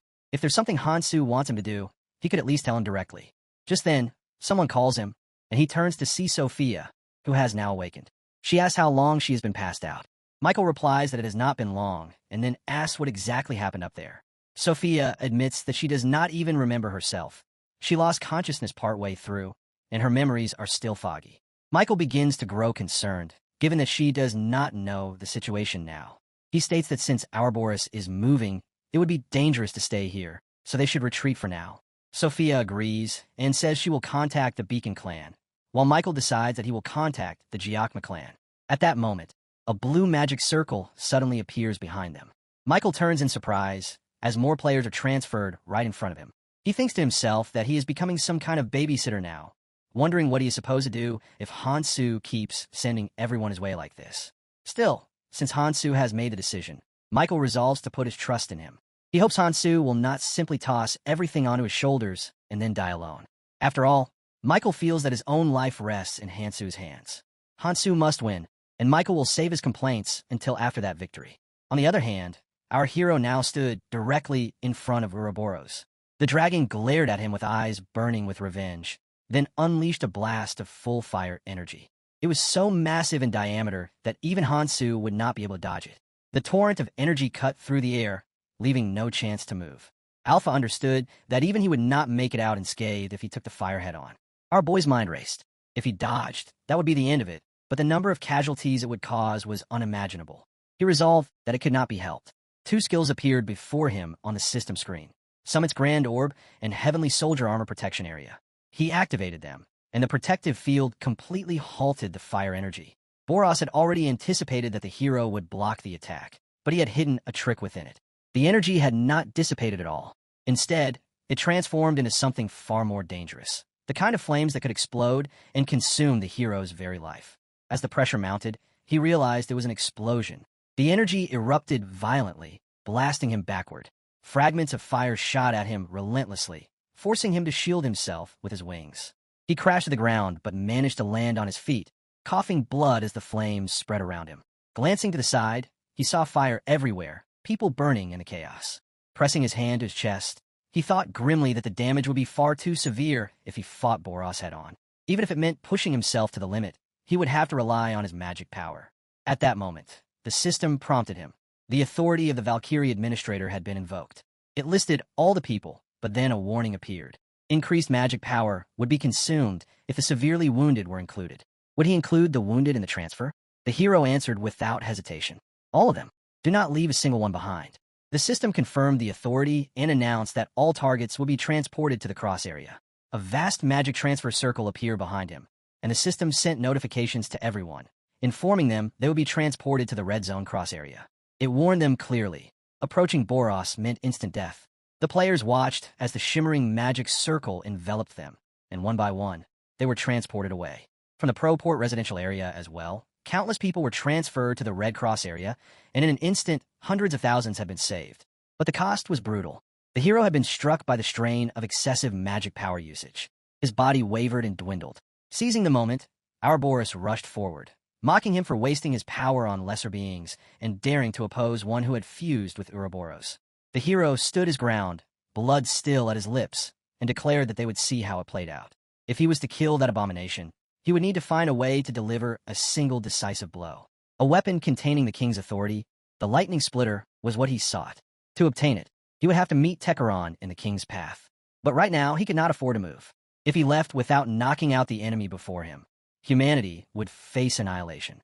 Resolving himself, he thought that it could not be helped. He would have to bet on the odds. A notification appeared, declaring that he had reached maximum proficiency with his skill and that an upgrade was now available. He smiled, recognizing it as the perfect moment. He confirmed the choice, and the dragon Shi-Art merged with his active equipment, the heavenly soldier armor. The fusion reshaped it into the vessel of the dragon god itself, transforming into Heaven's Spear.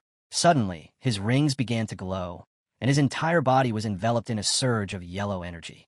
The system notification declared that the activation of scale had been confirmed, and now the hero entered God mode.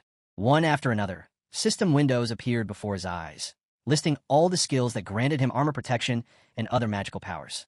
The serpent cursed aloud, realizing that Hanso still had hidden skills up his sleeve, but dismissed it, thinking it did not matter what Hanso did if he simply destroyed him. With that thought, the serpent leapt forward to crush him. Our hero met the attack head-on, blocking it effortlessly with his arm. The serpent was struck with disbelief, unable to comprehend the possibility.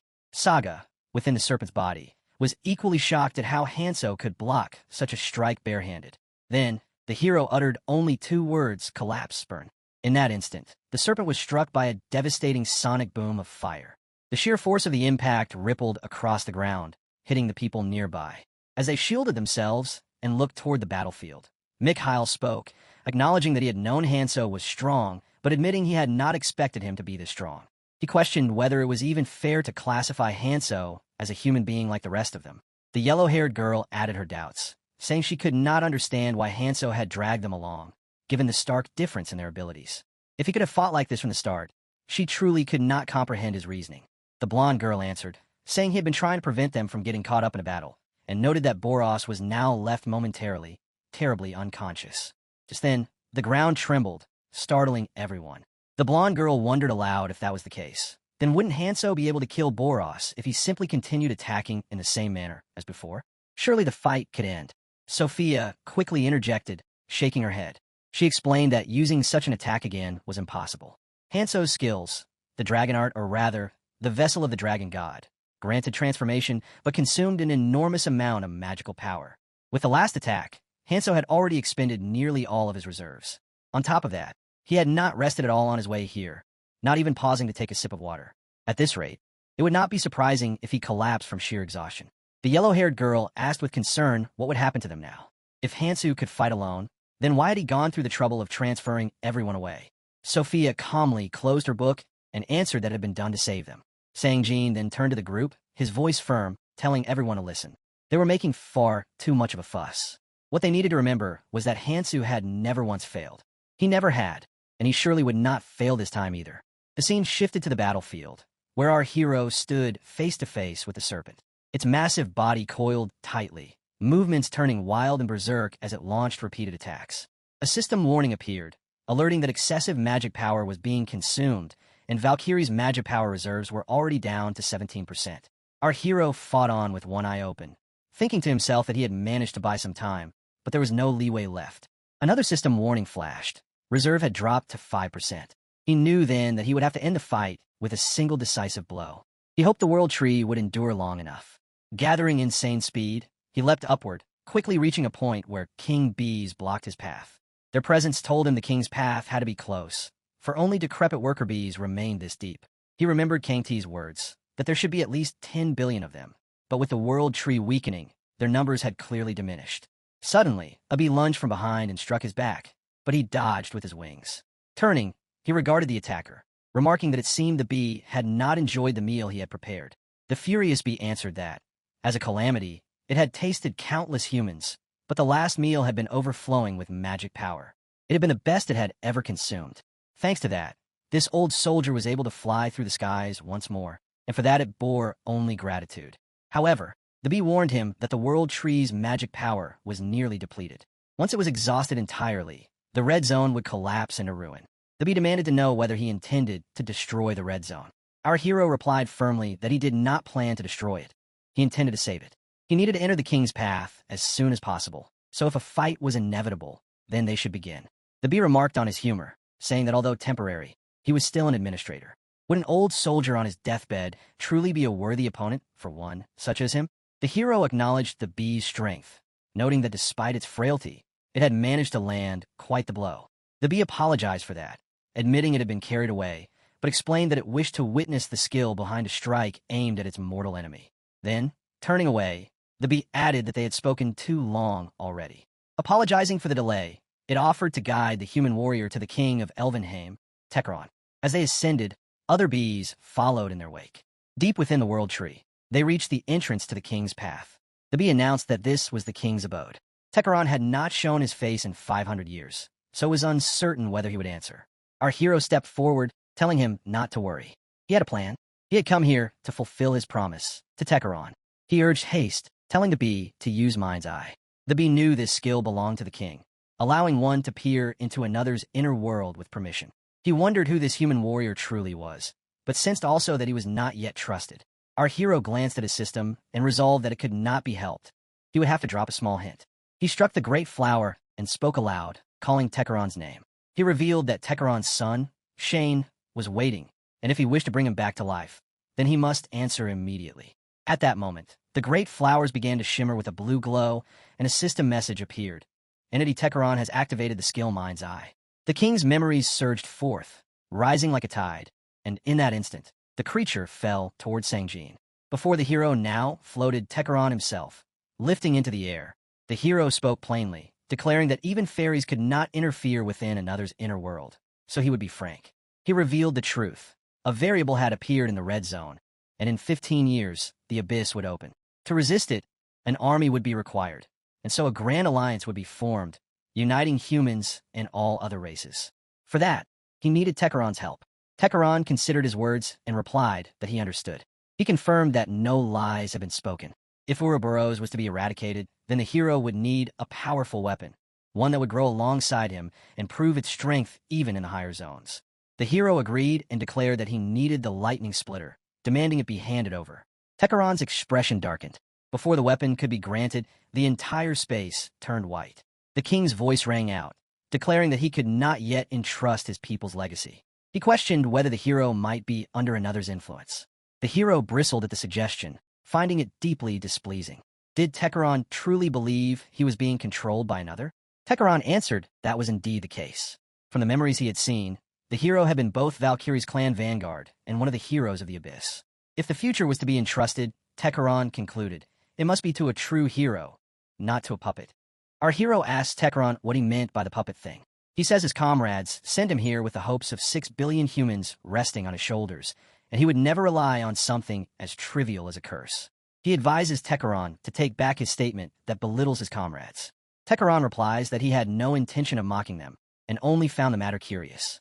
He explains that Keldian is supposed to be the great sage, and it seems strange that such a man would place a curse so obvious that even he could notice it. Our hero then asks if Techeron thinks letting him discover it was part of the plan. The old man nods and says that's exactly his assumption. He then asks if our hero has ever truly rested since coming to this world. Pointing out that to him, he looks like a wild beast running endlessly forward without pause. In such a state, he warns, he will collapse sooner rather than later. He questions how he could entrust the lightning splitter to someone headed toward that kind of future. Our hero reflects on those words, realizing that this is how others saw him, while he himself had never noticed it. Techeron tells him to take that as heartfelt advice from an old man, and adds that it seems our hero wants him to break the curse. He offers to begin the process, and our hero gives his approval. Techeron joins his hands together, and energy begins to ooze from his head as he calls upon the forgotten name, wishing for the sleeping majesty to breathe once more. He activates his skill, the breathing of manifestation, and the surroundings shift into a subspace as light flows from Techeron's hands. Our hero watches silently as a dense red aura flickers around him, but then a blue time-loop circle appears above Techeron. Techeron realizes that Keldian had mixed the rituals of Acheron and Elevenheim, so that only he could recognize it. Deep down, he admits that he had secretly wished to meet Keldian in person, as he had never seen him before. Our hero urges him to hurry, saying there's no time and to break the curse quickly. The old man remains calm and tells him not to be impatient, confirming that the curse was made deliberately to be undone, and that he will now remove it at once. He just says the breath shatters all the binds, and the energy circle loops start vibrating hard, as he says orders it to sever these shackles. As Techeron says release, the circle got violent outburst of energy. Our hero gets visibly shaken, and his eyes get sharp as he carries the circle's energy. One dude yells at our hero to get up, saying this is no time to act like that. He shouts if he's really going to throw away the sacrifice of 6 billion people. Our hero slowly wakes up, but remains silent. A red-haired companion comments that this won't do. The light in his eyes is gone. The purple-haired guy gets furious, saying it's not like he's the only one who's lost someone precious. So what is he doing just standing there? At that moment, a blond man named Keldian appears, his red ring glowing faintly. He apologizes to our hero, saying what they need right now is a warrior. Suddenly, the sound and energy from his words flow into our hero, who stands there confused and unaware of what's happening around him. In his mind, he hears another voice, realizing that the guy was right. If it had truly been him before, he would have kept fighting. He can't help but think of Kiriel, the one who sacrificed herself to save him, a feeling he had never fully faced. Keldian's voice echoes, saying the very fact that my thoughts reach you means you've been steadily following the goal. Keldian floats midair, yellow energy surging from his body, while our hero slowly stands up. He calls out Keldian's name, and Techeron immediately realizes that this blond man really is the great sage. He never expected to see him so soon. Keldian says that as someone who once ruled both Elvenheim and Acheron, it's no wonder Techeron could undo it. He calls him a true Grand Magnus.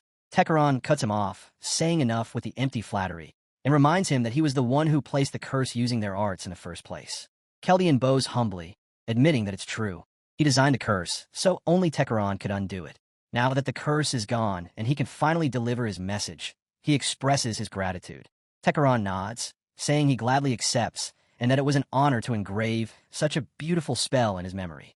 Our hero steps in, teasing that it's unusual for Techeron to be the one giving compliments, and asks if his personality has changed now that he exists as a thought form. Keldian smiles and says he's only grateful because our hero carried out his plan without ever knowing the full picture. He explains that our hero must have known he couldn't send him to the past without binding him first.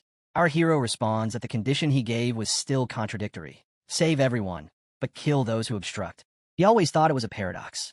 Keldian calmly explains that if he went too extreme, it wouldn't work, and if he tried to save too many, it also wouldn't work.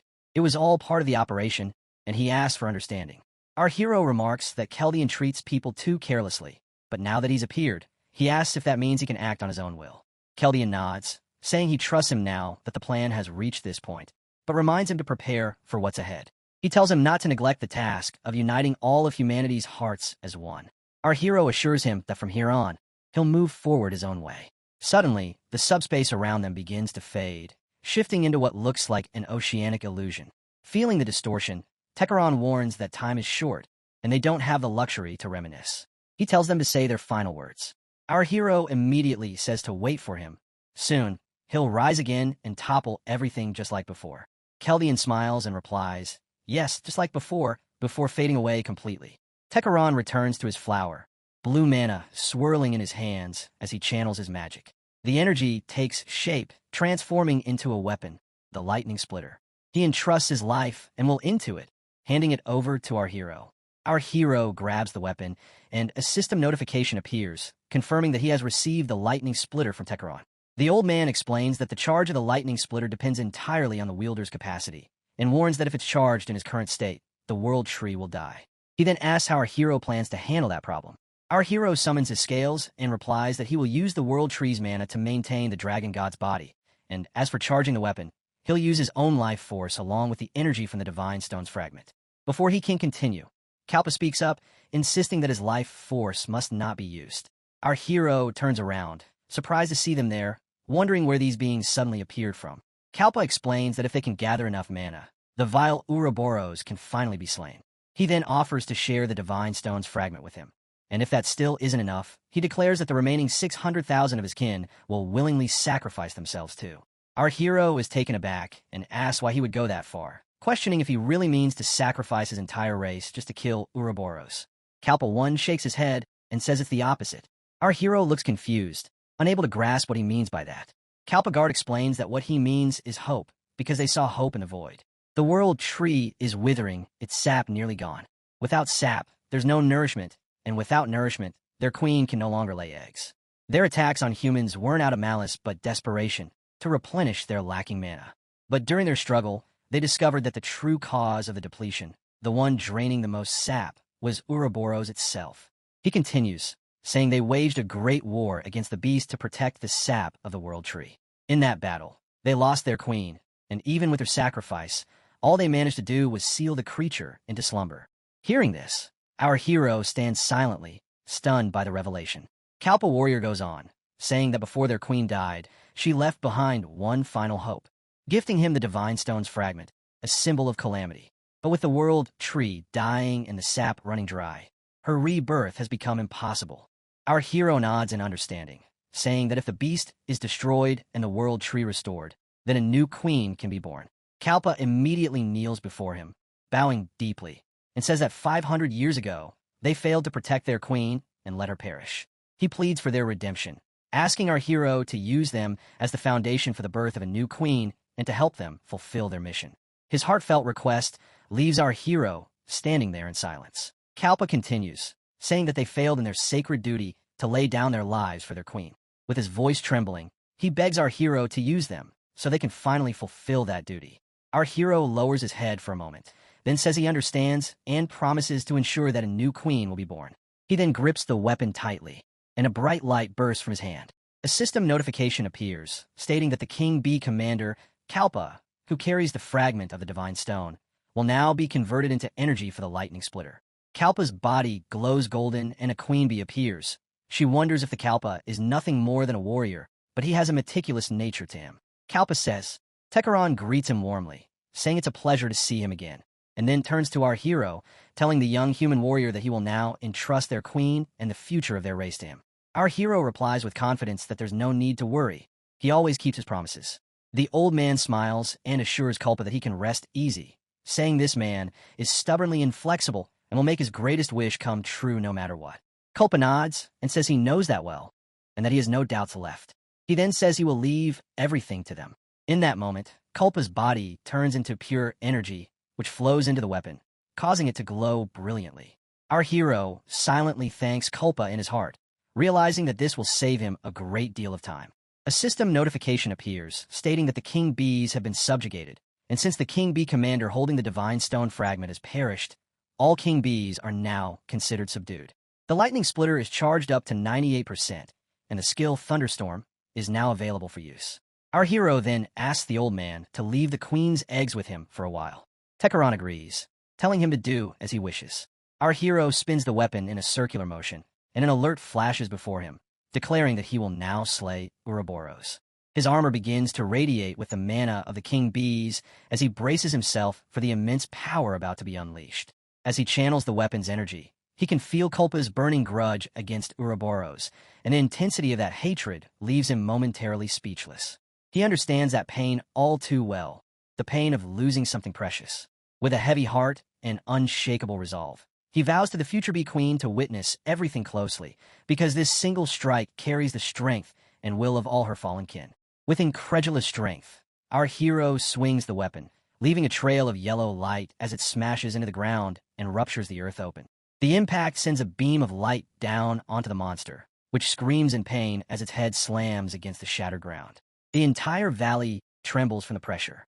The beast is buried by that single strike, its soul torn apart by the blow, and from its face a glowing blue core emerges and falls into the deep pit.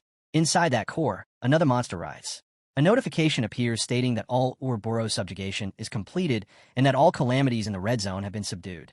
Our hero hovers above the rubble, checking the aftermath of his strike. He is sweating, and his energy still crackles around him. The old man appears behind him and remarks that our boy must have been in quite a rush, unable to believe the hero even destroyed the king's residence. Our hero says he needs to end things as soon as possible and has to keep that in mind. The old man says he understands, but now that the monster has been felled, he suggests getting some rest. He explains that thunderstorm is a technique usable only by those not under the influence of physical reinforcement, and that using it in the wrong state would be harmful. Our hero narrows his eyes and says he still has work to do. There is time before the lake opens, so he will rest until then. Without hesitation, he leaps into the hole where the core fell. The old man watches quietly, wondering how, despite all the help from his skills, the hero's body must be in extreme pain. Even with the seal released, why is the man drawn toward a corpse? The old man decides he must follow. Peering down, he sees our hero floating just above the core. Our hero touches the core, and his system reports no life detected. This worries him because if he used a potion, he could break the corpse easily, but that would send Alpha's body flying out, so he must be careful and take his time. Suddenly, he uses the vessel of the dragon god, blazing nova, and yellow cracking energy erupts from his hand. It opens a hole in the core, revealing Alpha inside. Our hero says this should be enough. He grabs Alpha's shoulder and gives the core a firm tug, shattering it into pieces. As Alpha flies free, our hero catches him, thinking this will let him keep his promise. He presses his hands against a fragment of memory on Alpha's chest, and it begins to glow. A notification says the fragment of memory is reacting to Alpha's body. Our hero believes he has successfully implanted Shane's soul. Now all that remains is to keep his promise to the king bee. Alpha awakens, calling him a monster and acknowledging that the promise was kept. Our hero replies that Alpha must be confused, but reassures him that he has secured his soul and will take him to his father so he can rest. Suddenly, our hero feels his heart pound violently and blood trickles from his mouth. Alpha notices and calls out, alarmed that the hero is bleeding. A notification announces the start of Voltri magic power recovery. The magic link with the entity, which our hero had temporarily been connected to, is cut off, and the remaining time on the magic link is restored to only 24 hours. The hero's scales dissipate into smoke as he clutches his chest in pain. The system warns that due to lack of magic power, the vessel of the dragon god will be lifted. Our hero coughs blood in sheer agony. Alpha crawls toward his master, asking what is happening. The hero is barely leaking blood from his mouth and realizes that with the magic link cut, the backlash is unbearable. He expected this, but now he fears he cannot keep his promise to the king bee. He forces himself to hold on despite having 0 life force left. Alpha keeps shouting for him to hold together, reminding him they promised to move forward together and pleading not to be left behind. Suddenly, Tekaron appears, using his Agni's sting skill. He descends into a magic circle that rains fire arrows, taking Alpha by surprise. A fire arrow slams down just behind Alpha, and he cries out in confusion as 3 more arrows strike the ground before a hero and Alpha. The old man orders Alpha to back off, calling him a filthy beast, and declares that the man standing there is the savior of the world. He warns that if Alpha intends revenge, he'll be killed. Alpha is bewildered by the old man's words. The old man continues to berate him, saying that despite granting Alpha authority of control, the monster dared to use that power to destroy the red zone.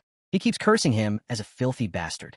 The old man keeps cursing the boy, saying he is beyond disgust. From above, seated within a glowing circle and looking down, he notices the boy doesn't react at all. Instead, the boy starts to cry, his voice trembling as he says he had been waiting all that time, alone in the darkness, believing that someday his father would come for him. In that endless dark, he held on to the hope that his father would come to save him. But now that very belief is being crushed, as the same person who gave him hope is now trying to kill him once again. Tears stream down his face as he weeps, saying that if his father had seen him again, he thought he would call him Shane and greet him with warmth. But he realizes now how wrong he was. The old man, shaken and disturbed by hearing the name Shane, a name he had buried deep in his heart, stares in disbelief and asks if the boy truly just said he is Shane. Alpha, clinging tightly to our boy, cries out that he doesn't care what happens to him and begs the old man to save Hansu. The old man, overwhelmed with guilt, apologizes and admits that he failed to recognize his own son as a father should. He explains that even if he hadn't embraced him before, he had always intended to protect him. He tells them not to worry as glowing yellow patterns begin to emerge from the circle, surrounding them in radiant light, and the boy's body starts shining with a golden hue. The Elysian circle of life now activated. Alpha, filled with confusion and fear, asks his father what he's doing. The old man, tears flowing down his face, replies that no parent would ever call their own child disgusting. He gently wipes Alpha's tears, apologizing from the depths of his heart, pulling his son into a tight embrace. He confesses that both he and Alpha's mother have always loved him so deeply that no words could ever describe it. His voice cracks as he tells him how much he misses him, calling him his beloved son. Alpha, trembling, wraps his arms around him and bursts into tears, crying like a child in his father's arms. At noon, inside a quiet tent, our boy lies resting. As he slowly opens his eyes, a wave of fatigue still lingers through his body. He sits up on the bed, clenches his fist, and feels a familiar pulse. His magic link has been safely restored. With a calm breath, he notes that there shouldn't be any problem moving around in this state.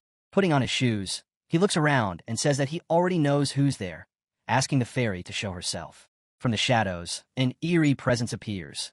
A large-horned fairy with a wicked smile, her snake-like aura slithering through the air. She says she was worried since he had been bedridden, but he seems to have recovered better than expected. Our boy narrows his eyes and replies that her concern is nothing but a joke. He accuses her lord of wanting him to suffer, then demands the reward he was promised, saying he has already subjugated all the calamities and now wants the skill called Dive Zero. The fairy's smirk widens as she mocks his confidence, saying he already knows exactly what he wants. She pulls out a strange crystal that glows faintly and tells him that since he worked so hard for their amusement, they'll grant him this reward as a treat.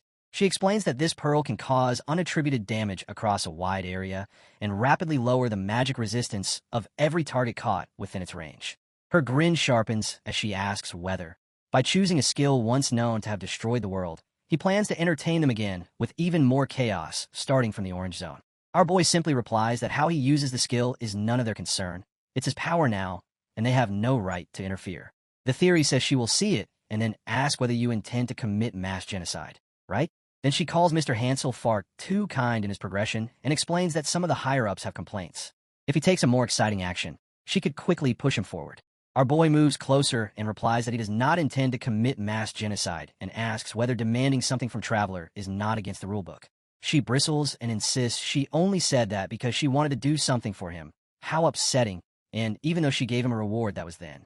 Our boy tells her to do as she wishes. She vanishes, leaving him thinking that the Dive Zero Pearl is indeed well-suited for mass genocide. Yet when used with precision, it becomes a skill specialized in killing enemies. In the Orange Zone, he cannot use tree magic power, and using the Vessel of the Dragon God without sufficient magic would risk fainting. However, with Dive Zero, everything changes.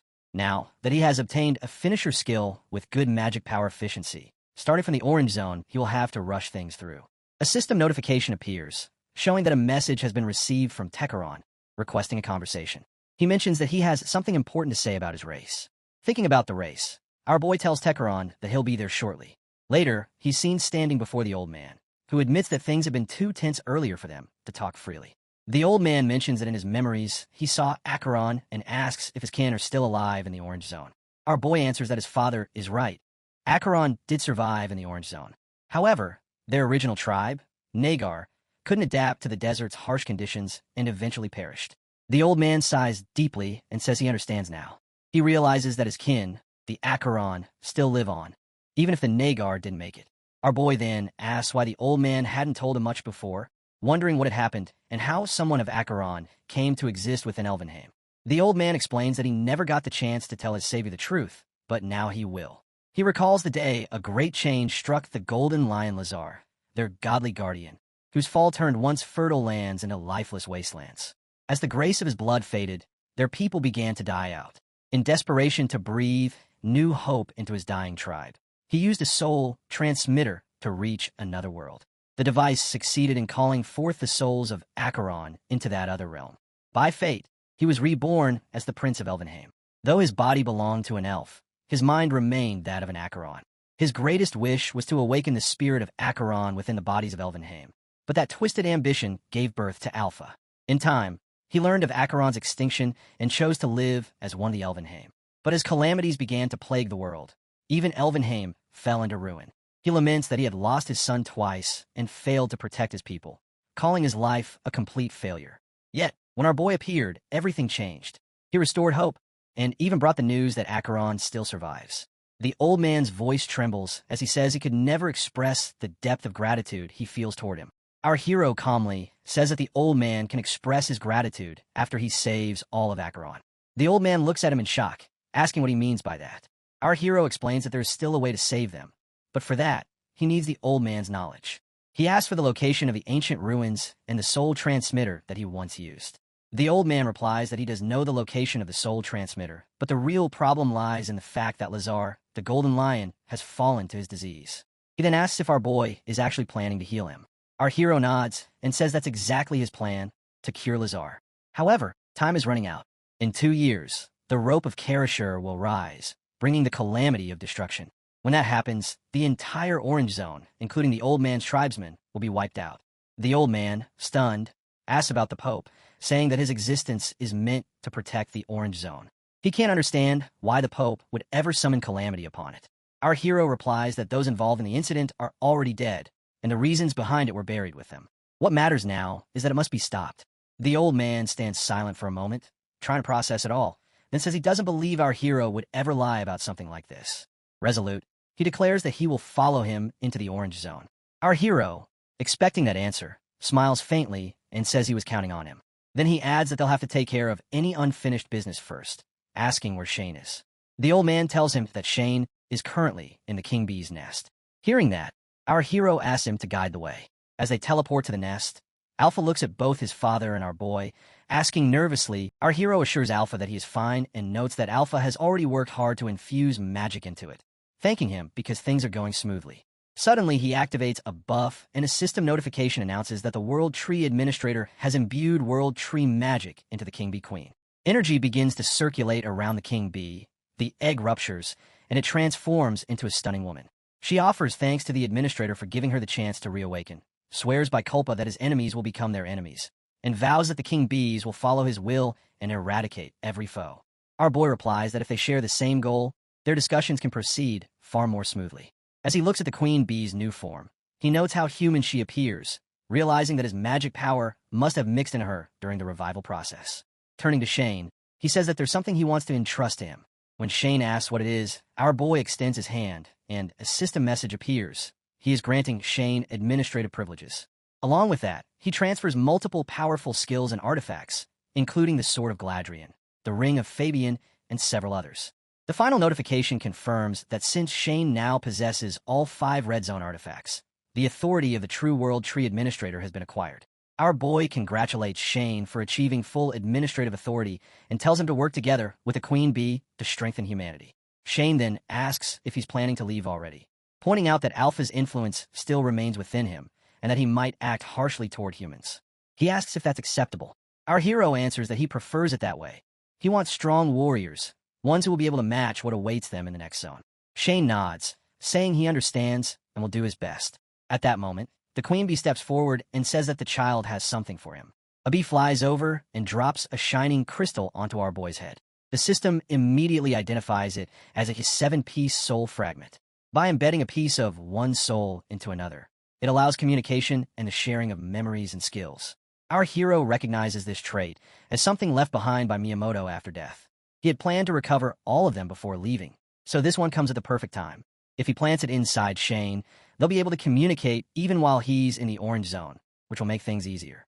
However, there's a complication. If he brings Takaron with him to the Orange Zone, he'll be breaking up a family reunion 500 years in the making. Thinking of the old man, our boy knows he deeply wishes to go himself. Though uncertain, he feels guilty towards Shane. Yet with the lake opening soon, if he wants to tell him the truth, now is the only time. Before he can speak, Shane notices his expression and asks if something's wrong. Our boy admits there's something he must tell him, aside from passing on the administrator rights. Shane looks confused and asks if, even with all the calamities gone, there's still something serious left to handle. Our hero nods and says that's right. He tells Shane that to end the calamity in the Orange Zone, he'll need his father's help and asks if it's all right to take him along. Shane pauses for a moment, then softly says that he understands. His father is going to the Orange Zone. Before he can continue, our boy reassures him that this parting won't last forever. If Shane takes this fragment, they'll be able to communicate even across different zones.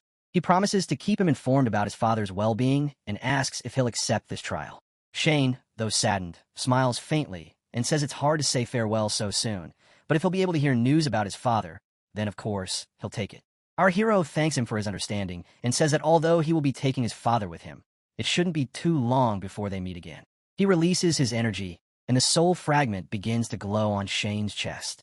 Shane calmly replies that it is fine, as he has already waited 500 years. Our hero then tells him that all preparations are now complete and asks him to send him to the lake, assuring him that he will not interfere between him and his son.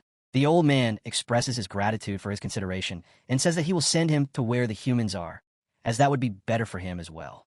As our hero starts to fade away, he agrees, and in the next moment, he is seen teleporting back to his tent. He summons a carrier pigeon and sends a message to his companions, asking them and the other players to gather in front of the camp by 6, as he needs to speak with them.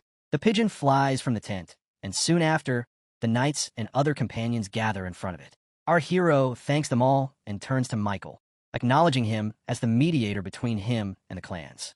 He adds that if it weren't for Michael, many more travelers in the Red Zone would have perished, and asks him to continue supporting mankind and the Red Zone as a helper.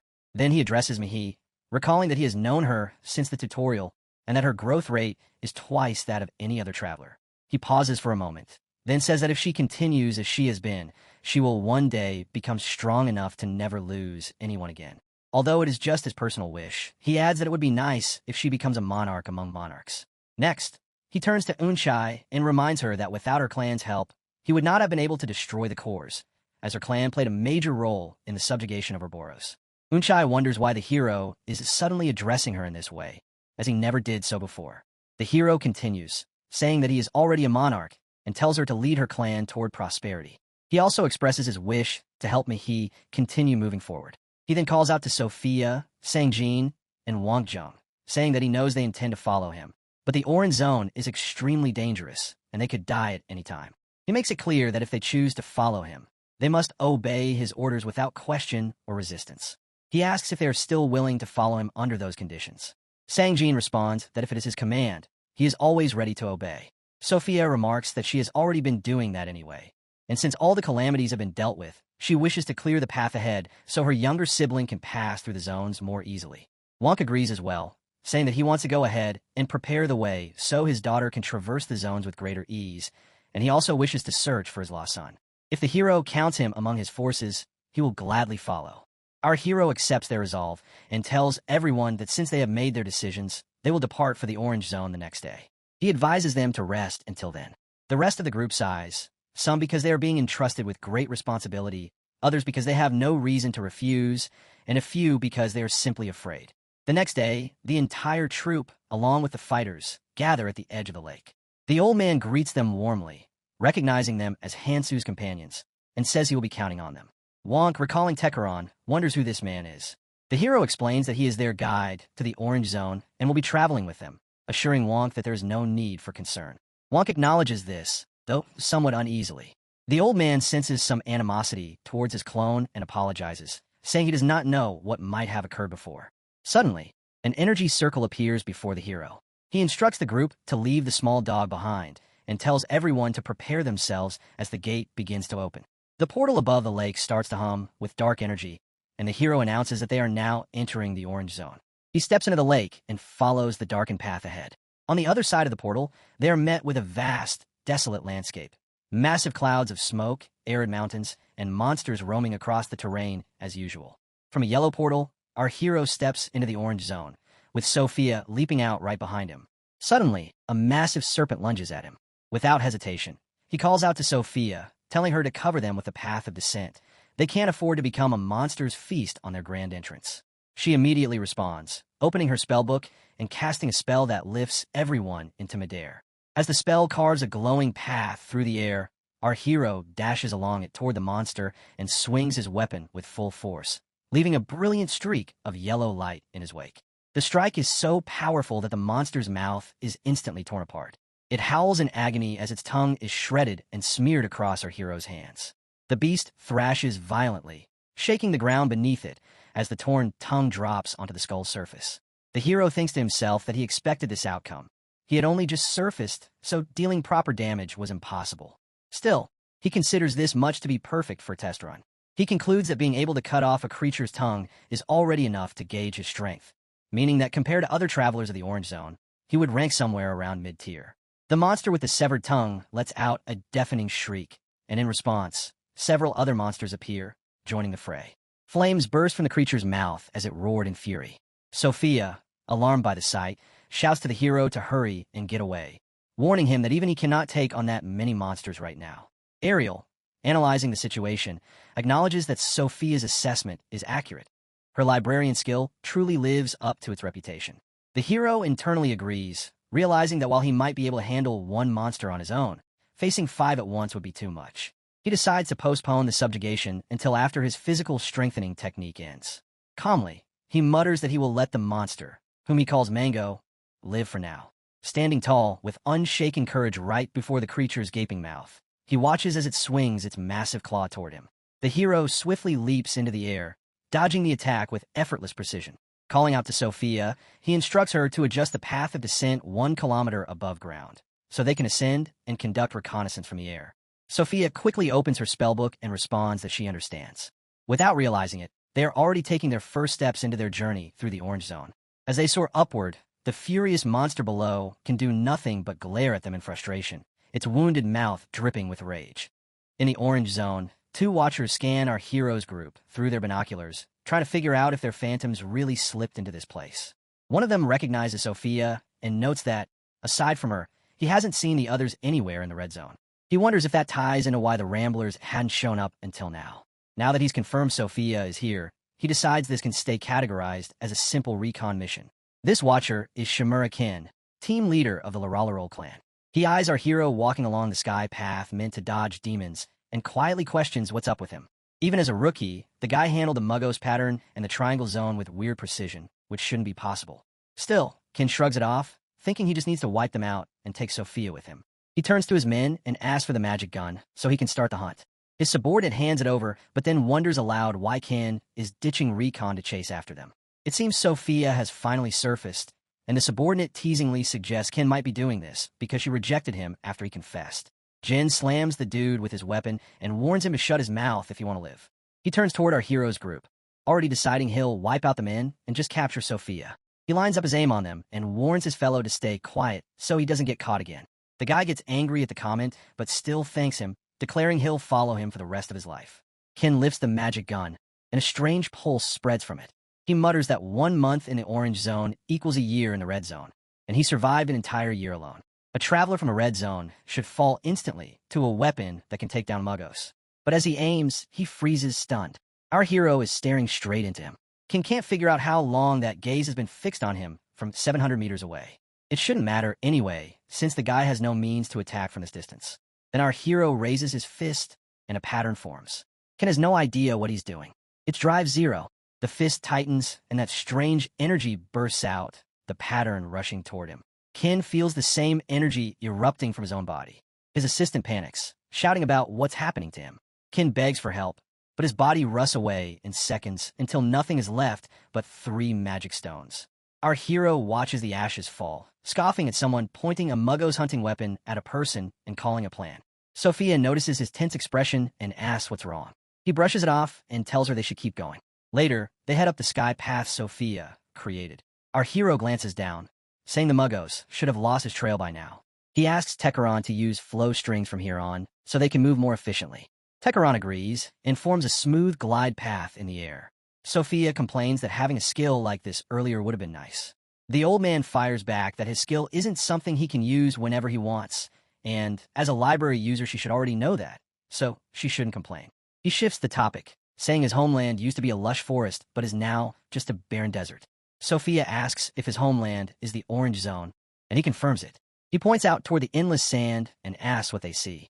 They all answer that it's just a desert, but he tells them that outsiders only see the surface and that there's far more beneath it. He turns to our hero and says that now they've reached his homeland, he wants to show him Lazar. He asks if raising their altitude by 10 kilometers is fine. Our hero says it'll help him get a sense of their position. The magic circle lifts them high, freezing them in place so they don't slip off. The old man finally reveals it. This is his homeland. This is the land of Lazar. From above, they see the desert, except it isn't a desert at all. It's a living creature. Sophia is stunned, realizing the horizon they saw earlier was just its tail.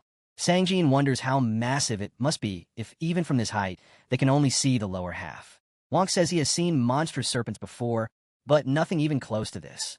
The old man sighs, saying comparing it to Ouroboros would be insulting. He explains that Lazar, the golden lion, was the holy beast ruling this island. Its form stretches across the land, bright mana crackling all over its enormous body. It drank the molten sea of herring sun and forged its own body from it.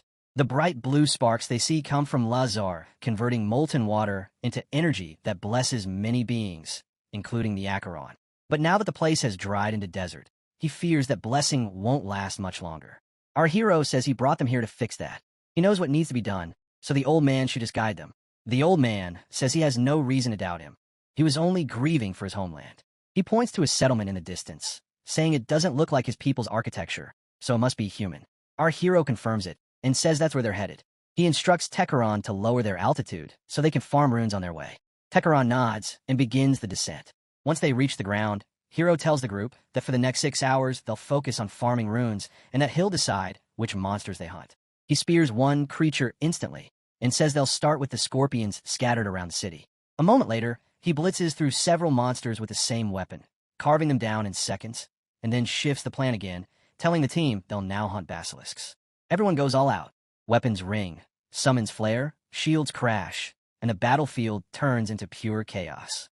One lizard monster gets its head crushed by a sudden blow, Wonk's sword strike, saving Sangjin at the last possible moment. Our hero praises Wonk's effort and says that after these 6 hours, they've collected enough runes to buy a full set of gear once they reach the city. He decides they'll rest for the day and leave tomorrow. The team collapses in exhaustion, and when he notices all their stares, he asks why they're looking at him like that and tells them to speak up if something's on their mind. Tekaron says it's only natural to be shocked when Hero mentions resting since he expected him to keep pushing nonstop. Hero answers that proper fighting depends on eating and sleeping well, and he's not foolish enough to push the group past their limits unless something unexpected happens. The old man laughs and agrees, saying the steady approach always wins out. He adds that his people pass down a special recipe, and basilisk meat has its own charm. If no one objects, he'll handle dinner. Our hero welcomes the offer and says he can always rely on him. Meanwhile, the rest of the team is sprawled across the ground like workers dead tired after a long shift. The scene shifts to the base of Onvain's clan of the Cross, a fortress-like place surrounded by solid walls on all sides. This place is called Tranus. Our hero and Sophia stand in front of the entrance. Sophia raises her voice, declaring that they should know who she is, the Phantom of the Red Zone. Sophia has come. Open the gate. The guards on top look at each other, asking if she really is Sophia. One of them questions why a phantom from the Red Zone would even come here. The guard calls down, telling them to wait a moment, saying they have their own situation and can't open the gate right now. They will report it to the clan leader and let them know his decision, so for now, they should stay put. Sophia is stunned that they're not giving her any importance. Our hero finds it strange. The helpers who were supposed to aid them are instead stationed here, guarding their base. Normally, they would step in to stop Mago traveler hunts, yet the ones waiting for them were clan members who enjoyed hunting travelers. According to his memories from his past life, this clan shouldn't even exist yet, but they have already formed and even tried to hunt them. It seems his reincarnation shifted the timeline forward. He knows corruption has spread, but he needs to confirm how far. Our hero leaps up the wall in seconds, but before he reaches the top, someone else lands with a loud crash. A pink-haired girl stands there, saying, "Well, look who it is. Isn't that Sophia?" This girl is Envy Aaron. Sophia is shocked to see Aaron. She remembers her as the Punisher of Eries and the comrade who fought by her side for 50 years in the past. Now Aaron stands as the leader of the Klaus clan of Rangers and the ruler of the Helper City, Tarnas. Arvin happily asks Sophia that it has been so long and wonders about her younger brother, asking if she met him. Sophia blushes and holds her hand, saying not yet. She handled the Red Zone calamities first, so he would have an easier path coming up. Arvin is stunned and asks what she means, questioning if she actually killed them, and if that was even possible. Sophia says it is a long story and not something to explain right now, then asks why Arvin seems so tense and if something happened. Arvin sighs and says Sophia does not know the situation. To put it simply, there is a man called the Coffin Emperor who created the Leto plan. The issue is that he has been gathering scums, rapists, murderers, anyone who broke city laws, and sending them to attack their city nonstop. Their forces grew so massive in just 1 year that all they can do now is defend. Arvin says they should have upheld the rules Eries left behind and apologizes that Sophia came from the Red Zone, yet they as a helper clan could not even offer proper support. Our hero already expected this, thinking it explains why they were attacked earlier. If security is unstable, moving together would be risky. He plans to have his team stay here and train while he and the old Tekaron head toward the temple. Arvin says she is still glad they made it here, because a whole group of travelers from the Red Zone arriving right now would have been a disaster. Sophia then says it is all thanks to Kong Han Su, who handled the calamities alone and made everything manageable. Everyone looks at our hero in shock. Arvin studies him and says she sensed an unusual aura, but finds him more impressive than she expected, then suggests a spar. Our hero says he just arrived from the Red Zone yesterday and would not be a worthy opponent. Arvin says she assumed he would be a battle junkie since he took down all the calamities, but maybe not. Our hero says he is not the type who enjoys fighting and knows he would lose anyway. He then asks about the dungeon inside the town. Arvin says she is not sure how he knew about that, but it is rarely used since only a few locusts come out occasionally. Arvin adds that since he is in the Odin Zone, it is safe to farm freely, so he should use it as he wishes. Our hero understands and thanks her for granting access so quickly. Arvin says it is nothing and that if he is Sophia's companion, then he is a comrade as well. She tells him to let her know if he needs anything.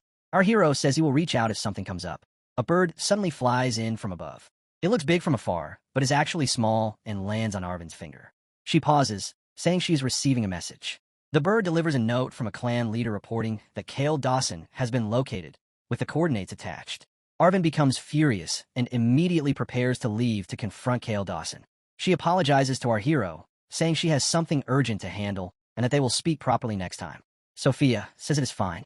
Arvin leaps away and orders the guards to open the gates for them and guide them to their quarters. She says they are her guests and must be treated with respect. The guard welcomes Lady Sophia and her companions to Tarnas, saying they are honored to have them and hoping for good relations. The iron gates rise, and our hero steps into the city's commercial district. A local instructor excitedly spots Sophia and says a phantom coming all the way up here is unbelievable. She says they never got to speak in the Red Zone and that it is an honor to meet her. Sophia simply brushes her off. Our hero asks if their lodging is near the center temple. The girl confirms it and says she is surprised he already knew. Our hero says that is good and mentions that since they are already in the marketplace, he wants to buy new gear. He asks if she can guide them or at least provide a map. She pulls something from her pocket, revealing an advanced map, and hands it to him. Our hero thanks her. She politely wishes them a pleasant shopping trip and hopes to meet again. Our hero replies that if fate allows, they will cross paths once more. He turns to his team and says that for now, they should get equipped and meet by the abandoned dungeon at around 5 in the evening. The team heads off to shop and carry out the plan. The instructor and Sophia go shopping together. Sanjin heads off to look for new swords. Wong tries to find something with more mana-induced power. But in the most classic fashion, our hero steps into an artifact shop. He picks up a brooch that helps him fly walk, an artifact that grants flight by channeling mana into his soul. He also buys a storm lace, a lightweight cloak that protects against sandstorms. That still isn't enough for him, so he adds a shield and a pair of rune gloves to his haul. These gloves help with mana flow control. Fully geared, our hero smiles and says that it is clean and good enough. As he walks out radiating a farming aura, the old Tekaron is impressed and says he never saw anything like this in the Red Zone, wondering if humans really buy and sell such things.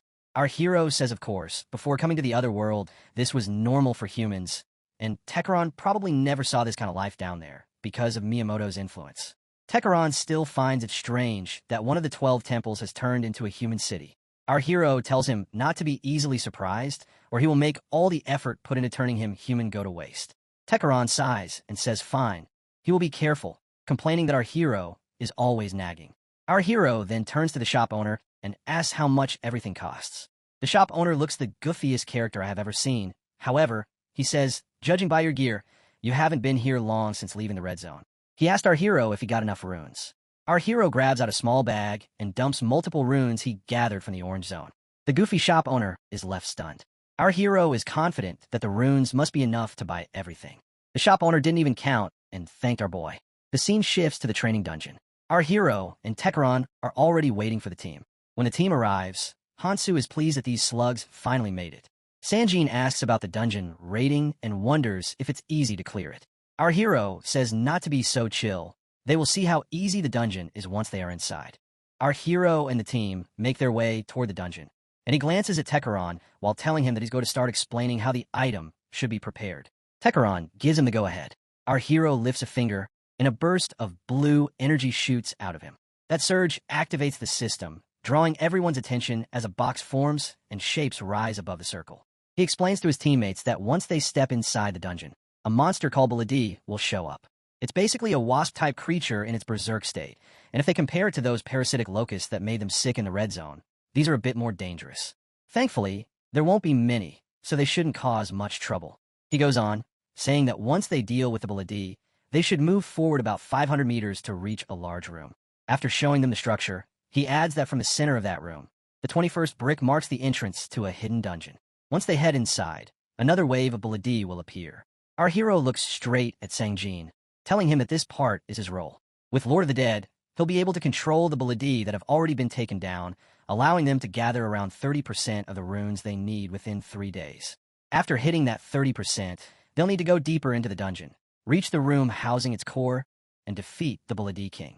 Taking down the king will give them ownership of the dungeon, letting them control the Baladi population, so farming becomes a lot easier. He warns them that without an insect-killing skill, it's nearly impossible to bring down the king before gathering that first 30%, so they shouldn't touch the Baladi King until that condition is met. With everything explained, he tells them he'll send the next part of the plan at the right time using a carrier pigeon, and until then, they can simply focus on farming runes. But he looks at our boy and asks if he isn't planning to go in with them. Sangjin glances back and says it's Hanzo, and he's sure something urgent came up. Our hero agrees and tells them he won't be entering with the group because, just like Sangjin said, he has something he needs to take care of. He mentions that if they take the strong rations, things should become much easier, though he makes it clear it's not for free. He hands him a bag filled with runes. Sangjin notes that it's a pretty clean deal, and our hero confirms it, saying he won't make them work without compensation. While they farm the runes he needs, he'll provide information along with the selfish food bag. Wonk asks if he isn't sticking to the rules a little too strictly, pointing out that after what he did in the red zone, it shouldn't be an issue even if the group didn't get anything back. Our hero explains that doing things by the book is important, especially as they grow. Without rules, any kind of communication would fall apart. He adds that Wonk's rune count is close to 0 anyway, so it would be better for him to farm at least a little before leaving. Our hero then tosses the bag towards Sangjin and mentions that they've seen the guns the guards carry. As long as magic guns exist, half-hearted farming won't be useful. He can gather whatever runes he needs in battle, and he won't require many for now. Sangjin catches the bag and promises to gather enough runes to even surprise him, telling him to keep his expectations high. Our hero accepts that and says he'll be waiting. They tell everyone they'll see them later and wish them good luck before he sits on Tekaron's magic circle and lifts off. While they're in the air, Tekaron points out that the nearest bone temple sits out east and asks if they should head that way. Our hero says it doesn't matter. Tekaron explains they'll need 2 popes to get the physical reinforcement technique and adds that since the place is tiny, there's a real chance it won't have a pope at all, which would make the whole trip useless. Our hero says he already knows and reminds him they don't actually need 2, since Tekaron himself used to be a pope. Finding just 1 should be more than enough. Tekaron appreciates the vote of confidence, but admits that 500 years have passed, and he isn't sure his kin would still welcome him as a pope. Our boy tells him not to stress it, reminding him that even in the abyss, his tribesmen remembered him and kept their faith alive. That idea hits Tekaron harder than he expected, making him realize age has dumped a lot of pointless worries on him. Our hero tells him he gets it, since he spent 60 years in another world himself, and overthinking only turns into poison. He tells Tekaron to keep his eyes on the goals right in front of them. Acheron looks down and admits that what our hero said hits hard, and brooding alone won't fix anything, so he'll focus on helping however he can. Our hero tells him he'll be counting on him. While they fly, he thinks about how the closest sanctuary tied to the close clan of dangers should be the Luro clan's base. Their leader climbed the ranks terrifyingly fast thanks to the physical reinforcement technique. But the part that never made sense to him is why a Pope of Acheron approached that guy in the first place. No one ever had an answer, so even the tiniest clue would help. Right then, he glances down and freezes at the scene below. A young girl is sprinting for her life while a man barrels after her. She's clutching a necklace and running like her breath depends on it, because it does. Her foot slips, she crashes into the ground, and the green pendant in her hand glows faintly. She cries out for her mom and dad. We learn they gave her that jewel moments before assassins ambushed her father and killed him. Her mother shoved the pendant into her hands and told her to run. Now she's on the ground sobbing that she should have stayed with them. Unaware, both her parents are lying dead behind her. The killer finally catches up. His face looks like some hulking beast's twisted nightmare. He taunts her, asking if she wants to see her parents again.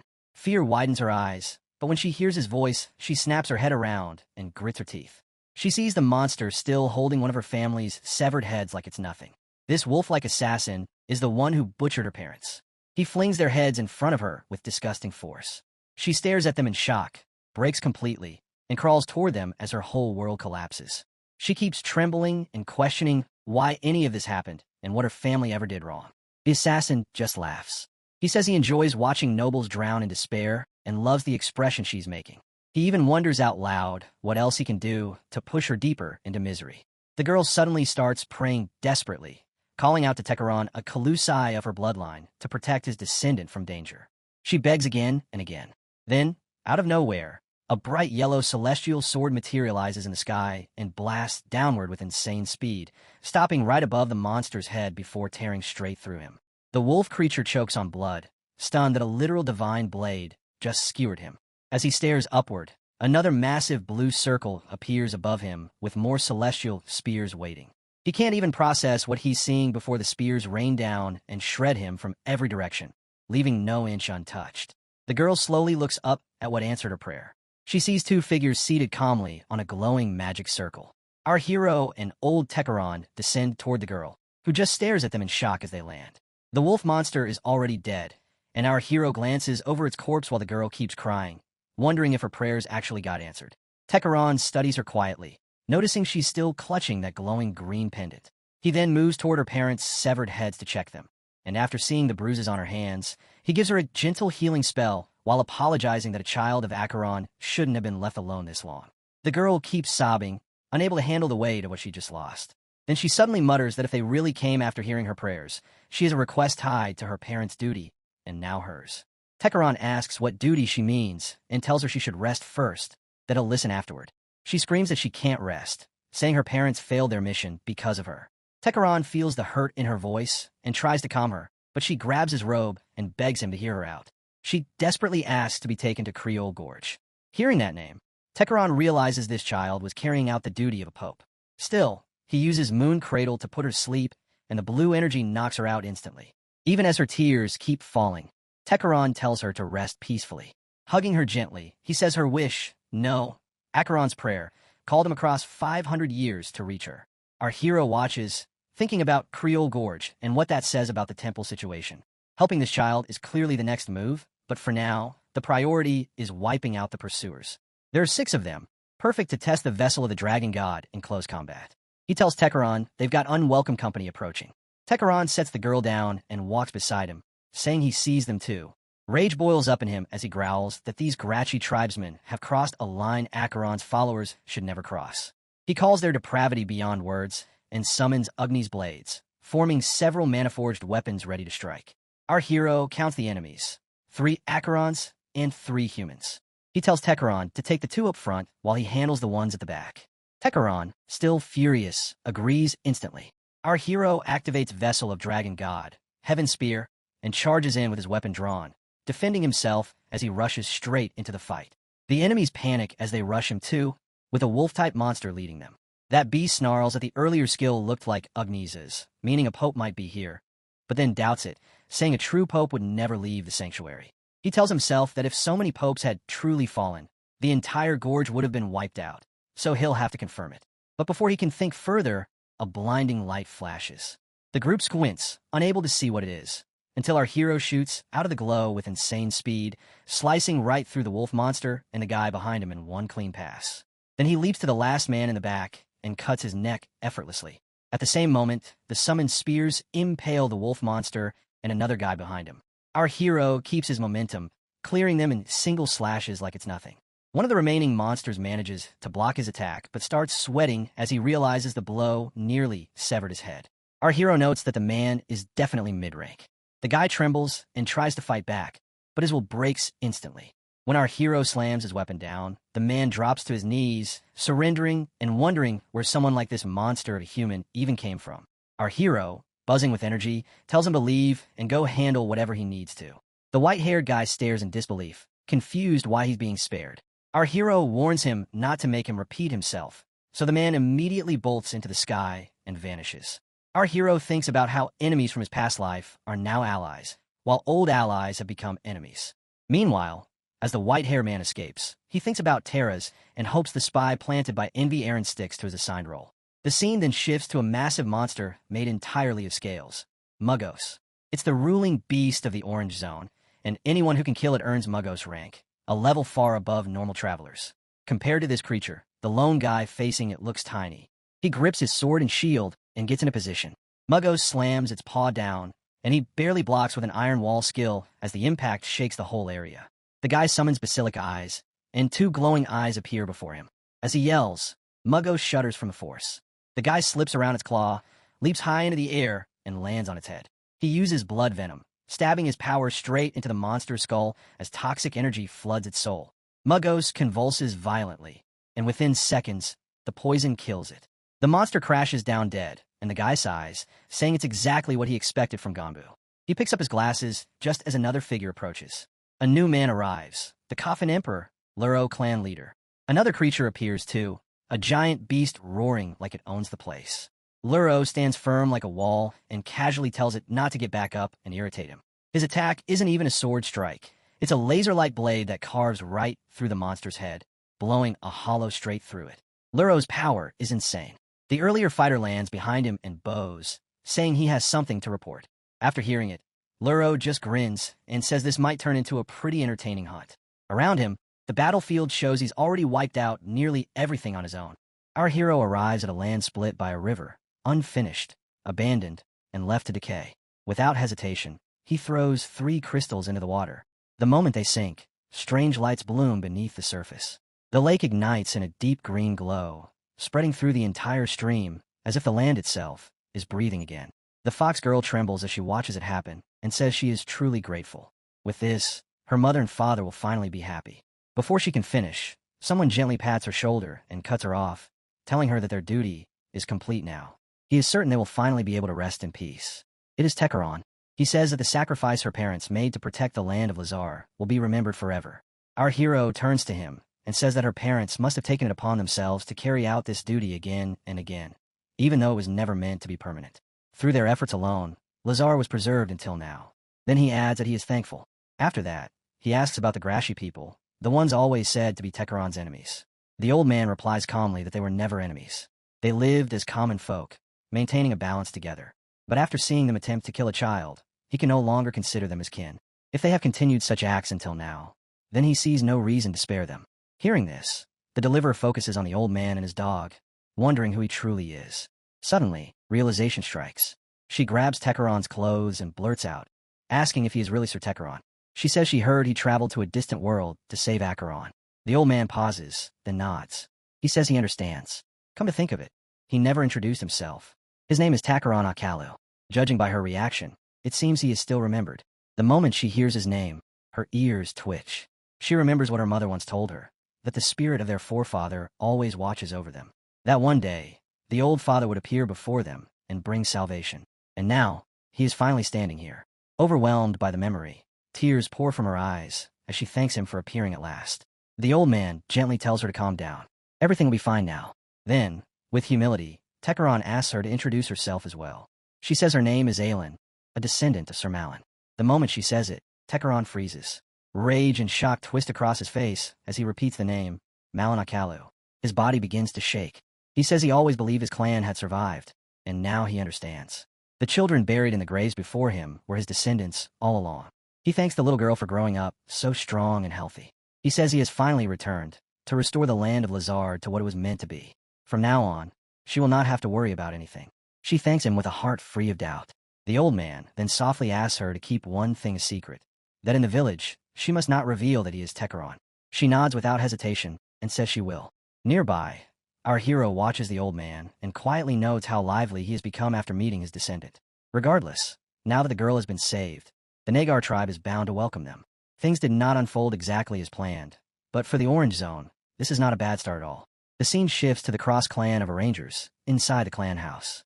3 figures sit together, papers spread out before them, questioning why so few people showed up for the meeting. One of them remarks that most are out conducting reconnaissance, all because of the Laralarol clan.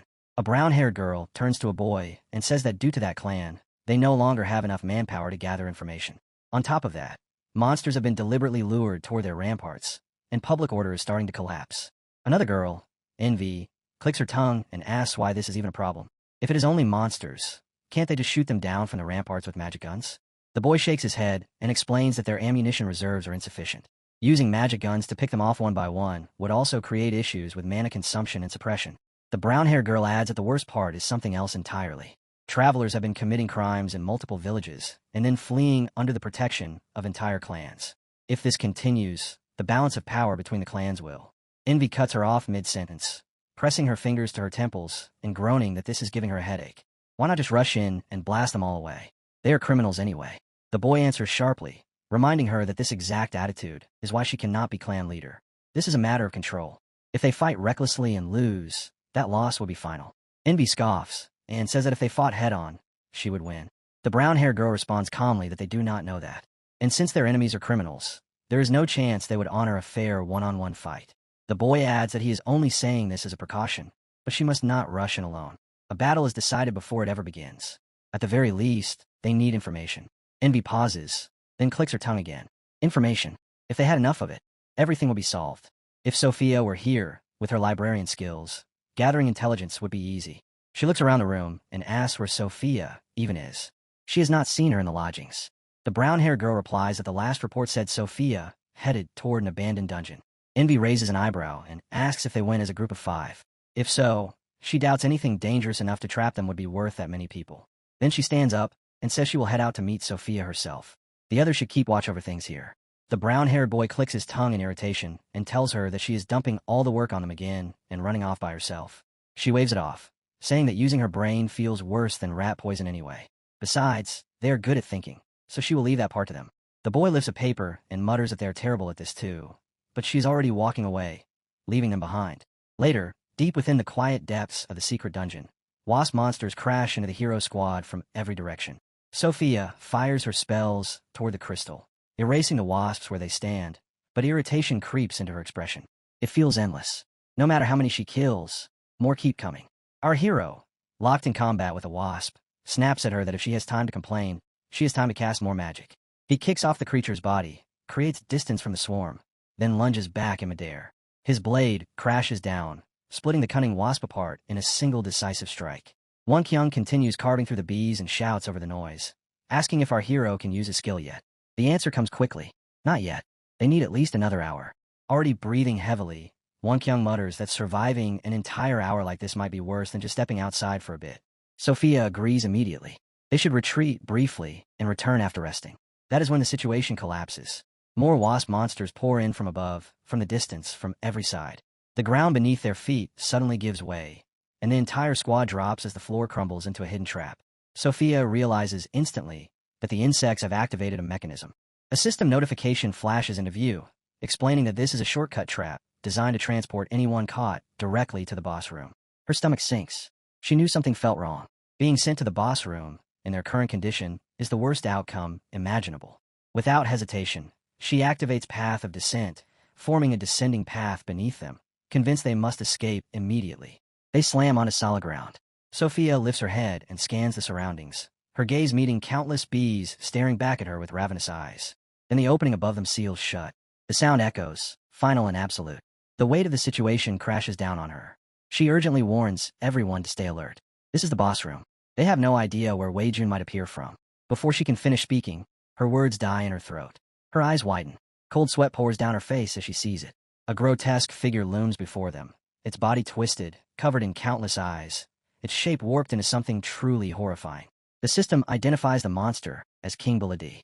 It explains that this aberrant boss, born from the cannibalism of the Buladi, possesses no magic resistance. It also warns that the neurotoxin secreted from its appendix is capable of causing fatal damage. Now the hero squad hangs above the terrifying creature. It does not hesitate. Without restraint, multiple phase-like extensions burst from its body, stretching toward our boy like serpents, their gaping mouths opening as they strike.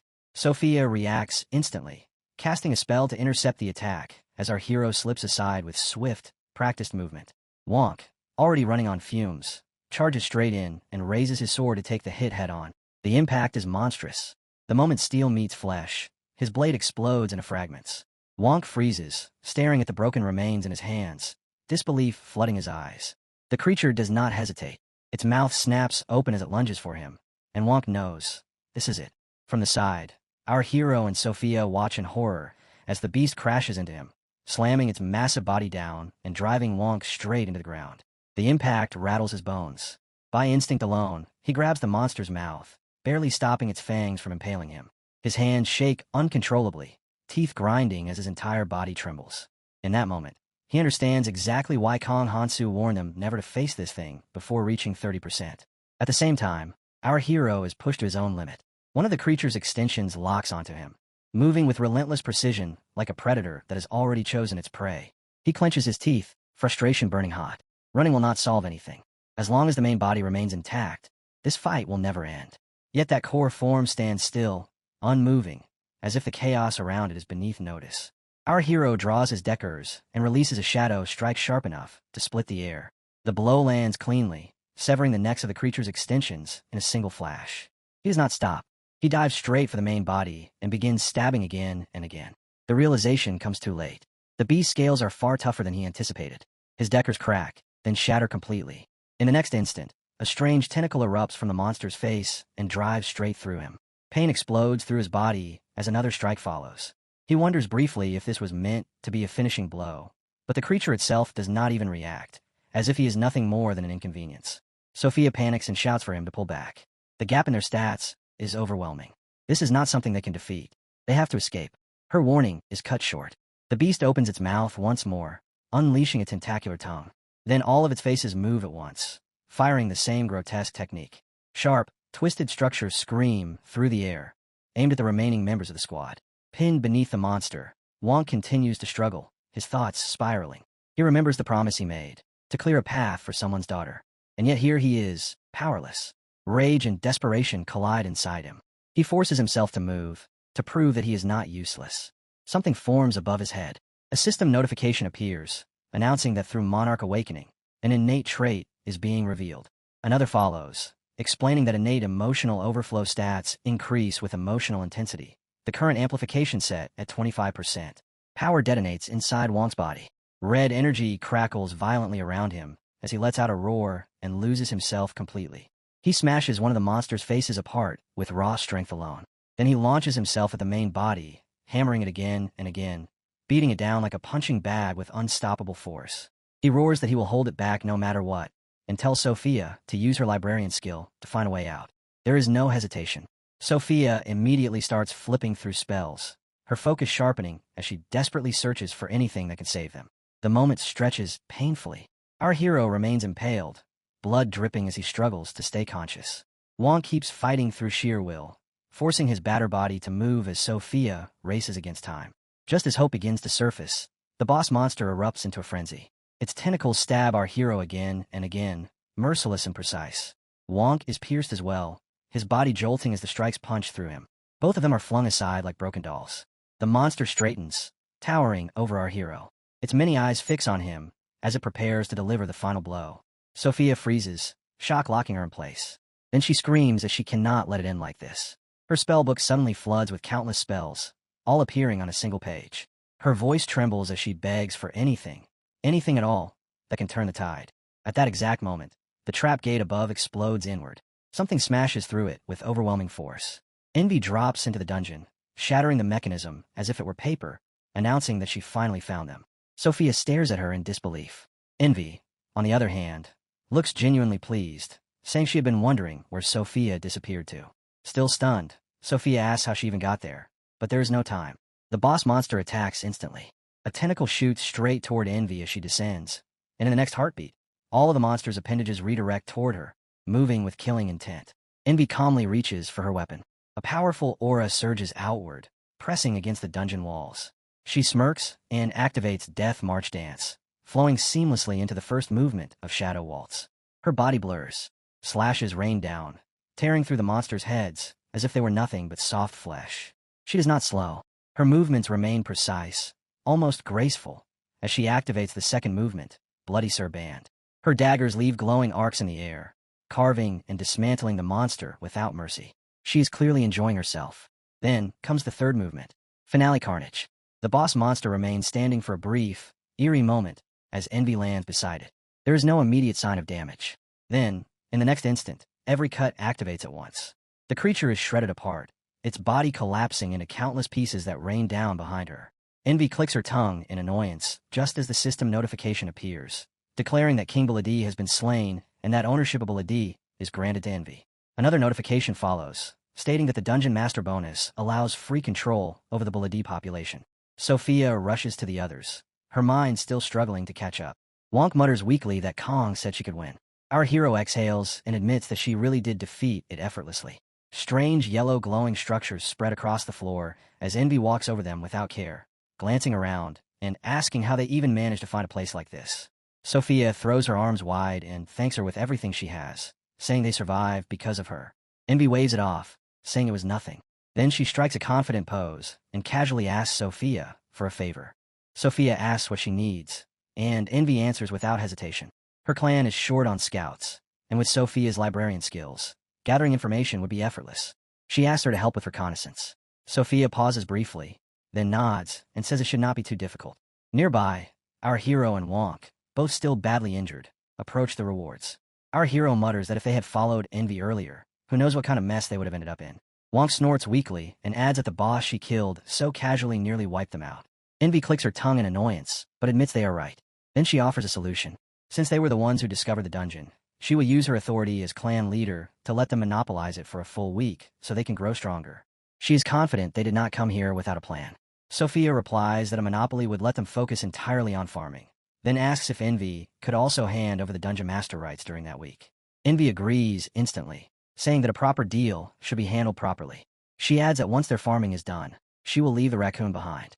Sophia's face brightens, and she agrees without a second thought. The next day, they exit the dungeon and emerge into a barren, deserted land. Hovering above the summoning circle, our hero looks down at the empty surroundings, confusion crossing his face. There is nothing here. No movement, no life. Then realization strikes him. This place must be Aylin's village. Aylin village feels eerily quiet, wrapped in an unnatural stillness. There is no livestock, no sign of daily life. Some might even think the population is far too small for a village of this size. The people who remain are hurriedly preparing to leave, tying their belongings onto animals and carts. The people of Acheron are known for their deep attachment to their homeland, yet the situation has clearly grown desperate enough to force them to abandon it. From above, Aylin points down and says this is her home. She gestures toward a house that looks no different from any other in the village, plain and unremarkable. Inside, a woman speaks urgently to an old man, telling him that they must leave as well. All of the village warriors have been wiped out, and staying any longer will only invite disaster. The old man answers bitterly. After sending his children, even his grandchildren, to their deaths, where is he supposed to go now? He says he could never bring himself to leave this village. At that moment, the door swings open. Aylin runs inside with a bright smile and throws herself into her grandfather's arms, clinging to him tightly. The old man freezes, then breaks down completely. Tears stream down his face as he cries out in relief, saying he waited so long without any news and truly believed he had lost her too. Still brimming with excitement, Aylin points toward our boy and Techeron, explaining that the two of them saved her. The old man recoils in shock, questioning how humans could possibly have done such a thing. Aylin shakes her head quickly, reassuring him not to worry. She insists, with absolute confidence, that they are good humans. Despite her reassurance, the grandfather still struggles to accept it. Even so, he bows his head and thanks them for saving his granddaughter, saying he would like to prepare a feast in their honor, though he admits that their current situation makes such hospitality difficult. Our hero answers calmly that he did not come for a feast. He says he already understands the village's circumstances, but he has urgent matters of his own and would rather get straight to the point. He states that he wishes to speak about physical reinforcement techniques and asks for a portion of the old man's time. The old man stiffens in surprise. He asks how a human could possibly know about their secret technique. He then explains that if a discussion concerns that matter, it must be brought before an elder. Our hero accepts this immediately and asks to be taken to the elder without delay, adding that an evaluation will be necessary. The old man begins to sweat lightly. Before that, he says he wants to send Aelin away with the refugees and asks them to wait until he returns. Tekaron steps forward and tells him not to worry. If the concern is leaving his granddaughter behind, then he will stay with her. He reminds the old man that they escorted her safely here and assures him that he can be trusted to watch over her. Aelin shakes her head and tells her grandfather not to worry about her. She urges him to go, saying she believes in his strength. She adds that Tekaron's strength is no joke either, something she saw with her own eyes. The old man freezes for a moment at her words. As he thinks about it, he tells himself that no matter how strong Tekaron may be, there is no way he could rival Gardet Baron, the third seed of the Great Sanctuary Guard. He looks back at his granddaughter and realizes she has truly grown up. He understands that her firm words are meant to reassure him and ease his worries. With a gentle sigh, he pats her head and tells her that he understands. He says he will return soon and asks her to wait for him. She nods obediently and calls him Grandpa. Turning back, the old man tells them to follow him. Our hero does so without a word. They move toward a secluded area of the village, yet even there, not a single person can be seen. Eventually, they enter a house. Inside, our hero takes a seat, facing an old granny waiting for them. The old granny looks at him sharply and says that he claims to seek the physical reinforcement technique, yet humans have been attacking and kidnapping their people. Under such circumstances, she says, trust is impossible. A Jew answers without hesitation. He explains that their tribesmen are being kidnapped by a human faction under the control of the Coffin Emperor. He declares that his goal is to take the Coffin Emperor down. Once that is done, he assures her they will no longer suffer attacks from humans. The old granny falls silent, weighing his words. At last, she concludes that if he truly intends to defeat the Coffin Emperor, then he will indeed require the physical reinforcement technique. She then says that with her recommendation, entering the great sanctuary of the Main will not be difficult at all. She fixes him with a sharp stare and says there is one thing she must ask first. Why is he so fixated on the physical reinforcement technique? Our hero answers without wavering. The Coffin Emperor has already obtained the physical reinforcement technique from the Grashi tribe. To fight someone who possesses that power, he needs the same foundation. In exchange for granting it, the Coffin Emperor formed an alliance with the Grashi tribe. Whatever personal reasons the Coffin Emperor may have, that is a matter among humans. Regardless of that, removing him will ultimately benefit their tribe as well. She studies his eyes in silence, searching for any trace of deceit. After a moment, she says she sees no lies there. She understands. She will request an audience. Just then, a thunderous sound erupts nearby. The shock freezes everyone in place. It is a sound that feels disturbingly familiar. The old grandpa turns to the elder and asks what it could be. She shakes her head and says she does not know, suggesting they step outside first. The moment they emerge, they see spear-like structures suspended in the sky above the village. The old woman mutters that they resemble a Pope agnostic and wonders whose numbers those could be. Then the spears fall. Where they strike, chaos blooms. People are cut down where they stand. Homes are torn apart. Trees erupt into flames as screams spread through the village. Our hero moves instantly, sprinting toward the destruction and leaving the elders behind. Everything is happening earlier than expected. He knew his reincarnation would disrupt the flow of events, but at this pace, his plans will need immediate adjustment. Since arriving here, the average ruin acquisition rate has already climbed to 20%. A system notification flashes before his eyes, displaying his current strength. He clicks his tongue as he realizes how low his physical and material resistance still are. Fighting properly like this is impossible. If he wants to bring all of them down, he will have to push himself far beyond his current limits. The scene shifts back 30 minutes earlier. The old granny walks ahead, with Aelin and Tekaron following behind her. She explains that the holy tree, Ragnus, lies in that direction. Aelin looks up at her grandfather and asks if he truly wanted to see the tree that badly. Tekaron answers with quiet awe. Ragnus has lived for 3,000 years. Of course he wanted to see it. They stop beneath the towering tree, its massive presence casting a long shadow over them. Tekaron's eyes tremble as he admits that he believed everything had changed, yet Ragnus remains exactly as it always was. Aelin tilts her head and wonders if the tree was already there when her grandfather was young, since it existed even before she was born. The old man nods. It was there during his youth as well. He recalls playing around it as a child and remembers how it once bore delicious blue fruits. He gently pats her head as she gazes up at the ancient trunk. Aelin says she wants to use Ragnas as her blueprint. One day, she would like to try eating its fruit herself. Then she adds that she hopes she will be able to see those fruits again once Lord Lazar is cured. The old man answers softly that she will be able to see them as much as she wants. He adds that he hopes the day comes soon. The girl nods calmly, saying she hopes so too. Without warning, the ground trembles. The holy tree shudders violently as flaming arrows rain down from above. The old man's expression changes instantly. He shouts for Aelin to get down and slams his staff into the ground, deploying a magic circle that spreads out to shield them and suppress the flames. More arrows fall, again and again. No matter how desperately he reinforces the barrier, it is not enough. Fire creeps across the ancient bark. Ragnas ignites. The old man stares at the burning tree in disbelief. Then rage floods his eyes as realization hits him. The damn Grashi and humans. They have arrived. The attackers finally step into view. One man, sharp weapons embedded directly into his hands, throws his head back and laughs madly. He orders his subordinates to grab anyone they can, kill those who resist, and prioritize the refugees above all else. His name is Weijun. The others howl with excitement, boasting of their Mugos rank, urging Weijun to wipe the place clean. The village turns into hell. Though many residents had already escaped, those who remained are beaten down mercilessly. Some are cut apart on the spot. Others are dragged away alive. Screams echo as homes burn and bodies fall. At the end of it all, only 3 remain standing. Tekaron, the old granny, Aelin. They are surrounded. One of the attackers steps forward, dagger glinting in the firelight. He sneers at Tekaron and orders him to hand over the 2 civilians. If he wants to avoid injury, he should not try anything clever. A shield hums around Tekaron as fury boils over. He curses them openly, demanding to know how they dare behave this way and whether they even understand where they are standing. His staff rises. Agni's stings erupt from its tip. The blazing projectiles tear through the attackers, as if their bodies offer no resistance at all. One after another, they are pierced clean through. The surrounding men recoil in shock, eyes wide as they scramble backward. What kind of power is that? Someone shouts that it feels like a Pope-level skill. Another demands to know how an old man who is not even from Acheron could wield such power. The old man's composure is gone. His voice shakes with wrath as he declares that none of them will leave this place alive. They will pay for every sin they committed against this village. A heavy presence descends. A figure lands in front of them with crushing force. Weijun steps forward, irritation etched across his face. He tells the old man to shut up. He says he will kill him right here. Tekaron's eyes narrow instantly. This one is different. A Mugos rank opponent, not some disposable thug. Without hesitation, he points his staff forward and releases every Agni sting at once. Weijun calmly tears off his shirt. He lowers his stance. Then he vanishes.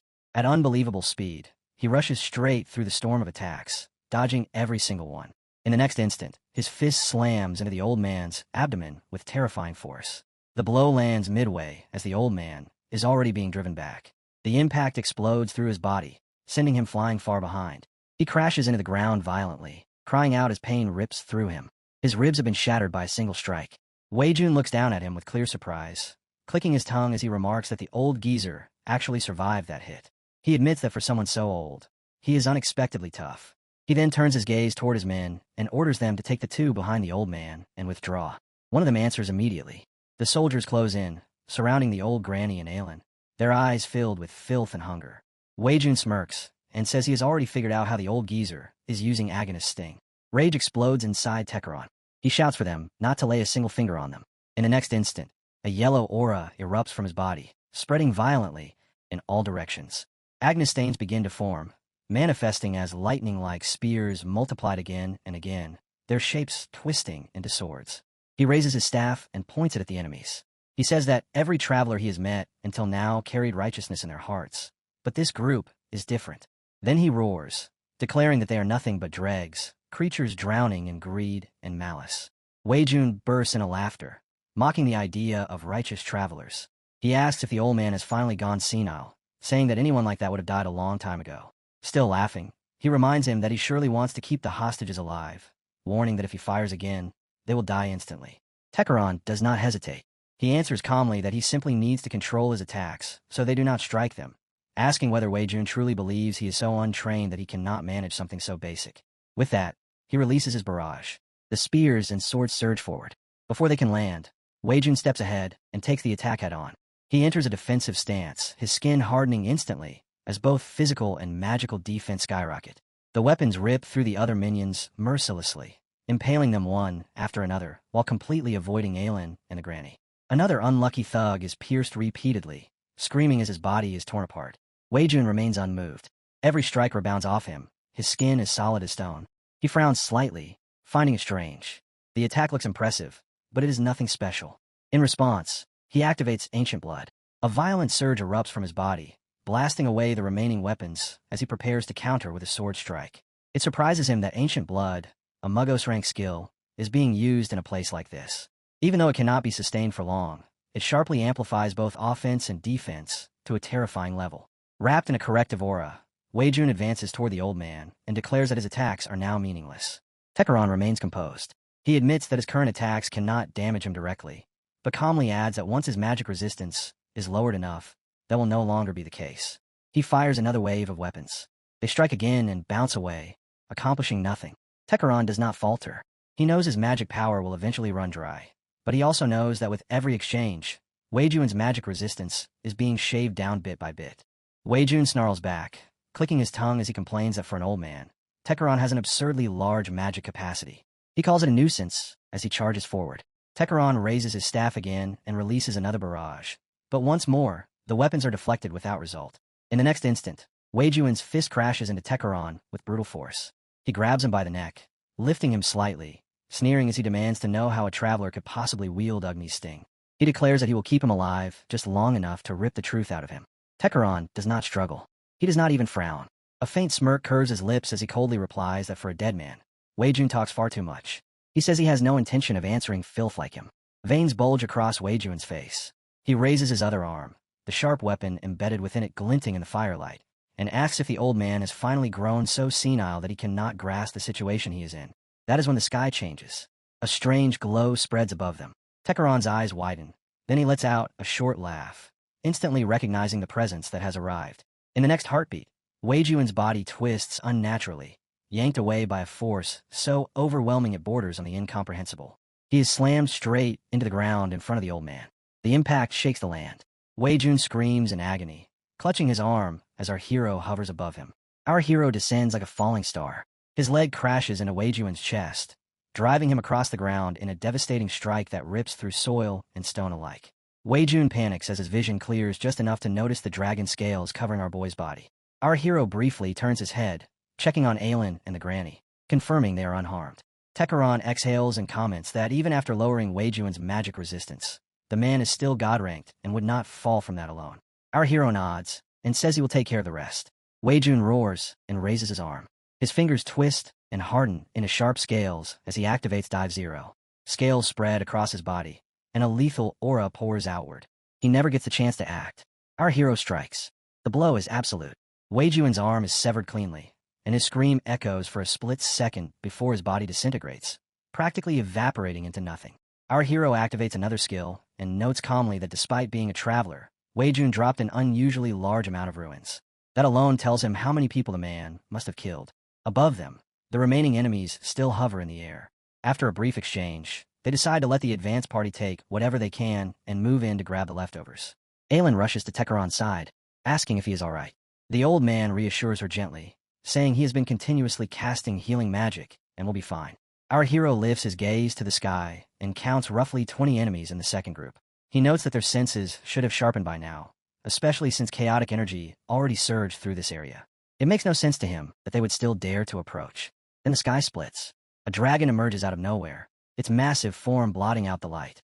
A rider sits atop its back, power radiating from his very presence. One of the wolf folk pales instantly, recognizing him as Gardet Baron. Without another word, he turns and flees at full speed, shouting that this is not worth it. Another enemy shouts after him, confused, asking what is happening and whether they are retreating. At that moment, a furious catfolk leader explodes with rage, his presence similar to Tekeron's, yet far more overwhelming. He roars, demanding to know how anyone could dare face a warrior, and then flee like cowards. He declares that he will not tolerate traitors with no honor or faith, and reveals that he is fully aware they have been kidnapping his tribesmen to harvest the essence of Lazar. He tightens his grip on his weapon, strength surging through his frame. Filth willing to harm, even children, just to extract essence, deserves no mercy. Their kind, he declares, is not even worth remembering by name. His sword swings as he unleashes his technique. White Tiger. Tiger's Rampage. A colossal blue and red tiger-shaped beam tears through the sky. It crashes into the enemy ranks, ripping straight through their formation. Bodies are cleaved apart, sent spiraling downward as the remaining forces collapse in chaos. From below, our hero watches the devastation and immediately understands. That level of energy is overwhelming. There is no doubt about it. This can only be Gardet Baron. Moments later, the man dismounts his dragon by simply leaping down from the sky, showing no concern for the height. He lands with crushing force, the impact nearly shaking the ground itself. Aelin gasps, stunned, then her eyes widen with recognition. She calls out to him, calling him her brother, and hurriedly tries to explain that our boy is a human standing on their side. He cuts her off gently, saying he is relieved she is safe. He pats her head and tells her to wait for a moment. There is something he wishes to ask the human first. Turning his gaze, he fixes his eyes on our boy and addresses him directly, questioning why a horned human would stand on their side. Our hero answers plainly. He seeks the physical strengthening technique. He intends to heal Lazar, and to do that, he needs the cooperation of their tribe. Baron studies him in silence, then concludes that this human is not openly hostile. Still, he states that while he respects the Pope's judgment, he cannot place trust in someone who merely claims to bring salvation. He demands proof. Whether this human is a true hero or simply a madman lost in delusion must be decided now. He raises his weapon and prepares to strike, ordering the human to throw away his sword and prove his resolve. Baron steadies his stance, preparing to wield his weapon. He knows that facing this opponent half-heartedly would mean death. There is no choice. If the human wishes to prove himself, this is the only path. Our hero's body becomes covered in scales. He slams his foot into the ground, tearing it apart as he launches forward. Aura and energy pour violently from him as he delivers the first strike. Baron's mind flashes to the Pope's prophecy, a horned man who would bring salvation. He wonders if it was referring to this human standing before him. In the end, he decides that it does not matter. Anything is fine for now. He lifts his weapon and urges the human to show him what he is truly capable of. The hero swings his weapon at insane speed, the blade cutting in from an angle so sharp it nearly pierces Baron's neck. Baron reacts instantly, intercepting the strike with a precise counter. His eyes narrow as he realizes the attack came from the side opposite to where his weapon was held. This human understands the fundamentals of combat. Still, that alone is not enough. Steel crashes against steel again and again as the exchange intensifies. The hero shifts seamlessly between offense and defense, but a single clean strike from Baron sends him flying backward. Baron calmly asks for the human's name. The hero answers without hesitation, introducing himself as Kong Hansu. Baron nods and responds in turn, stating his name as Tarhal Tanakam. He admits that he originally planned to restrain himself and end this quickly, but now he sees value in pushing Kong Hansu further. Before either can move again, Gwenny suddenly leaps in and shouts for them to stop. Everything freezes. She calls out to Burn and says the human has already proven himself more than enough. Burn replies that his personal belief is irrelevant. The prophecy spoke of a horned man who would become their savior, and from the beginning, this was nothing more than a test. He never intended to kill him. The word savior echoes in the hero's mind. In his past life, there were calamities, but no saviors. He briefly wonders if someone is guiding him, his thoughts drifting to Chaldean and the prophecy book, questioning whether this outcome was foreseen. He dismisses it just as quickly. Regardless of the reason, this situation benefits him. The granny speaks up, saying this must mean Baron intends to take the human back with him. Baron confirms it, then gestures toward Tekaron as well. Since this human used Agni's sting, he intends to take both Kong Hansu and Tekaron along. Rennie tilts her head, curious how someone not from Acheron could wield Agni's sting. Tekaron answers calmly that even if he spoke the truth, no one would believe it. Aelin reminds Tekaron that his treatment is not yet complete. Tekaron tells her that everything will be explained once they reach the Great Sanctuary and asks everyone to hold their questions until then.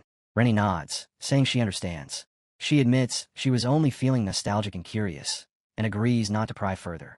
Baron states that with no way of knowing when the next attack may come, they must seek refuge immediately. Since they will be traveling along the holy path, he offers to escort them himself. The old man agrees and entrusts everything to Baron. Baron then turns to Kong Hansu and tells him that if he intends to receive the physical strengthening technique, he should come with them. The hero accepts. Without further words, they begin their journey. As they walk, a strange blue bird descends from the sky and lands gently on the hero's palm. He requests a routine report. The information flows in. Wonkyung has awakened as a monarch. Sophia is assisting with Raycon. Sangjin continues farming without issue.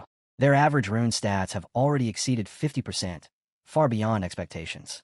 Tekaron said the result was exactly what he had expected from the hero's companions. Later, when the others were gone, he spoke to the hero in private. His voice was calm, but there was weight behind it. The companions were growing smoothly, he admitted, but he himself had become a burden. At his current state, He could barely display even a tenth of the power he once wielded at his peak. Sitting inside a magic circle, he said that sooner or later they would have to retrieve his artifacts from the great sanctuary. The hero replied that there would be time for that while he received the technique. He told Tekeron not to worry, assuring him that once everything was in place, they could restore his full strength. Tekeron nodded in agreement, then explained that his most important possession, his cane, was hidden deep within the main forest. With his current strength, retrieving it was impossible, especially with so many muggos roaming the area. The hero told him not to concern himself with that either. He explained that Sangjin had already been summoned to the great sanctuary, and that as long as Tekeron traveled with him, things would be fine. Tekeron accepted this, noting that since they were moving alongside refugees, there was no need to rush. He then asked if he could speak with Shane to explain everything that had happened so far. The hero answered that Shane already understood the situation, and that he would try to connect with him regardless. They continued onward as the scene shifted back to the Providence clan house crossroads, returning once more to the hero companion yard. Envy looked around in disbelief and commented on how far they had progressed in just a single week. Normally, he said, reaching 30% alone took at least a year. Sophia smiled faintly and explained that after surpassing 50%, her wounds stopped worsening as rapidly, allowing her to take control of the dungeon again. Envy nodded and remarked that progression became far more difficult after 50%. It had taken him an extremely long time to reach 95% himself. He added that once someone crossed the 50% threshold, they were already strong enough to challenge muggos, then jokingly suggested they go muggos hunting. Sangjin immediately declined, saying he already had arrangements with Hansu.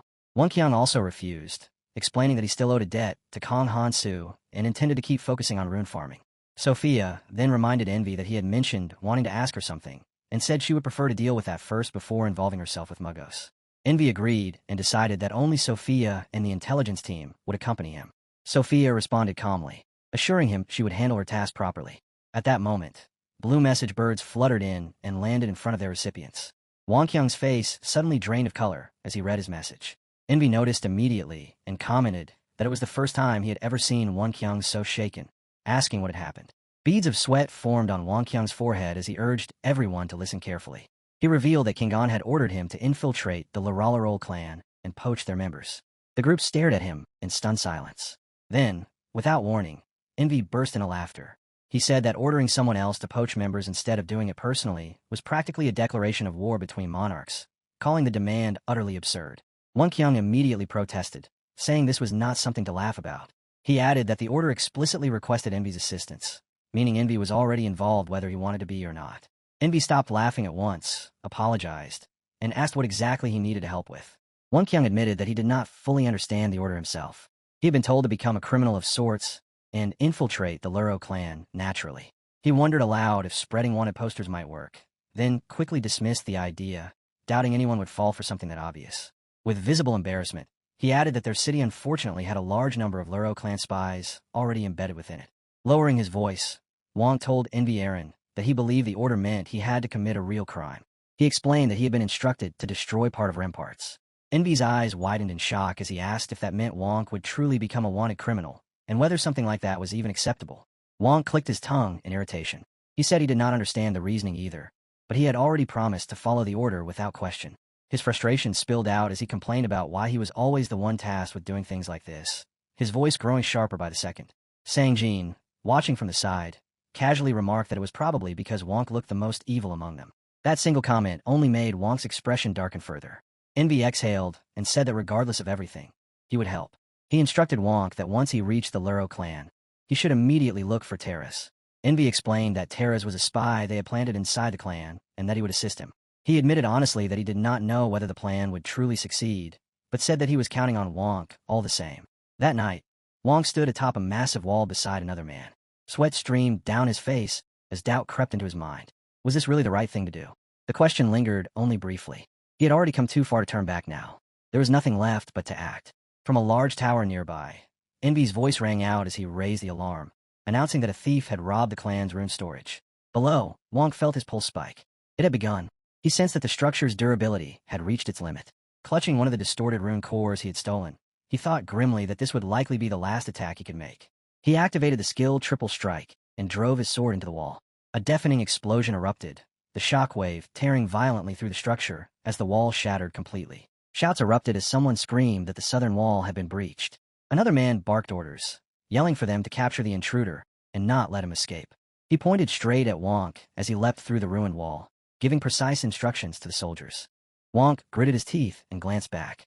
They were frighteningly well trained. He could not believe they were already on him.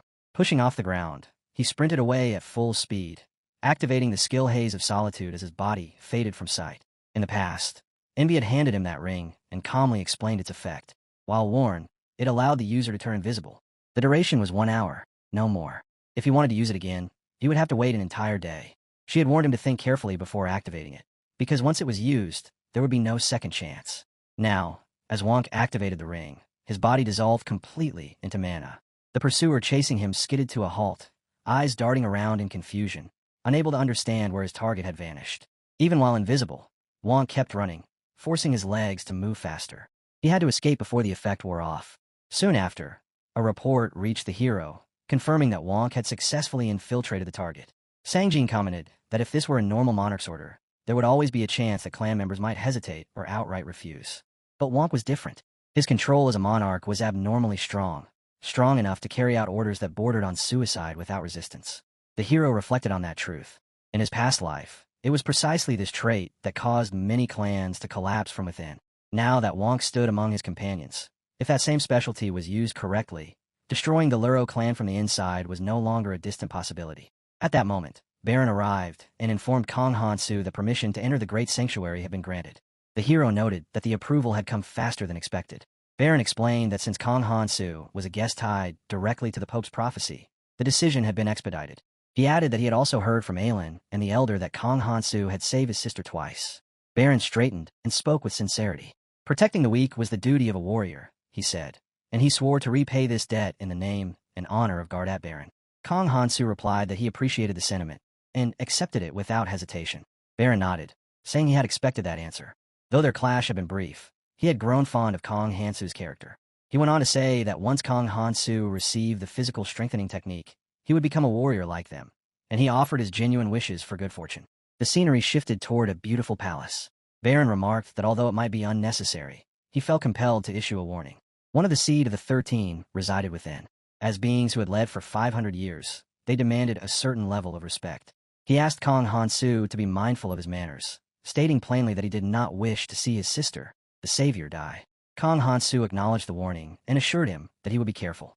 At the mention of the seed of the 13, old Tekaron's expression shifted, surprise flickering across his face for the briefest moment.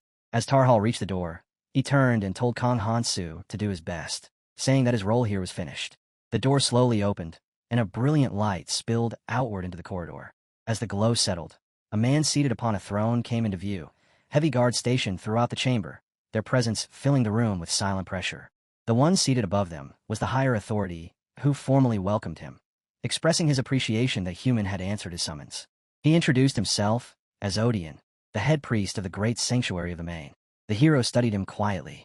Odian looked exactly the same as he had in his past life.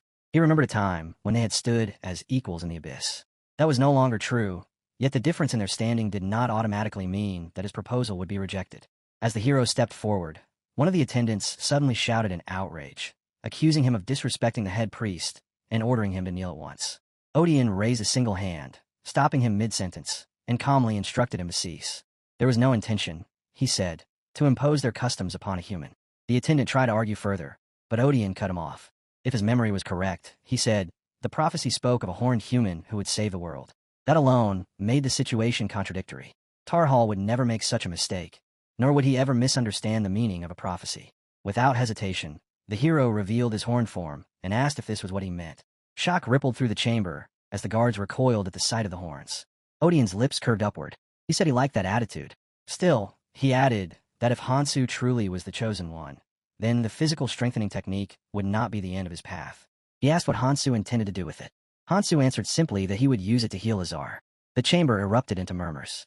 Confused voices spread as they questioned how he planned to heal the diseased land. One particularly irritated figure stepped forward, raising his voice as he accused the boy of mockery and demanded to know who he thought he was, daring to ridicule them in such a place. At that moment, the old man stepped ahead and calmly declared that every word the human had spoken was the truth. The furious man reacted instantly, drawing his sword and pointing it toward them as he shouted for silence. He invoked the authority of the Inquisition declaring that he would immediately execute anyone who dared to lie within the great sanctuary. Tekaron smirked. He said that if that were the case, then it seemed he appeared human to them. The man shouted back in confusion, demanding to know what nonsense he was spouting and what else he could possibly be. Then his face drained of color. The old man activated the Ignis sword skill. The surrounding space warped as countless looming weapons manifested around him, all poised to strike. Sweat poured down the man's face as his eyes trembled. Odion stiffened, sensing the magic wavelength spreading through the chamber. It was far beyond anything that should exist. This cannot be possible, he thought. The old man then looked straight at Odion and asked if he finally recognized who stood before him. Odion's expression changed instantly. He bowed deeply, lowering his head as he begged forgiveness for his disrespect, acknowledging that a hero of the past had once again graced them with his presence. He admitted that the prophecy he had received was true in every sense.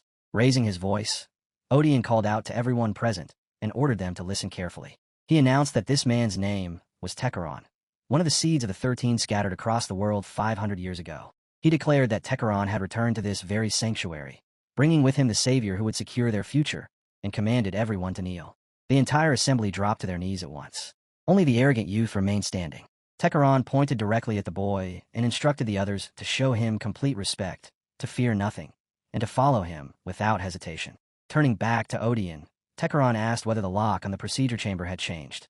Odion replied that even after all the heroes, including Tekaron himself, had departed, they had faithfully preserved the traditions of Acheron. Everything remained exactly as it had been the last time he stood there. He addressed him respectfully as Sir Takabon. Takabon acknowledged the answer and said that it was satisfactory. He then called upon the temple doors of the Golden Deer, invoking the ancient oath of those who had once granted them light. A strange form of magic gathered above his head as he prayed for the guidance of the forefathers, asking that the path ahead be revealed. At his command, the doors opened. Light flooded through the chamber as the entire structure began to tremble violently.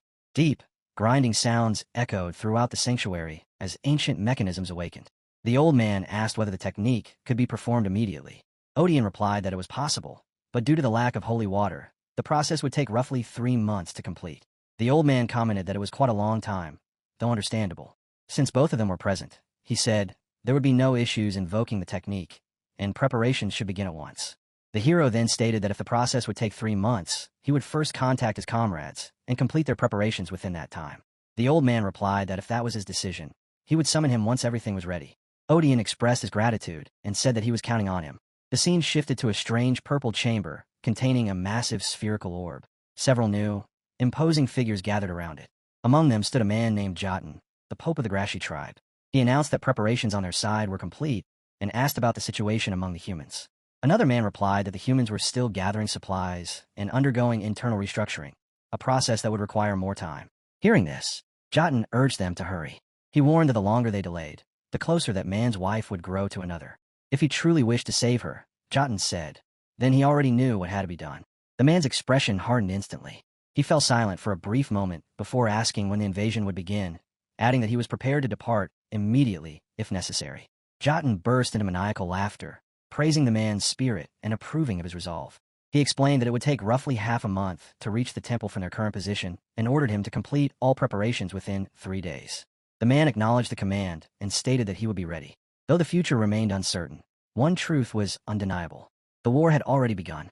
The final image was that of a massive army advancing forward, filled with vicious hounds whose eyes glowed with dread and malice.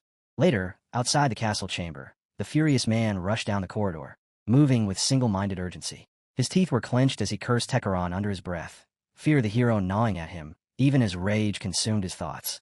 Without slowing, he ran straight to report everything he had witnessed to Jotun. He ducked behind a pillar and bent forward, struggling to catch his breath. Carefully keeping himself hidden, he ensured no one noticed his movements. Once he steadied himself, he activated several prompts and began forming a message. He informed Sir Jotun that something entirely unforeseen had occurred. Tekaron had returned, and the prophesied human had appeared alongside him. He urged that assassins be dispatched immediately to eliminate both Odion and the prophesied human before it was too late. As soon as the message was completed, the messenger birds he had summoned took flight, carrying the information away. At that moment, a voice echoed behind him, calmly stating that Odion had already identified the loudest protester as the traitor. The man spun around in shock, trying to locate the speaker. Before he could react, a spear shot forward and pinned him backward. Though he managed to block part of the impact with his energy, the attack still tore into him, leaving him gravely wounded. A scream of pain burst from his throat. It quickly became clear who the attacker was. The hero stepped forward and drove the spear straight into the man's head, slamming him violently into the ground. The traitor lay broken, barely able to move. Through blood-choked breaths, he shouted in disbelief, demanding to know what the hero thought he was doing, sneering that someone like him could never commit such an act and escape unpunished. The hero answered with a brutal punch. His fist smashed into the man's face with terrifying force. Blood sprayed from his mouth as terror overtook him. Desperate, he revealed his identity as an inquisitor, attempting to threaten the hero by hinting at the consequences of harming someone like him. Before he could finish his threat, the hero struck him again, smashing his trembling face even harder into the stone. Whatever resistance remained shattered completely. The man broke down, begging incoherently, swearing that he would tell everything and pleading for the beating to stop. The hero finally paused. His voice was calm as he asked when the invasion would take place, stating flatly that the man surely knew. Barely conscious, the Inquisitor gasped out an answer, saying the enemy would depart in at least 2 days. The hero acknowledged it. The wounded man clung to those words and desperately begged for his life, asking if he would be spared now. The reply was cold. The hero said he had no intention of letting an invader live any longer. Rage twisted the man's face as he screamed that the hero had been playing with him all along. That was when the hero's fist sank into his abdomen like a curse. At the same time, he activated Dive Zero. A system message surfaced, declaring that fatal contact had been initiated and that the Dive Zero effect would be applied directly, sending the target to the world of nothingness. The man convulsed violently. Agony ripped through him as his body began to collapse from within, limbs twisting, flesh tearing apart. In the next instant, he vanished entirely, leaving behind only a scattering of jewels. The hero stared at what remained. In his past life, if Clementine had not betrayed humanity, the world would never have fallen into ruin. Once again, it proved that traitors were the true cause of destruction. He picked up the jewels, thinking that even in death, the traitor could at least contribute ruin points to the world. Even so, he did not fully trust the information he had obtained. During the 3 months required to receive the technique, an invasion was inevitable. Allowing a hostile force to move beyond his control was unacceptable. That was precisely why he had gathered his allies and drawn them closer. He prepared a message for Sang Jin, sending him the coordinates of the Great Sanctuary and ordering him to depart immediately, given the long distance. He instructed Sang Jin to grow stronger alongside Tekaron, explaining that he would be occupied handling other matters for the next 3 months. The next message went to Wonk. He informed him that he would be undergoing the technique for 3 months and that the enemy's war preparations were already complete. He asked Wonk to buy as much time as possible. The third message was sent to Sophia. He explained that reinforcements would be called from the Red Zone and that preparations would take roughly 2 weeks. When the time came, Envy Aaron would train them, and Sang Jin would relay further developments. The messenger birds departed at once. Sang Jin understood the assignment immediately. Wonk felt the weight of the responsibility settle heavily on his shoulders. Sophia, as always, remained calm. Not long after, a message arrived from Tekaron, putting Hansu at ease. With preparations complete and the chamber awaiting him, he realized there was one more person he needed to contact. Shane. His reinforcements would consist of 100 king bees. Leaving them with Tekaron and Sang Jin would ensure they were put to proper use. Odion then addressed him, saying that although he believed in him as the prophesied human, the pain would be immense due to the lack of holy water. He asked if that was acceptable. The hero began to undress, his expression unwavering. He said it did not matter and told him to proceed. Nagai reassured Dikairen that everything was understood. Dikairen gave a short nod and announced that he would begin. As he chanted an ancient spell, the aura of the chamber shifted. Violent winds spiraled outward, smoke rising as the magic took hold. He called for the restraints, and they deployed instantly. The hero was sealed inside a capsule filled with boiling liquid. A blinding light erupted as injected vessels detached and reattached to his limbs, pumping an unknown substance straight into his bloodstream. In that moment, he understood. The physical strengthening technique was not enhancement. It was replacement. His blood was being overwritten with the holy water of Lazar. He had thought himself familiar with pain, but this was on a different level entirely. Agony tore through him as the radiance intensified, forcing everyone present to shield their eyes. Later, Odion apologized to Tekaron. Ideally, he said, Tekaron should have undergone the procedure as well, but the crown of thorns had been stolen. Tekaron replied calmly that he did not believe it was due to negligence. Given the shortage of priests, the outcome was understandable. He stated that they would move to the treasure instead. Preparations for the coming chaos could not be delayed. Odion bowed and agreed. They entered the treasure chamber. At its center rested the Sunhide Totem, a wand of life imbued with the power of the sun. It had once belonged to one of the 13 heroes, Galleon Akalu. Tekaron stared at it in silence, memories of his old friends surfacing. He acknowledged the rule that a pope may only wield a weapon bestowed upon them, then quietly asked for forgiveness as he borrowed it temporarily for the coming war. Odion agreed without hesitation. Sir Galleon's weapon, he said, was a fitting choice until Techeron recovered his own. Techeron accepted, stating that it would serve him well for now.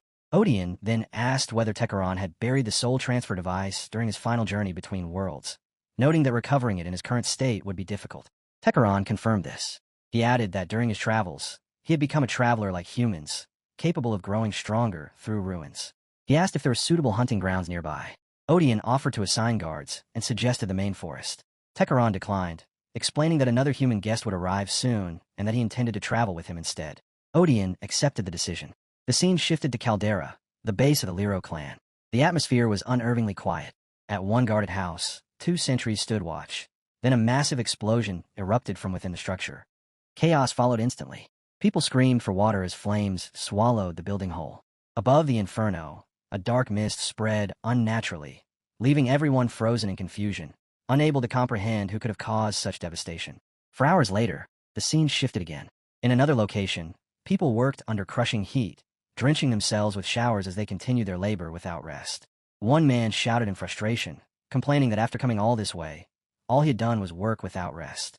He spat that he could not even enjoy himself properly, and scoffed at the idea that being given clothes was supposed to count as fair compensation.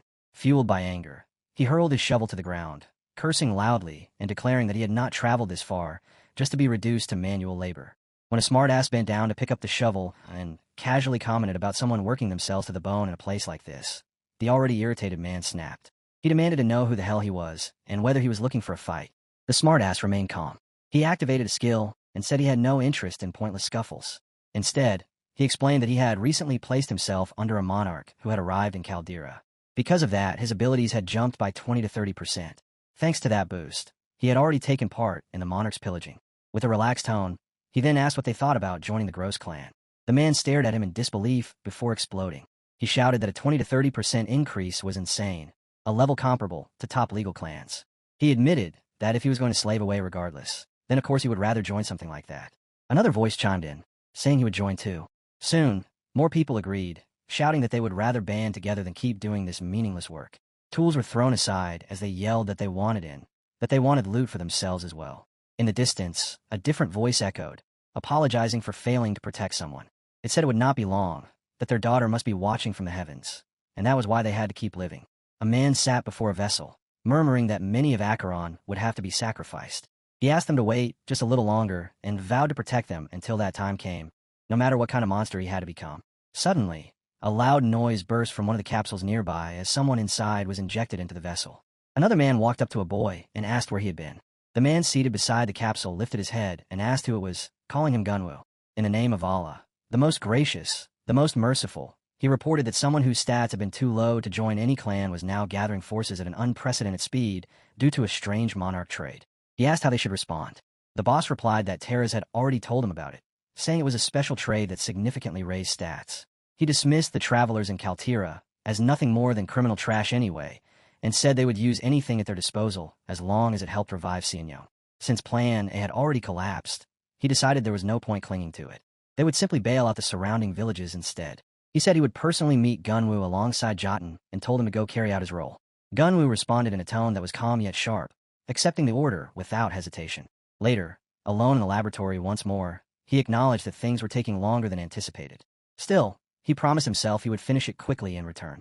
He asked them to wait for him, just a little longer. Back at Odion, his mind was in turmoil. Even the strongest warriors of Acheron would struggle to endure 3 months of such pain. The thought gnawed at him. Had he killed their savior with his own hands? He could only ask for patience and hope it was not too late. Inside the vessel, the glow continued to leak outward. The hero realized that his body had essentially fallen asleep while his consciousness remained fully awake. There was no escape from the pain. He felt all of it, every moment. Simply enduring it already felt unbearable. He activated the runes he had carefully saved and attempted to awaken Nirmahar. The ring trembled as it clutched his hand, stones lifting and swirling through the air alongside it. A system message appeared, cold and absolute, stating that the number of orange runes was insufficient and that the attempt to unlock the third authority of Nirmahar's ring had failed. He was not surprised. After arriving here, he had suspected it would not work. He had gambled with the runes obtained through killing, hoping that ranged mobs might have provided enough. But the third unlock demanded far more. 3 months of this pain would be brutal. Elsewhere, a figure rode a beast at full speed toward the coordinates provided earlier, officially sanctioned and finally closing the distance. He muttered that at this pace they would arrive within a week. The mount reacted immediately, irritated by his words, and jolted him violently into the air. As Sang-jin fell, he watched the beast sprint away, clearly punishing him for the perceived disrespect. He sighed, muttering that everyone had claimed the creature was obedient and well-behaved. After being abandoned so easily, he doubted it ever possessed any sense of honor to begin with. Then his eyes narrowed. Something was wrong. They were large. As big as bees. No, creatures meant to resemble mounts. They were moving toward him. Not one, but several. Sang-jin hesitated, instinctively wondering which one he should ride next, only to freeze as the realization hit him. They were far larger than expected, and there were too many of them. He had reached his conclusion far too quickly. These were not here to be ridden. The bees charged all at once, their mass crashing toward him as if to crush him outright. One slammed into Sang-jin, sending him stumbling backward. He barely managed to stay on his feet. Tai was no longer on his side. He would have to face them head-on. When he noticed the bees beginning to lay eggs, Sang-jin's thoughts sharpened. They could be stalled. He decided to buy time, holding them off while searching for even the smallest opening to escape. He pulled out his dagger and lunged straight at the bees. The moment he activated Phantom Nerve Edge, 70 phantoms burst forth, each one attacking with 70% of his stats. The air filled with slashing afterimages. One of the beasts roared, lifted its massive claw, and brought it crashing down. The strike landed cleanly, piercing straight through Sang-jin's leg. He collapsed to the ground, blood pouring out. Yet somehow he kept his posture intact despite the pain tearing through him. It was still not enough. Even after cutting down so many, 3 remained. They pressed forward without pause, driving him back step by step. Then all 3 charged at once. Fear clenched his teeth together as he realized what had happened. Their leader had flinched, and now every one of them was rushing him head-on. His father's voice echoed in his mind, telling him that sometimes retreat was the only option. Before he could act on it, a sword came flying in from afar. With a single strike, it erased nearly all of them at once. Lightning erupted across the beasts, ripping through their bodies and frying them instantly before they slammed into the ground right in front of Sang-jin. He stared in disbelief. That was lightning splitter. His first thought was Hansu, but the idea felt unreal. He looked around desperately, trying to understand who could have done this. Then someone landed behind him. His shock deepened. He spun around, demanding to know who they were and how they could possibly use lightning splitter. A girl stepped forward. Her expression was calm as she introduced herself, saying that this was their first meeting. Her name was Kiriel. Kiriel lands on the ground slightly out of breath, though the expression on her face shows more amazement than exhaustion, and she admits that the move she just unleashed turned out to be far more intense than she had expected. Sang-jin stays at her in visible shock, explaining that he had originally planned to jump in and help her during the fight, yet now his only concern is whether she is actually okay after pulling off something like that. Still trying to process what he just witnessed, Sang-jin admits that while he's grateful for the help, something about the situation doesn't add up, because as far as he knows there is only supposed to be a single lightning separator in existence. Looking directly at Kiriel, he asks how she managed to perform a move like that at all. Kiriel responds with a knowing expression, as if to say there's a story behind it, and begins explaining while her mind flashes back to the moment earlier in the battle when the weapon had been spinning through the air in the middle of the chaos. At that moment, Mr. Shane approaches them with an expression that clearly shows how stunned he is. He tells Kiriel that what she just did is incredible, praising her for reaching such a high level of skill in such a short amount of time. He explains that his father had given him strict instructions not to allow her to advance until she was completely ready, but after seeing the strength she just displayed, he admits there probably wasn't anything he could have done to stop her anyway. Kiriel, remaining modest despite the praise, explains that her strength isn't simply the result of natural talent, because the real reason she has been able to grow so quickly is her psychometry. Immediately after saying this, she shifts the attention back to Mr. Shane and asks if he's all right, admitting she was worried that she might have been a little too rough on him during their sparring match. Mr. Shane simply laughs the concern off, telling her he's much tougher than he looks and that she shouldn't waste a second worrying about him. Right then, a digital screen suddenly appears, displaying a brief explanation of psychometry, describing it as the ability to perceive past memories, powerful emotions, or lingering traces of previous events simply by touching an object or focusing intensely on a person or item connected to those moments. Before the group can dwell on it any longer, Queen Bee arrives and joins the conversation, clearly impressed by the fact that Kiriel managed to defeat Shane. She says that since Kiriel is so determined to help their savior, she wants to contribute to the effort as well. Curious, Kiriel asks what kind of help she intends to offer, and Queen Bee reveals that she plans to send 3 of her elite soldiers along with 100 regular troops to accompany Kiriel and support her on the journey ahead. Not wanting to be outdone, Mr. Shane quickly adds that if Queen Bee is willing to go that far, then he can't allow Kiriel to leave empty-handed either. Another digital display appears, presenting something called the Lightning Splitter, Alpha, which is described as a high-tech replica of the original lightning splitter. Mr. Shane then hands the weapon over to Kirill and explains that although it's still only a prototype, it has already been fully charged with energy from the World Tree, while warning her that even though it can't quite match the power of the Thunderstorm move, it still contains enough stored energy to unleash one massive, high-powered strike. Kirill expresses sincere gratitude, thanking both Mr. Shane and Lady Queen Bee for the support they've offered her. Watching the exchange, Sangjin studies the weapon now in her possession and quickly realizes that what she's holding isn't the original but merely a replica. Kirill confirms his observation, explaining that since she already used the Thunderstorm move earlier, the spear she currently carries is basically just an ordinary weapon for the moment. Inside his head, however, Sangjin can't help feeling a bit salty and quietly jealous, thinking about how Kirill now carries the same kind of setup Hansu once used, even if the authentic Thunderstorm technique exists on a completely different level of power. Still, he reasons that because her version is only a replica, the output is naturally going to be far smaller in scale. Kirill then mentions that she had actually been present in person before, although she admits she was disappointed that she never had the chance to witness Sir Kang Hansu displaying his full strength with her own eyes. She adds that she has already heard plenty about Sangjin from Miss Unchai and Miss Mihi, explaining that both of them told her Sangjin places an incredible amount of trust in Hansu. Sangjin confirms this without hesitation, explaining that Hansu has been his ultimate role model ever since the tutorial first began. Kirill finds that genuinely sweet and comments that it means he has been supporting Hansu from the very start. She then asks if it would be alright for her to address him as Sangjin Sunbae, saying that the title feels like it suits him perfectly. Sangjin freezes for a moment, silently overthinking the new title she just placed on him. At that instant, he feels a strange warmth spreading through his chest, a feeling he secretly kind of enjoys, though he keeps his reaction low-key and quickly answers that it's fine with him and he'll allow it. He adds that it's clear she understands just how legendary Hansu truly is. Kirill replies with excitement, saying she's looking forward to working with him and once again calls him Sunbae, before asking if he's currently on his way to see Sir Kang Hansu and whether she can join him. Sangjin immediately agrees, telling her of course she can come along and that she only needs to follow his lead. A week later, at noon, the scene shifts to the great sanctuary of Maine, the sacred land belonging to the Akaran. There, the master sits on the floor with his weapon beside him while expressing gratitude for being allowed to use Mind's Eye, explaining that even though he only witnessed things through memories, it appeared that Shane was doing well, which finally eased the worries that had been lingering in his mind. He also remarks that impressed his son managed to recreate the lightning splitter, even if what he produced is only a replica. Kirill speaks up at that point, praising his son as truly remarkable and saying that the mass-produced lightning splitter had been an enormous help. Akaran responds by saying he's simply glad that his son encountered humans like them, adding that anyone who carries a righteous spirit will always be welcomed by him with open arms. Then, to ensure the lightning splitter can perform its thunderstorm move again, he promises that he will recharge it using OED Odeon.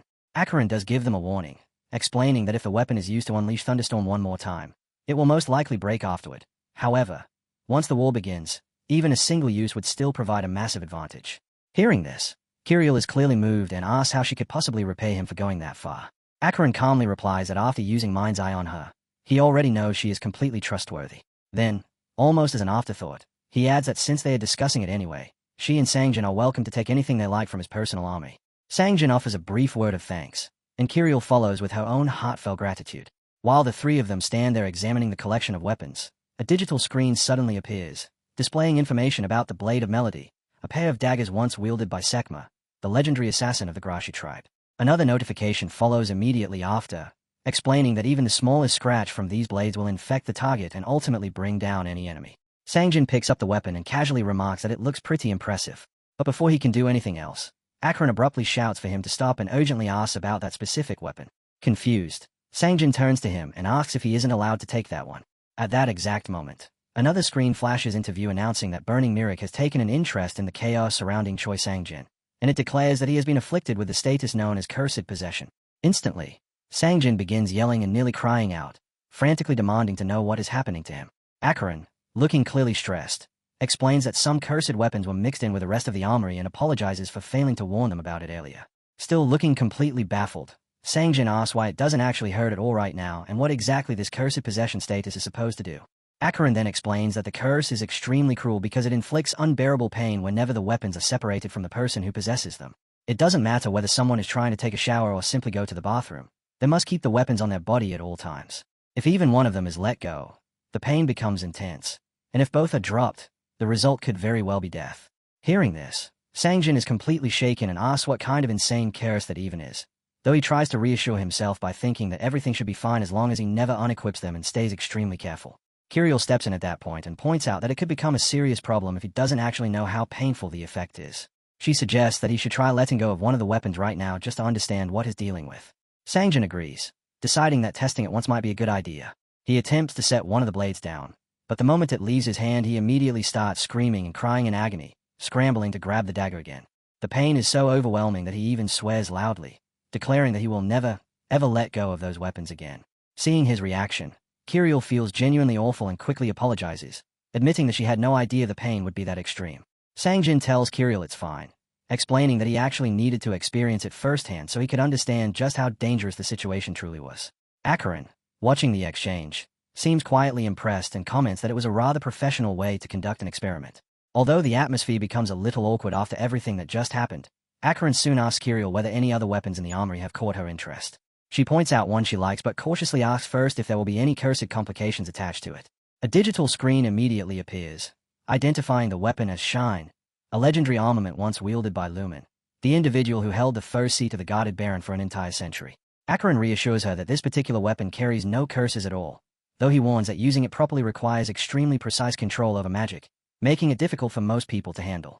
Kirill is simply relieved to hear that it isn't cursed. Without hesitation, she takes hold of the weapon, and the moment she does, energy begins swirling through the air around her, drifting and floating in every direction. Akaran panics briefly and tells her to concentrate her magic into the blade immediately, warning that if she keeps leaking energy like that she will drain her entire mana pool. But almost instantly, Kirill brings the power under control, stabilizing the flow of magic with perfect precision. Seeing this, Akaran is left stunned, realizing she mastered the weapon almost immediately and thinking that her magic control already rivals that of a high-tip pope. He can only admit that humans never seem to stop surprising him. With their equipment finally settled, Akaran suggests they go out hunting, reminding them that a massive war is approaching and they need to grow stronger while they still have time. Sangjin readily agrees to the idea, and Kirill also nods, saying she wants to level up quickly so she can actually contribute when the time comes. The scene then shifts to an elderly man standing beside a device. He remarks that a month and a half has already passed and praises someone for enduring for this long, encouraging them to hold on just a little longer. After saying this, he notices that a guest has arrived, but immediately realizes there is a girl accompanying him. This confuses him, because although he had asked Shane to send reinforcements, he expected only Sangjin to appear at this particular time, leaving him wondering who the unexpected extra person could be. The story then flashes back to 2 weeks earlier at the Tanar southern gate of the Cross of Providence clan. NBRN stands there thinking about how Sophia asked her to train the reinforcements that were supposed to arrive, yet she finds herself wondering who these people even are, since it has been a very long time since anyone came up from the red zone and she has almost no idea what the situation there is like anymore.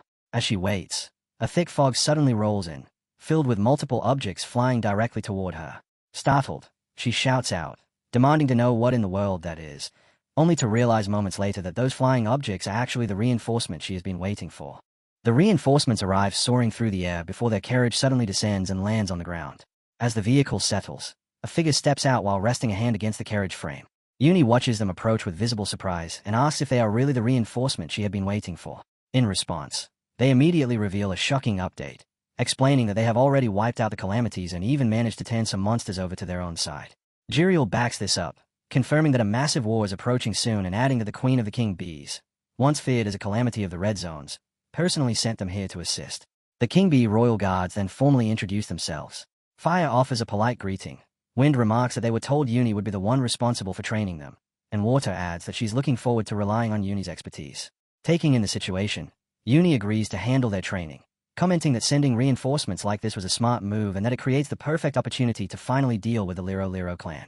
She promises to give them proper, top-tier training, and the 3 bees immediately respond with an enthusiastic confirmation. The scene shifts to Kirill sitting together with Uni as a status screen appears displaying information about psychometry, Kirill's innate ability. The description explains that the skill allows her to read past memories, deep emotions, or lingering traces simply by touching a person, an object, or even a specific location. As Kirill places her hand on a book, Uni remarks that possessing an innate skill like that explains how she managed to level up as quickly as Kang Hansu. Uni also notices the replica lightning splitter Kirill carries and asks whether she plans to skip the usual process of farming runes and head out immediately instead. Kirill confirms that she intends to leave as soon as possible. She explains that she has been tracking their traces through her psychometry, but the trail is fading a little more with each passing day. Hearing this, Uni suggests an alternative. If Hansu's trail is becoming too faint, Kirill could simply track Sangjin instead, since there's a good chance she'll run into him along the way if everything goes smoothly. To make the journey easier, Uni hands her a pair of flywalkers and explains they will be extremely useful during the trip. Kiriel sincerely thanks her for the help, though Uni waves it off like it's nothing. With that, Kiriel prepares to leave immediately, and Uni simply tells her to send a carrier pigeon once she reaches her destination. Meanwhile, the scene cuts to the Liro Liro clan in Keltra Sector 21. One of the members is addressing a group of captives, laying out the rules in a cold tone as he tells them there's only one condition. If they manage to escape, they are allowed to live. He orders them to run as if their lives depend on it, because they quite literally do. After saying that, he signals to the team leader, Kyle Dawson, confirming that everything is fully prepared. Nearby, one of the clan members begins boasting to Kyle, proudly declaring that he has already racked up 9 points. The man confidently makes a bet, saying that if he wins, Kyle will have to hand over all the girls they captured this time. Kyle immediately shuts that idea down, telling him he must be dreaming, then says he should watch carefully because he plans to wipe them all out in a single shot. After that, Kyle tells him to get ready and start. As several beasts begin sprinting away, Kyle moves in pursuit, unleashing a barrage of nails that fly through the air and strike the creatures directly in their backs. One after another they crash to the ground while screaming in pain. And as they collapse, Kyle can't help feeling proud of himself, thinking that he truly is the GOAT and that these so-called lively beasts are nothing to him. A few of the beasts drop immediately after being hit, but one of the team members suddenly notices something strange and points it out, saying that one of them actually survived, which means the total should be counted as 9 points. Hearing that, Kyle looks confused and asks what exactly he means. At that very moment, one of the beasts begins moving again. Kyle reacts instantly, rushing forward before bringing his attack crashing down on the creature and smashing it straight into the ground, crushing it completely beneath the force of the blow. As soon as the beast is destroyed, someone nearby shouts at him, complaining that even though he is the team leader, what he just did is basically cheating. The man argues that if Kyle pulverizes the monster into pieces, then how are they supposed to count the points properly when they need intact corpses to keep track of the score? Kyle doesn't look bothered in the slightest. He casually responds that it doesn't really matter and that they can simply count however many corpses they manage to find. If anyone has a problem with that, they are free to deal with the monsters themselves. Meanwhile, someone observing everything quietly thinks to himself with growing disgust. Watching the scene unfold, he feels sickened by the behavior around him, and in his mind the worst offender of them all is Kyle Dawson. That man, he believes, is the biggest problem in the entire group. Not only did Kyle violate and murder Environ's younger sister, but he is also a complete piece of trash who has taken part in countless other disgusting and unspeakable acts. Kyle suddenly pauses where he stands after hearing a sound nearby, then speaks up as he addresses someone directly. He calls out to Bonkyung, pointing out that since Bonkyung is the vice team leader, he should try joining in as well, even adding that the activity is actually pretty fun. Bonkyung calmly responds that he has no interest in playing such games. He explains that the only reason he came was to deliver an official order for everyone. According to the command, all units must gather at the 28th sector within 2 hours. Now that the message has been delivered, he plans to leave first together with the members of his clan. Kyle simply shrugs it off and tells him that's fine, saying he can go ahead if he wants. After Bonkyung leaves, Kyle quietly thinks to himself, recalling the rumor he once heard that Bonkyung had fled after stealing a large number of runes from Environ's clan. Because of that story, Kyle originally assumed the man might actually be interesting to deal with, someone worth clashing with, but after seeing the way Bonkyung acted just now, Kyle concludes that the guy is actually pretty boring. The scene then shifts to the assembly point at Kaltira Sector 28. At the gathering site, the sector leader stands before the assembled crowd and begins addressing them loudly. He calls them brothers and sisters and reminds everyone that they are already aware of the current situation. The land of Lazar, he explains, is slowly rotting and collapsing. The heavens themselves have fallen, and because of that disaster, the land can no longer sustain their existence. Even so, he urges them not to give in to despair and not to lose hope. He continues by explaining that the great hero of Acheron, Ilkadian, has received a revelation. According to that divine message, they must offer the holy water of Nuga. By using that sacred water, they will be able to awaken the soul transfer device. Once the device is activated, they will finally escape this dying land and be guided toward an entirely new world. Speaking with growing intensity, he declares that they are the chosen ones and that their destiny will return through blood. The death of Lazar will not mark their end. Instead, it will become the beginning of something new for them. Hearing this, the gathered crowd shouts their agreement in unison. The speaker continues his explanation, stating that the humans have already begun the process. Just as Nagar extracted the holy water and injected it into Lazar, they will continue maintaining the procedure by using the land and resources that still remain. For the sake of those who will stay behind, they plan to leave their advanced technology along with all the resources they have gathered and plundered. Those who remain will take the place of Acheron. At that moment, someone raises a question about the Coffin Emperor, asking how he feels about this entire plan. The question is directed straight toward him, asking for his opinion on the matter. The Coffin Emperor answers in a calm, indifferent tone, saying they can do whatever they want because he does not care about their plans. The only thing that matters to him is that they keep the promise they made. The speaker immediately reassures him that they will absolutely honor that promise. He then turns back to the humans standing there and announces that their leader has already given his approval. He adds that he looks forward to watching them rip and tear through everything until the task is finished. All the humans respond together with a loud declaration of agreement. After that, the commanders for the different units are formally announced. The 1st Vanguard Guerrilla Unit will be commanded by Kyle Dawson, with Lee Wonkying serving as the vice commander. Meanwhile, the 2nd Engineer Corps will be led by Commander Olsa Moreau, with Malcolm acting as his vice commander. The announcements for the remaining units continue without pause. First, the 3rd Magic Attack Unit is introduced, led by Commander Jarun. After that comes the 4th Recon Unit, which is placed under the command of Koellen, with Yoon serving as the vice commander. Finally, the main unit is revealed. The commander of the main force is the Coffin Emperor, while Park Gun-woo stands beside him as the vice commander. Once every unit has been introduced, someone immediately steps forward and issues the order to advance. The command is given without hesitation, and the scene shifts as the Larollerol clan together with the allied Gracia forces begin moving out. At that moment, a sister message appears, displaying the remaining time for Kang Hansu's physical reinforcement technique, showing that 36 days are left before it expires. 3 days pass after the Larollerol clan and the Gracia allied forces begin their advance. The scene then transitions to the Grand Sanctuary, inside the main audience chamber. Jukul, an elder of the Chokoan tribe, is the first to speak. In the name of the great hero Ilkadian, he declares that the warriors of the Forest of the Main Shell have come to offer their support. Next, Karunal of the Kalpate tribe steps forward. Speaking in the name of Sir Ilkadian, he says that if it is for the sake of Lord Lazar, who sustains their land, they will gladly lend their strength. After them, Ilkadian himself addresses the gathered crowd. He says that he will never forget the help everyone has shown by answering the call and arriving so quickly. Looking across the assembled warriors, he acknowledges that every tribe has sent its fighters. He then explains that within the temple itself are the saviors who will revive Lazar, and that those individuals are currently receiving the technique. According to him, only 1 month remains before the saviors awaken. He tells them that this coming month will become both their greatest opportunity and their greatest trial. During this time, they will punish the enemies who dare to spread chaos and destruction, not only against the Grashi tribe but against the entire land of Lazar. Ilkadian declares that they will restore the land of Lazar to what it once was, transforming it once again into a lush and beautiful sea of green. As soon as the audience hears Ilkadian's words, the entire chamber erupts with excitement, the gathered warriors visibly energized by his declaration. Inside the vacuum where Kang Hansu remains, and outside it as well, Lord Tekiran begins speaking. He mentions that Kang Hansu asked him to use Mind's Eye once the 2-month mark was reached. Although Tekiran agreed to the request, he admits that something about it never sat quite right with him. The moment he activates Mind's Eye, something unusual occurs.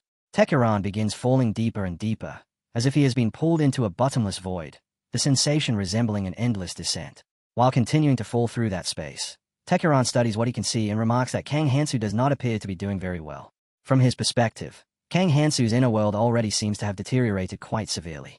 Then, within that strange inner space, a voice suddenly speaks and tells him not to worry too much about it. There was not much time left, so the explanation had to be brief. Tekiran immediately replies that he understands, repeating that time is limited and telling the other person to go ahead with the explanation. The explanation begins. He says that although many things have changed compared to his past life, there are still certain key events he clearly remembers. In that previous life, the Naga tribe opened the eastern gate to allow a group of captives to pass through. However, the technique engraved onto those captives suddenly activated and triggered massive explosions. Those blasts completely destroyed the eastern gate. He then adds that he probably does not need to explain what happened afterward. Hearing this, Tekiran erupts in anger, shouting in disbelief and rage as he demands to know if they truly dared to do something like that to his tribesmen. The other person answers calmly, explaining that this is simply how those enemies operate. They will do absolutely anything necessary to activate their victory condition, and because of that there is no reason to allow the same tragedy to repeat itself like it did in the previous life. He proposes a plan, suggesting that Sangjin should be sent to attack their vanguard unit. By combining Sangjin's monogaternity ability with Wonqiang's emotion sharing, they should be able to rescue a significant number of the captives. He also explains that Kyle Dawson should currently be stationed at the eastern gate. Once Envy Aaron arrives there, the 3 of them working together should be capable of taking down the enemy's vanguard unit. Tekiran responds that he understands the plan and confirms that Envy Aaron should already be on her way. Since reinforcements are available, he says he will send a carrier pigeon to deliver the message to the eastern gate. However, Tekiran then adds that there is something Kang Hansu needs to know, because while looking through his memories he noticed something important. The other person sighs in frustration and complains that forcing his way into someone's inner world like this is incredibly troublesome and honestly a huge hassle. Then something unexpected suddenly happens. Kang Hansu's body begins to change, and a new presence appears. That presence immediately declares that using Mind's Eye on Kang Hansu is now forbidden. Tekiran shouts at them not to do that, but the connection is already collapsing. As everything around him begins to shatter, he yells while the space breaks apart, and it feels as if he is falling once again. At that moment, the other person quietly thinks to himself that there were still many things he wanted to discuss with Tekeron, yet he never expected someone to interfere like this by entering Kang Hansu's inner world.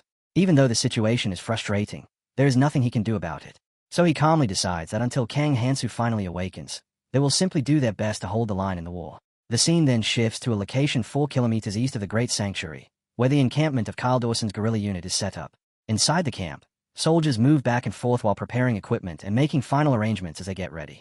Kyle steps forward and announces that they have received orders to begin their movement. One of the guerrilla members reacts with excitement, saying that it is finally starting. Kyle then explains that he came specifically to confirm the technique that had been mentioned earlier, asking if it is ready yet. The guerrilla member replies that he was just about to begin working on it when Kyle arrived.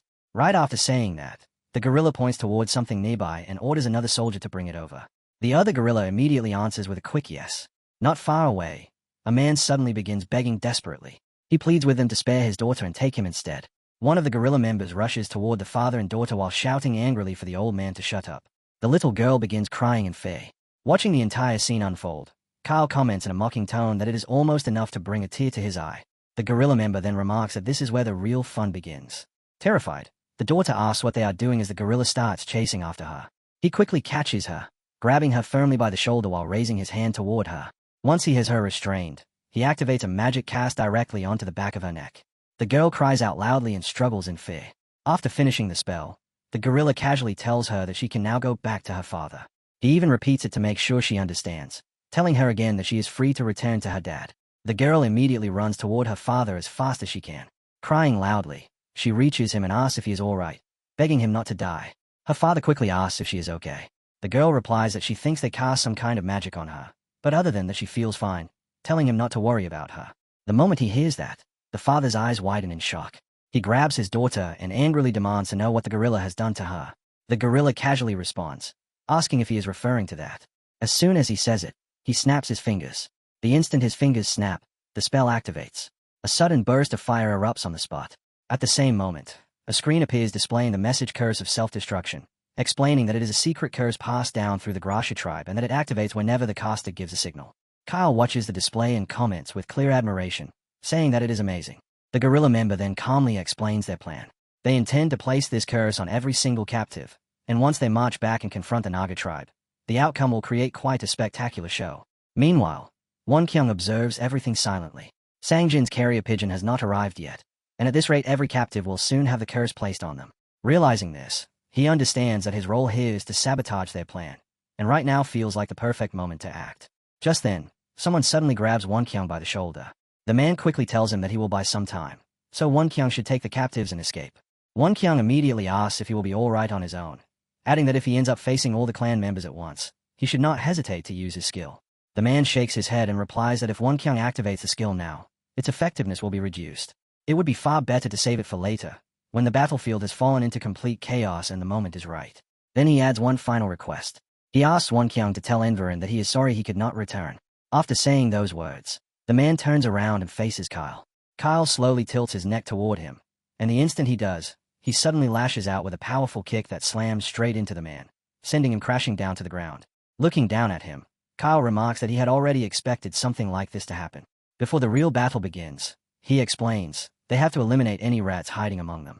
Kyle then continues, saying that the vice commander seemed unusually friendly with Taurus, which made him suspicious. Because of that suspicion, he gives Wonkyung a cruel order. If Wonkyung wants to prove his loyalty, then he should kill Taurus with his own hands. Right at that moment, a bird suddenly flies into the area. The bird delivers a message, announcing that everything is ready and that they can begin. The message comes from Sangjin. Wonkyung silently thinks to himself that Sangjin is starting to resemble Kang Hansu more and more. Even though he arrived extremely late, at least he finally showed up, so that is good enough. Now it is time for things to begin. Meanwhile, Kyle notices the faint smile on Wonkyung's face and asks what exactly he finds so amusing. He adds that he has been going easy on Wonkyung because of his position as vice commander, but now Wonkyung is seriously starting to get on his nerves. Wonkyung answers coldly, saying that those words should actually be coming from him. In his eyes, Kyle is nothing more than absolute garbage. At that moment, a screen suddenly appears displaying emotion sharing activation. Wonkyung then gives the order to every member of the Crown clan, kill all members of the Larolero clan and the Grashi tribe. After issuing the command, Wonkyung releases his energy outward, and that energy rapidly spreads across the entire battlefield. Another screen appears with a system notification stating that Won Kyung, the clan master of the Crown Clan, has shared his emotional state. The message shows that the rage state has increased by 38%, and it confirms the target of that rage.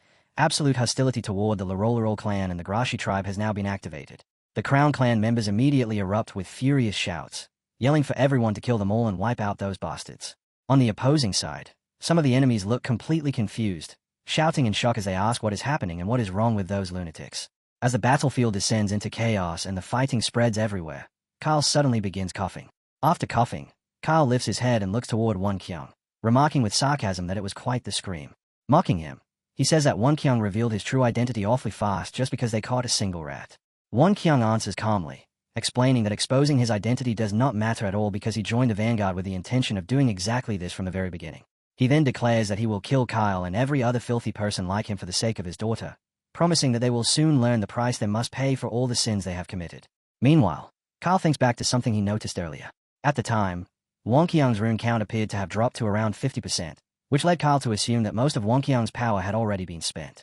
Now, however, it becomes clear that Won Kyung had been hiding far more strength than he expected. Originally, Kyle planned to toy with him before finishing him off, but realizing the situation now, he understands that he cannot afford to be careless anymore. Cursing under his breath, he thinks about how once someone's rune count exceeds 60%, they reach the Mago's rank, and that makes this fight extremely troublesome.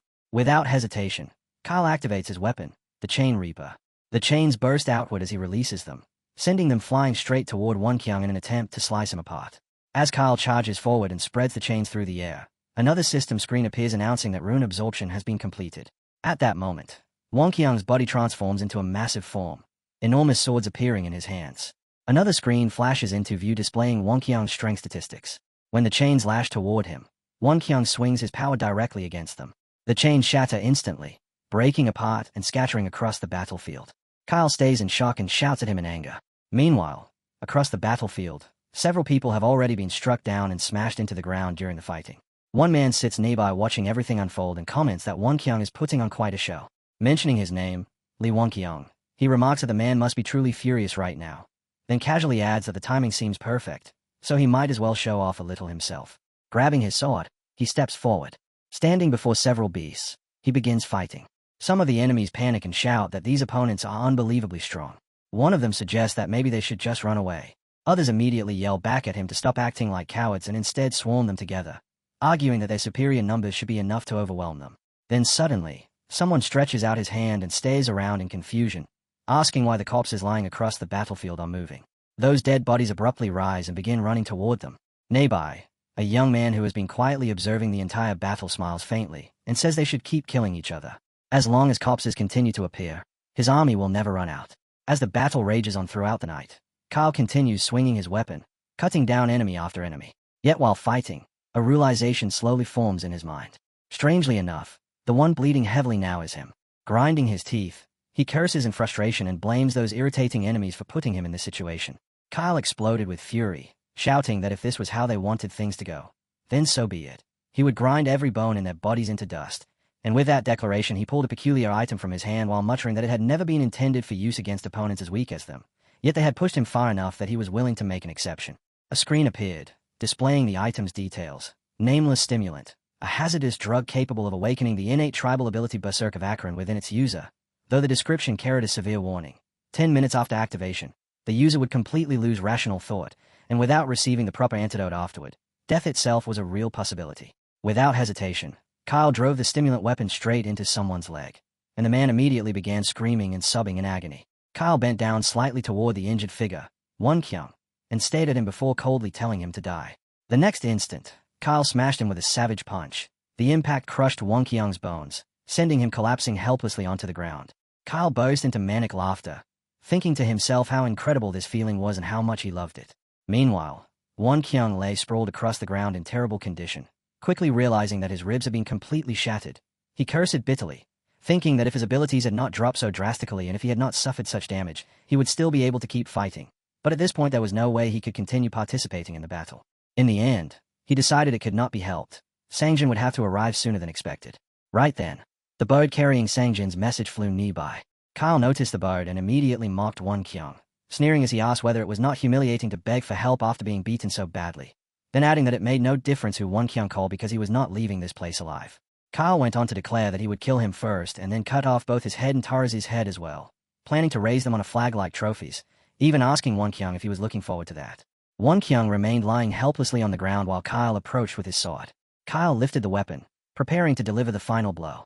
But before the strike could fall, someone suddenly grabbed the weapon. That person was Inverin. In one swift movement, she sliced cleanly through Kyle's neck, separating his head from his body. Kyle's body dropped to the ground while his severed head flew through the air. For a brief moment, confusion filled his mind as he wondered why he was suddenly staring up at the sky, and then his eyes widened in shock as the realization hit him. What was Inverin doing there? His head struck the ground. Meanwhile, Inverin looked down calmly, thinking to herself that she had never intended to let things end so easily for him. To Inverin, it almost felt as if the 7 long years she had spent pursuing him had ended far too quickly, yet she accepted the outcome all the same, understanding that revenge did not always bring the satisfaction people expected. Afterward, she turned toward Wonkyung and asked if he was alright and whether he could stand. Wonkyung replied that aside from his broken ribs he was still fine, explaining that once he recovered a little he intended to regroup with Taraz, but for the moment he wanted her to go help Sangjin instead. Inverin answered that she had already seen Sangjin while coming here and that things in that area looked like they were already coming to an end, so she would handle Taraz and the captives while Wonkyung focused on recovering. Wonkyung agreed with the plan. The scene then shifted to a building area where several vacuum chambers had been set up. A girl named Ellen gently placed flowers beside one of the chambers and spoke softly, saying that they had followed the instructions exactly and had succeeded in rescuing many of the captured people, adding that it had all been possible because of him and Lord Tekeron. The person inside responded that Tekeron could hear them, so he was certain her words had reached him. Ellen said she hoped he would wake up soon because he was the one who had saved them, and she believed everyone would come to like him. The man smiled and replied that he was sure they would. Then he asked Ellen if she could wait outside for a moment since he needed to speak privately. She respectfully agreed, addressed him as Lord Tekeron, and left the room. After she stepped outside, he spoke quietly toward Kang Hansu, saying that they had successfully destroyed the enemy's banquet plan and that now the enemy's main force was waiting for them, with the scouts reporting that the real battle would begin tomorrow. He also explained that Inverin, the travelers, and the King Bees had all arrived on time, which meant it should be possible to hold back the enemy's main force. However, if the information Kang Hansu had provided was correct, then the Coffin Emperor would become a serious problem. Even so, they would do everything possible to hold the line until Kang Hansu awakened. He told Kang Hansu to focus only on completing the physical strengthening technique. At that moment, another system screen appeared showing the remaining time until Kang Hansu finished the physical strengthening technique, and the timer displayed 60 days, 16 days, 11 hours, and 39 minutes left. The scene then opened at the Lerolero and Grashi Unified Command and Control Center, where the commander sat together with the control team while monitoring the situation on the battlefield. He began thinking to himself that, according to his plan, the advance team should have already opened the Eastern Gate and taken control of the Great Sanctuary by now. Yet not only had they failed to open the Eastern Gate, every gate had become heavily reinforced, making it seem as though someone had anticipated all of his plans beforehand. The commander wondered briefly if that demon had interfered again, yet he quickly dismissed the thought, reasoning that even that man should not have been capable of disrupting his strategy this thoroughly, which only deepened his confusion about who could possibly be responsible. The scene then shifted to another battlefield. Olsen shouted loudly to his troops, ordering them to fire everything they had and telling them to do whatever it took to break open those gates. His soldiers immediately unleashed their weapons, bombarding the walls around the gate. But the moment the attack struck, the walls began glowing as a magical barrier resisted the damage. Olsen cursed angrily and shouted that the magical wall was preventing them from causing any real harm. Their ammunition was limited, and wasting it like this would only worsen their situation. So instead of continuing this pointless bombardment, he decided it would be better to force their way in directly. He then yelled that the enemy soldiers were nothing but cowardly fools hiding behind that magic wall because they were too afraid to fight face to face. Olsen ordered the close-quarters engagement team to advance. As the troops rushed forward, the defenders who had been concealed behind the wall suddenly rose up, and among them a girl gave the command to fire, ordering them to bring down every single attacker. At once, a storm of attacks rained down on the guerrilla soldiers charging ahead, striking many of them instantly and sending them collapsing to the ground. Olsen stayed in shock and shouted in confusion, demanding to know what was happening and wondering why those enemies were here when they were supposed to be stationed at Taran's magic guns. Someone nearby screamed for everyone to get down. Not far away, a man wearing glasses observed the battlefield carefully and commented that those were insanely powerful magic guns, wondering if Envy had sent reinforcements. He began thinking that if this continued, they would not only fail to climb the ramparts but might not even get close to them. Meanwhile, the magic guns continued firing relentlessly across the battlefield.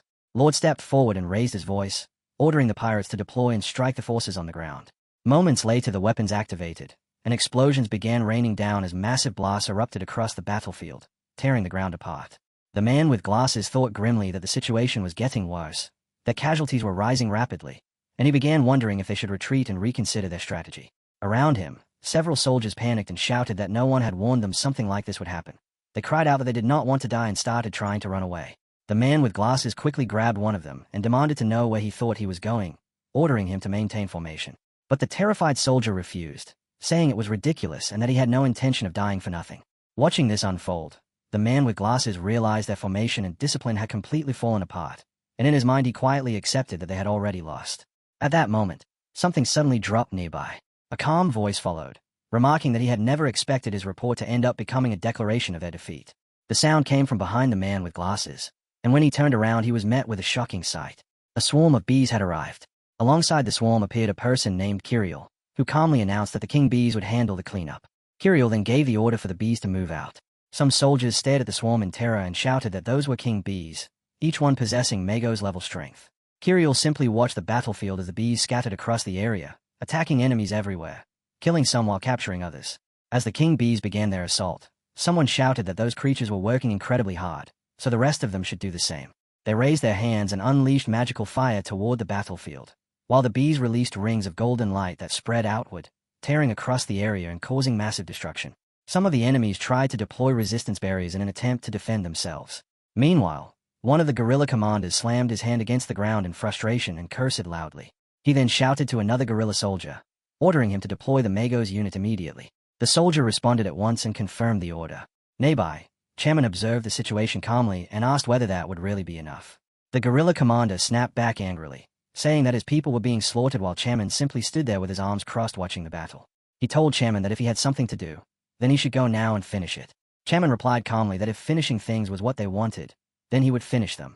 As he prepared to move, he thought to himself that he needed corpses anyway, specifically corpses that were still intact. Since the warriors of the Grashi tribe were dying in large numbers, he expected he would be able to collect quite a good amount. He then stated that he would head to the battlefield and force a surrender. The guerrilla commander watched him with growing anger, thinking that this man was treating even his own tribesmen as nothing more than materials for holy water. Quickly, the commander warned him not to even consider using the corpses of his tribesmen. If he required bodies, he should extract holy water only from the Naga tribe. He added a harsh warning that if he attempted anything else, the container that held him would be sealed permanently. In response, the man suddenly raised a gun and pointed it directly at the guerrilla commander. The guerrilla froze in panic. The man warned him to choose his words carefully. Realizing the danger immediately, the guerrilla's tone changed at once as he addressed him respectfully as Sir Jastun, telling him to calm down and stand down. He promised that if Jastun returned with prisoners, they would immediately revive his wife. Jastun then asked how many bodies were required to revive his wife and activate the soul transfer device, demanding an exact number while promising that he would bring back however many were needed. The guerrilla answered that activating the soul transfer device required 60,000 corpses, and out of that total, 40,000 would be needed specifically to revive Jastun's wife. Jastun gave a small nod, saying he understood, and promised that he would bring them back before heading toward the battlefield. Above the battlefield, the sky remained filled with chaos as soldiers clashed and killed one another. Some commanders shouted urgent orders, telling their men to hunt down any deserters and kill them all without allowing even a single one to escape. Amid this turmoil, Sage followed behind Sir Tahul. Sir Brawl spoke to Sir Tahul, explaining that things had been progressing according to their plan so far, and that the second wave of enemies had nearly been wiped out. Soon, he continued, the third wave would arrive, consisting of the Mago's unit. He explained further that the third wave would turn the fight into a battle of attrition, and if they could hold the enemy back for just 2 weeks, Kang Hansu would finally awaken. Until that moment arrived, their only responsibility was to keep holding the line exactly as they had been doing. While they were still discussing this, Kiriel ran toward them. Sir Tahul greeted her, saying that since it was her who had returned, the ambush must have been a great success, and he thanked her for the help. Kiriel replied modestly that the bees had done far more work than she had, adding that they had pushed themselves quite hard, so she had brought them back in order to let them rest. So Tahul nodded in understanding and told her that the battle of attrition would begin soon, so she should make sure to get some rest as well. He also added that if Kaltia were able to see this moment, she would surely feel proud. However, Kiriel suddenly sensed something unusual. A powerful energy was spreading through the air, and she wondered whose presence it could be. Nearby, a wind beast sensed the same disturbance and immediately panicked, warning that the situation was bad and that they should run. At that very moment, Sir Jastun appeared, weapon in hand. The man with glasses saw him and frowned in confusion, wondering if the plan had changed since his brother had appeared instead of the third wave. Recognizing the newcomer as Sir Jastun, meanwhile, thought to himself that it would be troublesome if he accidentally destroyed everything, including the sanctuary they were supposed to capture, so he decided to reduce his attack power to roughly 30%. He then aimed his weapon toward the ground. A beam of glowing light shot downward toward the battlefield. Every guerrilla soldier looked toward the enormous energy gathering there. Moments later, huge fireballs began appearing across the battlefield. Then, a massive explosion of red energy erupted across the battlefield, the impact so terrifying that many of the guerrilla commanders immediately fell into panic, some shouting, others crying, while many simply turned and ran in desperation, trying to save their own lives. Amid the chaos, Sir Tahul was knocked down onto the ground, and as he struggled to recover, he began thinking about the situation, recalling that when the third wave, the Magos unit, arrived, they had been supposed to stall the enemy even longer using additional delaying tactics. Yet somehow they had arrived far earlier than expected, and so Tahul began wondering if their earlier success had actually worked against them, perhaps pushing the enemy so hard that it forced them to respond much faster than planned. Just then, Sir Tahul's eyes suddenly widened in shock. Someone behind him shouted urgently, telling him to look back. When he turned around, he froze in disbelief and asked if it was really him. Standing there was Jastun. Jastun spoke calmly, saying that Tahul already knew exactly who he was, so there was no need for introductions and they should skip straight to the important matter. Then Jastun gave a direct order. The old man stared at him in shock and asked what he meant, while at the same time wondering what kind of demand Jastun was about to make, because even though Jastun clearly possessed enough strength to kill all of them himself, he was still choosing to issue orders instead. Jastun then stated his demand. He said that if they handed over 100,000 prisoners, his army would withdraw peacefully. The old man was stunned and repeated the number in disbelief. 100,000 people.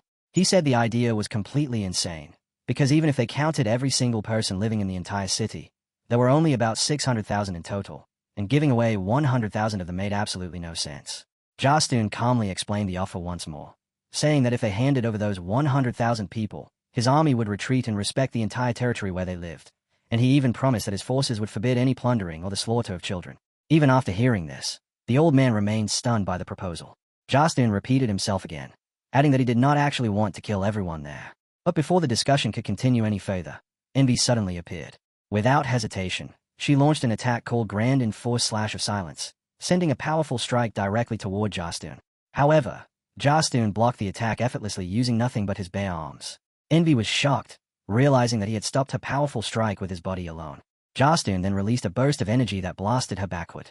In a calm voice, he remarked that interrupting a conversation like that was rude. The force of his attack slammed Envy down onto the ground. Envy responded angrily, saying that walking casually into the center of their military headquarters and expecting everyone to simply stand still was an incredibly stupid move. Inside her mind, she could hardly believe how strong he had become in just a single year. Jastun then said that her appearance had actually come at the perfect time, because since she was the strongest fighter present, defeating her would make it much easier to force everyone else into surrender. Envy struggled and tried her best to fight back.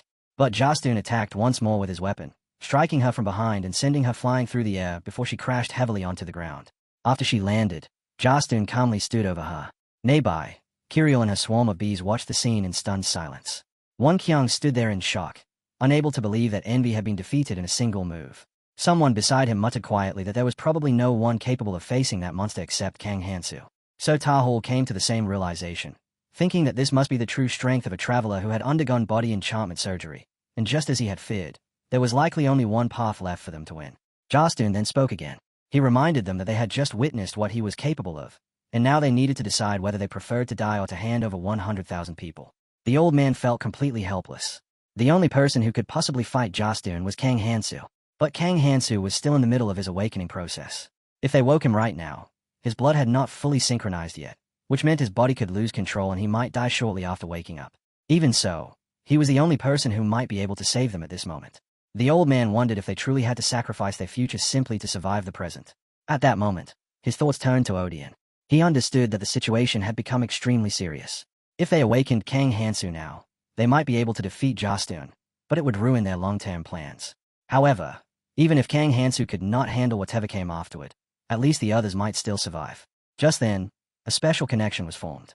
Tekuran's skill, Mind's Eye, activated and created a link with Odion. The scene then shifted to a hallway. Arellen was running desperately down the corridor, panic filling her mind as she kept thinking that if things continued like this, her mother would die just like her father had. She believed that there was only one person who could save them. While running, she reached a door and began knocking on it. She tried to open it, but the door would not move. Feeling completely lost and unsure what to do, she realized that somehow she needed to let him know what was happening. Then she suddenly remembered something. Tekeron. She recalled that Tekeron was able to hear everything. So Ellen began shouting desperately, begging him to save them and saying that if he could hear her, he needed to come out because he was their only hope, repeating her pleas over and over while crying. While she was still crying and calling out, someone suddenly appeared behind her. She turned around and recognized him as the old man. For a moment the scene blurred as she slightly bowed and called out to him. Then the scene shifted back to the battlefield. Envy was still lying on the ground after being defeated. Jastun looked toward her and began speaking again. At that moment, a sister message appeared showing that Tekeron and Odian's mind's eye connection had been completed. The old man then spoke firmly, saying in his mind that he agreed with his master, because all the hope of Acheron now rested on this decision. Then the old man raised his voice and shouted for everyone to hear. He called out to all the civilians of Acheron, telling them to listen carefully, ordering anyone who could fight to raise their weapons, while those who could not fight were told to hide and run for their lives. Jastun watched the scene unfold and calmly remarked that he understood their decision. Then he lifted his weapon and struck the ground. He declared that since they had refused his offer, he would simply kill them all and gather the number of bodies he needed from other tribes instead. Raising his weapon again, he aimed it directly toward the civilians. This time he activated 70% of the weapon's output. Purple energy began gathering around the weapon, building into a massive force that pointed straight toward the civilians. Just as the energy was about to be unleashed, something unexpected appeared. Large wings suddenly spread out in front of the attack. A man had stepped forward and opened his wings wide, using his own body to block the purple energy. The power continued pouring toward him relentlessly, yet he stood there without moving. Jastun stayed in shock and demanded to know who he was. The man with the purple energy wings remained completely silent. Jastun studied him closely, and then something suddenly clicked in his mind. He recognized the purple scars covering the man's body. With clear surprise in his voice, Jastun asked if he had also failed during the body enchantment surgery. Jastun continued looking at him, and asked whether he had also failed the physical strengthening technique. Hansu did not respond and simply stood there in silence. Jastun examined him carefully and thought about the situation, realizing that no matter how he looked at it, Hansu appeared to be in the same condition as Xianying, a state that meant unbearable pain, where someone could collapse and die from shock at any moment. Jastun then said that Hansu probably did not even have the strength left to answer him, and since that was the case, he would at least allow him to die with a little less suffering. Immediately after saying that, Jastun opened his blast cannon. In a calm tone, he said farewell. The cannon instantly fired, releasing a surge of purple energy that shot straight toward Hansu. But the moment the blast exploded, Hansu suddenly moved, bursting out from the explosion as he leapt into the air, grabbing onto a golden ring while sliding forward at high speed. As he continued rushing ahead, waves of purple energy blasts chased after him from behind. Yet even while resisting the crushing pressure of the attacks and the intense energy surrounding him, Hansu kept pushing forward. Then he seized his magical staff and flew upward. After creating some distance, Hansu finally stopped and planted himself firmly in place. Inside his mind, he realized that every blood vessel in his body felt as though it were burning. And at this rate his heart might stop completely, meaning he had no time to waste. The only way he could survive now was to obtain runes from Sangjin as quickly as possible. Meanwhile, Jastun observed everything closely and spoke again, admitting that Hansu possessed incredible mental strength, because even while standing in a condition where he could die from shock at any moment, he had still managed to dodge every single attack. But Jastun then questioned the point of such effort, saying that no matter how long Hansu managed to endure, it would ultimately be meaningless. Hansu answered calmly that it was not meaningless. Right after saying that, he activated the vessels of the dragon god at full power. In the next instant, both of them shot upward into the sky and confronted each other in mid-air. Jastun was visibly shocked, because even with his sense stat he could not follow Hansu's speed, and although Hansu had undergone the physical strengthening technique, moving this fast was still unbelievable. Then Hansu activated another ability. He declared, Nirmaha's Ring, First Authority, activate. Authority Destruction. A system screen appeared announcing that the authority of the Flywalk artifact had been destroyed. Jastun glared at Hansu as his body suddenly changed. Hansu then gave a simple command. Fall. Jastun cursed angrily, never expecting a trick like that. Still, he reacted immediately by swinging his weapon and unleashing another surge of purple energy that rushed toward Hansu. The energy detonated violently, tearing through everything around it. The force of the weapon was so overwhelming that Hansu lost control and crashed down onto the ground. Inside his mind, Hansu cursed, realizing that the unbearable pain running through his body had made it impossible to keep his balance. At that moment, someone rushed toward him at incredible speed, grabbed him, and the two of them rolled across the ground together. The boy asked if this meant they were safe now. Hansu replied that they were safe and thanked him. However, blood soon appeared at the corner of Hansu's mouth, and while gripping his staff he struggled to remain steady. The boy looked at him with concern and asked if he was all right, but inside his mind he realized something terrifying. Hansu's body felt completely cold, with almost no warmth left in it, making him wonder if even giving Hansu runes would be enough for him to recover fully. Hansu reassured him calmly. saying there was nothing to worry about, because as long as he had runes he could solve the problem. The boy nodded and immediately handed over the runes while thanking him. Hansu glanced at the runes and thought that they had done an excellent job collecting them, since this amount should be more than enough. Then he let the runes fall from his hand. A system screen appeared showing his strength and other stats increasing. Another message followed, stating that a portion of the magic runes would be absorbed by Nirmaha's ring. Soon after, a new notification appeared announcing that the third authority of Nirmaha's ring had been unlocked. The ability was called Pain Nullification, an authority that would completely remove all sensations of pain experienced by the wearer. Hansu muttered quietly that it had finally happened, and then he activated the ability. The ring immediately began releasing a surge of powerful energy. Another system message appeared, announcing that the immune reaction between the essence used during the physical strengthening technique and Hansu's blood had now been completed, meaning rune-based recovery could finally proceed normally. Golden energy began radiating from Hansu's body. Seeing this, the boy relaxed and said that it seemed he had no reason to worry after all, then asked if there was anything he could do to help. Hansu told him to deliver a message to Tekeran, explaining that a summoning circle would soon appear in the sky and that Tekeran needed to gather all the priests to create a magic barrier. The boy glanced upward at the strange movement taking shape above them and said it looked like something important was about to happen. He agreed to the request and said he would inform Tekeran immediately, adding that he would be counting on Hansu. Then he quickly ran off. Hansu simply responded that he should leave it to him. Meanwhile, Jastun struggled with pain as he realized that his artifact had completely stopped functioning, and he could not understand what Hansu had done to it. He also thought about Hansu's transformation, realizing that he had never heard of any traveler possessing such an ability. Suddenly, Hansu appeared right in front of him. Jastun was startled and asked how he had recovered so quickly, wondering in his mind if Hansu somehow knew a special treatment method. Hansu then spoke calmly, saying that he knew Jastun was doing all of this because of his wife, and that he could help save her. Jastun froze in shock and immediately asked if that was truly possible, saying he would do absolutely anything if it meant saving his wife and begging Hansu to tell him what he needed to do. Hansu then gave his answer. Jastun only had to sit still and do nothing while Hansu killed him, and after that Hansu promised that once he reached Kaltira, he would treat Jastun's wife. Jastun was stunned by how simple the condition sounded and asked if that was really all he had to do. His mind began drifting through everything he had done up until now. Hansu told him there was no reason for him to blame himself, because he understood the desire to save someone precious. Jastun once again begged him desperately to save his wife. Then the scene suddenly shifted to another location filled with flames. Gorilla sat there looking frustrated, having heard nothing after the massive explosions earlier, and he cursed the Coffin Emperor while refusing to believe that he could have lost.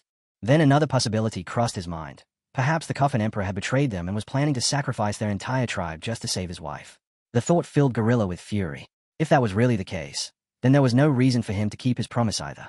He immediately shouted for his elite soldiers to gather. He told them to forget about the Great Sanctuary, because their new target would be the soul transfer device. His subordinates quickly answered and acknowledged the command. Gorilla then picked up a book and began casting magic while thinking about the Coffin Emperor. If the Coffin Emperor failed to return after collecting the essence, then Gorilla would handle everything himself. He swore that the Coffin Emperor would pay for the betrayal. As the spell activated, energy flowed out from the book and spread outward, forming a circular magic ring in the air. From within that circle, an enormous body slowly began to emerge. The creature was Akidus. Hansu noticed the monster's appearance and remarked that it had arrived sooner than expected. He explained that the Orange Zone originally had no calamity at all, but after the people of Akron died out, the land of Lazar had been swallowed by the lava of Heraringson. As a result, the entire Orange Zone had transformed into a hell's cape covered in lava. Within that ocean of flames, one terrifying monster pushed travelers into even deeper despair. That monster was Akidus. Hansu remembered that during the time when the physical strengthening technique had been lost, encountering Akidus would have unquestionably been considered a catastrophe. Even so, now that the monster had appeared, it would have to be defeated. According to the records left by Arasks, Akidus possessed 5 innate abilities. Each of those abilities was controlled by a special receiver connected to it. If those receivers were destroyed, the corresponding abilities would be sealed. And once every receiver had been destroyed, the monster could finally be subjugated. However, another serious issue remained. The materials used to create this monster were extremely unusual.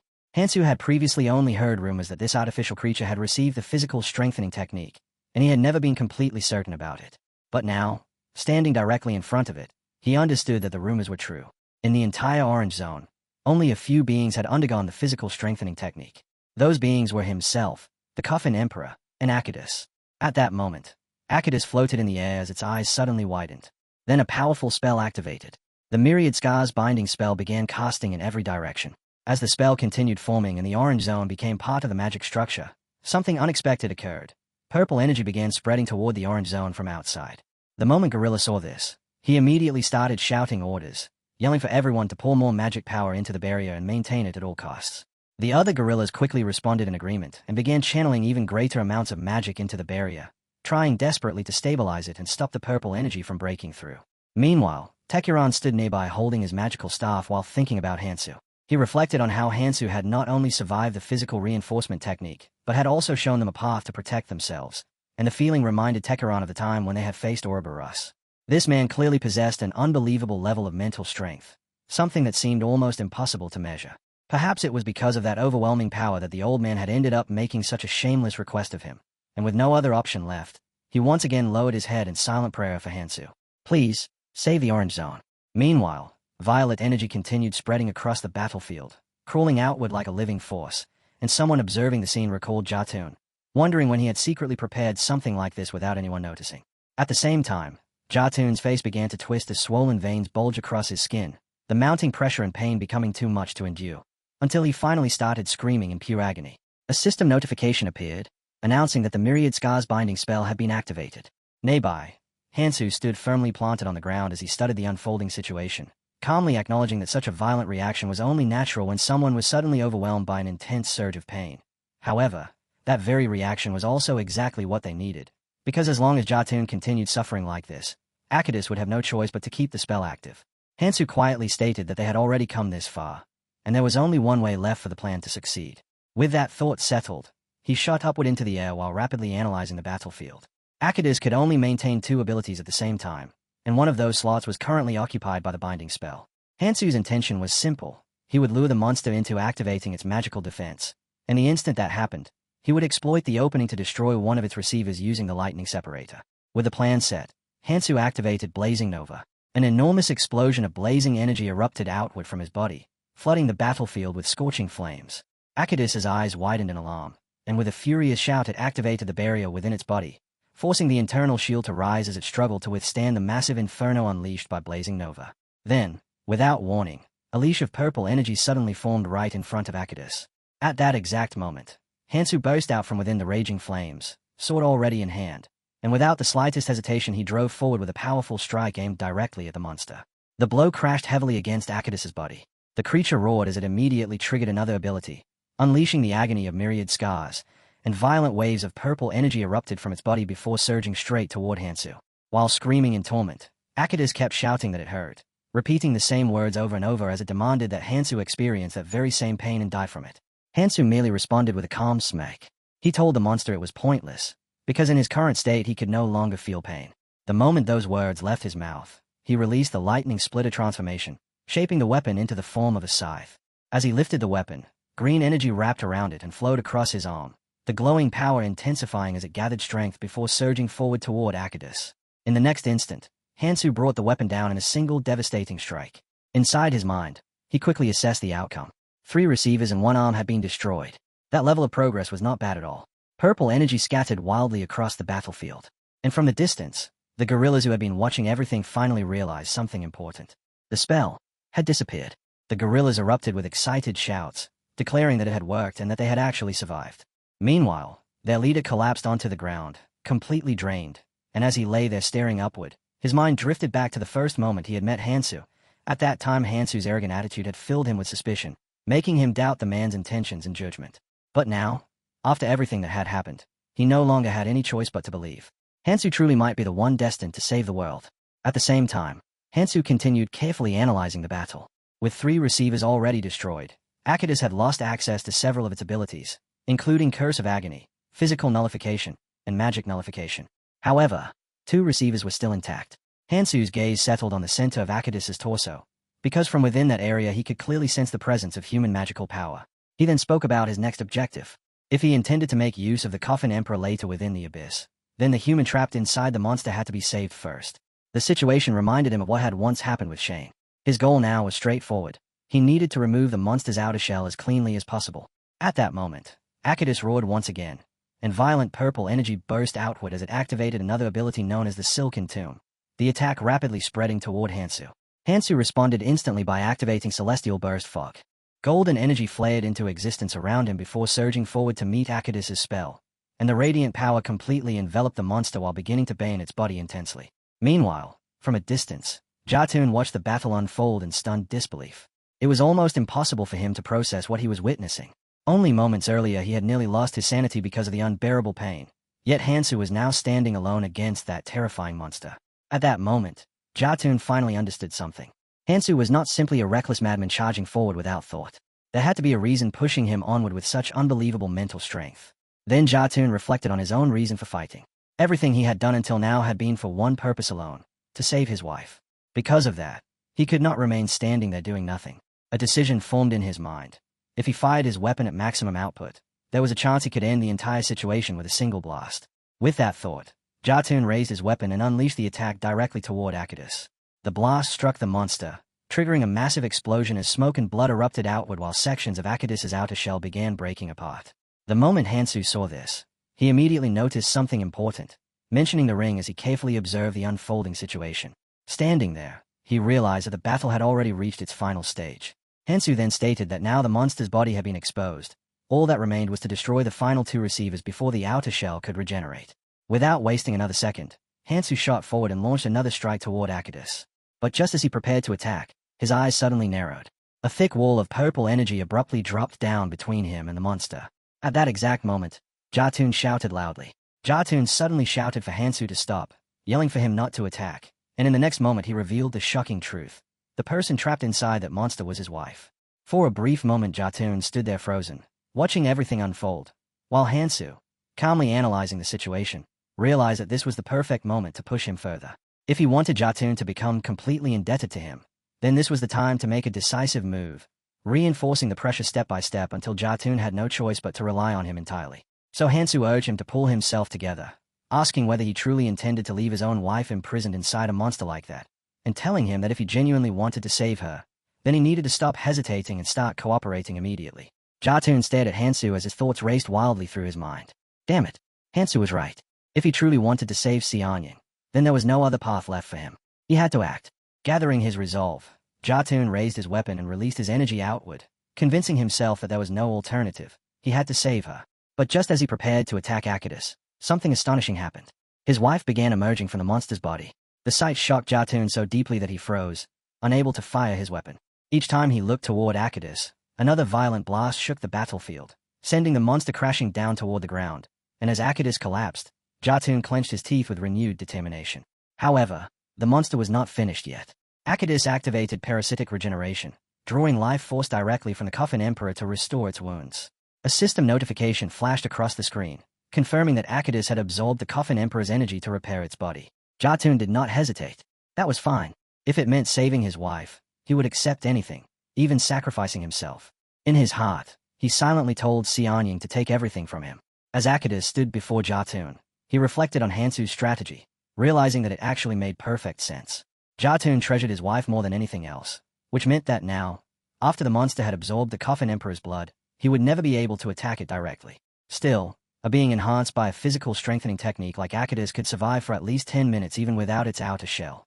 That meant Jatun still had time to free her.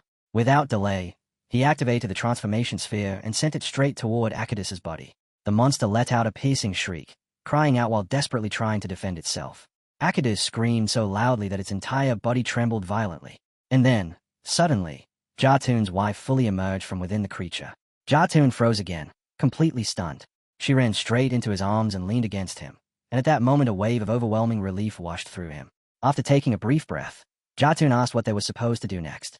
Hansu calmly replied that the person who could truly help her was already on the way. At first Jatun panicked, asking if Hansu was joking. His wife was dying right in front of him, so why was Hansu acting so calm? He demanded that Hansu do something immediately. Then Tekaran appeared. Jatun was taken aback.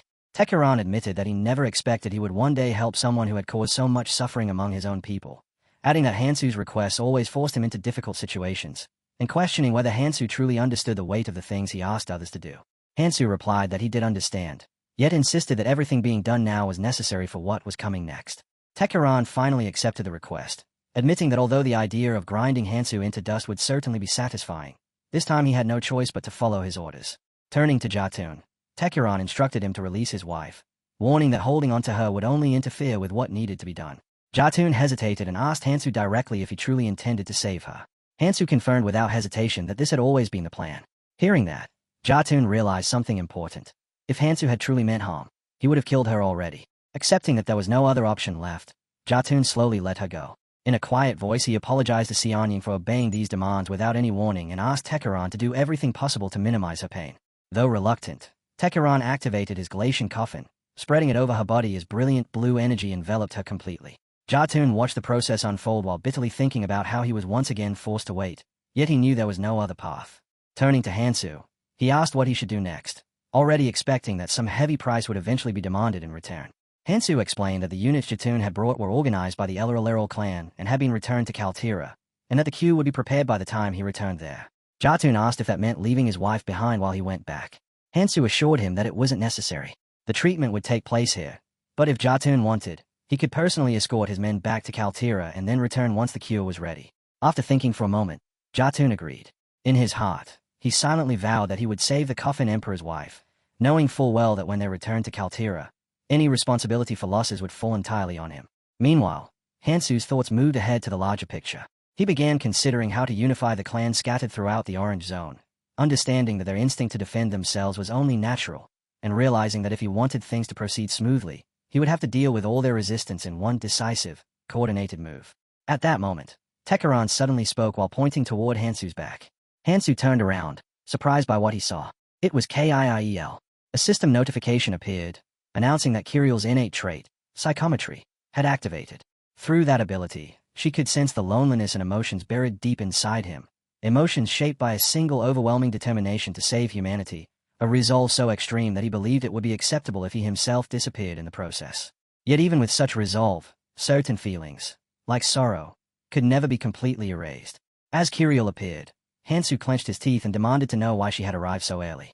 She quickly apologized, explaining that she had followed him out of determination and admiration, never realizing just how far he had already advanced through the zones with such relentless resolve. Her wings spread wide as she flew beside him, tears gathering in her eyes while Hansu continued moving forward. Tekeran observed the scene quietly before remarking that although Hansu had always been distant for a long time, this was the first time he had ever seen him appear shaken. Kiriel nervously asked whether she had made a mistake and worried about the situation she might have created. Hansu reassured her that everything would be fine. He explained that he wasn't someone who could be easily shaken, and that she didn't need to worry so much. But Kiriel reflected silently to herself, realizing that through psychometry she had only glimpsed a fragment of his heart, and what she felt there was numbness weighed down by grief. It felt as though Hansu had known her for a very long time, yet at the same time he seemed unwilling to let himself grow any closer to her. And as she struggled with that realization, she quietly wondered how she was supposed to deal with such a complicated feeling. Meanwhile, Hansu soared across the sky with his attention fixed entirely on the mission, deciding that for Kiriel's sake, and for the success of the greater objective, it would be better if he kept his distance from everyone else. The scene opened with Hansu moving through dense bushes while deliberately maintaining that distance. Compared to the speed he had reached in the red zones, staying close to others would only slow him down too much. By his own estimation, he was now at least 3, perhaps even 4 times faster than anyone around him. At that moment he finally understood why Keldian had emphasized this kind of training so strongly. If humanity could strengthen itself in the same way, then they would gain more than enough power to detect, pursue, and counter any trace of A.K. Akaran's magical energy. From what Hansu could currently sense, there were roughly 13 of them. Moving swiftly through the terrain, alternating between flight and rapid strides, Hansu followed the trail of footprints ahead while considering their destination. The direction they were heading made it clear that they were moving straight toward the ruins of the soul transfer device that Tekeran had mentioned earlier. Since their original plan had already failed, the conclusion was obvious. They were attempting to escape to another world using the soul transfer device. However, activating that device required the Crown of Thrones. Simply wearing the crown did not grant the ability to travel between worlds by itself. Instead, it provided the power needed to open the gate that made such travel possible. Back when Tekeran journeyed to the Red Zone, he had possessed plenty of essence and resources, so activating it had never been a problem. But the footprints Hansu was following now belonged to individuals who were nothing more than sacrifices meant to power the soul transfer device. Hansu also understood something else. If he intended to create the cure, he would eventually need to activate the soul transfer device himself. For that reason, allowing these people to proceed with their plan actually made sense for the moment. He decided that he would reach the location first and simply wait for them there, concluding that patience would be the most effective approach. Meanwhile, the scene shifted to the guerrillas. They stood together while turning toward a large door when someone suddenly knocked and reported that the entrance had been found. Jatun acknowledged the report with a brief good work. The rest of the team responded in agreement. But internally, Jatun reflected on how completely the original plan had already fallen apart, realizing that in the end he alone would have to handle the transfer. Outside, Hansu observed the surrounding area carefully, his gaze sharp and calculating. He activated the Ravana's bracelet, gripping it firmly as he prepared himself for the next move. The scene shifted again as all the gorillas turned and reacted to what was happening around them. The head gorilla spoke firmly, declaring that this place represented the future of the Grashi tribe, that they would abandon the decaying land of Laza and move instead to the new land that had been foretold in prophecy. The others voiced their agreement.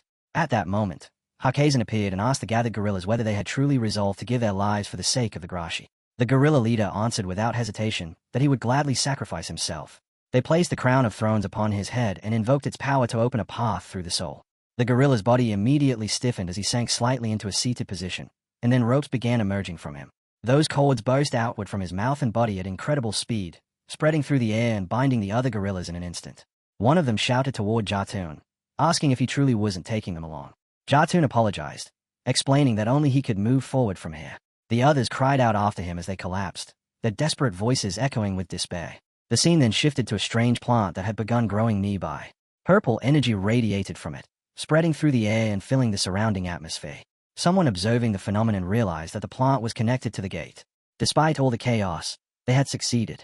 Using the essence they had gathered, the gate had been opened. Now the only thing left was to move forward.